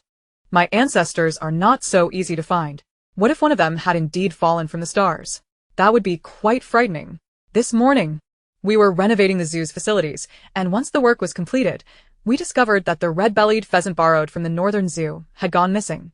After searching for over half an hour with no results, the zoo panicked and reported the situation.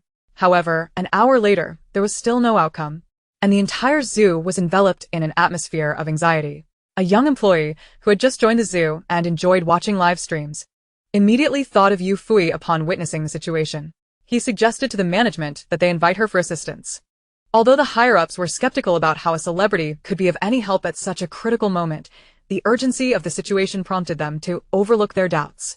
After the young employee showed them a picture of Yufuyi sitting atop a blue whale, surrounded by various marine creatures like a queen of the ocean, they promptly decided to contact her. After a convoluted journey through the U Corporation's official blog, they obtained Fu Yan's secretary's contact details, which ultimately led them to Yufui's phone number. It was quite a convoluted process. "All right, I understand. No worries. I will do my utmost to find it. Please take me to where they were housed," Yufuyi said, and without further ado, she began her mission. However, as she walked, She sensed something was amiss. Wasn't the red-bellied pheasant the one that went missing? Why were they now at the panda exhibit?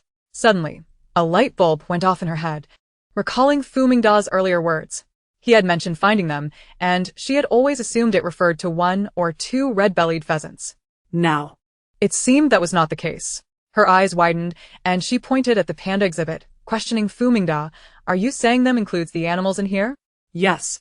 Fu Mingda replied, his face twisted in despair, his legs trembling. Yufuyi felt a chill run down her spine. Oh my goodness.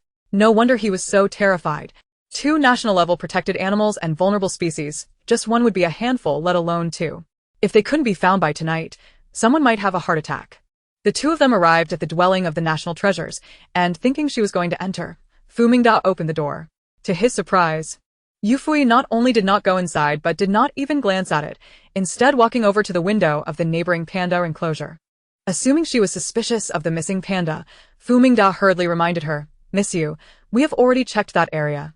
There is nothing there. Seeing his misunderstanding, Yufuyi patiently explained, I know it is not there. I merely want to visit its neighbor. Visit its neighbor? Fu Mingda was taken aback. He had assumed that her visit to the garden was intended to glean insights by observing the animals' habitats, but he had never anticipated that she would consider visiting neighbors. This notion seemed utterly absurd. After all, they were not human. Could one truly expect them to converse? His mind swirled with questions, yet Fu Mingda, being astute, refrained from voicing any skepticism. Trusting those he employed, he believed that once he had invited her, the manner in which she proceeded was her prerogative. Provided the outcome was favorable, he harbored no intention of obstructing her. He leaned in, intending to suggest that Yufuyi enter through the internal door. For the giant panda, affectionately nicknamed Xiongzhuju by visitors, was notoriously indifferent to human presence, preferring the simple pleasures of eating and sleeping. Since entering the garden, it had not approached the glass enclosure. However, before he could articulate his thought, he was astonished to witness Xiongzhuju, typically a creature of repose, excitedly ambling towards the glass, bounding with enthusiasm. What on earth was happening? His teary eyes widened in disbelief, for Xiongzhuju was renowned as the most placid panda, exhibiting a consistently stable demeanor, never one to run about. This was the first instance he had seen Xiongzhuju exhibit such fervor for anything beyond food. What just occurred? He inadvertently asked aloud. Yufuyi replied, nothing much. Then why is it coming over? Because I called it. Her answer was refreshingly simple, yet it felt somehow amiss.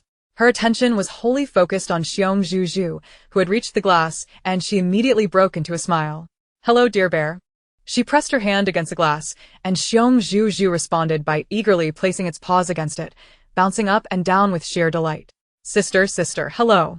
Are you here to see me? I'm so happy. Yes, I'm here to see you, Yufuyi replied. By the way, I have a small favor to ask. Would you be willing to assist me, dear bear? Of course, sister. Do you want some bamboo shoots? I'll get some for you. Xiongzhuju, like an eager child keen to share its treasures, turned to fetch the bamboo shoots. Yufuyi called out, wait, dear bear. Though I appreciate it, I shan't take your bamboo. Just enjoy it yourself. I wanted to ask if you know where Xiongzai has gone? Indeed, the missing cat was named Xiongzai, a name chosen by the humans themselves. Upon hearing the inquiry about Xiongzai, Xiongzhuju began to grumble. Sister, why are you looking for it? It has no sense of loyalty at all. We had promised to seek poetry and distant lands together. Yet it took advantage of me while I was indulging and ran off with that pesky red-feathered chicken next door and that cowardly crocodile. How outrageous. I thought we shared a bond as fellow workers. What? Yufuyi paused, momentarily grasping the mention of the red-feathered chicken, which she understood to be the golden pheasant. But what was this about a crocodile? She turned to Fu Mingda. Did the garden lose a crocodile as well? Fu Mingda exclaimed. How did you know? Yufuyi nearly fainted. It was indeed true. There isn't anything else, is there? She asked. Nothing else, just those 3. If there's more, I would surely perish on the spot. With a sigh of relief, Yufuyi inquired about Xiongzai's previously planned escape route before promptly setting off in pursuit of the 3 miscreants seeking poetry and distant lands. She stood still, her mental energy expanding outward, sending invisible ripples radiating from her center into the distance. Before long, she sensed the locations of the 3 wayward creatures, leading her to a mixture of amusement and concern. They were quite sprightly indeed. She hoped not to frighten anyone, especially the little crocodile, although it was a Yangtze alligator. Known for its gentle temperament and slight fear of humans, the sight of a crocodile still induced instinctual fear in people. A careless encounter could lead to unfortunate consequences. Seeing her remain stationary, Fumingda grew anxious. When shall we venture out to search, miss you? No need, I know where they are. What? Fumingda was taken aback. This was hardly the time for jokes, as he could hardly bear the weight of disbelief. Sensing his skepticism, Yufuyi said no more, simply taking hold of him and leading the way. Chapter 63. Guess why I train half an hour later at Guling Mountain Park. Yufuyi guided Fumingda through the woods. Just as he felt his curiosity bubbling to the surface, they finally arrived. Here we are, she announced. Where is here? Fumingda, dazed and confused, struggled to catch up. Ever since alighting from the vehicle, he had been dragged along by Yufuyi, racing through the park's wooded areas. And he barely had time to marvel at the pace that seemed beyond human capability. I despise Guling Mountain Park. The slopes are too steep. Finally, he recalled Yufuyi's earlier proclamation of their arrival.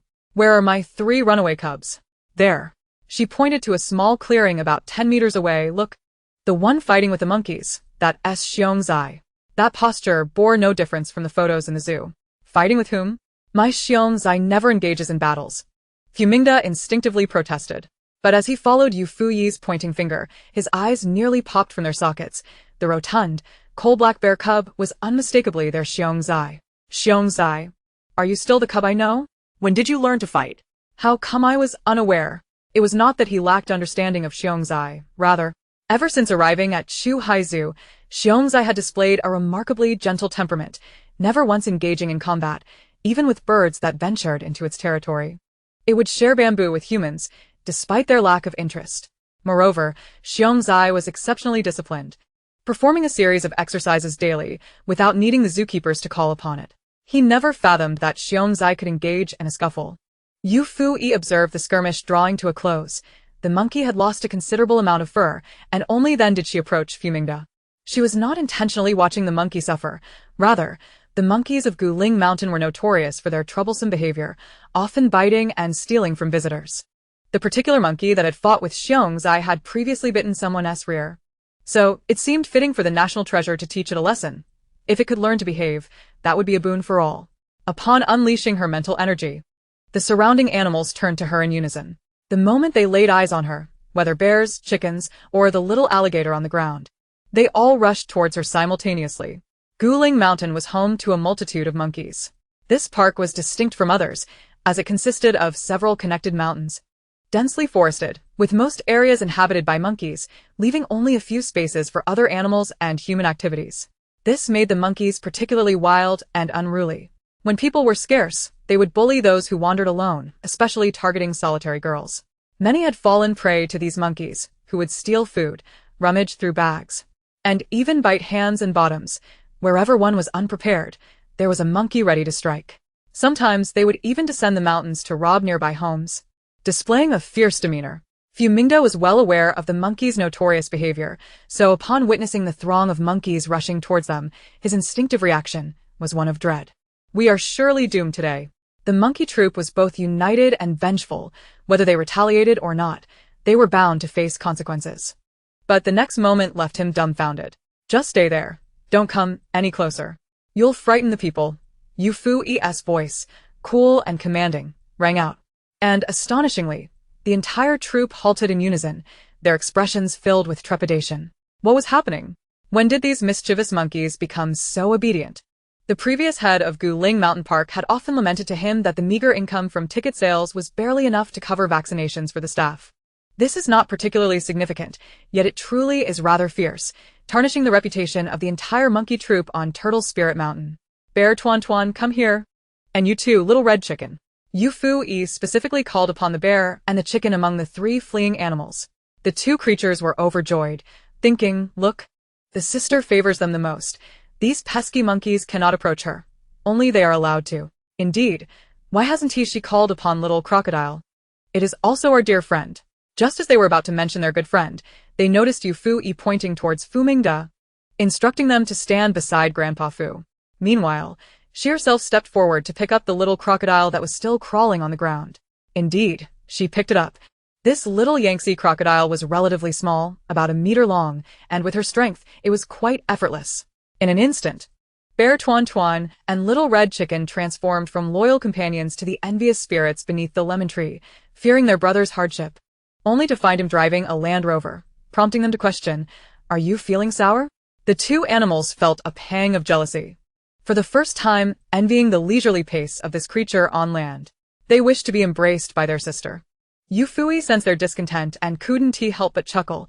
She merely saw the little crocodile sauntering along like an elderly gentleman out for a stroll, and decided to lend it a helping hand. Why were these two feeling sour? Nonetheless, she was always fair, placing the little crocodile at Fu Mingda's feet before giving both Bear Tuan Tuan and Little Red Chicken a warm embrace. Would this suffice? Yes, yes, yes. Sister is the best. We adore sister, and she is the most beautiful. One bear and one chicken were overjoyed, showering her with flattery. Fuming studazide. Feeling a twinge of jealousy, although the bear cub was generally mild-mannered, it had never displayed such enthusiasm towards anyone before. Observing its comical gestures of covering its face and twisting its chubby body, he felt a surge of sourness rising within him. This bear cub had never exhibited such a countenance in the garden. And that red-bellied golden pheasant, why was its head rubbing against Miss Yu's face? Look at that pitiful demeanor. Oh, I once went to great lengths to borrow it, feeding it for a month in the northern garden, yet it never snuggled with me. Now it perches on someone else's shoulder, behaving as docile as a little bird. How heartbreaking. Here, three animals basked in bliss, while one human simmered with jealousy. Meanwhile, the monkey troop was filled with trepidation, especially those who had bullied others. Too frightened to meet Yufuyi's gaze. Though she remained silent, curiously, they could sense her anger and dissatisfaction towards them. Unbeknownst to them, Yufuyi was exerting a psychic pressure upon them. Her ability to communicate with animals relied on her mental prowess.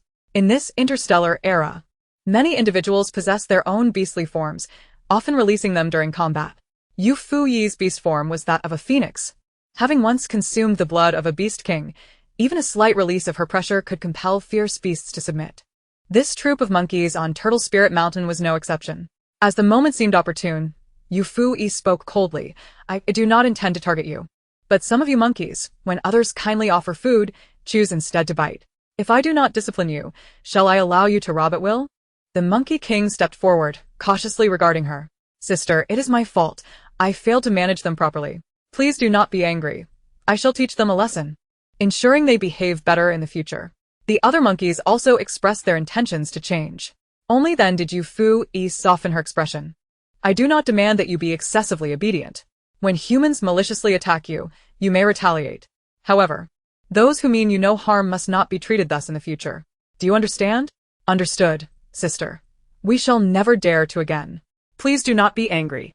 Fu Mingda watched in astonishment. Although he could not comprehend the monkeys' responses, he understood their expressions, which were not typical for the monkeys of Turtle Spirit Mountain. They appeared as compliant as if in a dream. Who was the young one that proposed inviting Yufuyi? A raise is in order. I shall ensure she receives one upon returning. This invitation has proven to be nothing short of miraculous, even managing to discipline the monkeys of Turtle Spirit Mountain. Incredible. Simply incredible. After Yufuyi finished admonishing the monkeys, she approached to cradle the baby monkey held by its mother, gently patting its head. She also embraced the other little monkeys, causing the elder monkeys to feel a twinge of envy. Yufuyi did not show favoritism, ensuring to pat every monkey that had not actively attacked or had merely retaliated after being pelted with stones. Thankfully, her strength was considerable, otherwise, after patting 500 or 600, her arms would surely have grown weary. Those monkeys who had maliciously harmed others watched enviously. Yet they recognized their wrongdoing and could only gaze longingly, vowing never to act in such a manner again. Fu Mingda, observing the scene, nearly exclaimed the phrase 666, which his son often used. He usually admonished his child to read more and not just shout 666 for no reason. Yet now he realized that sometimes 666 is the most direct expression of emotion. Miss Yu's approach of first suppressing and then rewarding, using exemplary behavior to motivate the lesser monkeys, was truly exceptional. After this encounter, it was unlikely that the mischievous monkeys of Turtle Spirit Mountain would continue to recklessly attack humans as they had in the past. Having resolved the issue with the monkeys, the two individuals accompanied their three animals, who yearned for poetry and distant horizons, on their return journey. With his newfound understanding of Yufuyi's capabilities, Fu Mingda held no doubt and humbly sought her guidance. "Miss Yu, could you kindly inquire of Bear Cub and Little Red Chicken, no, the red-bellied golden pheasant, why they wish to traverse the garden?" He nearly called out to Little Red Chicken alongside Yufuyi. She had no objections, her curiosity piqued. If it was indeed for the sake of poetry and distant horizons, what brought them to Turtle Spirit Mountain? Upon hearing her question, the bear cub proudly raised its head and declared previously, "That dead monkey called me fat. I have remembered it. I have trained every day for revenge. And I finally defeated it." Yufuyi, Chapter 64, Encountering Auspicious Signs. Fu Mingda. What did you say? I thought you were disciplined. It seems you train for revenge? The image of the bear cub as a diligent student crumbled like a house of cards, leaving Fu Mingda feeling as though frost had struck a tender vegetable. Seeing his utterly shattered expression, Yufuyi felt it humane to offer some consolation. That is not quite right. While their image may be in tatters, their discipline is genuine. The combination of techniques employed is impressive. That fellow overwhelmed the unruly monkey without it having a chance to retaliate. It was reminiscent of Kung Fu Panda, and such results cannot be achieved without discipline. With every word she spoke, Fu Mingda felt as though an arrow pierced his chest. As the remnants of his once sunny disposition as a cheerful bear were shattered even more thoroughly, to the point of complete fragmentation, Fu Mingda raised his hand, attempting to offer comfort. "Let us not do this again. Let us be each other's angels and refrain from wielding knives against one another." Very well, only he had knives. Miss Yu, on the other hand, radiated sunshine, with the red-bellied golden pheasant nestled upon her shoulder, its vibrant colors strikingly visible. Bear Tuan Tuan and the Yangtze crocodile clamored to ride with Yufuyi in the vehicle, each on one side, steady as mountains, filled with joy. Only his world bore the wounds of this encounter. However, why would the bear cub harbor a grudge against the monkeys of Turtle Spirit Mountain? They had never crossed paths. How could such enmity arise? Curious, Yufuyi asked, and the bear cub angrily retorted, "I once lived on Turtle Spirit Mountain for a year. When I was first brought there, that dead monkey taunted me relentlessly because I couldn't escape from my cage. How did it provoke you, so that you remembered for so long?" "It said my legs were short." The bear cub huffed. Well, that does seem not particularly long." "It also said my head was large." "That does seem quite sizable." "It claimed I would never be able to take a colorful photograph in my life." Well, "That seems to be a fair point." "It said I had 2 large dark circles under my eyes, clearly indicating I was weak." Tuft. "It deserved to be punished." Such behavior corrupts young minds. Moreover, as for those dark circles, they are merely the result of one's inherent charm, akin to a pair of plush black-framed spectacles, indeed, quite delightful. Engaging in cross-species conversation throughout the journey, Fu Mingda, amidst his bittersweet sentiments, could not help but feel fortunate for the presence of Miss Yu. Without her assistance, even if they managed to locate the trio of runaway cubs, successfully returning them from the slopes of Turtle Spirit Mountain would prove quite a challenge. Furthermore, they were traveling in a luxury vehicle sent by Yu Yen Chao, spacious and comfortable. It wasn't that the zoo lacked transportation specifically for animals, rather. The bear cub insisted that his sister should never ride in an animal vehicle as it was not fit for human use. Thus, they all boarded the luxury car instead. As Fu Mingda relaxed, he found himself reflecting on the extraordinary celebrity in his company, who turned out to be a young lady of affluent lineage. While he had encountered many privileged young women, he had never before met one so unpretentious. Turning his gaze, he observed Yufuyi encouraging the little alligator to sing.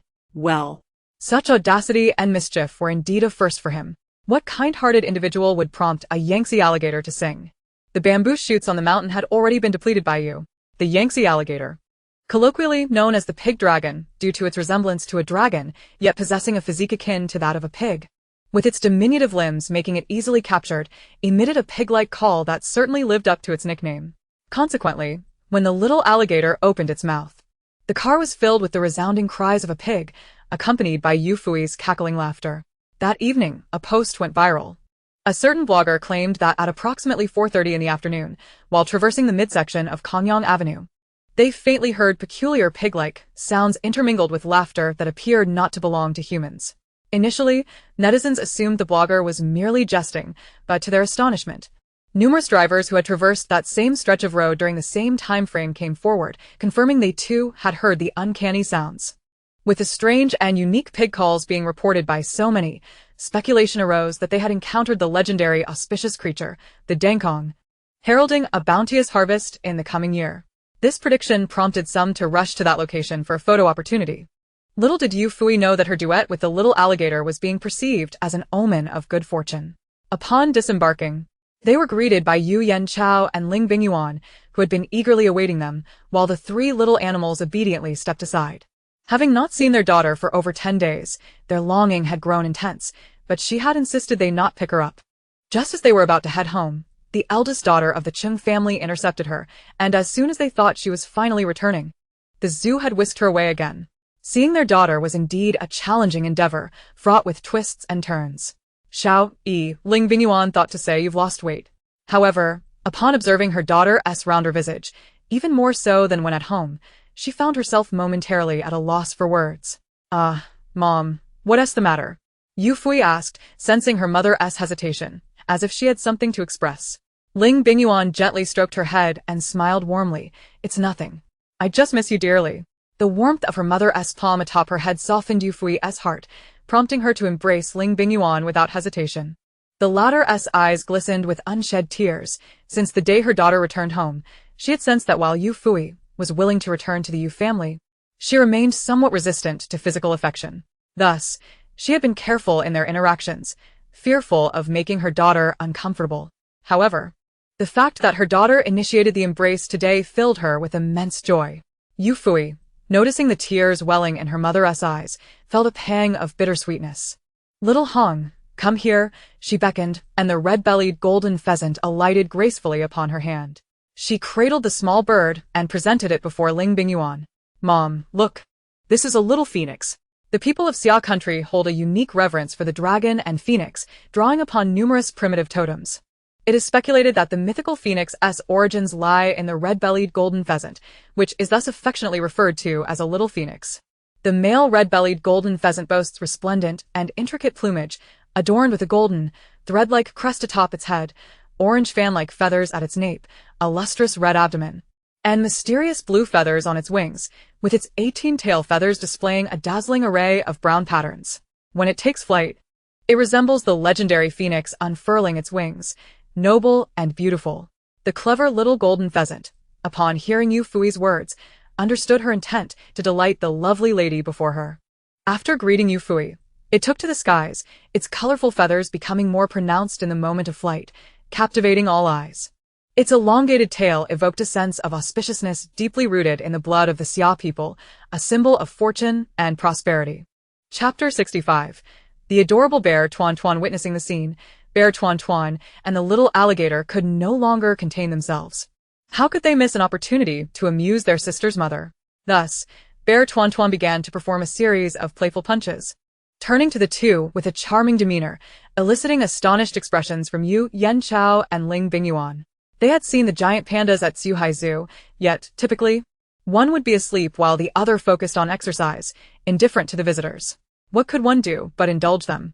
It was impossible to scold such adorable creatures. However, today, Bear Tuan Tuan not only acknowledged them but also made a concerted effort to be endearing. Just look at those two fluffy little paws covering its eyes, its round head bobbing, and its pudgy body swaying as it intermittently drew its paws away to sneak a peek at them, only to cover its eyes again. Absolutely adorable. Oh my, what a divine dumpling. Their hearts melted, the blank expressions on their faces instantly transformed into uncontrollable smiles. The bear, knowing just how to charm them, approached with retracted claws for a high five, sending them into a frenzy of delight. Yufuyi, witnessing this, pulled out her phone to capture the moment on video. The little alligator was momentarily taken aback. Bear Tuan Tuan, how could you perform so well? What am I to do now? It scrambled to join in. No. I must also put on a show. I cannot be left behind. Climbing to Yufuyi's feet, it implored, Sister, hold me. I want to perform. Yufuyi tucked her phone into her pocket and scooped up the little alligator. Just as she was about to inquire about its intended performance, the little alligator opened its mouth and, with a loud tutu, emitted a resounding pig-like call that echoed through the air. A hush fell over the scene. Ha ha ha. Oh, how delightful. Ling Bingyuan and Yu Yanchao, undoubtedly her true parents, share the same sense of novelty, bursting into laughter at the unexpected pig call that elicited honks of mirth from them. The atmosphere was jubilant, save for Fu Mingda, who recorded the moment while shedding tears, lamenting, "Oh, how blue this is. My own bear cub has never performed for me." He was envious of their gentle high-five and felt a pang of sorrow. As for that red-bellied golden pheasant, was it not known for its shyness? Why was it so audacious now? And you, little alligator, while your call may have been pig-like, it was clear you put your heart into it. He felt a tinge of melancholy, wishing to proclaim that they did not advocate for animal performances. However, one could not resist the animal's desire to entertain. Yet he would diligently document these moments, capturing the essence of these creatures' lives to later print and display alongside their habitats, accompanied by fitting narratives to share their stories with the world. Noticing her parents reveling in laughter, Yufuyi signaled the three little ones, reminding them not to forget their caretaker. The trio eagerly approached Fu Mingda, bringing him joy as they danced and laughed. After a playful interlude, they returned the three little ones to their respective abodes before Yufuyi finally headed home with her parents. Upon seeing the three return together, Yuan casually inquired, "Mom, Dad, Sis, did you meet at the entrance? What a coincidence." Yu Yanchou, "Unfortunately, my mother and I specifically went to pick up your sister." Yu Wuan, "Then why, when I asked if you were going to pick her up, did you say no?" Yu Yanchou gently nudged him aside to make way for the two women, and as they entered, he remarked, "Does it really matter? If it were true, I would have gone with you. I simply didn't want to take you along, which is why I said otherwise." Yu Wuan, "Do you really need to be so possessive of her? I merely returned to boast a little about how my sister took me to ride a sperm whale and see a cachalot. Is it necessary for you to reject me so vehemently? This is excessive." Yu Wuan muttered to himself, and suddenly, Yu Yanchou turned around, startling him. He thought his father was about to reprimand him and quickly pleaded, "Dad, let's talk this over. Please don't do this. I won't brag next time, alright?" Yu Yanchou raised an eyebrow. "You think I was going to reprimand you? My son, you are still a bit too young." Confused, Yu Wuan wondered about his father's words. Then he saw Yu Yanchou tapping on his phone before presenting it up right before him. On the screen, a vividly colored bird spread its wings and soared, as beautiful as an ancient painting, igniting Yu Wu and summer country DNA. He immediately erupted with excitement. "Wow. This is stunning." Yu Yanchou smirked with an air of aloofness. "Indeed. I think so too." He then opened another video, revealing a clip of a playful bear entertaining them and giving high-fives, causing Yu Wuan to leap up in surprise. "Isn't that the unapproachable fitness bear from Tsuhai Zoo? It actually performed for you? Was it my sister who took you to see this? You are being too much, sob, I asked you. And yet you didn't take me along. How unfair." Just then, Ling Bingyuan called for dinner, and Yu Yanchou pocketed his phone, completely ignoring his son's tantrum, turning around decisively to leave. In that moment, his usually cool demeanor was replaced by a triumphant smile. "See, kid, you wanted to show off in front of your father, didn't you? Well, your father is still your father." Yu Wuan continued to wail behind him, prompting Yu Yanchou to shake his head. Realizing that daughters are indeed cuter, look at how his son was nearly as loud as a Yangtze alligator. Before long, Yu Yiming, Yu Fei Yang, Yu Langyu, and Yu Qing Mo returned, and the family gathered harmoniously, creating a lively atmosphere akin to a festival. "Little sister, Xiaoan, congratulations on completing the recording of your show." Yu Yiming raised his glass first. The other three brothers echoed in unison. Yufuyi felt a surge of mixed emotions. For many years, she had been the sole occupant of her home, adept at finding joy in solitude, never feeling lonely. Yet, at this moment, she couldn't help but think that a bustling household was quite pleasant, filled with warmth. "Thank you, Mom and Dad, brothers. You are all wonderful." Yufuyi beamed, raising her drink in toast. Yu Fei Yang, Yu Langyu, and Yu Qing Mo felt their ears flush slightly. After all, they hadn't done anything noteworthy to deserve her praise. Her sister truly was too soft-hearted. They resolved to give her gifts right after dinner, otherwise they would feel uneasy.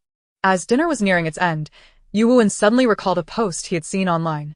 "I heard someone heard the call of a Dangkong, and many people are planning to visit tomorrow. Should we go too? Dangkong? This world still has Dangkong?" Yufuyi exclaimed in surprise. Wasn't that the auspicious beast from the Shan Haijing? They certainly didn't have it in their interstellar travels. Is there really one here? Yes. Look at what this blogger said. Yu Wuan pulled out his phone and opened the post for Yufuyi to see.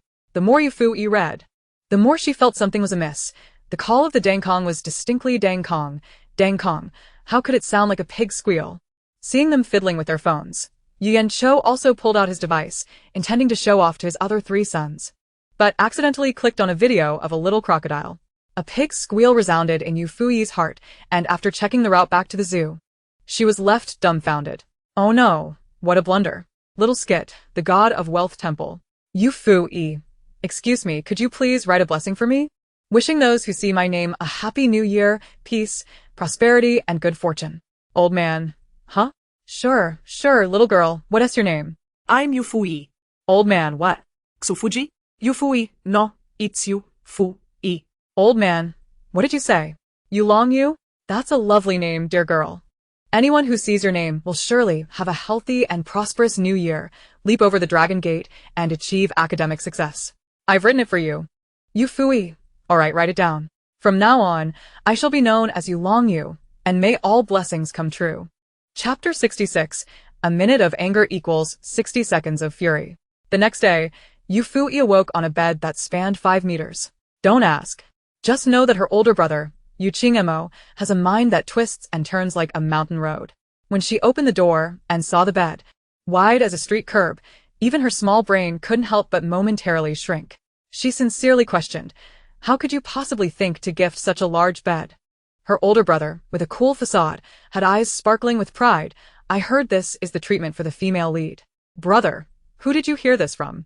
You must be secretly reading those domineering CEO novels. Exaggeration aside, she had to admit it was rather delightful and quite suitable for her to perform on her grand stage. With that thought, Yufuyi immediately executed a graceful leap, wrapping the 2-meter-wide bedsheet around herself, grabbing her slippers in hand, and letting out a couple of playful yells. Here comes the challenge.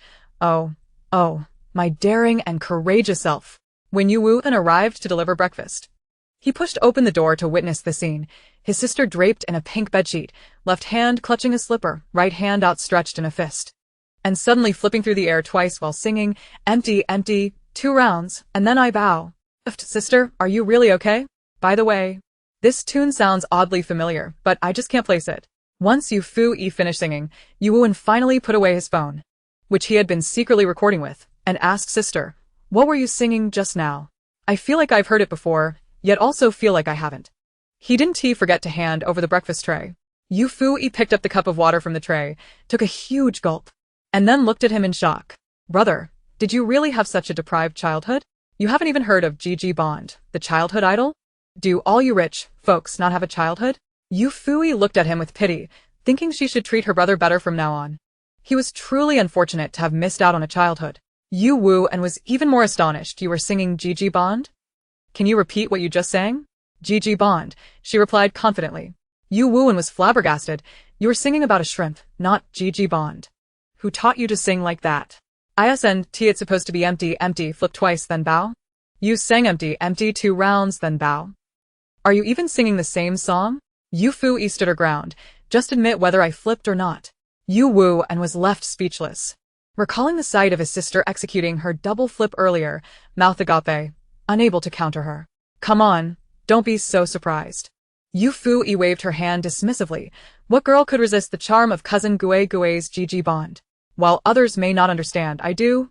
And I've even learned it. You seem quite proud of yourself. Yuan's lips twitched as he placed the tray down on the table and sat across from her. He could no longer contain himself. Sister, what on earth do you spend your day watching online? There are people capturing phoenixes, and you didn't see that someone said they spotted a dangkong? And you didn't know pandas escaped and went viral, and you missed that too. Are we not on the same internet?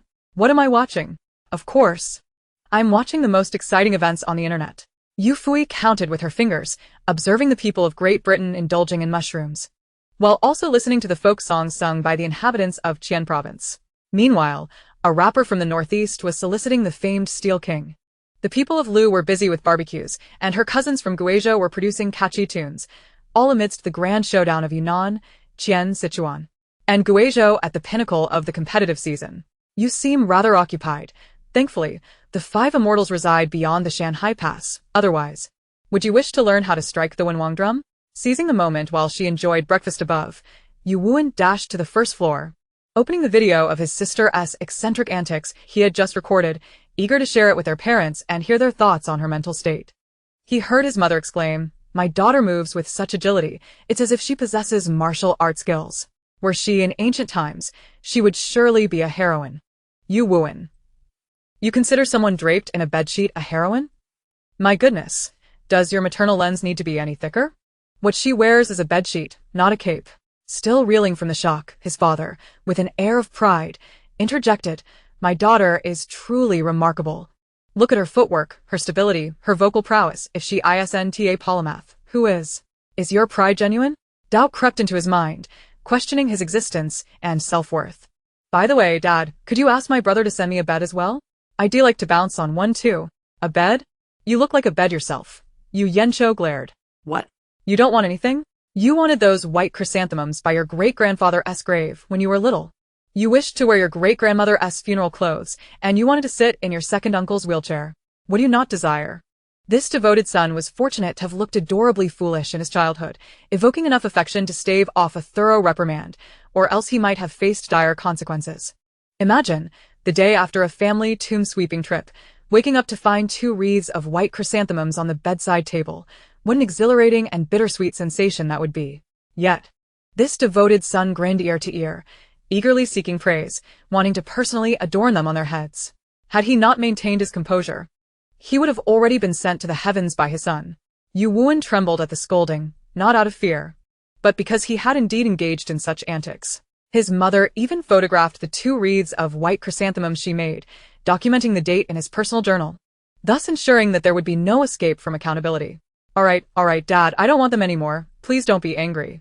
His mind raced, contemplating what his sister might say to placate their father, and he blurted out, 1 minute of anger equals 60 seconds of rage. "Dad, you might as well calm down." What am I even saying? Yufuyi wished to strangle himself. He was supposed to think of how to soothe his father, not to echo his sister's nonsensical ramblings. Alas, words once spoken are like water spilled, irretrievable. Ling Bingyuan's usually gentle gaze was filled with astonishment at her son's unexpected eloquence, while Yu Yencho rolled his eyes. "I am well aware that a week of anger equates to 7 days of fury. Spare me your elementary mathematics lessons and find somewhere cooler to linger."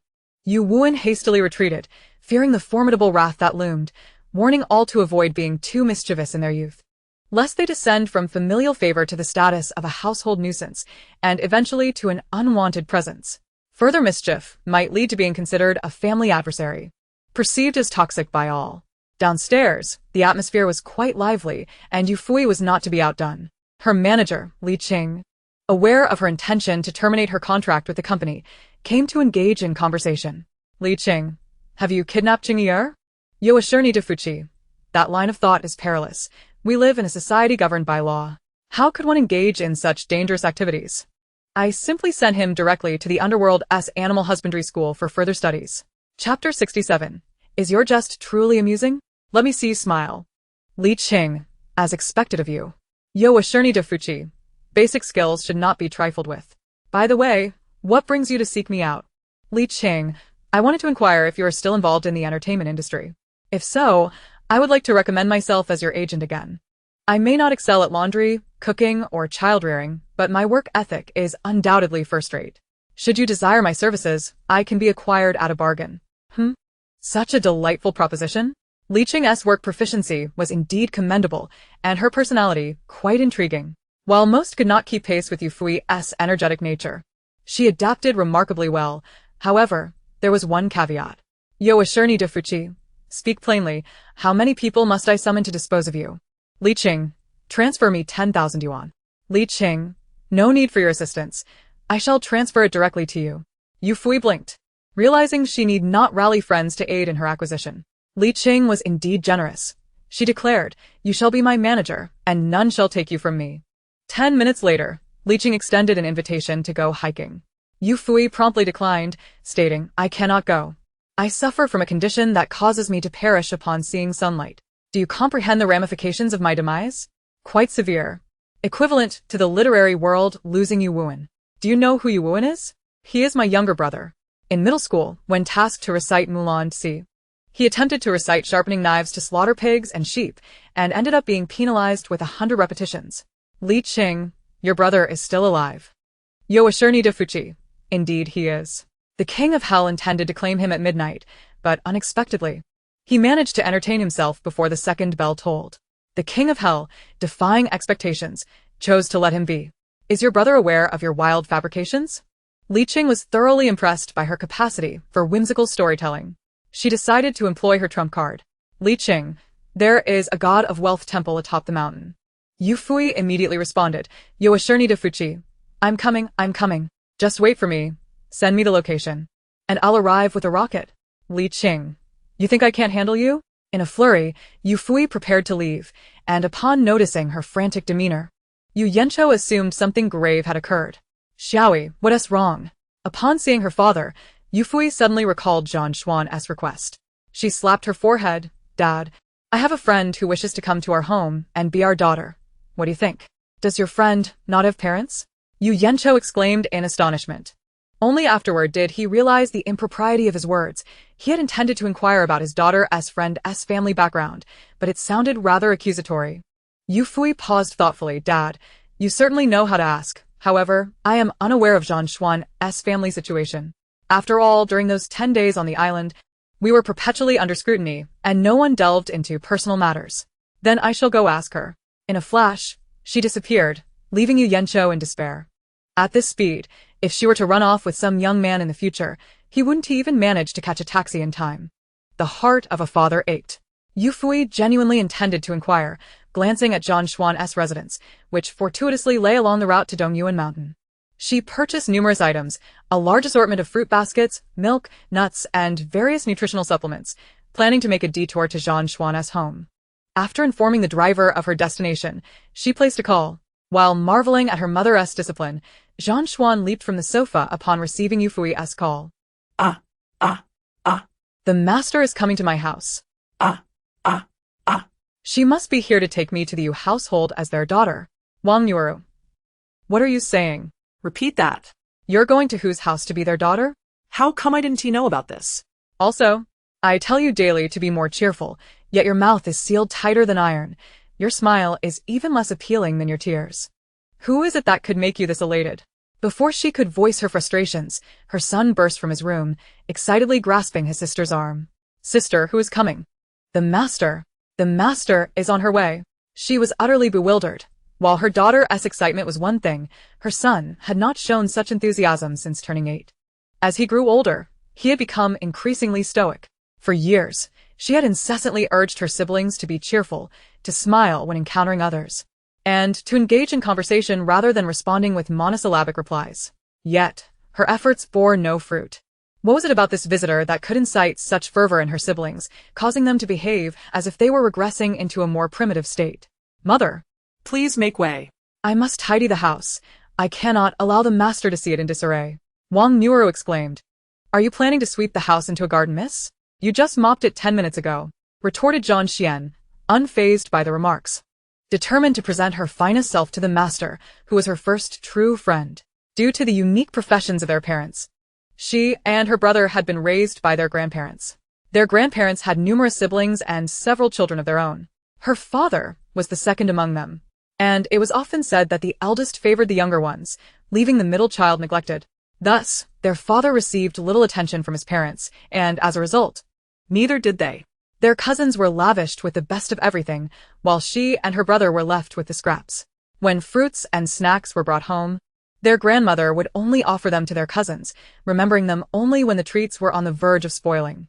Initially, they would watch with eager eyes, only to be met with ridicule from their grandmother, who would scornfully ask why they did not take the fruit themselves, deeming them foolish for failing to recognize the situation.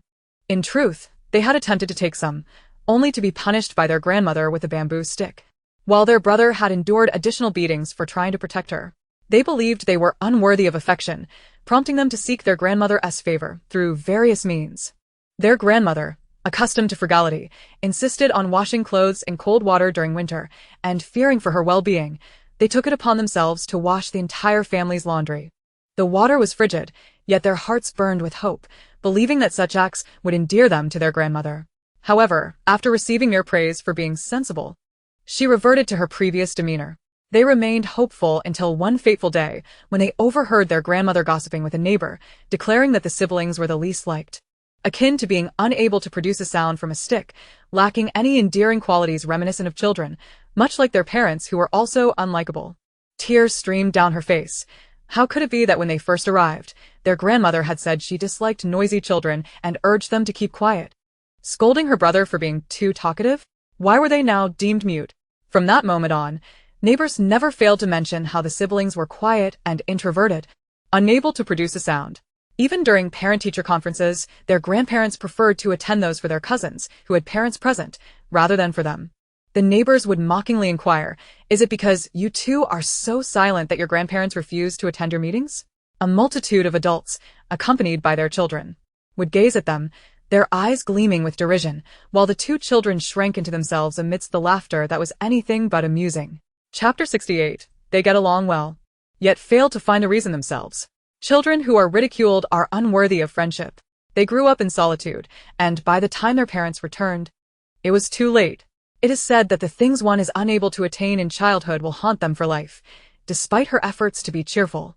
It proved futile. She had grown accustomed to it. Yet now, the master had arrived, akin to a deity descending from the heavens, powerful and dependable. The daughter mopped while the son fetched fruits and snacks, creating a flurry of activity. Wang Nuru, observing this, became increasingly curious about the individual who could evoke such excitement in her usually stoic children. It was worth noting that these two had often been the subjects of ridicule during family gatherings for their reticence. Reflecting on this, she felt a twinge of jealousy. Even when she returned as their mother, she had never received such a grand welcome. Indeed, as children grow, they become less endearing. Before long, the doorbell rang. The moment it chimed, Zhang Xian rushed to the door. "The master!" she exclaimed, only to find it was merely the water delivery person. She stepped aside to let the delivery man in, her disappointment noted by Wang Nuru, who felt an inexplicable joy. If her children were not so affectionate towards her, why should they be towards others? Meanwhile, Yufuyi was in the elevator. Where others might find boredom in their phones, she entertained herself with song. "With a chicken in my left hand, a duck in my right, and a toad atop my head, oh my home is by the southwestern Wujang River, where fish and pickled cabbage soup abound.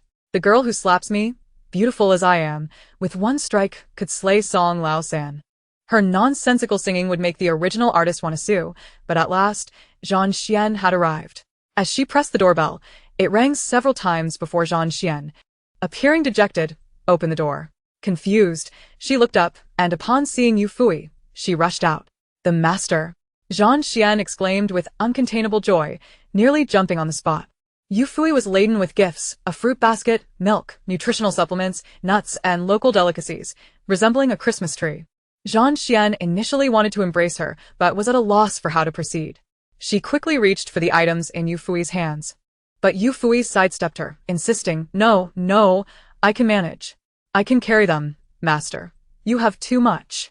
Zhang Xian protested, eager to help. Yet, Yufuyi had already squeezed past her into the house, and Zhang Jiga rushed out from another room, ready to help unpack the gifts. "Fuyi, why did you buy so much? You shouldn't have," he chided as he began to unpack. Zhang Xian nodded vigorously in agreement. Wang Nuru rose from the sofa, feeling increasingly uncomfortable at this exchange. Why was it that her children could muster such enthusiasm for a visitor while remaining mute in front of their own relatives? She approached with a forced smile, greeting Yufuyi, "Little gate, welcome to my home." The nickname amused Yufuyi, who understood the tendency of elders to assign such titles. She had heard of various amusing nicknames given to friends of her parents, but never had she imagined it would extend to her. However, she took it in stride. Despite sensing a hint of hostility from Wang Nuru, she replied politely, "Hello, Auntie. You have quite the trendy style. I brought you some Qiantong muscle patches for tomorrow." Wang Nuru was taken aback, her emotions a whirlwind of joy and confusion. She was pleased to be called trendy, but puzzled as to why she would need muscle patches. Having no ailments, Zhang Xian had already invited Yufuyi to sit on the sofa, while Zhang Jiga began laying out snacks before her, exclaiming, "Fuyi, try this. It's delicious. This one too. That one is tasty as well." Wang Nura sat to the side, contemplating how the children, who were usually so reticent with her, were now so attentive to this outsider. The atmosphere in the living room became palpably tense. Such words were indeed cutting. Any normal parent would refrain from making such remarks in front of their children's friends, fearing the loss of their children's dignity and potential friendships. Yet, it seemed that Jean's mother harbored deep-seated grievances against her own children, viewing them with disdain. Yufuyi furrowed her brow for a moment, pondering the environment Jean Xian faced daily. It was no wonder she expressed a desire to become a daughter of the Yu family, living in such an atmosphere. It was impossible for anyone to find happiness. The siblings momentarily froze, accustomed as they were to their mother's sarcastic remarks, often choosing to ignore them. However, with Fu Yi present, they were reluctant for her to overhear such exchanges. She was merely their friend. Why should she be subjected to their mother's barbs? Just as Zhang Jigo attempted to speak, he was promptly interrupted by Yufuyi. Seemingly oblivious to the underlying mockery, she flashed a bright smile and said, "Auntie, Zhang Ge and Xian may get along quite well. If there are issues, perhaps you should reflect on the reasons." "Mangmoro, how dare you? A child, speak in such a manner? Have you no upbringing?" How do I speak? "Why, I speak with my mouth, of course. Do you speak with your ears, Auntie?" Yufuyi exclaimed, feigning surprise. "I had no idea you possessed such a unique ability. It's no wonder you only utter falsehoods." Her expression was filled with mirth, and her tone sincere, as if genuinely astonished. Wang Nuo's chest heaved in indignation. "Who are you calling a liar? Have I spoken incorrectly? Whenever relatives visit, your mouths are sealed as if sewn shut, leaving me embarrassed in front of them. Am I mistaken? What sins did I commit in my past life to be blessed with such ungrateful offspring?" Zhang Xian stood rigid, snacks tumbling from her grasp, her face expressionless. Yet 2 tears swiftly cascaded down her cheeks. Rising to confront her mother, she enunciated each word with precision. "In your eyes, am I and my brother nothing but worthless beings?" Upon witnessing her daughter daring to question her, the last remnants of Wang Nuo's composure vanished. "Aren't you?" she shouted. "Your grandparents have always disdained you. If you are not worthless, then who is? They dislike us, so we are worthless? Is that your logic?" Zhang Xian felt a pang in her chest. Wang Nuo retorted, "If they don't dislike others, why do they single you out? Clearly, you must be the problem." A classic rhetorical tactic. Why do they not strike others but choose to strike you? Why do they not bully others but choose to bully you? Clearly you have issues. What a peculiar line of reasoning. The aggressor is innocent, while the victim is guilty. Zhang Xian found it absurd that such words came from her mother. Chapter 69. A father's love like a landslide. When you married Dad, you believed you had climbed a social ladder, feeling inferior and seeking their approval. Yet they still did not favor you, so you pinned your hopes on me and my brother, hoping that our births would earn their affection. Zhang Xian's voice trembled. When you left, my brother was 7 and I was 4. You incessantly urged us to please our grandparents, never once expressing concern for our well-being while living under their roof, or our happiness. Yufuyi felt a pang of sorrow. She had always assumed the siblings were simply reserved, unaware of the deeper reasons behind their somber demeanor. She stepped forward, enveloping Zhang Xian in a half-embrace, gently patting her back in comfort. Zhang Xian reciprocated by squeezing Fu Yi's hand, as if drawing courage from her, and continued, "We don't understand why. Yet we complied with your demands, acting like shadows, saying sweet words to curry favor. We cooked, cleaned, and did laundry. What have we not done? Our cousins do nothing yet receive praise, while even the new clothes you bought for us are given to them. Have we not done enough?" Zhang Xian's words were laced with anguish, revealing the profound injustices they had endured. Wang Nuo's lips quivered, taken aback by her daughter's sudden outburst. She had no idea her children had suffered such grievances at home. Yet instead of recognizing her oversight, she latched onto their quiet demeanor, launching another tirade. "Then why didn't you voice this when I called home? Why didn't you speak up when I returned? Did I err in assuming you were mute? You didn't say anything and now you blame me?" In her mind, it was never her fault. Zhang Jigo, utterly disillusioned with his mother, shook his head and positioned himself protectively in front of his sister. "This is the last time we discuss this matter. From now on, we shall live separately. We have spoken to you before," Zhang Jigo stated flatly. "You return home, immediately accusing us, having heard the neighbors gossiping, claiming my sister and I are ungrateful. You didn't even bother to verify with us, and resorted to punishment instead. We were called orphans, and despite our desperate pleas for your affection, even when wronged, we continued to believe in you. We shared how we fared at our grandparents' home, yet instead of showing compassion, You accused me of holding grudges and punished us by making us stand in the corner, denying us sleep. Yufuyi's heart ached further. It became evident why even the usually stoic Jean Jigo would express a desire to exchange families with Xiaoan. It was not a jest, but rather a yearning for familial warmth, a deep-seated yearning that remained unfulfilled despite their countless sufferings. Suddenly, in a moment of distraction, Jean Jigo received a slap across the face. Wang Nuaro trembled with rage, pointing at him and berating, "Have I spoken falsely about you holding grudges? If you truly didn't, why do you remember these grievances? You even hold a grudge against your own mother for bringing you into this world. Why don't you remember the kindness that brought you life?" She shoved Jean Jigo aside, attempting to strike Jean Xian. "I should never have given birth to you too. I would have been better off with 2 pieces of char siu." Yufuyi, unable to tolerate it any longer, pulled Jean Xian aside and firmly grasped Wang Nuaro's wrist, blocking the slap aimed at her. Jashu? "I think you resemble char siu." With that, Yufuyi released her, exclaiming, "You care so little for your own children.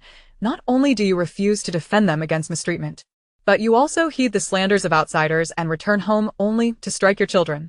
What does that say about you? It merely reveals your own inadequacies and lack of authority, does it not?" Wang Nuaro stumbled back, her anger surging. "You little wretch! Who are you to meddle in our family affairs? Get out!" Upon hearing her harsh words, Jean Jigo rushed to intervene, but Yufuyi pulled him away. With a sarcastic tone, Yufuyi retorted, "Oh, how I've struck a nerve. You're furious, aren't you? It's Xian's fault for not being liked. Yet I find no fondness for you either. Why don't you reflect on whether the problem lies with you? Why do I meddle in your business and not others? Perhaps you should ponder whether the issue is yours." This was the epitome of magic defeating magic. Wang Nuaro trembled with fury. Her usual rhetoric was designed to leave the siblings speechless, and there was no real answer to her accusations. She could only scream for them to leave. Yufuyi took Jean Jigo and Jean Xian by the hand and left, making sure to leave one last parting shot. "You'll regret asking us to leave. If you ever feel remorse, know that I will look down on you." With a resounding crash, the door slammed behind them as Yufuyi led the siblings away. Once they settled in the Fu family's living room, the siblings were still processing what had transpired. Yufuyi had someone attend to them, and in the study, she recounted the events to her parents and younger brother. Ling Bingyuan was immediately filled with sympathy for the children, wondering how they could have such a mother. Yu Yancho was equally speechless. Despite often clashing with his own children, he had never resorted to physical punishment, nor would he ever disdain them due to others' gossip. "My dear daughter, you needn't say more, I understand," he reassured her. "I will ensure they are treated well, so they feel as if they are in their own home." Yu Yancho patted his chest in assurance. Yu Wu and remarked softly, "Dad, it might not be a good thing for them to feel at home here." Yu Yancho choked on his words. "You talk too much." Meanwhile, Jean Jigo and Jean Xian were being warmly attended to by the butler, with servants forming 2 lines, holding out platters for them to choose from. The butler, clad in a tailcoat, wore a gentle smile as he introduced, "The young lady mentioned that you both prefer lighter fare. Due to the time constraints, the kitchen prepared a simple selection. I hope you won't mind." Jean Xian was taken aback. Over 20 dishes deemed simple? As she glanced around, her heart warmed at the sight of her favorite dishes. She had never expected that during a casual conversation on the island with the master, her preferences would be remembered so meticulously. Her mother still remained oblivious to the fact that she was allergic to peanuts. The master was truly kind. She resolved to work diligently and earn a fortune, so that the master could indulge in whatever he desired, be it food, sleep, or travel. Jean Jiga, however, found his thoughts drifting towards work. He contemplated asking Fu-Yi whether the entertainment company under the Yu family would consider hiring him, as his contract was nearing its end. Ling Bingyuan led the Fu siblings downstairs, and upon seeing them rise to greet her, she quickly reassured them, No, please continue eating. I adore you both and watch your live streams every day." She affectionately ruffled John Xian's hair, saying, "Andy knows you love playing with Xiaoyi, don't you? Such a lovely girl, far more charming than my own rascals." The warmth from above felt strange yet comforting, causing Jean Xian's eyes to grow misty. The master's mother was truly wonderful. "Thank you, Auntie," she replied awkwardly, her voice tinged with caution, fearing that Ling Bingyuan might share her mother's disdain for her clumsiness. Yet, Ling Bingyuan merely patted her head gently. "No need to thank me. You are inherently adorable." Instantly, Jean Xian's worries dissipated, her eyes sparkling with delight. Ling Bingyuan then turned to Zhang Jiga, saying, Auntie has seen your performances. You are splendid, just as handsome as your Uncle Yu in his youth. Flustered by the unexpected compliment, Zhang Jiga flushed and stumbled over his words. Auntie, you flatter me. I'm just average. Average my foot, he thought to himself, wishing he could disappear. Surely, Auntie must not think well of him. As he pondered how to redeem himself, he heard Ling Bingyuan chuckle. You're being too modest. You are not just average, you are exceptional. She spoke the truth. She had genuinely appreciated Zhang Jiga's work. In one particular role, he portrayed a lonely and destitute child, and the despair in his eyes was enough to wrench one's heart. She recalled thinking, this child possesses a rare sensitivity. He is destined for this profession. Only then did she realize that talent is one thing, but what truly matters is the authenticity of one's performance. Having lived under someone else's roof for years, he saw little difference between himself and that forlorn beggar. The unfamiliar warmth left the siblings momentarily bewildered. Fu Yi, understanding this feeling all too well, decided to help them adjust. Consequently, when Yu Yan-cho descended the stairs with a mysterious object, she readily handed the stage over to her father, eager to discover what he had meticulously prepared. Yu Yan-cho even set up a projection on the living room wall. As it flickered to life, Fu Yi nearly lost her brother on the spot. Dad, what are you doing? The projection displayed nothing less than Yu Wuen's cringeworthy past.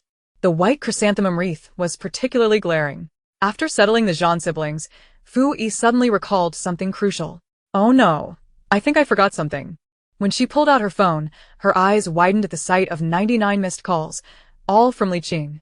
She sought advice on how to gracefully explain that she hadn't intentionally ignored the calls.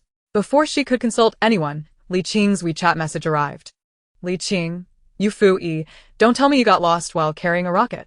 Well, she hadn't gotten lost. She was still at home. Of course, that was something she couldn't disclose. Fu Yi pondered. If I said I was carrying a rocket to Jiuquan, would you believe me? Liking shuklat, raplin prumli. You'd better be in Jiuquan and not in Jiudian. I can't. Jiudian won't accept me, claiming they send me to find Longfu Mountain Spring. After exchanging a few playful remarks, Fu Yi worried that her absence might make the Zhan siblings uncomfortable, so she invited them to join her for a hike. Yu Wuan immediately followed, unwilling to stay home and endure the dog food of his sister's relationship. Upon arriving at the location provided by Li Qing, Fu Yi spotted him waiting beneath a tree. Behind him stood an ancient tree, thick enough to be embraced by a person, adorned with fluttering red silk ribbons. Li Qing stood beneath it, his light brown sportswear somehow exuding an ethereal quality, likely due to his striking features. Fu Yi thought, Shui Xiao is cold, while Li Qing is refreshing, one like snow, the other like bamboo. Li Qing, I'm here, she called, sprinting towards him. Why run? Perhaps it was akin to pretending to study when a teacher unexpectedly arrives, hastily scribbling on a piece of scrap paper. Li Qing raised an eyebrow. Where's your rocket? Did you explode from standing still? No, I consumed it. Cherish the current version of me. If I touch a rocket, I'll soar to the heavens and stand shoulder to shoulder with the sun, Fu Yi declared as she halted before him. Once the other three arrived, introductions were made, and they commenced their ascent. As they climbed, Yu Wuan suddenly screamed, Sister, you're trending. Li Qing, taken aback, asked, What did you do this time? Zhan Xian and Zhang Jiga also turned their gazes toward her. Fu Yi thought for a moment, realizing she hadn't done much, just infiltrated Zhou Tong's anti-fan group to join in criticizing him, mingled with her fan group to bask in their compliments, and subtly swayed Zhou Tong's fans to become her followers. The others were momentarily speechless, unsure whether to commend her for infiltrating so many groups or to express their astonishment at her ability to convert fans. In any case, she was undeniably busy. Did you get exposed and Zhou Tong found out? Yu Wuan frowned. Fu Yi replied, Not at all. I told her directly that I intended to criticize her. The group collectively sighed in relief.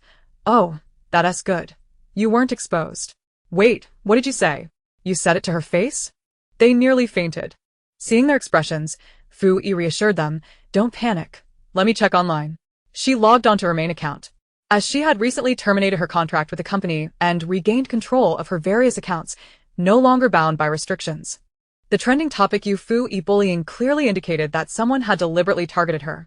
Otherwise, the title would have suggested Zhou Tong's insinuations of her intimidating behavior. The distinction was significant. The current entry directly tied Fu Yi to bullying, and given the vast population of Xia country, not everyone would recognize her. When passers-by encountered her name in the future, they might not recall much else, but they would certainly remember that it had once been associated with the word bullying. An insidious tactic indeed. The subsequent comments were evidently orchestrated as well. Bystander, certain young ladies have a plethora of scandals. Yet they feign madness and act foolishly to wash their reputations clean. The internet has no memory. Be careful. Some people display violent tendencies. It's evident they have the style of a gang. One can see it in the show, yet so many still idolize them. Reasonable speculation suggests that certain young ladies maintain relationships with others through coercion. If one doesn't join her, they end up like Zhou Tong, getting beaten up. Team Daba. I remember someone said that learning martial arts ISNT meant for bullying.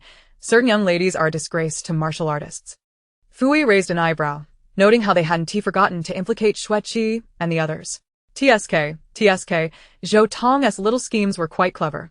He managed to avoid offending the others while ensuring they wouldn't step in to defend Fui. One must consider which company would want their artists embroiled in such public opinion. To her surprise, however, both Xueqi and Chu Ying released statements in succession.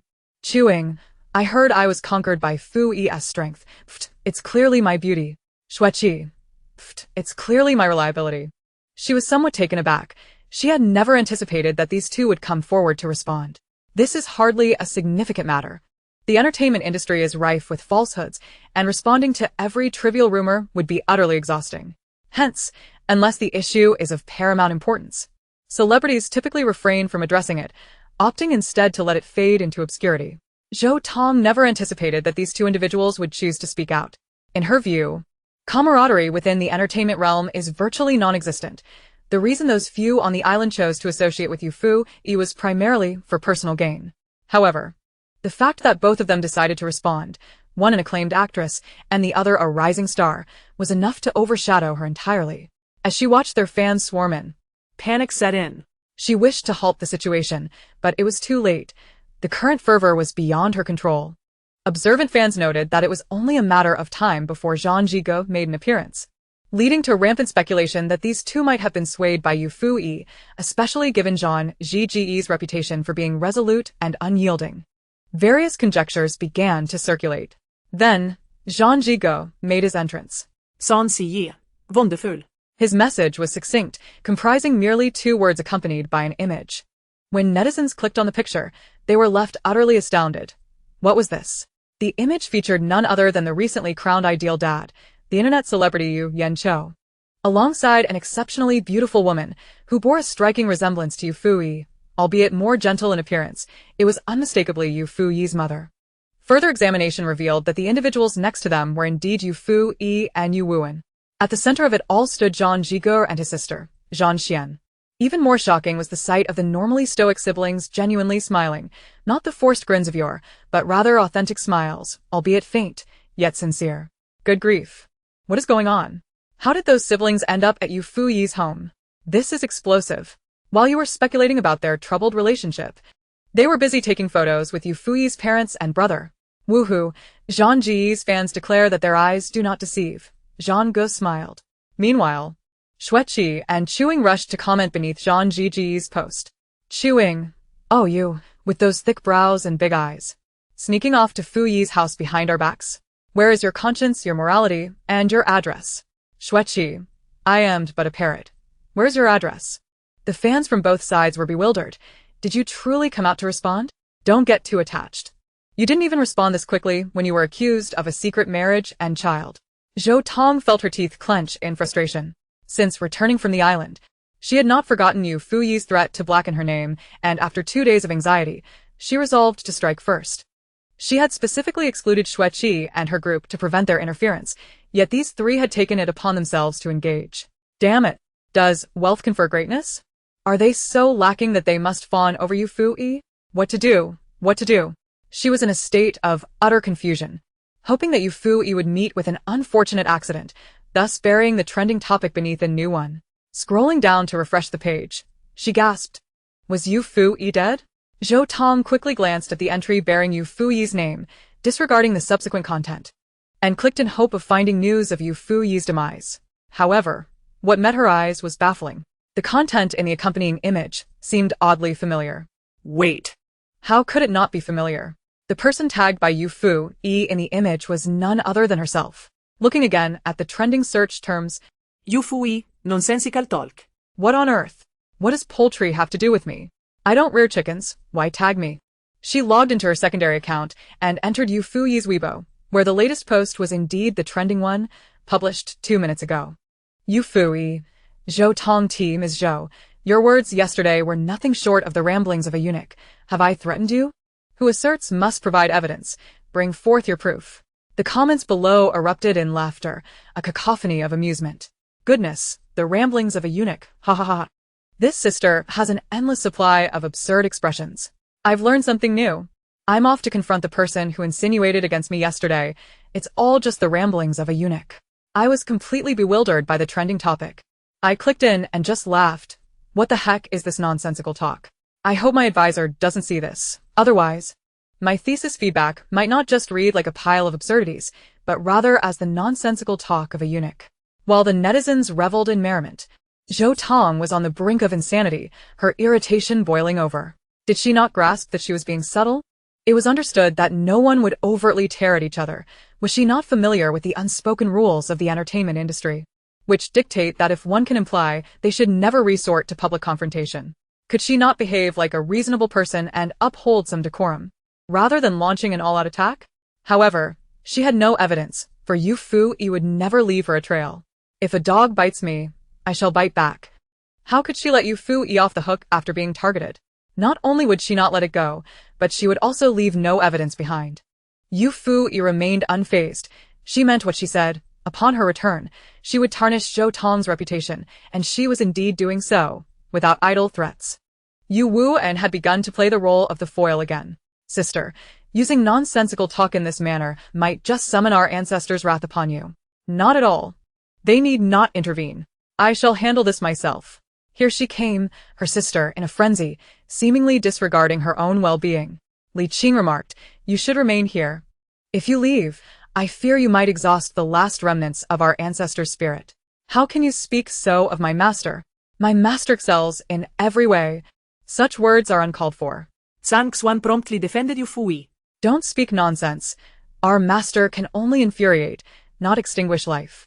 Xiaogua's culture is vast and profound. Just admit you haven't grasped what she's saying. Li Qing looked at Zhang Xian in astonishment.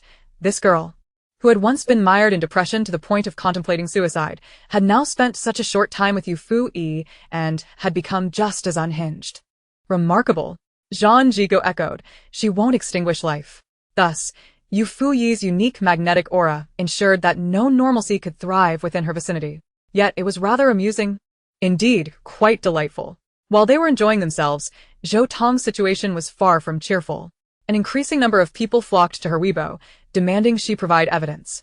What evidence could she offer? Had she possessed any, she would have revealed it long ago instead of resorting to implications. She wished to feign ignorance, allowing the heat of the matter to dissipate before purchasing a trending topic on donations to overshadow it, but Yufuyi afforded her no such opportunity. Once again, she made a bold move. Yufuyi, Zhou Tong Ti, Ms. Zhou, if you fail to provide evidence, I shall be compelled to do so. Zhou Tong's heart sank. She did not believe that Yufuyi's evidence referred to any proof of her alleged malfeasance. She was not that naive.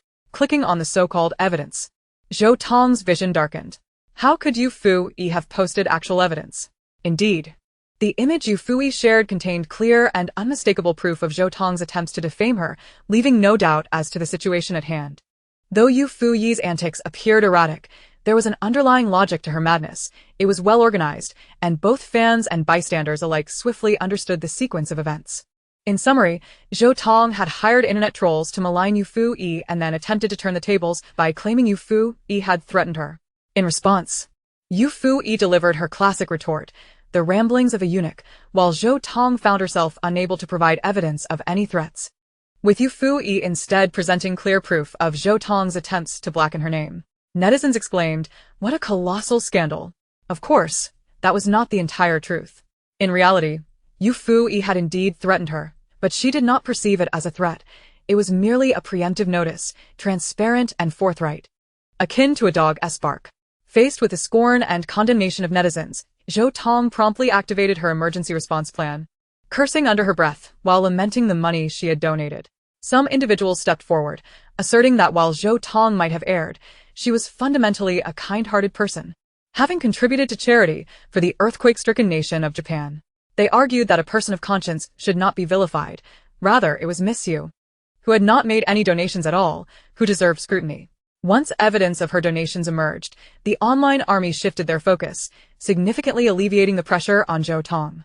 Many began to forget that it was she who had initially disparaged Yufuyi, now turning their ire toward Yufuyi for being excessively relentless. Yufuyi, amused, realized that Zhou had indeed spent money, just as she had anticipated, though she was surprised that it had gone to Japan. Yufuyi had also made her contributions. Initially, it was not something to be boasted about, but since others had provoked her, she felt compelled to reveal her charitable actions rather than passively wait for someone to uncover her donation and retaliate against Zhou Tong. Chapter 72. No capitalist knows how to exploit opportunities like you do. Yufuyi immediately shared proof of her donation, accompanied by a sarcastic caption. I won't wait for anyone to discover this. If someone wishes to see it, here it is. I'm the easiest person to talk to.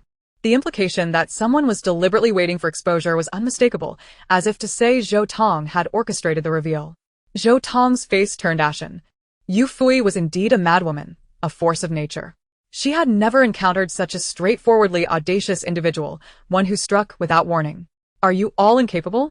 A collective cannot contend with a single Yufuyi, Zhou Tong messaged her team of online supporters.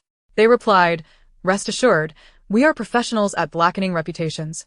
And then fell silent. Minutes later, Zhou Tong noticed a flurry of critical comments beneath Yufuyi's post. Zhou Tong donated to a neighboring country, fostering international friendship, while you donated to a domestic school for girls to receive the 9-valent vaccine. You simply cannot compete on a grand scale. Zhou Tong's donation was for disaster relief. What did you contribute? And only for girls? Is that how a superstar exhibits gender bias? That overseas disaster involves lives at stake. What about your contribution? Are lives less valued without your 9-valent vaccine? But neglecting lives abroad truly leads to death. Can you even compare the two? Zhou Tong merely applauded but felt a nagging unease, sensing something amiss. Yet, she could not dwell on it. After finally outlasting Zhou and I, she had not obtained what she desired, and not going insane was a blessing. She fervently wished for Yufuyi to cease speaking. She could no longer bear to hear her voice. Zhou Tong prayed for silence. However, her supplications were in vain. Yufuyi was resolute, unwilling to back down. The vitriol directed at her only invigorated her further online. Yufuyi. First of all, who said I didn't donate? I did. Not only did I contribute to the disaster area, but I also donated to schools and other places. Accompanying this announcement were numerous images. Upon inspection, netizens were astonished to find that she had indeed donated, albeit to rather inappropriate causes. Wow, this sister is impressive. If I'm not mistaken, the packaging of those fruits contain the history of the Sun Country, detailing their emperor's demise. And that's not all. The dried fruit bags explicitly narrate the history of the Eagle Country's invasion of the Sun Country, plus the Nagasaki atomic bomb incident. Incredible.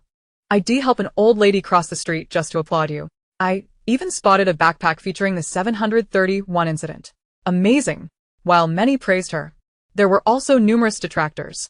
In light of the tremendous suffering within our own borders, is it appropriate to donate such items? People are already in distress. You are inflicting a second tragedy upon them. I truly cannot fathom the thinking of some people. How can there be so many who applaud this? Are you even human? The wars of aggression were not their fault. Why must they endure such suffering? Some individuals simply lack humanity. Which country's citizens aren't human? They are all our kin. Reveling in the deaths of fellow humans is inhumane.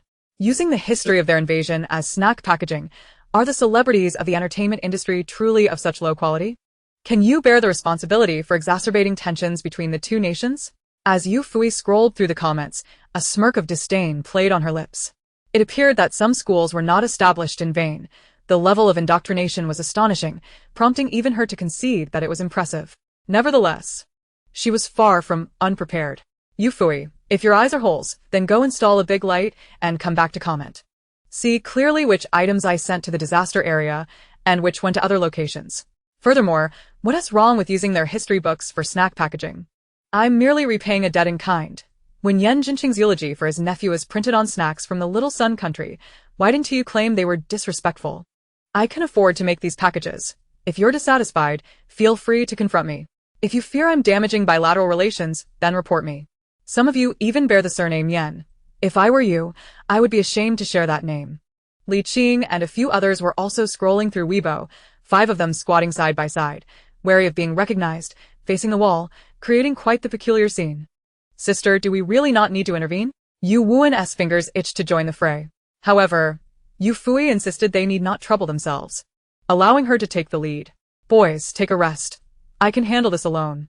If it escalates too much, it could become difficult to manage. You all are in the entertainment industry and have some influence. If things get out of hand, will the officials address it or not? If it's just me, it can be understood as a personal action. Zhang Xian searched for the background of the eulogy for his nephew, tears streaming down his face. The speed at which comments accumulated beneath Yufuyi's Weibo post began to noticeably slow. I just looked up the eulogy for his nephew and couldn't he stop crying. It's hard to imagine the depth of sorrow and despair Yan Jinqing felt when he penned that piece. Eulogy for his nephew as snack packaging? How dare they? I truly cannot comprehend how a nation could be so malicious. Those were words penned in blood by Yan Jinqing. His elder brother, Yan Gaoqing, rose against the rebels but was captured and killed along with his son, leading to the slaughter of over 30 members of the Yan family. Later, Yan Jinqing searched tirelessly and found only a fragment of his nephew's skull, and in unbearable grief and fury, he wrote this eulogy. How dare they? Respect? To hell with your respect. Where were all those holier-than-thou individuals earlier? Why didn't they invite you to become the great Buddha of Leshan? Must we endure the trampling of our ancestors simply because it's in the past? Yet, when we retaliate slightly, we are deemed inhumane. A fierce online battle erupted, with many seizing upon the plethora of walking controversies. Yufuyi chuckled, pleased with the outcome. A splendid harvest. Climbing a mountain at this hour meant only the night view awaited her, yet Yufuyi was invigorated. Not due to newfound diligence, but rather because her 5 male idols awaited her atop the summit. The shrine for marital bliss was something she scoffed at. She would kneel for the god of wealth. Upon reaching the mountain's peak, the last rays of the sunset illuminated her. With exuberance, she purchased a massive bundle of incense. Indeed, a colossal bundle, far too large to carry alone. After lighting the incense, she entered the temple, kneeling before the god of wealth, Zhao Gongming. Oh, great Zhao, I beseech you, grant me a weight loss of 2 pounds in exchange for wealth. If 2 pounds is too meager, perhaps 10? Her companions quipped, you really think ahead. Wealth comes with a side of weight loss, huh? Capitalists have never been as adept at milking the system as you. Chapter 73. Alas. I forgot to report my ID number for the wish. Life has been leisurely and carefree. During this time, Yufuyi's contract was terminated, and she signed with an entertainment company under the Yu family. She also visited Su Qian at the hospital, providing her with mental healing. The young girl's condition has improved significantly, and the donations have sufficiently alleviated her family's burdens. Everything seems to be looking up. However, there is one slight issue. Oh dear. She has nearly exhausted her funds.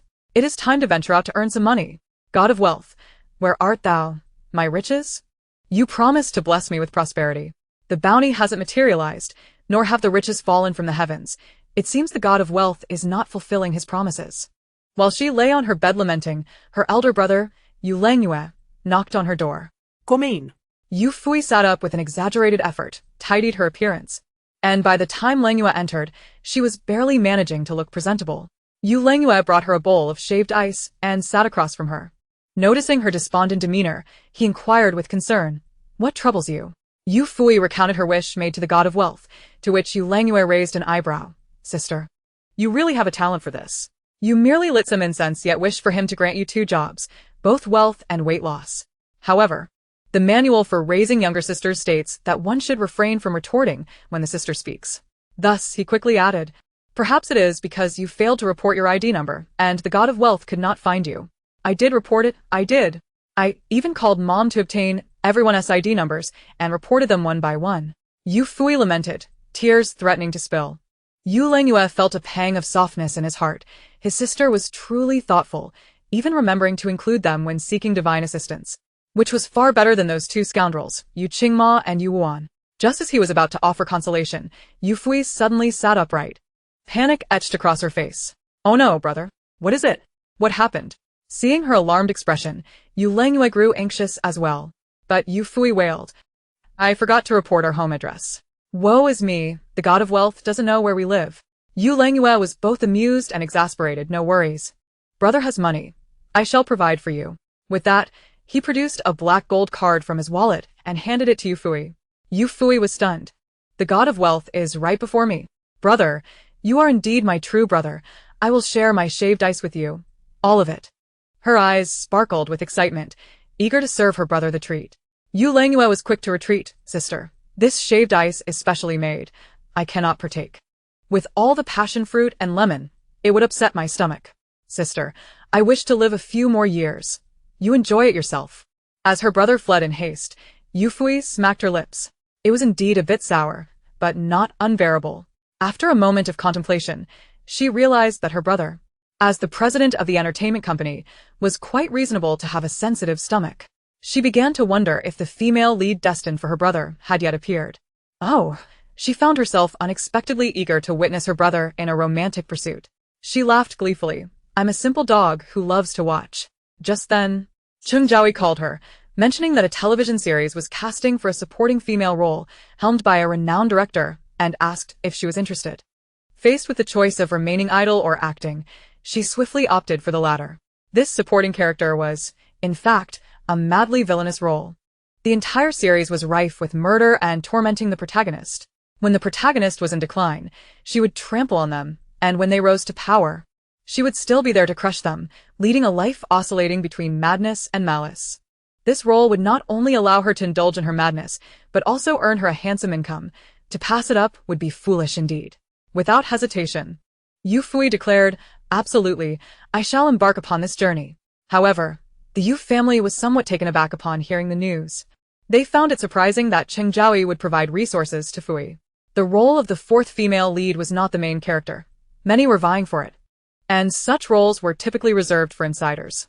The Chung family, who typically favored their own artists, giving resources to Yufuyi, seemed quite peculiar. Chung Wanwan also found it strange and quite infuriating. Wasn't Cheng Jiaoyi her elder sister? Why were resources being allocated to an outsider like Yufuyi instead of her? This role could be given to anyone, but not to Yufuyi. In a fit of rage, she stormed into Cheng Jiaoyi's office. Sister, why are you giving the role of the fourth female lead in watching Glacier Lu to Yufuyi, knowing full well that we are at odds? Cheng Jiaoyi looked up from her computer, her calm gaze fixed on Cheng Wanwan, remaining silent. Cheng Wanwan felt a chill run down her spine under her sister's penetrating stare. The anger that had clouded her mind suddenly cleared. This was the president's office, not a place for her to throw a tantrum. Secretary Gao. Cheng Jiaoyi continued without a glance at her. I have stated before, no unauthorized personnel are permitted in the president's office. Secretary Gao had been waiting for this moment. Cheng Wanwan was the president's sister, and while she could not be stopped from barging in, if there was a direct order from the president, she could confidently call for security. Cheng Wanwan's face turned pale, and she attempted to show weakness. Sister, I just wanted to talk to you. Must you be so cold-hearted? If what you wish to discuss is about giving resources to Yufuyi, there is no need to speak further. I will allocate resources as I see fit. You have no say in the matter, Cheng Jiaoyi replied, leaning back in her chair, her tone unyielding. What has Yufuyi done to charm you so? I am your biological sister. You cannot treat me this way, Cheng Wanwan protested, tears welling in her eyes. Cheng Jiaoyi was thoroughly annoyed by her sister's incessant tears. It seemed she was always ready to cry at the slightest provocation, adopting a false demeanor of vulnerability as if everyone owed her something. Having just returned to the Chung family, she had already faced considerable hardship due to Cheng Wanwan. Whenever Cheng Wanwan cried, all the blame fell on her. What was more infuriating was that she had overheard a conversation between Cheng Er and Cheng Wanwan the previous night. Cheng Er had suggested that Cheng Wanwan should find someone to marry, preferably from a family that was not too powerful, lest their ambition lead to a struggle over the family fortune. How ludicrous! They wanted her to relinquish her position while ensuring she married into a weaker family, calculating her future life. This was what her own sister and father were like, wolves attempting to devour her flesh, all while pleading for her kindness. Apologies, but she was no longer the old Cheng Jiaoyi. What does it matter if she was a biological sister? As I've stated, the resources are mine to dispense as I please. Now leave my office. Cheng Jiaoyi had definitively issued her dismissal. Cheng Wanwan gritted her teeth, feeling humiliated in front of so many outsiders. Upon returning home, she would definitely report this to their father, urging him to finalize the matter of adopting their cousin. She would relish seeing how Qingjiaoyi would retain her arrogance without any power. Secretary Gao, Qingjiaoyi commanded, and Secretary Gao complied, ready to escort her out. I will leave on my own. I hope you don't regret this, sister. Cheng Wanwan cast one last defiant glance at Qingjiaoyi, vowing to repay this grievance. Qingjiaoyi was too disinterested to respond. If she wanted revenge, let her come. She was curious to see who would outdo whom. Chapter 74. I am sorry, bald Kiam. But I love Xiangyang. At the audition site, Yufuyi stood at the center, introducing herself. The director and several assistant directors scrutinized her, visibly pleased with her appearance. After exchanging glances, they immediately decided, it's her. Why, you may ask? Because the fourth female lead was a madwoman. Regardless of her acting skills, the first requirement was beauty. Otherwise, who would want to watch a crazy and unattractive character? There are far too many unattractive offspring of capitalists. However, Yufuyi, as a child of capitalism, was stunningly beautiful. If you were a director, would you not want her? Thus, as soon as Yufuyi completed her introduction, the director announced, "Congratulations, you've passed the audition." Though she may not appear sufficiently mad, her beauty was undeniable. Yufuyi. Director, I haven't even performed yet. You need not perform. Your appearance is already fitting. Is the director being polite? I came here to audition for a madwoman, and you say I look fitting? To speak of madness, in a psychiatric hospital, I could secure a super VIP status. As for my appearance, should you deem me insane, I would adamantly disagree. Director, what you are offering is akin to ginseng and rooster. Yufuyi. Director, no, I must act. I cannot let this opportunity slip away. Much like the self-introduction realm cannot afford to lose Sujun. Several directors. Unfamiliar with who Sujun is, yet this girl seems genuinely earnest. So let her perform. After all, she won't deliver a flower-like performance. As for the plot, I shall refrain from providing it. You may unleash your creativity, ensuring that your madness is evident. Typically, she is quite mad, but the director's insistence on showcasing her madness implies she must exceed her usual eccentricity. Though perplexed, there must be a reason behind the director's demands. The figure on the table is your audition partner. On the table? Yufuyi turned her head and locked eyes with the bald-headed toy lying quietly atop the table, its large eyes as white as two eggs with a mole. Let us commence. The directors leaned back in their chairs, adopting a casual demeanor, utterly dismissive of the impending events, unaware of what was to unfold until it was too late. Yufuyi seized the bald-headed toy and hurled it to the ground, emitting a cackling laugh reminiscent of a witch. Baldy, I tell you, my heart belongs to the joyous lamb. Ha ha ha. Did you think I was chasing after you? You were mistaken. Xiongda and Xiong are my true moonlight. Ha ha ha ha ha. Fear not, for the entire world knows I am not normal, having shared this moment. I shall guide you to the afterlife. Ahahaha, ahahaha. Namo heluodana, duo luo yeye, namo aaliye. The moment the first line escaped her lips, the directors were instantly jolted upright, shedding their previous nonchalance. The mention of Xiongda and Xiong nearly shattered their composure. The manic laughter almost compelled them to exclaim, "Farewell, my dear mother." When the great compassion mantra was recited, they could no longer maintain their composure and rushed forward to halt Yufuyi, exclaiming, "Little you, that's enough. You needn't perform further anymore," and they would be sent away. Yufuyi was bewildered, but director, I have yet to truly embrace madness. The directors pleaded for mercy. It's all right, little you have showcased enough madness. If you continue, we shall lose our sanity. Oh. Am I truly that remarkable? Though Yufuyi had not navigated the entertainment industry much during her time in the star realm, she understood that exceptional performances could often envelop fellow actors. Observing the directors on the verge of lunacy, she mused that her transcendent acting must have profoundly influenced them. It was indeed so. Ultimately, the directors graciously escorted her to the exit, delicately suggesting that she temper her performances. They desired madness, not perversion. Yufuyi humbly accepted, joyfully returning home to await the crew's commencement. During dinner that evening, when her family inquired about her audition, she enthusiastically recounted the scene. The ensuing silence was deafening. Eventually, it was Yu Yancho who first broke the silence with applause, proclaiming, "My daughter's acting is superb. She obviously possesses the potential for Best Actress." Ling Bingyuan quickly regained her composure from the shock, affirming, yes, Best Actress, on a cosmic scale. Yu Yiming, greatly astonished, reflected on whether he had been too detached from this world, unaware of the evolution of performance arts to such a degree. Yu Feiyang and Yu Langyue diligently recalled the nurturing sister manual, ensuring to encourage their younger sister, clapping mechanically. Only Yu Wuan remained skeptical, pondering whether they were overly indulgent towards his sister. Yufuyi turned to him, noticing he was the only one not applauding. Brother, did I not perform well? Yu Wuan instantly forgot his previous critique, his face brightening like a sunflower. He raised his hands in applause, exclaiming, "How could that be? Sister, you were the best. The absolute finest." The family was in perfect harmony, save for the moments when Yufuyi insisted on rehearsing lines with them. The Yu family profoundly grasped what it meant to feel one's absence, longing for their presence when away, yet yearning to send her out when she was home. After having tormented them thoroughly, the day of the cruise commencement finally arrived, with Yu Yanchou and Ling Bingyuan tearfully bidding farewell. Good news. Their daughter has departed. Bad news. Their daughter has departed. The title of the drama is Chronicles of the Mysterious City, a historical fantasy infused with eerie folklore elements. Although Yufuyi is cast as the fourth female lead, her role is substantial, allowing her to survive until two-thirds through the narrative before meeting her demise. The first scene features her prominently, portraying a high-ranking member of a wicked organization, mercilessly tormenting the protagonist until blood spills from their mouth, nearly leading to their demise. At this moment, she is yet to take the stage. Yufuyi sits on the ground, surrounded by a bamboo grove, diligently memorizing her lines. Hey! A brash voice called from above. Glancing up, she was met with a figure radiating an air of arrogance, exuding a rather juvenile bravado. Here it comes. The rumored bullying on set. Yufuyi's eyes sparkled with excitement, eagerly anticipating a glimpse into the dark underbelly of this industry. However, upon meeting her gaze, the brash youth flushed crimson, struggling to suppress a series of coughs. I heard you can summon little animals, is that true? Oh. It is not bullying on set, but rather curiosity. Disappointment washed over Yufuyi as she dismissively replied, "It's false."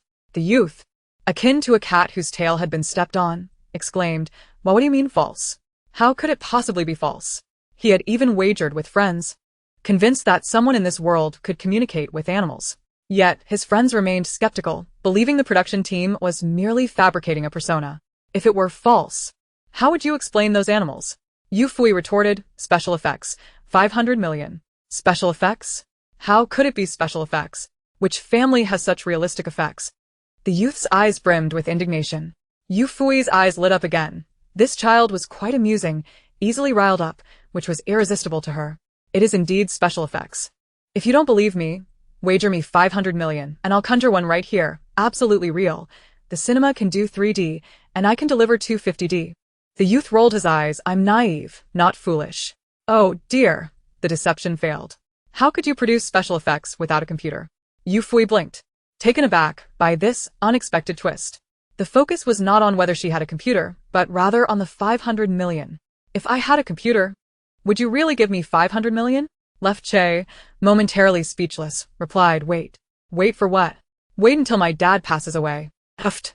One could only marvel at his filial piety. Just then, a staff member called out, and without looking back, Yufuyi dashed away, turning to glance back at the youth. I don't answer to He. I'm Yu Yuxian, she declared before fleeing, leaving Left Che standing there, his expression a blend of clarity and foolishness. Yufuyi, clad in dark crimson attire, her ink-black hair stirred by an eerie breeze, the bells adorning her ensemble resonating with a chilling sound, reflected the coldness of her expression, where calmness belied madness. Fenglin, today marks your demise, ha ha ha. Oh my, how frightening. Nearby actors watching the scene rubbed their arms. Having previously engaged in hushed gossip about Yufuyi, although she had gained fame through variety shows, to them, she was merely a variety star. The hierarchy of disdain in the entertainment industry is clear.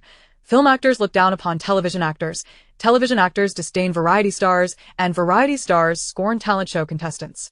To them, Yufuyi seemed on an entirely different level. They had even made bets on whether her acting could achieve a comical failure, fully prepared to settle the wager, only to be blindsided by her stunning performance from the outset. The narrative unfolds within the realm of ancient and enigmatic folklore, a theme that naturally stirs trepidation among its creators. As night envelopes the deep, secluded forest, the peculiar attire of Yufuyi, coupled with her maniacal laughter, sends chills down the spines of those present, nearly prompting them to huddle together and cry for salvation. The actor portraying the male lead finds himself equally unnerved, trembling involuntarily when she grasps his face. Good heavens, who misled him into believing Yufui's acting was subpar? He had intended to outshine her with his performance, only to discover that her portrayal of madness was not merely an act. She was authentically unhinged. The intensity of her gaze suggested that she might indeed bring about his demise, a truly terrifying prospect. The director, while impressed, harbored a tinge of confusion regarding the sudden prowess of the male lead's performance. Initially, he had considered the male lead to be a mere novice, with the second male role being the true centerpiece of the show, the more endearing character. Therefore, his expectations for the lead were modest. He merely required competence. To his astonishment, this young man had evidently found his stride, delivering a performance more nuanced and genuine than even seasoned actors. It must be under his guidance that the lead has improved. Indeed, he is a remarkable director. As the director indulged in his self-congratulation, Yufuyi continued her wild antics on set. Their first scene featured a captivating duel, where the male lead, unable to best her, prepared to unleash his ultimate move, while Yufuyi too was poised to counter with her own. The male lead coughed up blood and chanted an incantation to summon divine spirits, while Yufuyi, with a disdainful smile, bellowed, "I summon the mountain lord's return." Her commanding declaration resonated with an otherworldly force, reverberating through the air. "Sister, are you calling for me?" Suddenly, a deep voice echoed in her ears, momentarily startling Yufuyi. "Darling, I wasn't calling you," she replied, though to her ears, it was a warm, robust tone, while to others, it was something entirely different. It was the roar of a tiger, an earth-shaking roar that no one anticipated. A tiger leaped onto the scene, inciting screams of panic. A tiger? Help! Run! Chaos erupted as everyone scrambled to escape, save for Yufuyi and Zuoche. Upon hearing the shouts of a tiger, Zuoche's first instinct was not fear but to assume that Yufuyi was once again summoning woodland creatures. While others fled, he ventured deeper into the fray. After sprinting a short distance, a brave soul glanced back and noticed that the tiger paid them no heed, instead affectionately rubbing its massive head against Yufui's leg, resembling not a fearsome beast, but rather an oversized house cat. The director stood in bewilderment, grappling with the unfolding events. Those who had witnessed the live broadcast of Wild Chronicles quickly chimed in. "Director, don't you recognize Yufuyi? She can communicate with animals." The director was taken aback. He had only known that Yufuyi was sent by the Cheng family for auditions, and the staff had deemed her safe to join the crew. How could he have known? As Zuoche dashed onto the set, the tension escalated. "Don't go near it. That's a tiger. One swipe could crush your skull." The director's heart raced, recalling his instinctive flight from Yufuyi moments earlier. Now, having regained some composure, he watched in horror as Zuoche approached the tiger. "Zuoke, "Do you wish to die?" he shouted, but just as he moved to intervene, he paused. The tiger, seemingly disinterested, turned its back on Zuoche, as though displeased by his intrusion upon its moment with Yufuyi. At this juncture, Yufui's voice cut through the tension. "I apologize. When I called for the mountain lord, I didn't mean to summon it. I'll send it back to the mountains." The young tiger nuzzled Yufui's palm, as if to say, "Sister, I thought you were calling for me. Little tiger, be good, I must work to earn money. Once I'm done, I'll come find you in the mountains." "Don't be sad," she reassured, embracing the massive feline head. Initially intimidated by the wild tiger, knowing that even domesticated ones could pose a threat, the director found a surge of adrenaline coursing through him at Yufui's words. Indeed, besides being a fearsome predator, it was also a deity of the mountains. He cautiously approached, asking little Yu, "Can you ensure it won't harm anyone?" Before Yufuyi could respond, the young tiger let out a plaintive roar, as if to protest. "Who would harm you? You all ran away on your own, and then blamed me." The little tiger's indignant growl was tinged with innocence, prompting an awkward realization for the director. Truly, the creature had ignored them entirely, and it was their own fear that had driven them into a frenzy. "My apologies, dear tiger. We didn't mean to flee. It's just that you're so majestic, who wouldn't he be afraid?" The director nearly applauded Yufui's wit. Her emotional intelligence was remarkable. With newfound courage, the director's gaze flicked nervously between the tiger and the crew, internally screaming with excitement. "How fortunate am I to be so close to a tiger that does not attack. I am indeed the chosen one. No, wait. It is Yufuyi who is the true chosen one. I am merely the second in line." Oblivious to the director's inner musings, Yufuyi continued to snuggle the little tiger, reveling in its warmth against the chilly night air. The crew members who had previously scattered now hesitantly approached, finding themselves entranced by the sight of Yufuyi and the tiger in a warm embrace. Though they claimed no envy, tears streamed down their faces at the sheer delight of the scene. Meanwhile, the little tiger, feeling a mix of affection and curiosity, moved closer to the director, playfully biting at his pant leg, eliciting a startled yelp. What does it want? The director wondered, terrified. Was there something about the filming that displeased it? Surely, they had only just begun. In the midst of his anxiety, the little tiger looked up at the director, baring its impressive teeth with a playful grin. Let it film. Let film. The director stammered, his voice trembling. The notion of auditioning a tiger seemed absurd, yet he genuinely believed in the little tiger's talent, not merely out of fear of its formidable teeth. Hearing this, the little tiger turned back to Yufuyi, exclaiming, "Sister, I told you he would agree." Yufuyi contemplated the implications. Oh, how delightful. If this little tiger doesn't need to audition, does that mean I can bring it along to future casting calls? Perhaps I shall be the one introduced by an animal. The thought was amusing and rather thrilling. With the little tiger's unexpected presence, the production team rejoiced in ecstatic disbelief, ready to challenge anyone who dared to criticize their post-production efforts. This is truly extraordinary, they would declare. The little tiger exudes an aura of fierce valor, having been summoned by the character Yufuyi in the play to assist. The male lead is left utterly humiliated, not because of the tiger's ferocity, but rather due to his genuine fear.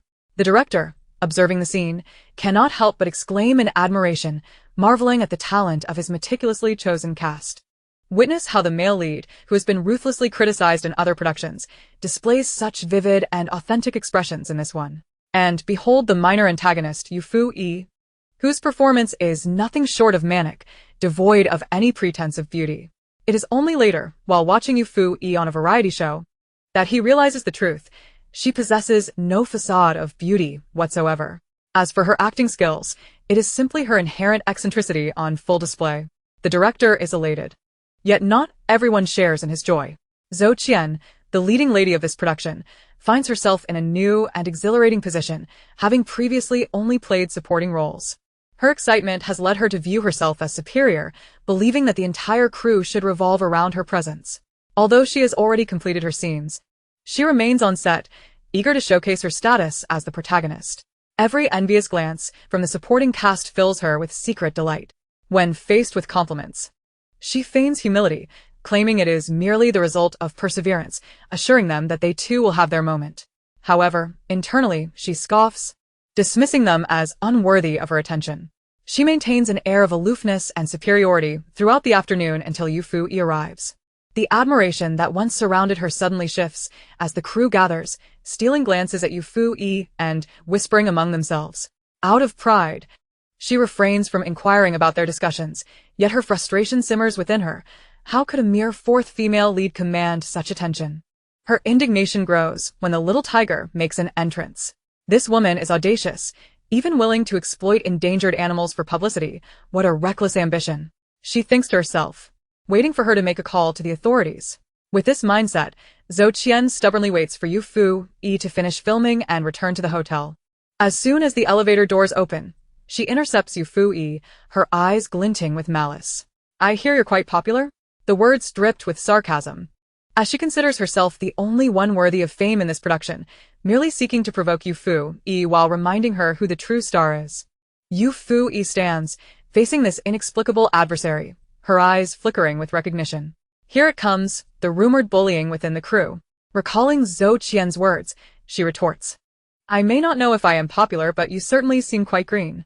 Prior to joining the crew, she had done her homework and uncovered the gossip surrounding Zhou Qian. Rumored to be a sycophant, she had married young only to suffer domestic abuse and infidelity from her husband. When she divorced, her fans cheered her on, yet within 3 months, she reconciled with her ex, claiming, though he hits me, I cannot live without him. She even used a pseudonym on social media to advise others not to divorce, asserting that some men are merely ill-tempered, not unloving, and that love can change them. Zhou Qian, struck where it hurt, lashed out, You little wretch, what nonsense are you spouting? I should tear your mouth apart. She lunged at Yufuyi, only to have her easily sidestepped, Yufuyi flashing a disingenuous smile. I am not speaking nonsense. I speak only the truth. You are exceedingly green, so much so that even the sheep in the village would comment, "Oh dear, this sheep village is quite something. Go take a look at yourself." Ah! You wretched girl. I will not let this go. Zhou Qian seethed, her fury escalating. How dare a mere fourth female lead speak to her in such a manner? She is the leading lady, the core of this production.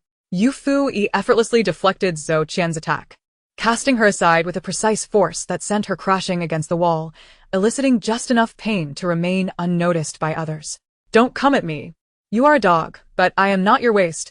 Yufuyi controlled her strength impeccably, ensuring Zhou Qian felt the impact without drawing attention. Zhao Qian. Enraged by the comparison to a dog, seethed.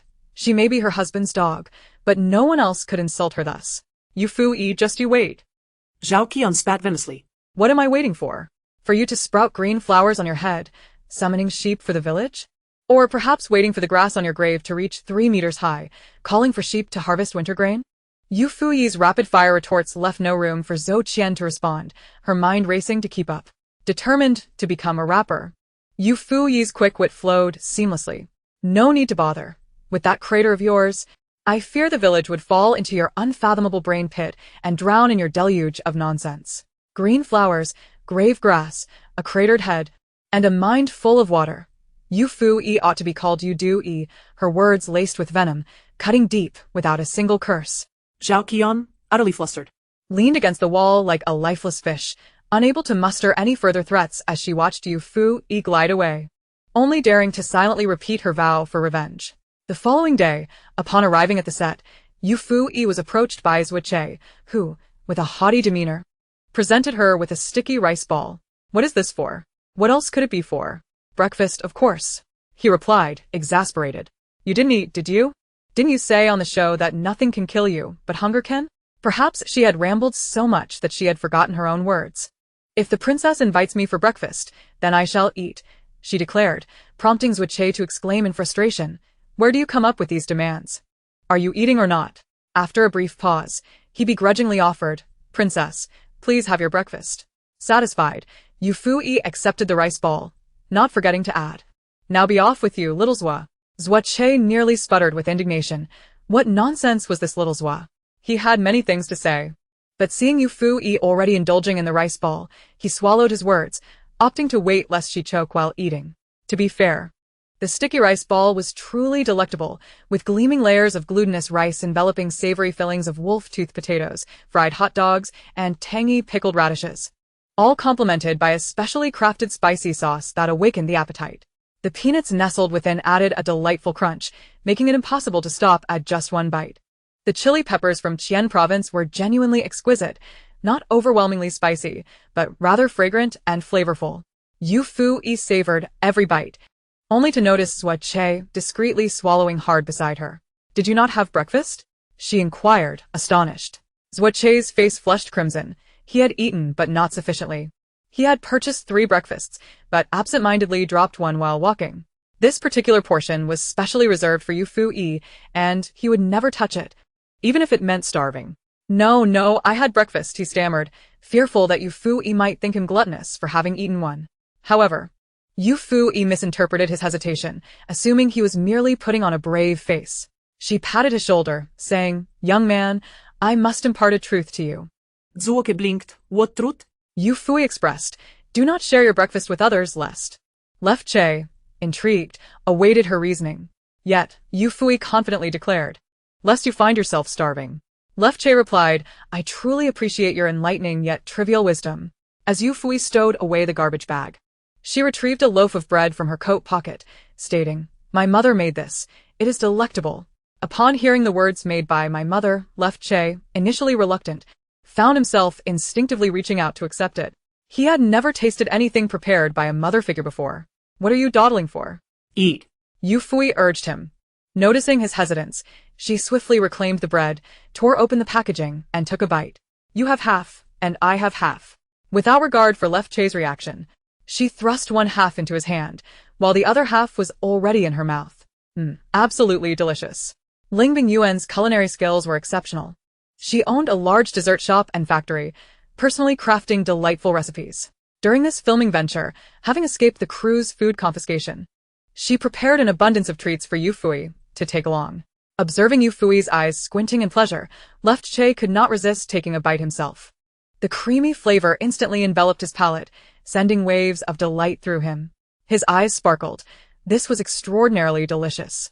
Sweet yet not cloying, fragrant without being overwhelming. Soft as clouds, the slightly tart filling combined with the bread created a delightful sweet and sour sensation. This is exquisite. Your mother-esque cooking is phenomenal, Left exclaimed, nearly biting his tongue in excitement. Coming from a wealthy background, he had savored countless delicacies throughout his life, yet he had never encountered such a uniquely crafted bread. Its sweetness seemed tailor-made for him, perfectly balanced. Yufuyi, could your mother adopt me as her son? Left Che asked eagerly. You should pose that question to my father. Yufuyi replied coolly after swallowing her bite.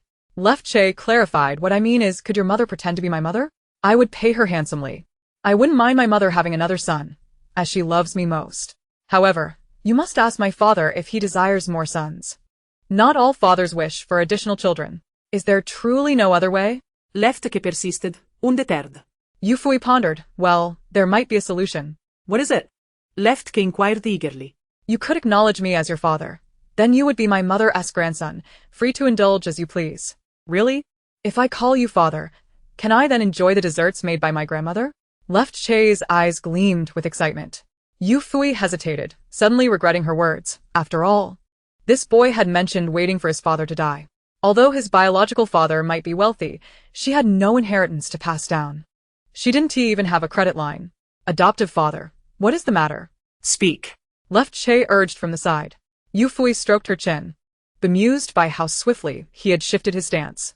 If only you had taken a moment to reflect, I might have doubted your ability to bring misfortune upon your father. Yet, it mattered little. She was already the most resilient individual in the galaxy, having buried numerous ancient beings within the imperial court, surviving through it all. Let them think what they will. Who can outlive me? Thus, an absurd scene unfolded on set. A 15-year-old adoptive son chased after his 20-year-old adoptive father, offering him food and water, repeatedly calling him father, leaving the onlookers in a state of shock. Left Che, the only young master of the Left family, mingled in the circles purely out of passion. His dedication to acting was evident. At 9, he portrayed the cold and ruthless boy emperor, captivating audiences with his unparalleled performance. His segments remained popular among editors to this day. With his natural talent and exceptional background, not to mention a wealthy father, Left Che's temperament was hardly amiable. When someone referred to themselves as his sister, he would immediately inquire, "Who are you? Did my father father you?"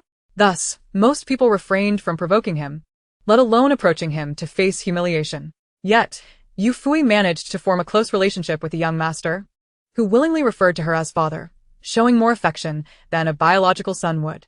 This astonished everyone. While some were astonished, others were displeased. Zhou Qian seethed with anger, her teeth nearly grinding to dust. It was always Yufuyi stealing the limelight, employing the same tactics as the day before. No one could fathom what kind of enchantment she had cast to make Left Che so obedient, willingly serving her. When she greeted him the previous day, saying, "You're such a good boy, I wish I could have a son like you," Left Che had mocked her, saying, "A toad wishing to eat a swan's meat," dreaming of something unattainable. This had nearly driven her to fury. She had merely offered a compliment. Did he not understand? Reflecting on her own manipulations, she felt a surge of pride. Just wait, Yufuyi, soon you will not be smiling. I look forward to watching you fall from grace, shattered to pieces.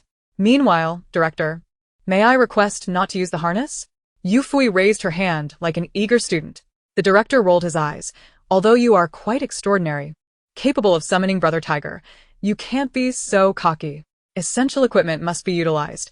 Will you fly without a harness? Yufuyi retorted, Director, I lack wings. But I can fly, believe it or not. The director smiled wryly. Do you think I believe that? This scene involved a classic bamboo forest fight, where actors needed to perform while suspended, demonstrating grace and strength through their movements. They were to stand atop bamboo, and without a harness, how could they film? The director sarcastically remarked, Will you transform into a bird? While glancing behind him, hoping Brother Tiger would not appear unexpectedly to chastise him for mocking Yufuyi. Suddenly, with a swish, a bamboo stalk bent and hovered in front of Yufuyi, its lush leaves rustling in the breeze. It swayed playfully, like a fishing rod, as if to say, "No need for you to fly up. I will come down." What on earth? The director and the props team jumped, startled by the sudden appearance of the bamboo. Upon realizing the situation, they exclaimed in disbelief, "Is this bamboo broken? How could it fall?" It was neither broken nor fallen. It had merely bent. Yufuyi caressed the drooping bamboo, her mental energy gently emanating from her. The bamboo quivered with delight. "Sister, this feels wonderful." Originally possessing only a hint of sentience, it now conversed with Yufuyi, thanks to her mental energy. Its voice was sweet and childlike, like a delightful little bundle. "Good bamboo, come on, let me ride you. I can fly high," the little bamboo urged. Without hesitation, Yufuyi settled herself about 2 meters above the leaves, while the director and the crew remained over 10 meters away, inspecting the bamboo's base. Suddenly, the bamboo that had just been dangling before her shot up, then swiftly descended again. What just happened? Is the bamboo having a fit? They wondered, ducking for cover. "Ha ha ha, little bamboo, you are amazing," came laughter from above, leaving everyone utterly perplexed. Were they hallucinating, or had they encountered a mountain spirit or a wild creature? Why did they see Yufuyi swinging on a bamboo? Swish. Swish. Another gust of wind rustled the bamboo leaves, and Yufuyi ascended once more. The director rubbed his eyes vigorously, on the verge of disbelief, and finally grasped a startling reality. Yufuyi was indeed swinging on the bamboo. Moreover, it seemed as if she hadn't even attempted to climb up herself. Rather, the bamboo was playfully amusing her, rustling its leaves to cheer her on. What in the world? How could such an absurdity exist? Just as the director was about to faint from confusion, Yufuyi stood up and called out, "Director, look, I can fly, without wings." Following that, she spread her arms and glided down the bamboo, much to the director's astonished gaze. As if her ancient red attire flowed more smoothly than silk, the enchanting red garment bestowed upon her a celestial aura, rendering her more ethereal than any wire-fu stunt. How could anyone be so extraordinary? The director was momentarily dumbstruck, regaining his wits after a considerable pause. With both Hugo and the bamboo behaving so absurdly in Yufuyi's presence, he wondered if this was indeed a beaver. He asked, still in shock, "How did you achieve this? Are you a practitioner of cultivation, here for worldly experience?" Yufuyi replied earnestly, "Of course not, director. I am not of the same sect as cultivators." Not of the same sect, then you must be a similar existence to a cultivator, right? What is it? Are you a witch? An excited question arose from someone who had once witnessed her conjuring coconuts by the sea. Not quite, Yufuyi gestured. I belong to the Bala magic faction, the goddess of darkness, Ganera. Hooray. A chorus of voices chimed in. You're from the fairy faction. Practicing Ganera? Does the fairy queen know? Chapter 79. You understand humor. Yufuyi leaped gracefully a few times, her poise causing the director to question his own existence, even beginning to believe she might truly be from Fairy Castle. He had already thought of a name for her. Fairy Little You. She had no need for wires. And the director added another layer of urgency to the scene. In this act, Yufuyi, the little leader, was again pursuing the protagonist, while her masked, dark-clad subordinates were responsible for the chase, and she merely stood atop the bamboo, watching with glee. The air was filled with her boisterous laughter. Go ahead and kill. The protagonist and the dark-clad figures engaged in a fierce battle, flying in all directions. Suddenly, a piercing scream shattered the tense atmosphere, sending a jolt through everyone's hearts. Something had gone awry. This thought raced through the minds of all present.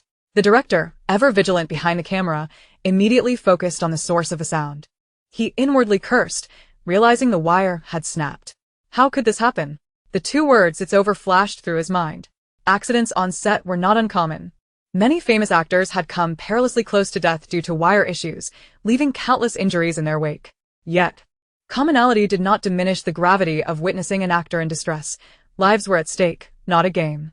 In a flash, a red figure darted past, so swiftly, it was nearly imperceptible. By the time everyone recovered from their shock, both a red and a black figure had safely landed in the center of the set, with the red figure being none other than Yufuyi and the black being one of the assailants. Are you alright? The black-clad figure asked, still dazed. Yufuyi waved her hand in front of him. Are you okay? The director and others rushed over. Are you alright? Are you alright? The involved party, Chu Xinu, heard the incessant questioning and in her dazed state, blurted out, if you're fine, Then how about some dried plums? The crowd responded. You have quite the sense of humor.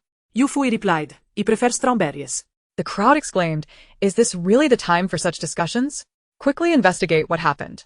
The director, infuriated, demanded that the props team immediately determine whether the malfunction was due to equipment failure or human error. The entertainment industry harbors its dangers. Some singers have had their voices irreparably damaged after drinking from someone else's cup, a plight they've suffered for years without remedy. In this realm of fame and fortune, the innocent may bear the burden of guilt. Even the most virtuous individual cannot shield themselves from others' malice if they stand in the way. Director Like, having navigated this industry for over 20 years, had witnessed too many rises and falls. His unwavering principle was to ensure that no lives were lost on his set. Little Yu, I truly thank you. If it weren't for you, everything I've upheld for over 20 years would have been shattered today. Li Che sincerely expressed his gratitude to Yufuyi. He then turned to Chu Xianyu. I'm sorry. I will ensure you receive an explanation. I am sorry. Excuse me. Thank you. Chu Xianyu waved her hands repeatedly, her mind racing with words, only to realize none were appropriate. She had intended to say it was all right. This was no different than thanking someone after they bumped into you, utterly mortifying. As she stood there in embarrassment, Yufuyi quietly interjected, Simplicite, Kamsahamnida, Kabin Kaba, Walala, Makabaka. Li Che's lips twitched, recalling the initial worry he had that Yufuyi would be unable to shed her beauty burden, and he thought to himself, Li Xiaokue, wake up. Yufuyi was utterly uninhibited. While the three engaged in trivial chatter, primarily Yufuyi's chatter, the props team's investigation results emerged, revealing that it was indeed the work of a new recruit from their team. By the time the three arrived, the individual had already been subdued by the props crew. It was me. Call the police if you dare. The suspect boasted defiantly, challenging them to report him. Anger surged within Li Che as he swiftly delivered a kick to Lu Xian's chest, exclaiming, Damn you, you think you can act tough? Do you believe I want to make sure you lie down after entering? Lu Xian fell to the ground but continued to shout, If you have the guts, kill me. If you don't, I'll look down on you. The little rascal. How infuriating. Li Che smiled in anger and delivered another kick. Wow, this individual is truly exasperating. Yufuyi endured, and after hearing Lu Xian's taunts again, she could no longer hold back. Director, let me handle this. She stepped in front of the director. Concerned that Li Che might inadvertently apply too much force and cause complications, leading to repercussions for himself. Li Che, witnessing her boldness, thought to say, What can you do? I'm nearly driven to madness by this rascal. Little did he know before he could finish. Yufuyi sent Lu Xian flying across the set as easily as a soccer kick. His eyes widened in astonishment. What kind of extraordinary strength did this girl possess? Even more astonishing was that after Lu Xian was kicked away, the familiar Huga suddenly leapt out from who knows where, crashing into Lu Xian's lower back. Bang! Lu Xian soared through the air again, colliding with a bamboo stalk, which then propelled him back like a slingshot. Back and forth. Lu Xian was tossed about like a ball, caught between Huga and the bamboo, unable to touch the ground. The little tiger, while kicking, was also cursing, How dare you anger our sister Fu-yi? I'll kick you to death. Let us see if your mouth is tougher today, or my tiger claws. You angered my sister. Let you taste the wrath of the king of beasts. Li Che watched, utterly dumbfounded. Could it really be done this way? Impressive. 3 minutes later, the previously boisterous Lu Xian was reduced to a pitiful wail, repeatedly begging for mercy. I want to do it again. I want to. Please let me go. The little tiger looked at him, drenched in fear, and scoffed. Who wants to eat you? Do you be afraid of a stomachache after eating something so filthy? Yufuyi placed her foot firmly on Lu Xian's body and demanded, Speak. Why did you do this? When Lu Xian's gaze met Yufuyi's, his eyes visibly flinched. A reaction that Yufuyi keenly detected, instinctively sensing that this matter was intricately linked to her. She increased the pressure of her foot slightly and coldly reiterated, Speak. I will. Lu Xian, already battered by the little tiger's antics, was now being specifically targeted by Yufuyi, causing him to break down in tears. It was Zhou Qian who instructed me. She asked me to tamper with your harness, promising me 500,000 once the deed was done. I just didn't expect your harness to have been used by someone else. Others present were bewildered. What the hell is wrong with Zhou Qian? While one could somewhat understand her motives, given her significant role, what was her reasoning for harming a fourth female lead? Is she out of her mind? Yet. Yufuyi was not so easily deceived by Liu Xian. Liu Xian was taken aback. Chapter 80. The Valley Theorem? How do you know? Liu Xian was astonished. Yufuyi was even more astonished. Wait, I was merely asking casually, and you just confessed? I merely sensed that things were amiss, but I had no evidence. Why would you confess so readily?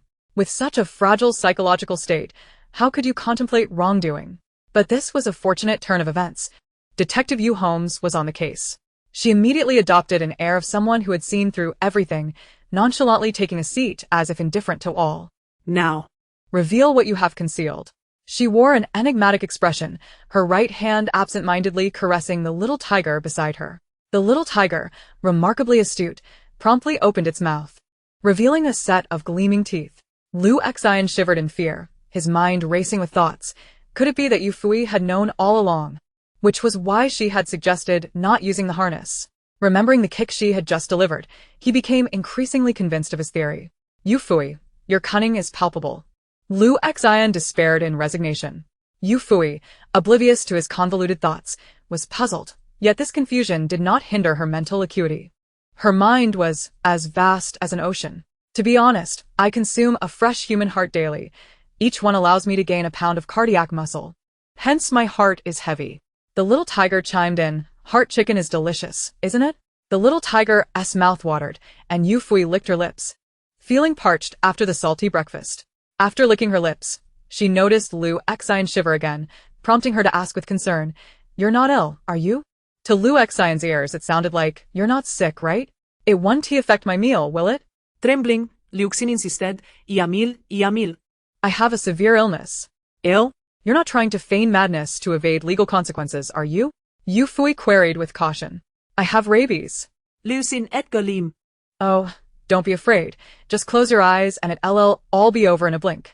The fatality rate of rabies is exceedingly high. Amen, good luck. Liu Xian, however, misunderstood her intent, believing she was about to feast on his heart, and fainted on the spot.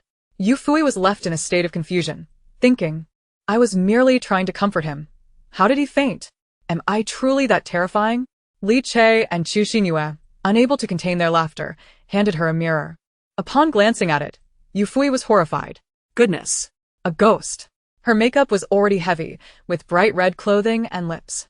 After licking her lips, some lipstick had inevitably smeared onto her teeth, and when she touched her lips, she accidentally smeared more lipstick onto her face. The entire ensemble, coupled with her earlier remark about eating fresh human hearts, made her resemble someone who had just devoured a meal without washing up. Instinctively, Yufuyi flung the mirror away, which struck Liu Xian, who had just regained consciousness, and knocked him out again. At that moment, Zuiche arrived to deliver water to Yufuyi. Seeing the little tiger, he was overjoyed like a child weighing 200 pounds, but as he stepped forward, he slipped. A thermos full of warm water splashed all over Liu Xian's face, waking him once more.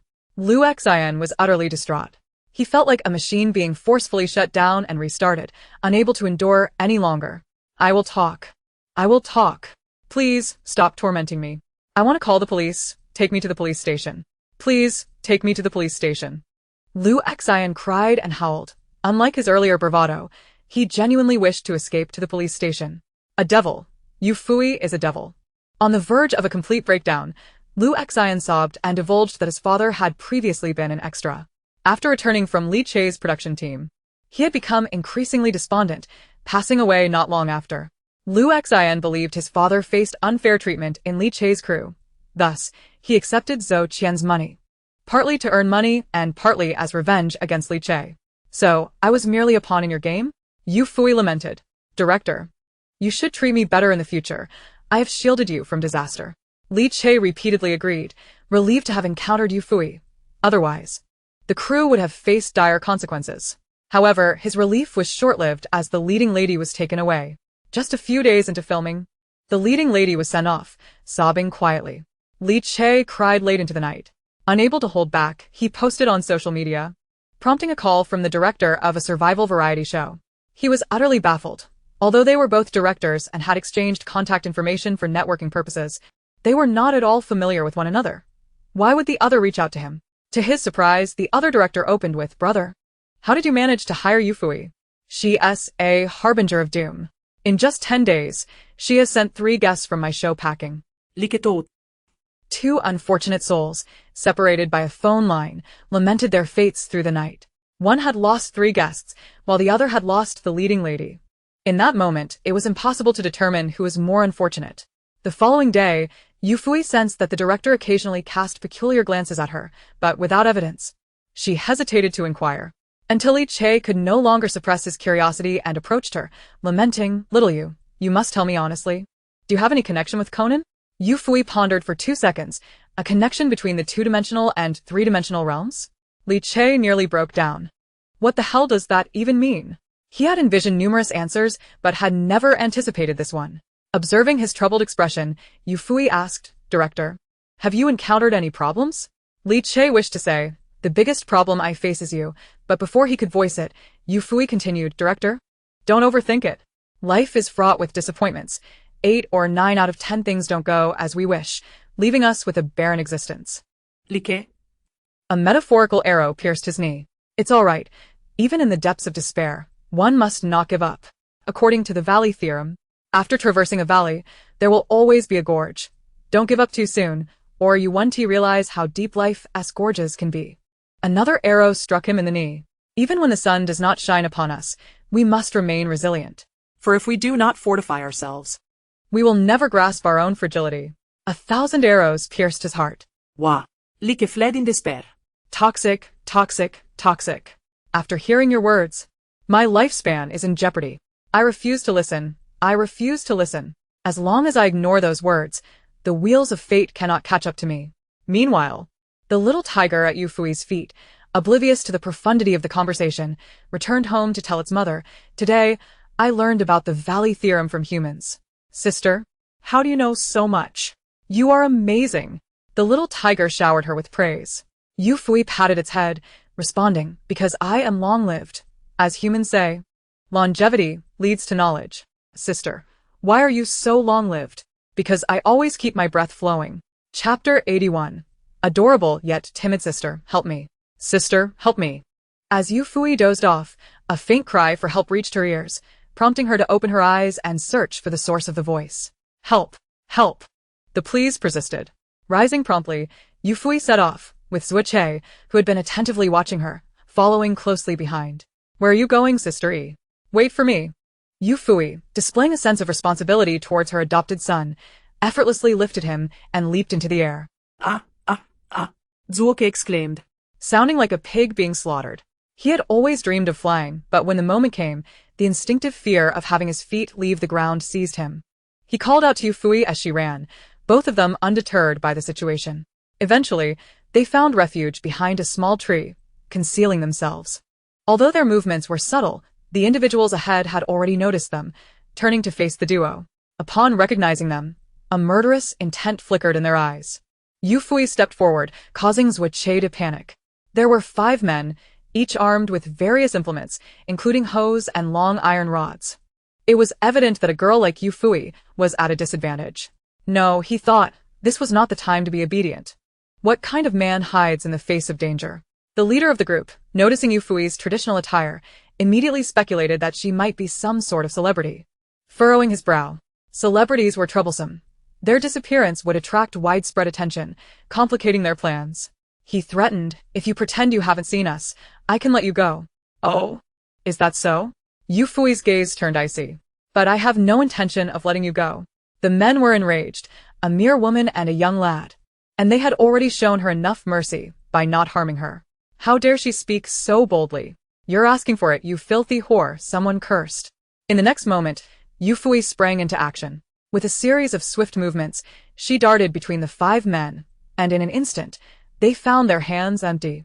"What just happened?" they exclaimed in shock, but before they could react, she delivered powerful strikes to their legs. With a resounding thud, the 5 men were sent flying in different directions. Zuiche, who had rushed out, was dumbfounded, though he had seen Yufuyi fight on variety shows before. Her opponents had always been trivial, like Chung Wanwan and Fu Wangyi. Witnessing her prowess in person was utterly astonishing. The captivating spectacle left him exhilarated, a thrilling sense of adrenaline coursing through him. He targeted the nearest man and delivered a couple of kicks, shouting, "How dare you lay a hand on my sister, E?" I'll make you pay.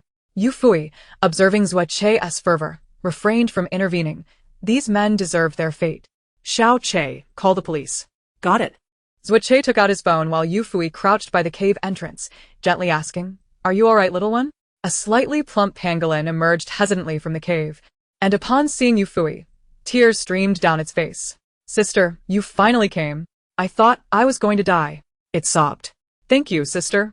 The pangolin, naturally timid, curled into a ball when threatened to protect itself. It had narrowly escaped from predators several times before, but now it had almost been captured by those men. It had witnessed its mother being taken away. The pain of having its scales forcibly removed was still vivid in its memory. Seeing the pangolin cry, Yufuyi felt a pang of sympathy.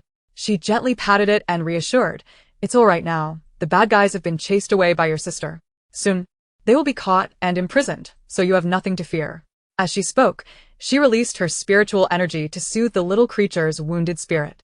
After a moment, the pangolin, feeling a bit embarrassed, buried its head between its tiny paws, its round belly wobbling adorably. "Thank you, sister." Yufuyi smiled. "No need for thanks. It's only right." Zuo-Che approached, observing the pangolin up close for the first time. "Sister E, this little guy looks like a pig." The pangolin froze. "Did he just say I look like a pig? Boo-hoo." Yufuyi playfully slapped Zuo-Che and, under the pangolin's expectant gaze, remarked, "Nonsense. It clearly resembles a mouse." The pangolin chimed in, "Sister's right. I do resemble a mouse." Whatever reason she has for saying so must be valid.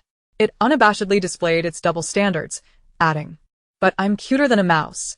I'm much more attractive." Yufuyi nodded in agreement, noting how the little creature curled into a ball, covering its head with its paws, looking both adorable and pitiful. "You're the cutest." At her compliment, the pangolin shyly covered its eyes, twisting and turning, occasionally peeking at Yufuyi like a charming little chubby baby. After more than half an hour, the forest police arrived, apprehending the criminals with evidence in hand. The officer in charge patted Zuo-Che's shoulder, commending, "You did well, young man. These scoundrels have been wreaking havoc. They nearly drove the pangolins to extinction." Although he did not explicitly state it, Zuo-Che understood the implication. Poachers of wild animals deserved a serious reckoning. Simply imprisoning them would be too lenient. Zuo-Che, feeling bashful, waved his hands. "It wasn't me. It was Sister E. She captured all of them." The officer was taken aback. A woman who can hold her own against men? Impressive. He gave Yufuyi a thumbs up. "Oh, it's just a bit of skill." Zuo-Che glanced at the confiscated tools and the towering poachers, and sweat trickled down his forehead. A bit of skill? More like a considerable amount. Noticing both of them in traditional attire, the officer conjectured, "Are you filming a drama?" Zuo-Che nodded. "Yes, we're shooting on that mountain over there." Pointing, he directed the officer's gaze. "How on earth did you end up on this mountain to rescue a pangolin?" The officer's question left Zuo-Che at a loss for words. How could he explain that Sister E had dashed over in a blur? Would anyone believe that? While he was still contemplating, Yufuyi had already taken action. With a graceful push off the ground, she leaped several meters into the air and landed effortlessly, exuding an air of elegance. The officer's eyes widened in astonishment. Is this even possible for a human? Initially, he had suspected Zuo-Che was merely being modest, but now he was convinced. This young woman was astonishingly powerful. Chapter 82. Oh no, has the sect leader finally been discovered to be an animal spirit? As the forest police departed with the captured criminals, Yufuyi and Zuo-Che prepared to leave as well. The pangolin, reluctant to part ways, asked Yufuyi if it could come home with her. She pondered, "Well, it's not entirely out of the question, but our next meeting might involve you visiting me behind bars." The pangolin's eyes widened in earnest inquiry. "Then can I sit in jail with you?" huffed. It displayed a hint of conscience, albeit slight. Yufuyi replied, "Little one, you should save some energy to dig a new burrow for yourself. This one is no longer habitable. As for prison, let's not entertain that thought. While free meals and lodging sound appealing, I still have aspirations to pursue. After all, I am quite the ambitious individual."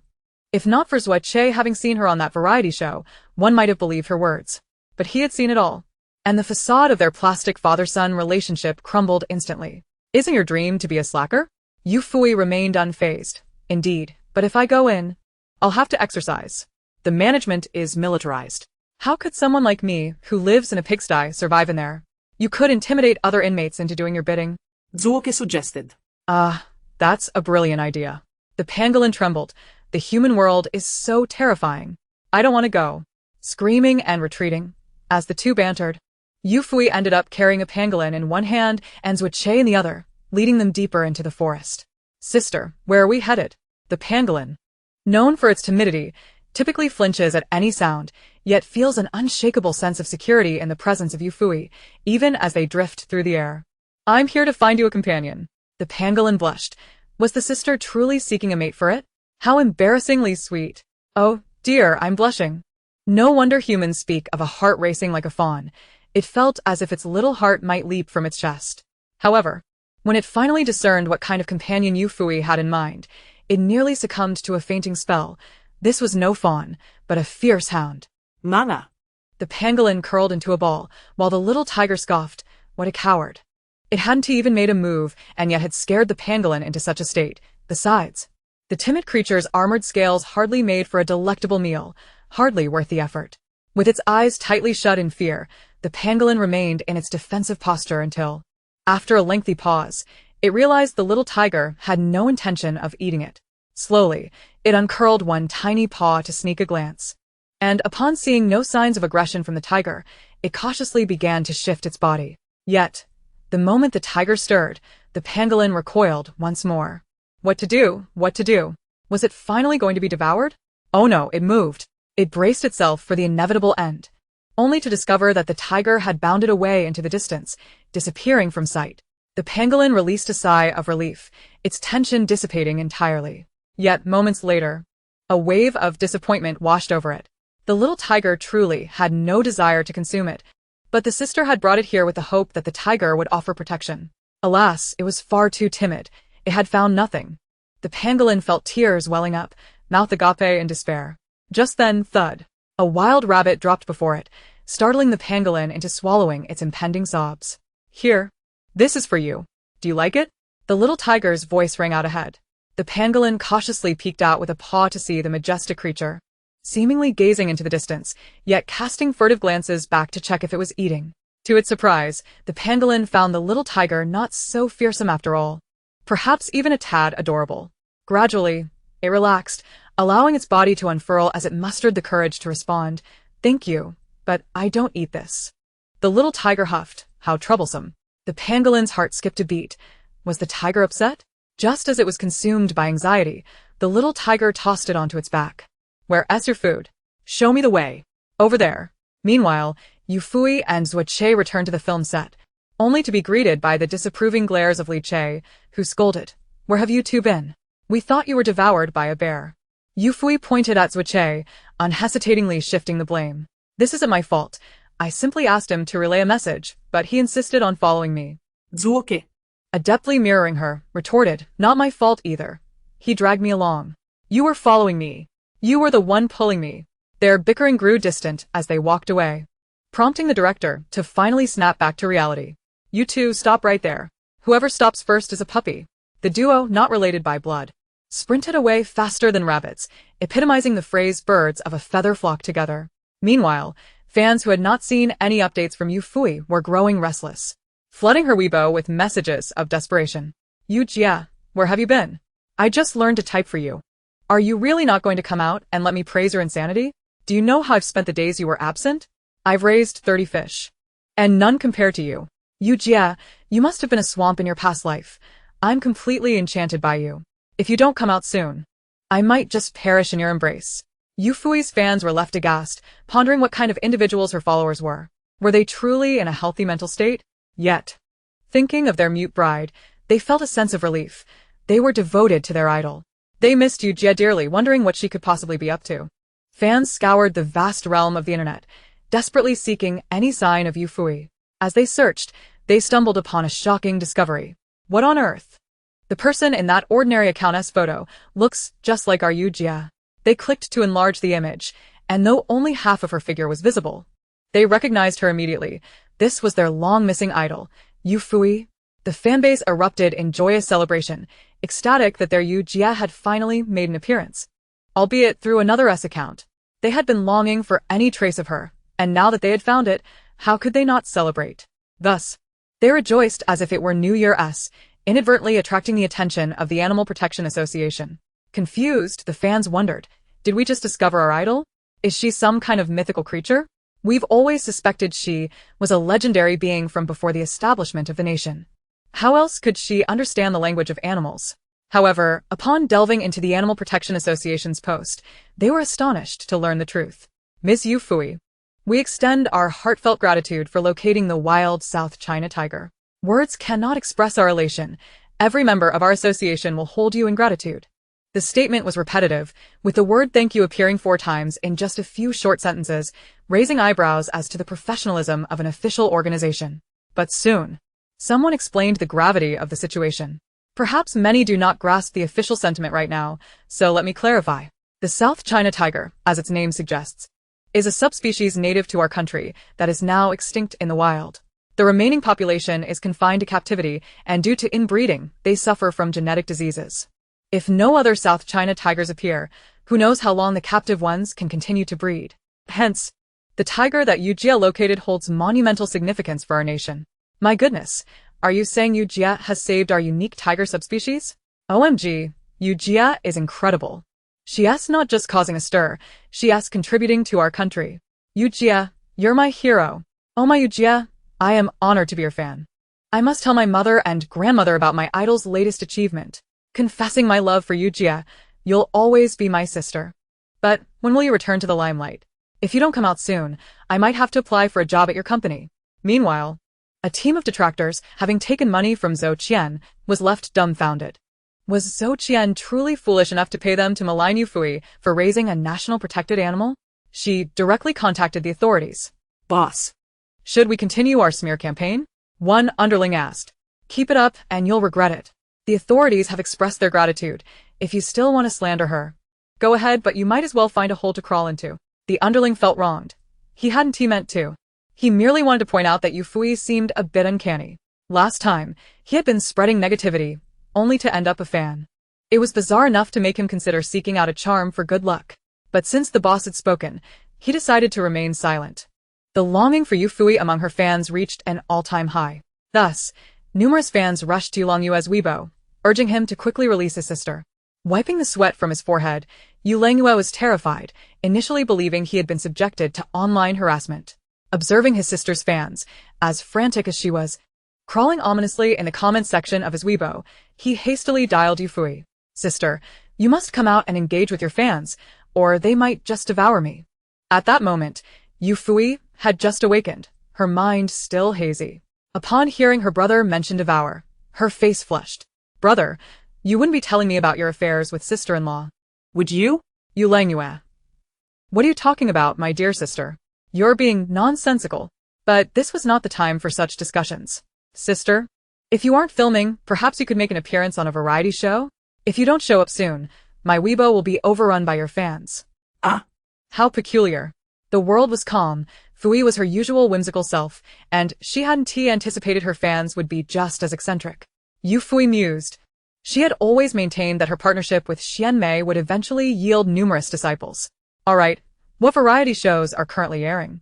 She intended to pamper her own fans and make an appearance. Yu Longyue pondered briefly. There's a parenting show coming up. Would you consider it? What? Parenting? Brother, do you think if I were to join a parenting show, would I be the one taking care of the child or the other way around? Yu Longyue choked on his words. Indeed, he realized, with his graceful demeanor and her whimsical nature, if she were to be featured, her laughter would certainly eclipse the cries of any child. Just look at his uncle's 2-year-old grandson. Recently, when the little one stumbled and fell, Fui's laughter was louder than the child's cries.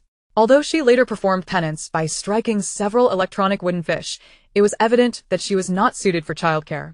If not that, perhaps you could join Good Songs of the Summer? Your singing is exceptional. It would be a shame not to showcase it, suggested Yu Longyue. Yufui replied with a hint of melancholy. Brother, am I not worthy of a romance variety show? Why does the original story feature sweet romances? Yet I am treated differently here? While some may not be inclined to romance, they certainly enjoy watching others in love. Yu Longyue thought for a moment and confirmed. There is indeed one, Do Not Disturb. Do Not Disturb a matchmaking show? But that's not a significant issue. It's still about romance. Just as Yufui was about to agree, she heard her brother quietly add, the senior version. Silence enveloped the air, akin to the tranquility of tonight's Cambridge. Never mind, I don't deserve it. I don't receive a retirement pension. There's also another show, Farming Together. Would you consider it? Xianmei and Jigo will also be participating. Yufuyi resigned herself to fate. She was only worthy of survival and farming, while sweet romance would elude her. Since both Xianmei and Jigo were involved, she decided to join, as it would provide an opportunity to see Xianmei. That evening, Yufuyi relayed the news to director Li Che. Upon hearing she would participate in a variety show, the director's gaze turned peculiarly animated. Good little you must go. I wish you tremendous success on the show. I will certainly watch and boost your popularity. Rest assured. Little you will soar. Yufuyi responded confidently, no problem, director. I will definitely shine. Left Che stroked his chin, sensing something amiss. Why did it seem that Ijia's participation in the variety show thrilled the director, who appeared both jubilant and slightly mischievous? As soon as Yufuyi and Left Che turned to leave, Li Che immediately pulled out his phone to call the director of the survival variety show. Brother, big news. Monumental news. Little you is going to participate in Farming Together. What? A voice filled with excitement echoed from the other end. She's joining Farming Together? That's wonderful. The misfortunes will no longer be ours alone. Like replied, indeed. Let us establish a group chat named Victims Alliance. I believe this alliance will only grow stronger. Excellent. When that person joins, they will feel the warmth of home. Let us await their arrival. The director of Farming Together remained blissfully unaware that he had become the focus of attention. He was currently reveling in joy at the prospect of Yufuyi participating. He had previously considered inviting her, but hesitated, fearing the meticulous director Li Che would not permit it. Little did he know that Li Che allowed actors to film while participating in variety shows, truly a rare sight. Looking forward to the next victim. Like chuckled. Hee, what a fortunate turn of events. Chapter 84. Oh no. My little sister has become a scavenger. As Yufuyi departed, Li Che presented her with a bouquet. In return, she plucked a small flower from the roadside and offered it to him. Wild chrysanthemum, he noted, squatting on the ground, munching on spicy strips. She sensed the director's unusual joy, having learned of her fondness for spicy snacks. He had even bought some to celebrate her departure, creating an illusion that she had wrapped up her filming. Left Che, also enjoying spicy strips but unable to squat, felt anxious and tense. He had heard that the person arriving shortly was Ijia's fourth brother, which meant he would also be meeting his fourth uncle. He hadn't brought anything valuable to present as a proper greeting gift. What if fourth uncle didn't like him? Ijia, what do fourth uncle and grandma enjoy? Left Che resolved to gather information, planning to visit the Yu family after filming concluded to make a familial connection. Upon hearing the word grandma, Yufuyi's movements faltered imperceptibly, and a sardonic smile flitted across her lips before vanishing, as if it had never existed. It's grandmother, she corrected lightly, devoid of emotion. However, Left Che, perceptive to emotional nuances since childhood, sensed a slight dissonance. Yet, he refrained from probing further. Everyone has their own privacy, and Ijia would share when she felt ready. Asking too many questions would only burden her. He swiftly altered the subject. What do grandmother and the others enjoy? Will they accept me? Of course. My parents are very kind and loving. A twinkle of warmth illuminated Yufuyi's gaze. They adore me. You are my dear eldest son. And they will surely cherish you too. Her pride was palpable, indicating that Yu Yanqiu and Ling Bingyuan had indeed showered her with affection. Left Che felt a twinge of envy. His father loved him too, evident in the fact that all his inheritance belonged to him. Yet, his father's affection wasn't wholly unconditional, as he had many illegitimate children and preferred to live with them rather than with him. With 7 days in a week, each day spent with a different illegitimate child, he was left impoverished, save for money. When Yu Qingma arrived, he found the scene. His sister, who had been absent for half a month, squatting on the ground with 2 plastic bags dangling from her waist, appearing as if she had tied 2 bags of garbage around herself, resembling an abandoned stray dog amidst refuse. Yu Qingma's heart ached. His mind flooded with images of his sister's poor acting skills, being bullied by the crew, and being tasked with collecting trash. While others indulged in fine food, his sister remained isolated from the crowd, embracing a heap of rubbish. The sight of this little girl scavenging was heart-wrenching, far worse than the plight of the girls selling matches. He cried out emotionally, "Sister," as he rushed towards Yufuyi, anticipating a heartfelt embrace before confronting the crew about the unfair treatment she received due to her acting. Tears brimmed in his eyes, blurring his vision as he hurried to reach her, only to slip on a stone. As his right hand instinctively reached forward, Yufuyi turned at the sound, witnessing her brother resembling by Nyangzi, desperately grasping for Su Xian, as if pulled by Fa high beneath the Lei Feng pagoda. She was touched, realizing that after just half a month apart, her brother missed her so profoundly. The bond between siblings is profoundly moving, yet something feels amiss. It seems as though my brother is poised to fall. In a flash, Yufuyi dashed forward, executing a swift slide to reach her brother, but alas, her tears hindered her efforts. Instead of catching him, she inadvertently sent him flying. With a resounding thud, he landed heavily before his nephew. Zuochese eyes widened in disbelief. He could never have anticipated that his first encounter with Yijia's family would unfold in such a dramatic manner. Brother, are you alright? Yufuyi hurried over. It was then that Yu Qingma noticed what hung from his sister's waist was not refuse, but rather snacks, 2 hefty bags of treats. Additionally, 2 packs of crispy noodles tumbled to the ground before him. Tears glistening in his eyes, he breathed a sigh of relief. Thankfully, his sister had not been bullied by the crew. He had overthought the situation. It was at this moment he comprehended why his younger brother had said that being with his sister was perilous. In times of danger, she was the safest. Yet in moments of tranquility, she was the most hazardous. Do not fret, brother, I am unharmed. Yu Qingmo resiliently rose from the ground, only to realize that the young lad beside him bore a striking resemblance to someone he knew. Before he could piece it all together, the boy extended his wrist, swiftly removing a watch and sheepishly placing it into Yu Qingma's hand. Fourth uncle, since this is our first meeting, I have nothing of value to offer. So please accept this watch. Once I complete my filming, I shall personally buy you a finer one. What? What is happening? Yu Qingma was about to inquire when his attention was captivated by the watch in his hand. Wasn't this the limited edition filan? Only 66 pieces were made worldwide, commemorating the 66th anniversary of the Lan Yi Company, a treasure unattainable even for the affluent. What manner of youth was this to possess such a watch? What did you just say? Yu Qingma asked, bewildered. Zuoche assumed that his words had been too rapid for fourth uncle to catch, so he repeated, Fourth uncle. There's nothing special to give from the remote mountains. Please accept this watch. Once I finish my filming, I will buy you an even better one. He had indeed heard correctly. The boy had spoken of having nothing to give and promised to procure something finer later. Yu Qingma felt a wave of incredulity wash over him. Was this lad jesting? This was a globally limited item, a luxury item that money could scarcely procure, and he deemed it unremarkable? Help! Where did this extravagant young scion come from? Upon closer inspection, Yu Qingma nearly leapt in astonishment. Wasn't this the heir of a wealthy family? What was he doing here? Oh, perhaps he was here for filming. No, that was not the crux of the matter. The real question was why he was bestowing this watch upon him and calling him fourth uncle. When had the Yu family become kin to such affluent relatives? Surely not. Master Zhua, you must be mistaken. He returned the watch. The only people who called him fourth uncle were the children of Shaoan, but Shaoan was merely 20 years old. How could there be such a grown child? It was implausible that he and Zuoche were related.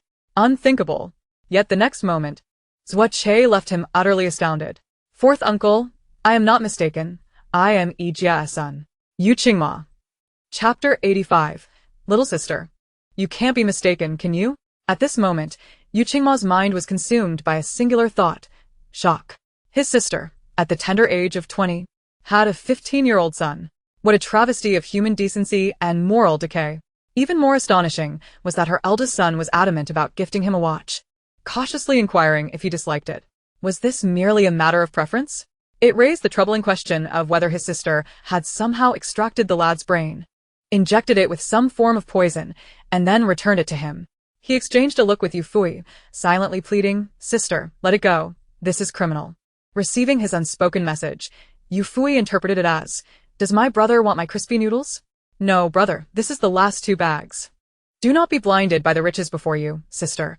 I will venture to Africa to mine diamonds and ensure you are renamed you riches. Brother, will you only take 1 bite? Very well, just 1 bite. Good, sister. The 2 siblings reached a consensus.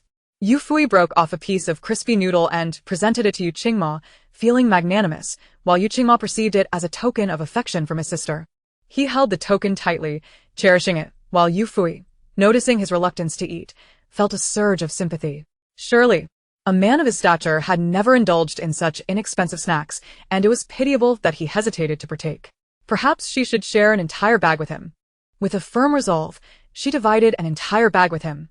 Yu Qingma, The weight of the token has increased, signifying the depth of his sister's promise. Ah, indeed. She was more teachable than his younger brother, and far more endearing.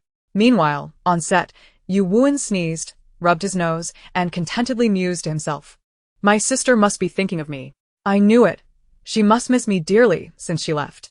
As the siblings drove down the mountain, Yufuyi finally found the opportunity to inquire how Yu Qingma happened to be there. I brought my students for a competition. Knowing you were filming here, I came to pick you up.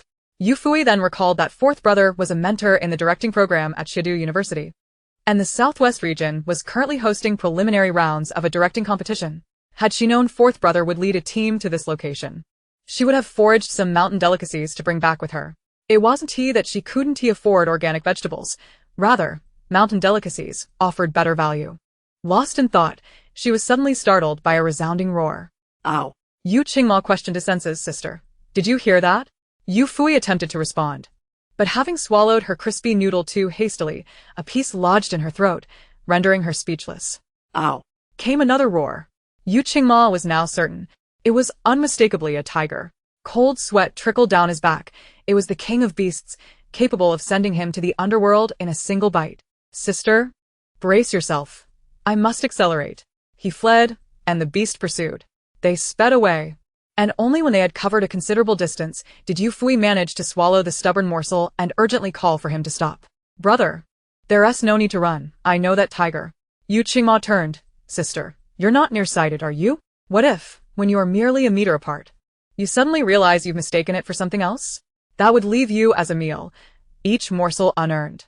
He himself was nearsighted, hence mistook the snacks hung on his sister's sides for refuse.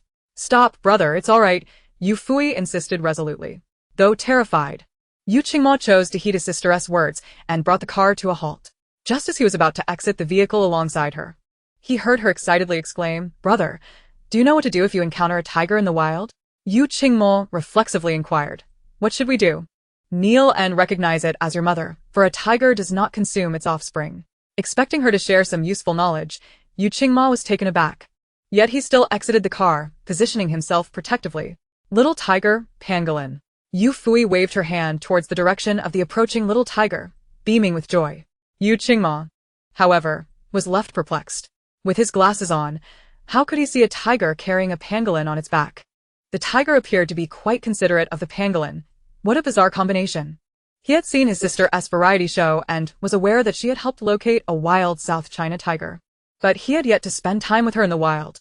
He remained uncertain whether her peculiar ability was specific to certain animals or applicable to all creatures. Sister, you're not mistaken, are you? He still harbored doubts. It's all right, brother. If I am mistaken, I can still carry you away in time. Yu Qingma, thank you. In an instant, the little tiger and the pangolin approached, and just as Yu Qingma thought the little tiger would shake the pangolin off, it unexpectedly lowered itself to the ground, patiently waiting for the pangolin to safely dismount before standing up again. The pangolin, feeling somewhat embarrassed, expressed its gratitude to the little tiger, who merely huffed in disdain, displaying its spoiled nature. Yu Qingma gazed at their anthropomorphic actions in astonishment, momentarily forgetting his fear. How prideful and coy was this king of beasts.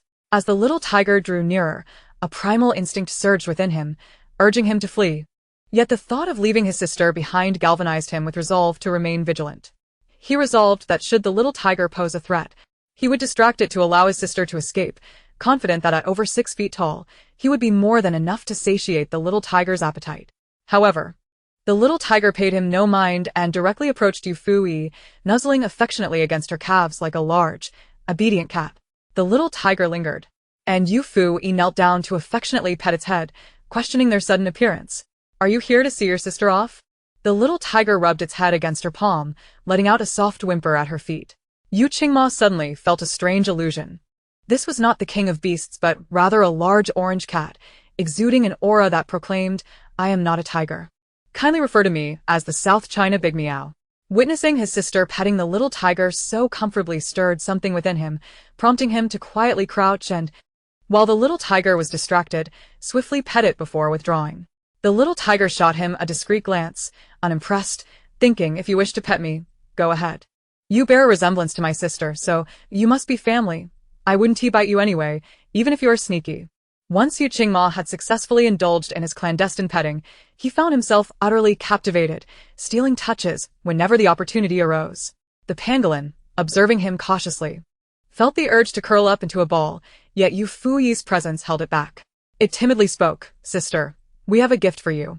Yufuyi exclaimed with delight, "You even have a farewell gift? You are too kind." The pangolin and the little tiger blushed with flattery.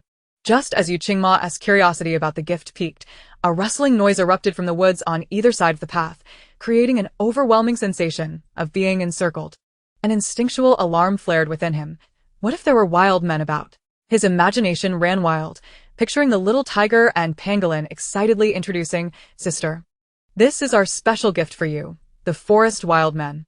The thought was too beautiful for him to dare to envision. As the protagonists finally emerged into view, he was left speechless. My heavens, how could such a species exist? It is truly marvelous. They moved in clusters, their long, slender tails gracefully leaping between trees, their nimble forms resembling woodland sprites, with ethereal, pale blue faces adorned with golden fur atop their heads and shoulders. They appeared charming and endearing in the sunlight, arguably the most beautiful monkeys one could behold. Yet, they were indeed monkeys and exceedingly rare ones at that. Existing solely in the Fanjing Mountain of Guizhou province, aptly dubbed the world's only child and the noble offspring of Fanjing Mountain. Unlike the rambunctious monkeys of Qianling Mountain and Amei Mountain, they possessed a gentle temperament, remaining highly alert and fleeing at the slightest sign of human approach. They were the adorable and charming Guizhou golden monkeys.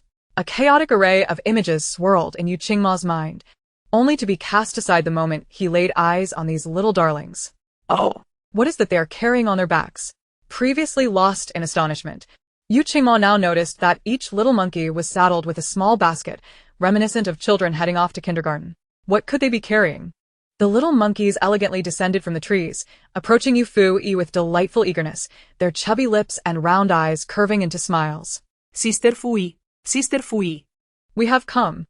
The little monkeys chirped excitedly, surrounding her and greeting her with animated chatter. Yufuyi beamed at these delightful creatures, joyfully lifting one of the tiny infants into her arms, raising it high. What a surprise to see all of you. Are you the gifts that the pangolin and little tiger mentioned? I absolutely adore this gift. As she cradled the infant monkey, the others gazed on with envy, their little faces betraying no tears or tantrums, standing quietly and inching closer to her, hoping to draw nearer. The lead monkey spoke on behalf of the group. "No, sister. The gift is this." As soon as it finished speaking, the little monkeys placed their baskets down and opened the lids for Yufuyi to see. Upon realizing what lay within, Yu Qingma's mouth fell agape. Goodness gracious. Wild mushrooms. Chicken furs. Those familiar with foraging mushrooms understood the rarity of chicken furs, one of the 5 most precious wild mushrooms in the Summer Kingdom. While wealth might procure them, often people preferred to keep them for themselves rather than sell.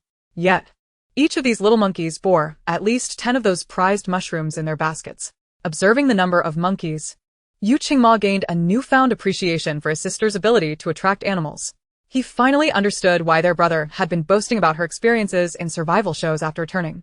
The shock was palpable even through a screen, but being there in person was infinitely more exhilarating. Now, he felt an overwhelming urge to scream from excitement, reasonably suspecting that all the Guizhou golden monkeys of Fanjing Mountain had been drawn here by his sister. The little monkeys lined up obediently, each placing mushrooms into the back of the car, quickly filling it to capacity. Yu Qingma hurriedly retrieved his phone to capture this moment, grinning to himself. This was a memory to share with his brothers and parents, a testament to him having experienced the world alongside his sister.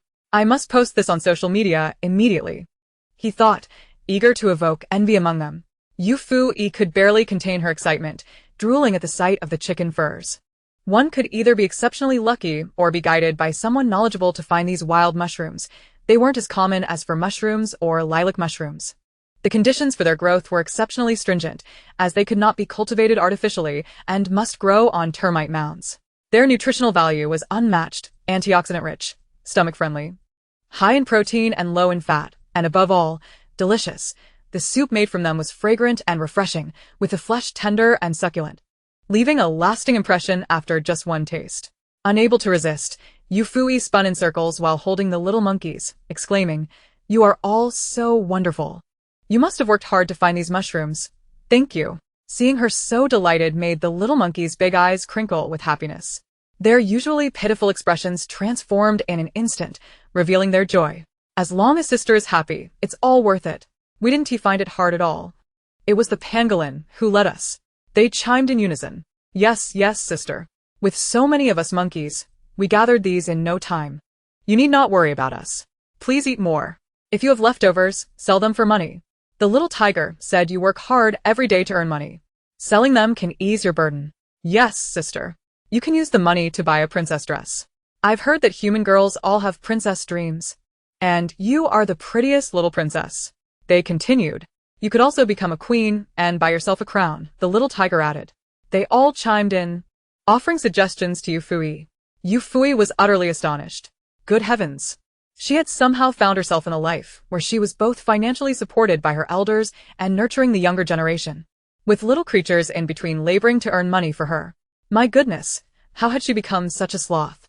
Is it truly acceptable to be this idle? Hoo. Jia Jia, how exceedingly kind you are, even worrying about your sister's employment. I am utterly enamored with you both. The little tiger shyly blinked its eyes, saying it was nothing. It merely wished to do something that would bring joy to its sister, and in doing so, it found happiness as well. The pangolin, feeling bashful, covered its eyes with its tiny paws, its rotund body wiggling like a chubby little ball. Yu Qingma could not comprehend the words of the small animals, but inferred their sentiments from his sister's expressions, realizing that they genuinely adored her. They wished to provide her with the finest delicacies from the mountains, ensuring she ate well. They were also aware that the quantities harvested were plentiful, so much so that she could sell what she could not consume. It was difficult to imagine the purity of their affection without witnessing it firsthand. Come, let us take a picture, my dear ones. Yufuyi called to the little creatures, finding a clear space to capture a moment with them. The little monkeys eagerly passed around the phone, each beaming with delight as they admired their photographs with Yufuyi. Yu Qingma was momentarily dazzled by their smiles. His sister, encircled by a multitude of small creatures, truly resembled a queen. He resolved to commission a regal gown for her upon returning home, determined to gift it to her for her birthday. As the little monkeys dutifully circulated the phone, they suddenly recalled that Yufuyi needed to descend the mountain. Despite their reluctance, they sensibly returned the device to her, expressing concern for her safety. Sister, you should hurry down the mountain. Otherwise, it will be dark and the path will be treacherous. Yes, sister, you must return. The remaining monkeys, who had not seen the photos, cast longing glances at the phone but restrained their curiosity, reminding Yufuyi to be cautious on her descent. It was not only Yufuyi who noticed their feelings. Even Yu Qingmo recognized their desire to see the photos, tempered by their understanding not to impede his sister's time. Yufuyi chuckled. It's fine. If you wish to see, then gaze away. I have a spare phone here. This one is for you. Organize yourselves and take turns looking at it. Previously, a visitor at Suhai's zoo had accidentally dropped their phone into the territory of a bear named Tuan Tuan, who had memorized her number. Upon retrieving it amidst the cheers of onlookers, the bear had called her, only to delete the call record out of fear of revealing its number, leaving her both amused and perplexed. Since then, she had contemplated gifting the little creatures an electronic device, enabling them to call her whenever they missed her. However, charging posed a challenge. The animals in the zoo were fortunate as the staff assisted them, but those in the wild faced considerable difficulties. Thus, she purchased several phones and modified one which, while not achieving her envisioned functionality, still far surpassed the current market offerings. Sister, is this truly a gift for us? The little monkeys visibly brightened with joy yet hesitated to take it immediately, displaying an endearing obedience atypical of their species. Certainly, it is yours. Once I perfect the modifications, I shall provide you with a device that has a longer standby time. With her affirmative response, the little monkey that had previously returned the phone eagerly accepted it from her hand, passing it to those who had not yet seen the photos. The monkeys resumed their lively chatter, creating a harmonious atmosphere. My little darlings, your brother students are waiting for him down the mountain, so I must take my leave. Please be kind to one another. Upon hearing her words, the little monkeys, who had been absorbed in the phone, immediately lifted their tiny paws, waving goodbye to Yufuyi. Sister, please come back to play with us. Sister, I will take good care of the pangolin. Sister, thank you for helping me find friends. After the car had traveled a considerable distance, until even its rear was no longer visible, the little creatures finally lowered their tiny paws. Sister, did you save the lives of these little animals in your past life? They adore you so. Yu Qingmao marveled, glancing at the chicken mushroom resting on the seat. Whether it be the whales, turtles, and fish of the ocean or the monkeys, gorillas, rabbits, and snakes of the land, they all seemed to harbor a fervent admiration for his sister, as if they had known her for eons. Oh, and let us not forget the flora. Even the coconut trees on the island dote on her endlessly. Whenever she dances or performs a spell, they readily drop their fruits for her. And the roses in her garden bloom vibrantly upon her return, only to wilt in her absence. It was truly difficult to explain such affection without considering that she must have saved the lives of these beings. Yufuyi gazed out at the sunset through the car window, and an inexplicable vision flickered in her mind. In this vision, she seemed to have fallen into a vortex, the cries of the world echoing around her as they beseeched her to return. Then came a piercing pain, as if her very soul were being torn apart, followed by an eternal descent into darkness. As the sun sank behind the horizon, Yufuyi momentarily snapped back to reality, unable to recall the fleeting image that had just passed through her mind. Playfully, she held a chicken mushroom to her ear, cheekily proclaiming, "Perhaps it is because I am beloved by all, that trees blossom at my presence and cars burst their tires." Yu Qingmao shook his head with a wry smile. Indeed, my sister is adored by all. While driving, Yufuyi playfully tucked a pristine chicken mushroom behind his ear, resembling a flower, and captured photos of him throughout the journey. By the time Yu Qingmao found a moment to check his phone, the family group chat was inundated with his expressive images. The Yu family group chat. Onzai Matu, Yu Wuan ha, fourth brother. What is this look? Are you wearing a big flower on your head? I'm dying of laughter. Surprisingly, you look quite charming. Perhaps we should call you Yu Jiaojia from now on? Shui Xin Liang Wa Feiyang. Yu Feiyang, I have no objections. Tianlong Xiao Yue, Yu Long Yue, save this for fourth brother's wedding. Ahahaha, how clever of me. Booming Zai Yi Yiming Shiren. Yu Yiming, I suggest making a PPT presentation. The four brothers were equally mischievous, prompting Yu Qingmao to let out a dry chuckle. He promptly shared a slew of photos featuring an entire car filled with chicken mushrooms, flooding the chat. Mere seconds later, the group erupted in sharp, excited exclamations. Onzai Matu. Fourth brother, what mischief have you been up to? How could you have gathered so many chicken mushrooms? Tianlong Xiao Yue.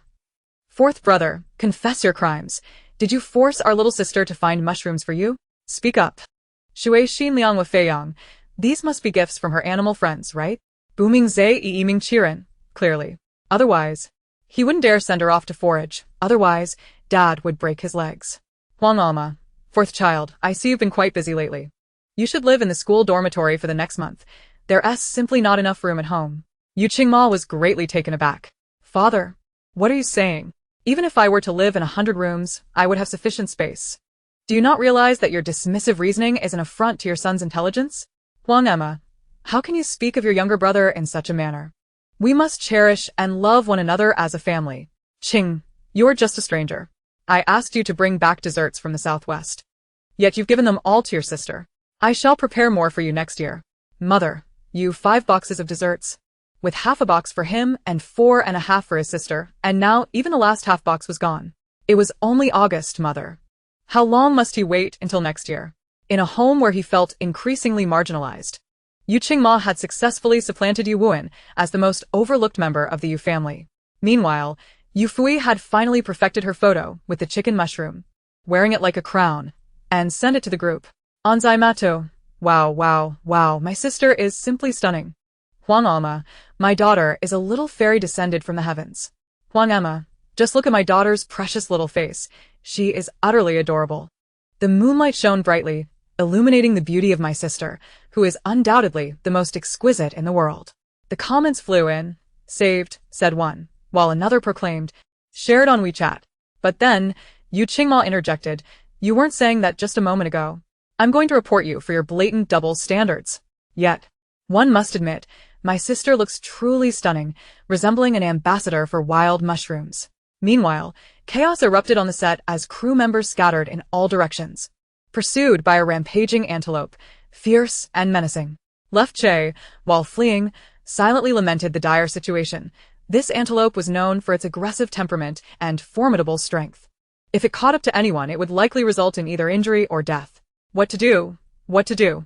Was there no escape but to end up in the hospital? Such were the thoughts shared by everyone on set. In that moment, a roar echoed through the air. Roar. The fierce cry of a young tiger surged forth as it leapt into the scene, its piercing gaze fixated on the antelope. It was the young tiger. The one belonging to Sister E. "It's the tiger," Left Che exclaimed, instantly revealing the identity of the brave creature. "It's Brother Tiger." Like cried. Overwhelmed with joy, "Brother Tiger, you've come to save me." It was indeed Yufuyi's young tiger. Thank heavens for its timely intervention. "Thank you, little tiger." "Thank you, Yufuyi. I shall never envy her again," the crew members chimed in, their voices filled with relief. After the young tiger had successfully driven away the antelope, it turned and shook its head as a golden-haired monkey descended from the trees, clutching a mobile phone. The crew, bewildered, watched as the young tiger and the monkey approached with an air of confidence. Whom will it approach? They wondered, hearts racing with anticipation. "Is it me? Is it me?" Lee chased it tall, excitement coursing through him as he awaited the young tiger's embrace. But alas, as he bent down with open arms, the young tiger ignored him entirely, striding directly towards Left Che instead. Lee Che stumbled and fell, face first into the ground. Fortunately, everyone's attention was fixed on Left Che and the young tiger, sparing him the embarrassment. Unbeknownst to him, however, someone had captured the moment on camera. At that moment, all eyes were on Left Che with envy, as previously they had admired his family background, but now they envied his closeness with the young tiger. Left Che was accustomed to being observed, yet this time felt particularly gratifying. "What's the matter, little tiger?" The golden monkey gestured with the phone. And though Left Che couldn't comprehend, he quickly surmised the situation. "This phone was given to you by Sister E. But she forgot to teach you how to use it, didn't she?" The young tiger and the monkey nodded appreciatively. "Truly, a friend of my sister is wise," he thought. Understanding their needs, Left Che promptly began to instruct them on how to use the phone, particularly the WeChat video feature, enabling them to communicate with Yufuyi. "Thank you. Thank you." 10 minutes later, both the young tiger and the monkey expressed their gratitude, with the adorably naive monkey giving Left Che a brief hug, nearly overwhelming him with joy. The others looked on, enviously emotional. How could there be such a disparity between individuals? They had erred. From now on, Yufuyi would be their favorite artist. Once the contract expired, they would seek employment at her family's agency. Chapter 88. Why my eyes often hold tears when Yufuyi arrived at the recording site of the reality show together in the fields. It was precisely 8 o'clock, half an hour before the live broadcast began. She carried an array of snacks, intending to share some with Zhang Xian and Zhang Jigo, only to have them ruthlessly confiscated by the production team. Director Zhang Zhao wore a sly grin. Directors of such shows relished watching glamorous guests engage in clumsily executed farm work out of hunger. How could they allow them to bring their own food? Let them experience the discomfort of hunger. At 8:25, the guests had all arrived. The moment Zhang Xian spotted Yufuyi, she thought she was hallucinating from missing her master so much. Upon hearing the familiar call, Xian Mei, she let out a delighted shriek. "Master. Master," like a firecracker. Zhang Xian dashed forward, and the production team braced themselves, quickly envisioning the scene of Yufuyi being knocked over. For even an adult running at that speed could not withstand the force, let alone Yufuyi, a young woman. "Oh no, I can't bear to watch. Where's the first aid kit? Quick, get it ready." Yet in the next moment, they were astounded. Yufuyi spread her arms wide, effortlessly catching the rushing Zhang Xian, holding her steady without faltering, even spinning her around a few times. Vocal. "Yufuyi, are you serious? You're making it seem like some male actors can't handle a girl's weight and then blame the girls." The crew's eyes subtly shifted towards Zhang Jiao in the center, whose expression had darkened. He was a prime example, always claiming that carrying a girl weighing around 80 pounds had strained his back, seeking compensation for his medical expenses. Despite his joking demeanor, he incessantly criticized female actors for being heavy, leading his fans to harass the actresses online, causing distress to many. Now, as fan battles erupted in the comments, marketing accounts gleefully circulated the drama, and Zhang Jiao's sensitivity to the matter was palpable. Yufuyi had inadvertently stepped on a landmine, making her journey through the show seem precarious. Zhang Jigo, upon seeing Yufuyi, transitioned from a forced smile to pure exhilaration, his lips curving upwards as he exclaimed, "Fu-yi, what brings you here?" "The director mentioned you'd be here, so I came," she replied while still embracing Zhang Xian. Zhang Jigo's smile grew wider, showcasing his gleaming white teeth. "Let us gather, everyone," the director shouted through a megaphone, prompting the trio to quickly take their positions. Yufuyi then noticed the crowd. There were 12 of them in total. Oh no, how would she remember so many faces? Anxiety began to creep in. Today, we have a new member joining us. Let us give a warm welcome. The sound of applause erupted. Following a round of self-introductions, Yufuyi automatically teamed up with the newly arrived Chin Mo Ran. The comments section exploded with excitement. How could young Master Chin be grouped with someone else? He is here to pursue his beloved. Oh my, I'm going to lose my mind. My wife is right here, yet I can't be with her. What is this production team thinking? When will this girl leave? I want to see Mo Ran in love. Yufuyi's fans were taken aback, exclaiming, "What the heck? Yujia is just here to participate in a variety show and encounters all sorts of mischief. This is absurd. Anyone who dares insult Yujia, watch out." The two factions began to bicker, filling the live stream with fervor. Meanwhile, Chin Mo Ran wore a grim expression. He had come to win back Su Jiayu's heart. How could he do so if they weren't in the same group? After the task was announced and the team split, he coldly warned Yufuyi, "Don't hold me back. If you delay my pursuit of Jiayu, you'll regret it." Chin Mo Ran's fans were ecstatic. Mo Ran is so handsome. He is my #1 choice for a husband, so devoted that no one but Jiayu can be the light in his eyes. How domineering. How delightful. That person with the surname Yu. Could she possibly have her sights set on my family, Mo Ran? She possesses a bewitching charm. Will Mo Ran be ensnared by her allure? Concern for Jiayu is warranted. With Mo Ran's striking handsomeness, how could that you not be swayed? What if she deliberately targets Jiayu? What sort of remarks are these? Yufuyi raised an eyebrow. What do you intend for me to understand about the consequences you speak of? Speak up. You shall find it impossible to navigate the entertainment industry, Chin Mo Ran declared, his expression icy, hands buried in his pockets. Embodying the archetype of a domineering CEO pursuing his beloved from a novel. It seemed as though Yufuyi was merely a foil, a supporting character to illustrate his deep affection for the heroine. Yufuyi found amusement in this. The last person to express such sentiments was Fu Wangyi, alongside Chung Wanwan. And what of their current predicaments? The Fu family was being systematically undermined by the Yu family in collusion with other enterprises, leaving Fu Wangyi in a frenzied state of disarray. Meanwhile, the Chung family was embroiled in power struggles, and it was reported that Chung Zhaoyi had made significant strides toward success. Oh dear, my eyes are aching, Yufuyi exclaimed dramatically, covering her eyes. Chin Mo Ran scoffed. I've encountered many women who feign such antics. Your methods lack sophistication. In my eyes, there exists only Jiayu. Any of your scheming is utterly futile. Did she believe that pretending not to recognize him would capture his attention? Absurd. Back in middle school, he and Yufuyi were classmates. Every day after class, she would rush to their classroom's window, gazing at him with infatuation while he played basketball. Even after transferring schools, he learned that Yufuyi frequently visited his secret hideout, sitting there lost in thought. Her appearance on this variety show was undoubtedly for him. If he were not present, she would not have come. How could she possibly be paired with him? He found it hard to believe she was not deliberate in her actions.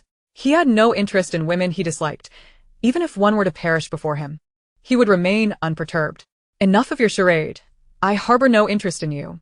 Just as he was about to voice this, he noticed Yufuyi adopting a playful pose, reciting, Kong, why do my eyes often brim with tears? Because fools are invariably so ludicrous. A fool? Who is she calling a fool? Chin Mo Ran's expression darkened, turning a shade darker than soot. How dare this woman insult him in such a manner? You resemble a cow, a horse, and a donkey all at once. If you have nothing better to do, go find a cell to occupy. And cease this charade before me, pretending to be human. The vastness of the world is not meant for you to flaunt your pretentiousness before me. Beware. I may just accuse you of blinding my eyes with your ugliness. Yufuyi shot him a glance, unfazed, and then turned on her heel to leave, perfectly embodying the essence of indifference. Chin Mo Ran felt his head spinning with rage, nearly succumbing to a faint. How dare she? Surely, it must be unrequited love turned to resentment. As he attempted to convince himself of this, Yufuyi had already walked quite a distance. It was mid-August, and the early planted corn was ripe for harvesting. Their group's task was to assist a family in gathering corn.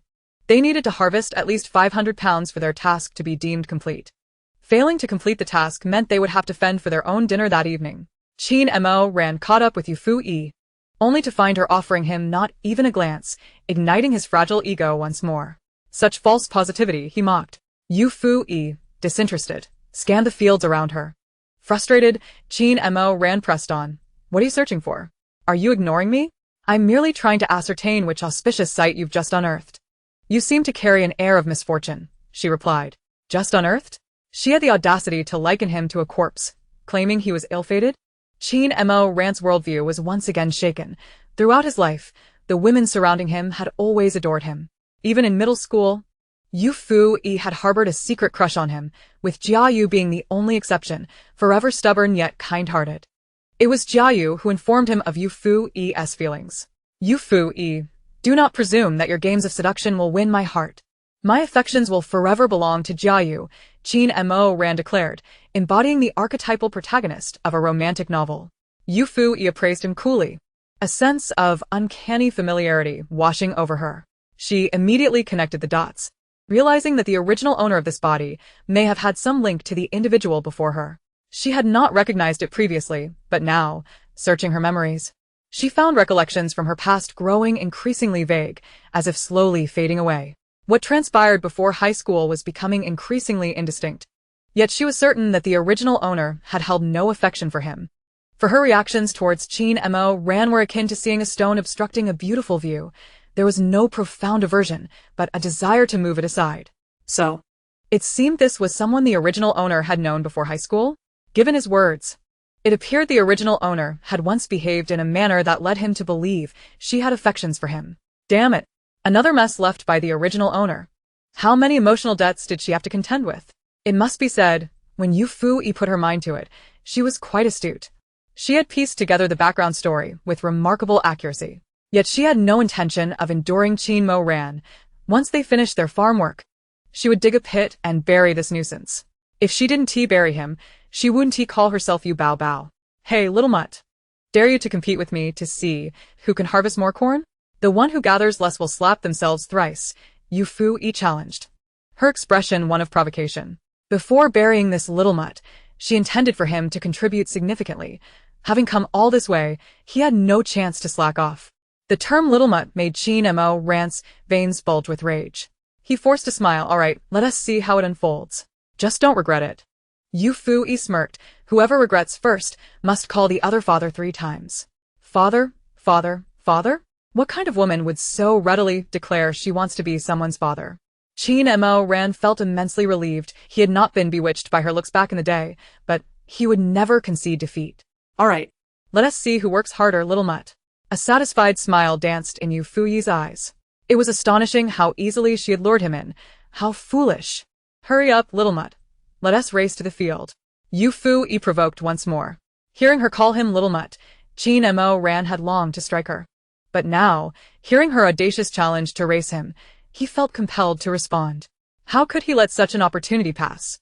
Whoever loses must call the other father. He raised the stakes.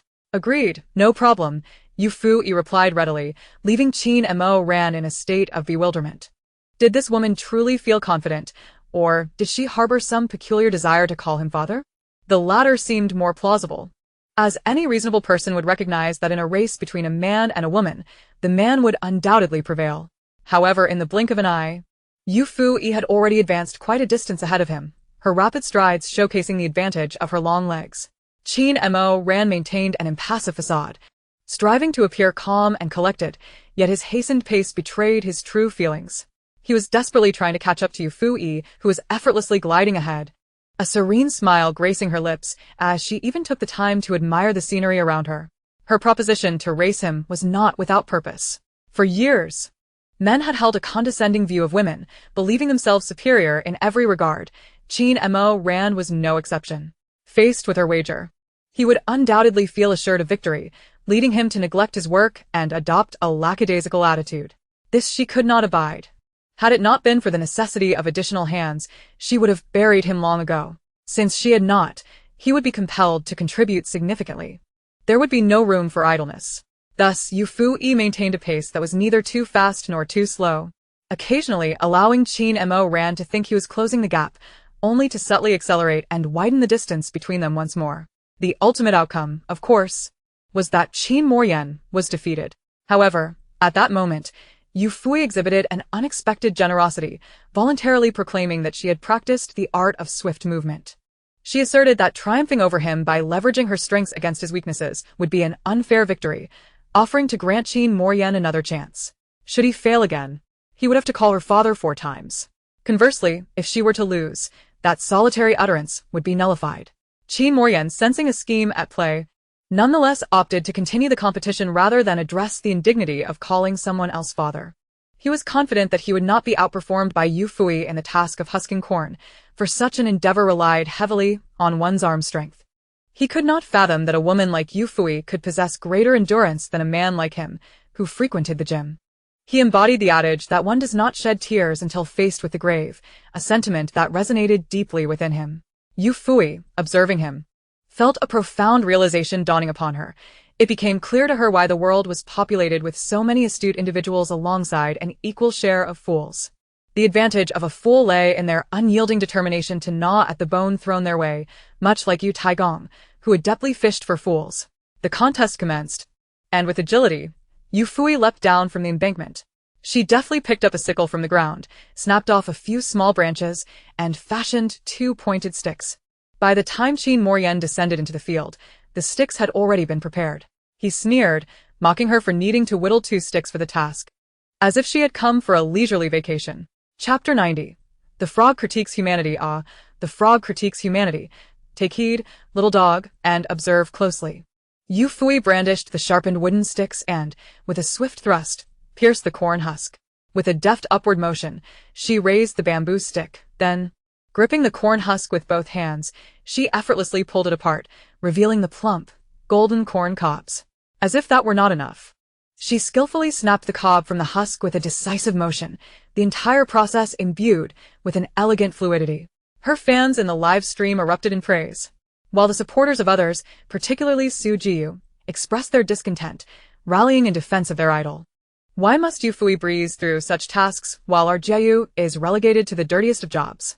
That coal briquette is filthy, leaving our Jiyu covered in grime. The production team is clearly biased. They have once again paired Qin and Yu together, assigning her the easier tasks. Who would believe there's no favoritism? I hear that Yu hails from a wealthy family and naturally, the production team wishes to curry favor with her, while our Jiyu, poor and without connections, has come this far solely through her own efforts. It's heart-wrenching. Yet, in the next moment, they were met with a resounding slap of reality. Witnessing Yufuyi's effortless prowess in husking corn, Qin Moryen was filled with disdain. How could he possibly lose to a woman in such a trivial task? If she could accomplish it with such ease, he was determined to surpass her in both cleanliness and efficiency. However, upon attempting the task for himself, he quickly encountered an unexpected difficulty. Damn. Why is this corn husk so stubborn? His nails, clipped short, were barely sufficient to peel away the aged husk as he had imagined. It was only then that he grasped the true purpose of Yufuyi's pointed stick. It was not merely a hairpin, but rather a tool designed to expedite the tearing of the corn husk. The aged husk was far less pliable than that of freshly ripened corn, making manual peeling cumbersome and inefficient. Local inhabitants would typically employ a small iron or bamboo stick to assist in this endeavor, enhancing both speed and safety while preserving the longevity of their hands. As one does not labor for merely a day. After struggling to pull apart just a couple of the tougher sections of husk, sweat began to bead on Qin Moryen's brow. Nothing was more humiliating than losing face in front of someone he deemed inferior. Taking a deep breath, he steadied his hands and persisted. Finally, he succeeded in fully peeling the corn husk away. His face lit up with triumph as he prepared to seize the corn cob. Eager to showcase his prowess to the insufferable Yufuyi, convinced that husking corn was a trivial matter and that she was nothing exceptional. However, just as he anticipated executing the task with the same flair as Yufuyi, an unforeseen mishap occurred. With a crack and a thud, an entire corn cob, husk and all, fell to the ground. Not only had he failed to separate the corn from its husk, but he now had to pick it up and start over. Silence enveloped the scene. Even the previously boisterous comments in the chat fell silent, as if the fallen cob had not been merely a vegetable, but rather a fragile dignity. Yufuyi, oblivious to the gravity of the moment, raised an eyebrow and sang out, "Whose dignity is so densely packed?" Qin Moryen's face turned ashen. The mockery was blatant and unrelenting. Yet Yufuyi, notoriously unperceptive to social cues, remained unfazed by his ominous expression, urging him, bend down and pick it up. What's the matter? Will your crown fall off your head? Qin Moryen gritted his teeth. Yufuyi, don't push your luck, or else what? She interjected, Crossing her arms defiantly. You think you can ruin my career in the entertainment industry before I make you incapable of working this land? A grown man dawdling over a bit of labor is merely putting on a show. The sun had risen high, casting a warm glow above her, while a gentle breeze caressed her from behind, creating a picturesque scene. Yet the intensity in her gaze lent her an undeniable authority. I have plenty of domineering figures in my family. My father is a tycoon and my brother as well. If I choose to follow in their footsteps, what makes you think you can play the domineering CEO with me? If you wish to work, do so swiftly, or forego dinner tonight. With that, Yufuyi dismissed him with a flick of her wrist, sending one of her wooden sticks piercing through the corn stalk, embedding itself halfway down. As she brushed past him, she left him with a parting remark, "Don't hold me back," which echoed in Qin Moryen's ears and resonated within the hearts of the audience in the live stream. Wow, this girl is incredibly cool. Who is she? Wait, don't leave. This is my sister, Yufuyi, the master of the wildlands, unmarried at 20, extraordinarily skilled, and able to summon small animals. Though she may appear a bit eccentric, I dare say she is the most striking figure in the entertainment industry. If you want to know more about her, check out the Wild Chronicles. After watching, you'll realize she has been remarkably restrained in this show compared to her wild antics in that survival series. Vocal, that was downright stunning. Who understands the weight of her words? What makes you think you can play the domineering CEO with me? Oh my, so impressive. Sister, I'm totally on board. To those who criticized Yufuyi earlier, were you Su Jeyu's fans? Come, let us see if your resolve is stronger than your words. New fan 1. Are Su Jeyu's fans all fools? Do you think husking corn is simple? Look at your esteemed Qin. And then look at how effortlessly Yufuyi has husked multiple cobs while he hasn't even managed one. The fans of Su Jeyu were left seething with indignation, eager for an opportunity to reclaim their pride, yet Qin Moryen's performance had indeed been lackluster. The stick Yufuyi had left behind, he resolutely refused to acknowledge. However, after several more attempts, he began to feel the discomfort in his fingertips. Accustomed to a life of luxury, where every need was catered to, his hands had never known labor beyond signing documents. He had always adhered to the notion of gentlemen keep their distance from kitchens. To claim he had never touched water was not an exaggeration. How could he endure the roughness of the corn husk? Contemplating how effortlessly Yufuyi had used her stick to peel the husk, he wrestled with his pride before ultimately deciding to retrieve the stick she had left behind. After all, she had intended for him to use it, he reasoned. With a casual motion, he reached out, in an attempt to convey an air of nonchalance, akin to a bamboo skewer that he utterly disregards. Chapter 91 reveals a faction that is not truly a faction at all.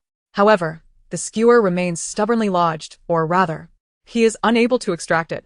The fans of Su Jeyu, eagerly anticipating a turnaround, nearly succumbed to their frustration. When did young Master Qin become so inept? Lacking even the strength to pull out something tossed in by a girl. How embarrassing. Of course, this is merely their internal monologue. Acknowledging Qin Moryen's frailty is simply out of the question. Gigi remains their unwavering faith. At this moment, Qin Moryen's face has turned a deep shade of purple, akin to that of a liver, as he has always been the center of attention, boasting both a prestigious lineage and impressive achievements. He has never faced humiliation in front of so many before. That woman, Su Fu-yi, must be doing this intentionally, seeking to make him uncomfortable since she cannot win his affection. How could there exist such a malicious woman in this world? Qin Moryen is on the brink of fury, while Su Fu-yi revels in delight. The wooden skewer was indeed placed there deliberately for him, but it also serves the purpose of striking him down a peg. She bears no disdain for those who flaunt their superiority. After all, she once occupied that lofty position herself. Yet, she has little patience for the oblivious. Don't question it. Just know that the thorns you believe Yi Ping discarded have indeed been repurposed into her armor. Should you dare to collide with her, prepare to feel the sting. The world is but a misty romance, where love is lamented as fleeting. Who are you to intrude upon my path? The mountains and rivers stretch endlessly, as a song of triumph rises, lifting one to the heavens. In a fit of joy, Su Fu-yi begins to sing, transforming a sentimental ballad into a battle hymn. Much to the dismay of Chin Moran and Su Jiu's fans in the livestream, their faces paling in disbelief. Who do you think you are? They have every reason to suspect that these lyrics are directed at their young master Chin, a mere 5 words encapsulating Su Fuyi's scorn for him. Yet, they possess no evidence. Su Fuyi's new fans find themselves bewildered. Is this vocalist truly so audacious? When harboring a grudge, she does not hesitate to retaliate immediately, without a moment's pause. Just get used to it, her longtime fans advise. Others may take years to exact vengeance. But our sister Su only needs a mere 10 seconds, such is her burgeoning patience. While others boast of their magnanimity, Su Fuyi retorts, I bear no grudges either. For I exact my retribution on the spot. New fans finally grasp the meaning of what the old fans were saying about the Creation Gate. Sister Su truly lives up to her title as the gatekeeper. Anyone bold enough to approach will surely be met with her wrath. So Creation Gate signifies this? I had thought it referred to a gateway of creativity. Unexpectedly, it pertains to those who lack discernment. Oh dear, I find myself even more enamored. Truly, Sister Su is delightfully eccentric. However, I still do not comprehend why, with such a beautiful voice, she chooses to sing in this manner. If she sang properly, it would surely be astonishing. Old fans chime in. Sister Su has only sung earnestly once, and that was for the marine creatures. At other times, you may refer to her as the princess of chaotic remixes. For those wishing to hear her genuine singing, check out the Wild Chronicles. It is truly enchanting, a voice like that of the heavens. I envy the little creatures that get to hear her. Alright, I'm intrigued. I shall listen. Upon discovering that Su Fuyi had also sung in another variety show, her new fans immediately searched for it, inadvertently reviving interest in the already concluded The Wild Chronicles. The director of the survival show was astounded. How could Su Fuyi garner fans wherever she went? Oh dear. I hope to invite her back for the next season, yet I'm terribly apprehensive. Wait. Why hasn't she started sending people off? Hasn't half an hour passed? When she appeared on a show previously, she wasted no time after her introduction and immediately began dispatching contestants, her fiery temper not allowing for even a moment's delay. Why is she so quiet today? The timing must not be right. The director of the survival show reassures himself. As he has already formed a support group for the victims, he cannot rest easy until Zhang Xiaopan is included. In pursuit of this goal, he lounges on the sofa. Not forgetting to watch Together We Farm. As he observes, he senses something amiss. His cat is not home. Why does he feel something furry brushing against his neck? Upon reaching out, he touches something soft. Turning his head, he lets out a high-pitched scream that fills the entire house. He leaps off the sofa in shock, forgetting his phone, which falls to the couch. A plump little mouse stares back at him, its head cocked in curiosity. What are you, human, doing? I'm busy watching my sister. Why are you making such a racket? Are you trying to scare me to death? The little mouse grumbles before ignoring the startled human and cheerfully scurrying to the phone. Captivated by the screen. Upon Su Fuyi's appearance, it chirps with glee, but when she is out of sight, it angrily taps the phone. This is peculiar, exceedingly peculiar. The director is on the verge of tears. He merely wished to watch a variety show, yet a mischievous spirit seems to have been summoned. Moreover, it appears the spirit is drawn to Su Fuyi. Among the 5 legendary spirits, fox, yellow, white, and gray, the yellow and gray spirits are known for their grudges.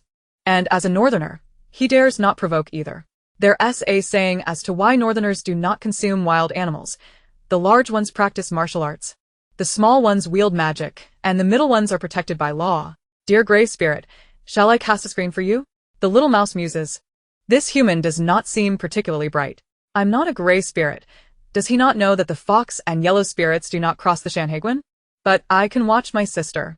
Thus, not long after, Su Langyue receives a call from the director, leaving him utterly bewildered. What on earth? You want my sister to communicate with a gray spirit? While she does attract little creatures, she is not a spirit herself. She is merely a bit eccentric. But you're dealing with supernatural beings. This is not the same faction. Unaware that her brother is nearing his breaking point, Su Fuyi remains focused on her task of husking corn, her speed astonishing even the local villagers. Passers-by marvel at her dexterity, while glancing at the comparatively slower Chin Moran. He is somewhat normal, they observe. Chin Moran, thinking he is being complimented, is then thrown off balance by the next remark. Your movements are as slow as my 5-year-old son's. It's clear you aren't one to labor. He yearns to dispute this, yet the truth remains. Yufuyi swiftly husks each ear of corn and even kicks the stalk down with ease. Attempting to mimic her, Qin Moran gives a kick. Just as he begins to feel smug, thinking he has mastered the art of kicking corn stalks, Yufuyi furrows her brow. Chapter 92. The meaning of kicking. What is the significance of your kick? Yufuyi inquires. Qin Moran is taken aback. Significance? What significance could there be in kicking a corn stalk? Clearly, Yufuyi is merely seeking to provoke him. With a sardonic grin reminiscent of a dragon king, he retorts, "Is this corn yours? Am I not allowed to kick it?" Trying to act cool. Unaware that young Master Qin can also play the part, some are less than pleased. Could this sister be adopting a fairy-like persona, deliberately trying to attract fans? How utterly distasteful. Young Master Qin, slap her face, let her see the difference between pretentiousness and genuine masculinity. Yufuyi rolls her eyes. Are you daft? Look closely. Do you think my kick resembles yours? Qin Moran instinctively counters, a kick is a kick. What difference does it make? Are you saying that your kicks are somehow more dignified? Speechless. Utterly dumbfounded. The original text truly embodies the essence of early romance literature, where both protagonists and supporting characters seem utterly incapable of comprehending rational discourse. It is no wonder that the female lead, who endures the male protagonist's relentless torment, ultimately finds herself in a joyous reunion with him. It appears that the world is filled with eccentricities. If you are to kick, then do so with fervor. As I do, uprooting the very essence of the corn stalks. This way, the future owners of this land will not have to exert themselves in unearthing the roots with a hoe. Here, amidst the highland terrain, the land is fragmented, with some fields precariously perched on slopes. The mechanization of agriculture progresses at a pace far slower than in the plains, and most households here rely on human labor for cultivation. Thus, every year during the corn harvest, locals take the opportunity to cut down the corn stalks and gather them, leaving the roots to be extracted later with a hoe. The roots of the corn are neither particularly deep nor shallow, yet extracting them requires considerable effort. By directly kicking them out, I save the future owners some labor, allowing them to forego the digging later on. With a serious expression, Yufuyi noted that you had toppled the corn stalks, yet the roots remained in place. Had you not kicked them down, when the owners arrived, they could have simply bent over to cut the stalks and then dig out the roots. However, by kicking them down, they must first gather the fallen stalks you knocked over before they can proceed to cut and dig. Are you not simply tormenting them? Qin Moran and the viewers in the live stream were taken aback, their gazes turning to the corn stalks Yufuyi had just kicked down, only to realize that she had indeed uprooted them completely, and they were stacked neatly rather than scattered haphazardly. Qin Moran's expression shifted as he contemplated the credibility of Yufuyi's words, while the fans in the live chat erupted in outrage. Isn't just kicking a corn stalk? Why make it sound so exaggerated? Acting as if one understands so much, there should be limits to pretentiousness. It's painfully obvious that she's just putting on a show. Exactly, it's merely a corn stalk. Yet she speaks of it as though it's a monumental issue. As a bystander, I can't remain silent. Kicking down 1 or 2 corn stalks is certainly not a big deal, but making a habit of it is quite another. Rural folk rely on their fields for sustenance. They don't just have one plot of land. Farming is already exhausting, and you've made it worse by knocking down their corn stalks, forcing them to bend down to retrieve and cut them. Are you out of your mind? Though this is a variety show, the owners of this land need to continue farming afterwards.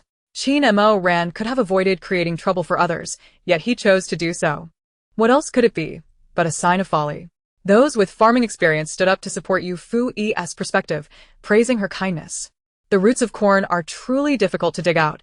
I suffered blisters after just a few hoefuls during the summer. If I encountered someone like Yufuyi, who could uproot the corn stalks for me, I would be utterly grateful. She is genuinely kind. The production team only mentioned harvesting corn, but they never specified that the stalks needed to be dealt with as well. Yet she quietly took it upon herself to do so. This shows that she believes that coming here means not just picking corn but also assisting with the farming tasks to make the experience complete. If I were that family, I would be immensely pleased. Indeed, and I've been watching from the start, she is truly bold. She isn't one to shy away from confrontation. Yet she patiently explained so much to Qin Moran just now. She genuinely does not wish to trouble the owners, being both courageous and considerate of others. How could anyone think to criticize her? As the live chat buzzed with discussion, Qin Moran in the field pondered for a moment, his expression fluctuating between shades of green and white. He realized that his actions could indeed cause inconvenience, yet his fragile pride prevented him from admitting it. Thus, he retorted, I helped pick the corn. What is the issue with them bending down? They've been doing farm work for years. Can they not handle this little effort? Yufuyi chuckled. I suggest that if you are blind, you should see a doctor. Our family's private hospital has the country's top ophthalmologists. I recommend you get proper treatment. What do you mean by that? Chin Mo Ran's face turned pale. Yufuyi replied, there's no hidden meaning. I simply think you're both blind in sight and heart. When we were on our way here, the majority of those working in the fields were the elderly and children. How can you, a grown man, say such a thing about them bending down? She approached and kicked the cornstalk she had previously knocked down, uprooting it entirely, sending both the stalk and root flying onto the pile she had formed. The reason you are here picking corn is that you are on a variety show for profit. You're not doing this for them. So don't act as if your picking corn is a grand favor. We are not here to play the role of saints, but when fulfilling our duties, we should avoid causing trouble for others. Having said her piece, Yufuyi ignored him and swiftly resumed her work, tossing ear after ear of corn into the basket with such fluidity that it appeared as though she were gathering mushrooms rather than engaging in farm labor. The viewers in the live stream were also touched by her words. As someone who works, I can truly empathize with Yufuyi's sentiments. I have a colleague whom I desperately wish would simply handle her own affairs. I am always cleaning up after her, while she stands there in tears. It's incredibly frustrating. I can't even imagine how happy I would be if someone with Yufuyi's character were my colleague. My desk mate is always creating trouble for me. She could easily throw away her own trash, but insists on having me clear a path for her. After she sits down to finish her last few bites of a hot dog, she calls for me to get up again, so she can throw out her garbage. I see her chatting with others and then sitting down, only for her to return moments later. In under a minute, I've had to get up 3 times, and it completely disrupts my thought process. Chapter 93. What do you think it is for? Chin Mo Ran carefully recollected the events of their journey. Yet he could not recall anything clearly. Throughout the entire process, he had been preoccupied with how to maintain an air of coolness in front of Yufuyi, the girl who harbored a secret affection for him, ensuring she understood that he remained unattainably aloof after all these years. Feeling somewhat disoriented, he turned to glance at the roadside, where an elderly man, perhaps in his 60s or 70s, was guiding a horse laden with 4 bags of corn. The old man also had a bag strapped to his back, and the horse moved at a steady pace. The man's left leg was awkwardly bent, and he leaned on a cane, hobbling along with a fluctuating silhouette. A child chased after him, attempting to lift the burden from the old man's back. Though Chin Mo Ran could not comprehend their exact words, he understood a single term: rheumatism. The elderly man, despite his labored steps, was unable to assist the child. Reflecting on Yufuyi's earlier remarks, the vague memories by the roadside began to clarify in Chin Mo Ran's mind. Each plot of land seemed to be tended by the elderly and children, with scarcely any young adults present. He was proud, yet not so foolish as to ignore the reality of the village. He could deduce where the young adults had gone, most likely to the city, seeking work elsewhere. Yet he could not grasp why experts claimed that farming in rural areas was highly profitable, stating that once seeds were sown, one could simply wait for the crops to grow. Then, when the harvest arrived, they could be sold, earning money effortlessly, and those who did not profit were deemed lazy. He distinctly remembered the experts saying this. But why did the reality he observed starkly contrast with those claims?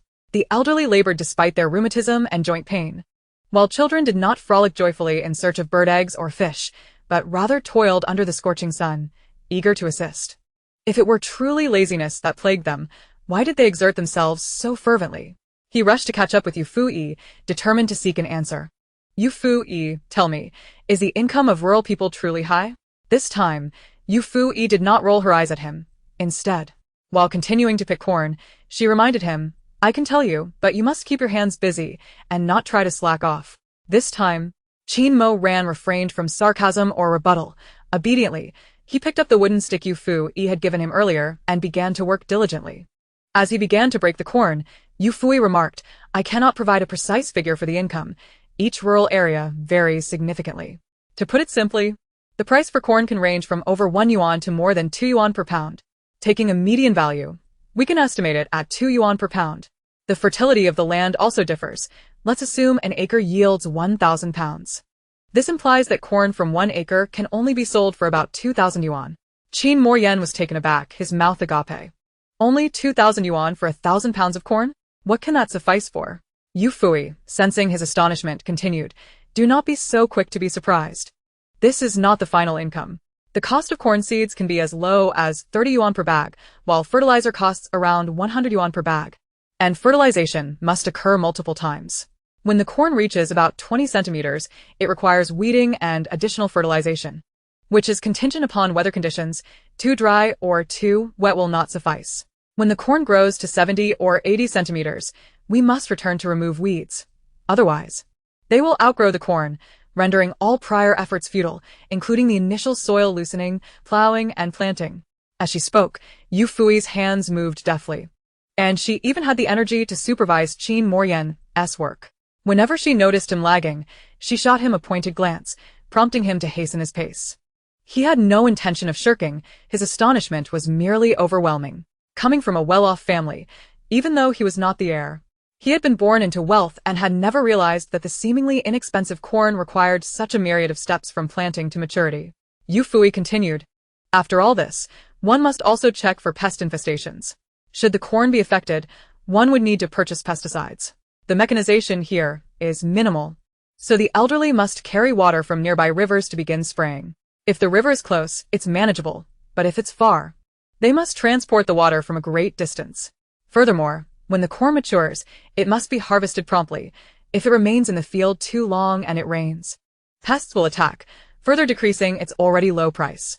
Once we have harvested the corn, our task is complete, but the landowner still needs to plant other crops.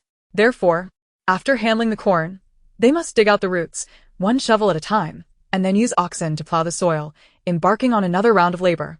The seemingly simple corn conceals an immeasurable cost of time for the farmer. Without needing Yufuyi to articulate it, Qin Moryan now comprehended how much a farmer could earn from a season's corn. Their livelihood depends on the whims of nature. If fortune does not smile upon them, merely breaking even would be the best outcome. Reflecting on his earlier act of kicking over a corn stalk, Qin Moryan wished he could return and slap himself awake. He was here to experience life. If it became too arduous, he could simply leave, but this was someone else's way of life.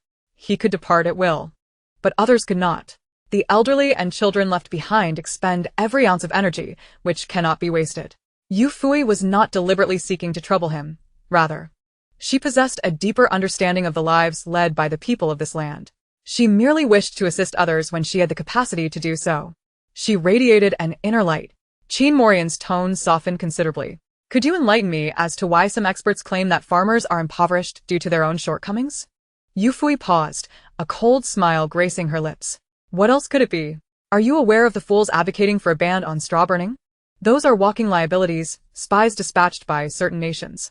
Do you think the hawks spend such vast sums of money as a jest? If they do not defame farmers and undermine agriculture, how can they impose sanctions on our nation? Without fostering division, how can they erode national unity? Have you ever pondered why there are so many schools for little days within our borders? Or why, when barbecue fever sweeps through Lu province, so many voices emerge to belittle us?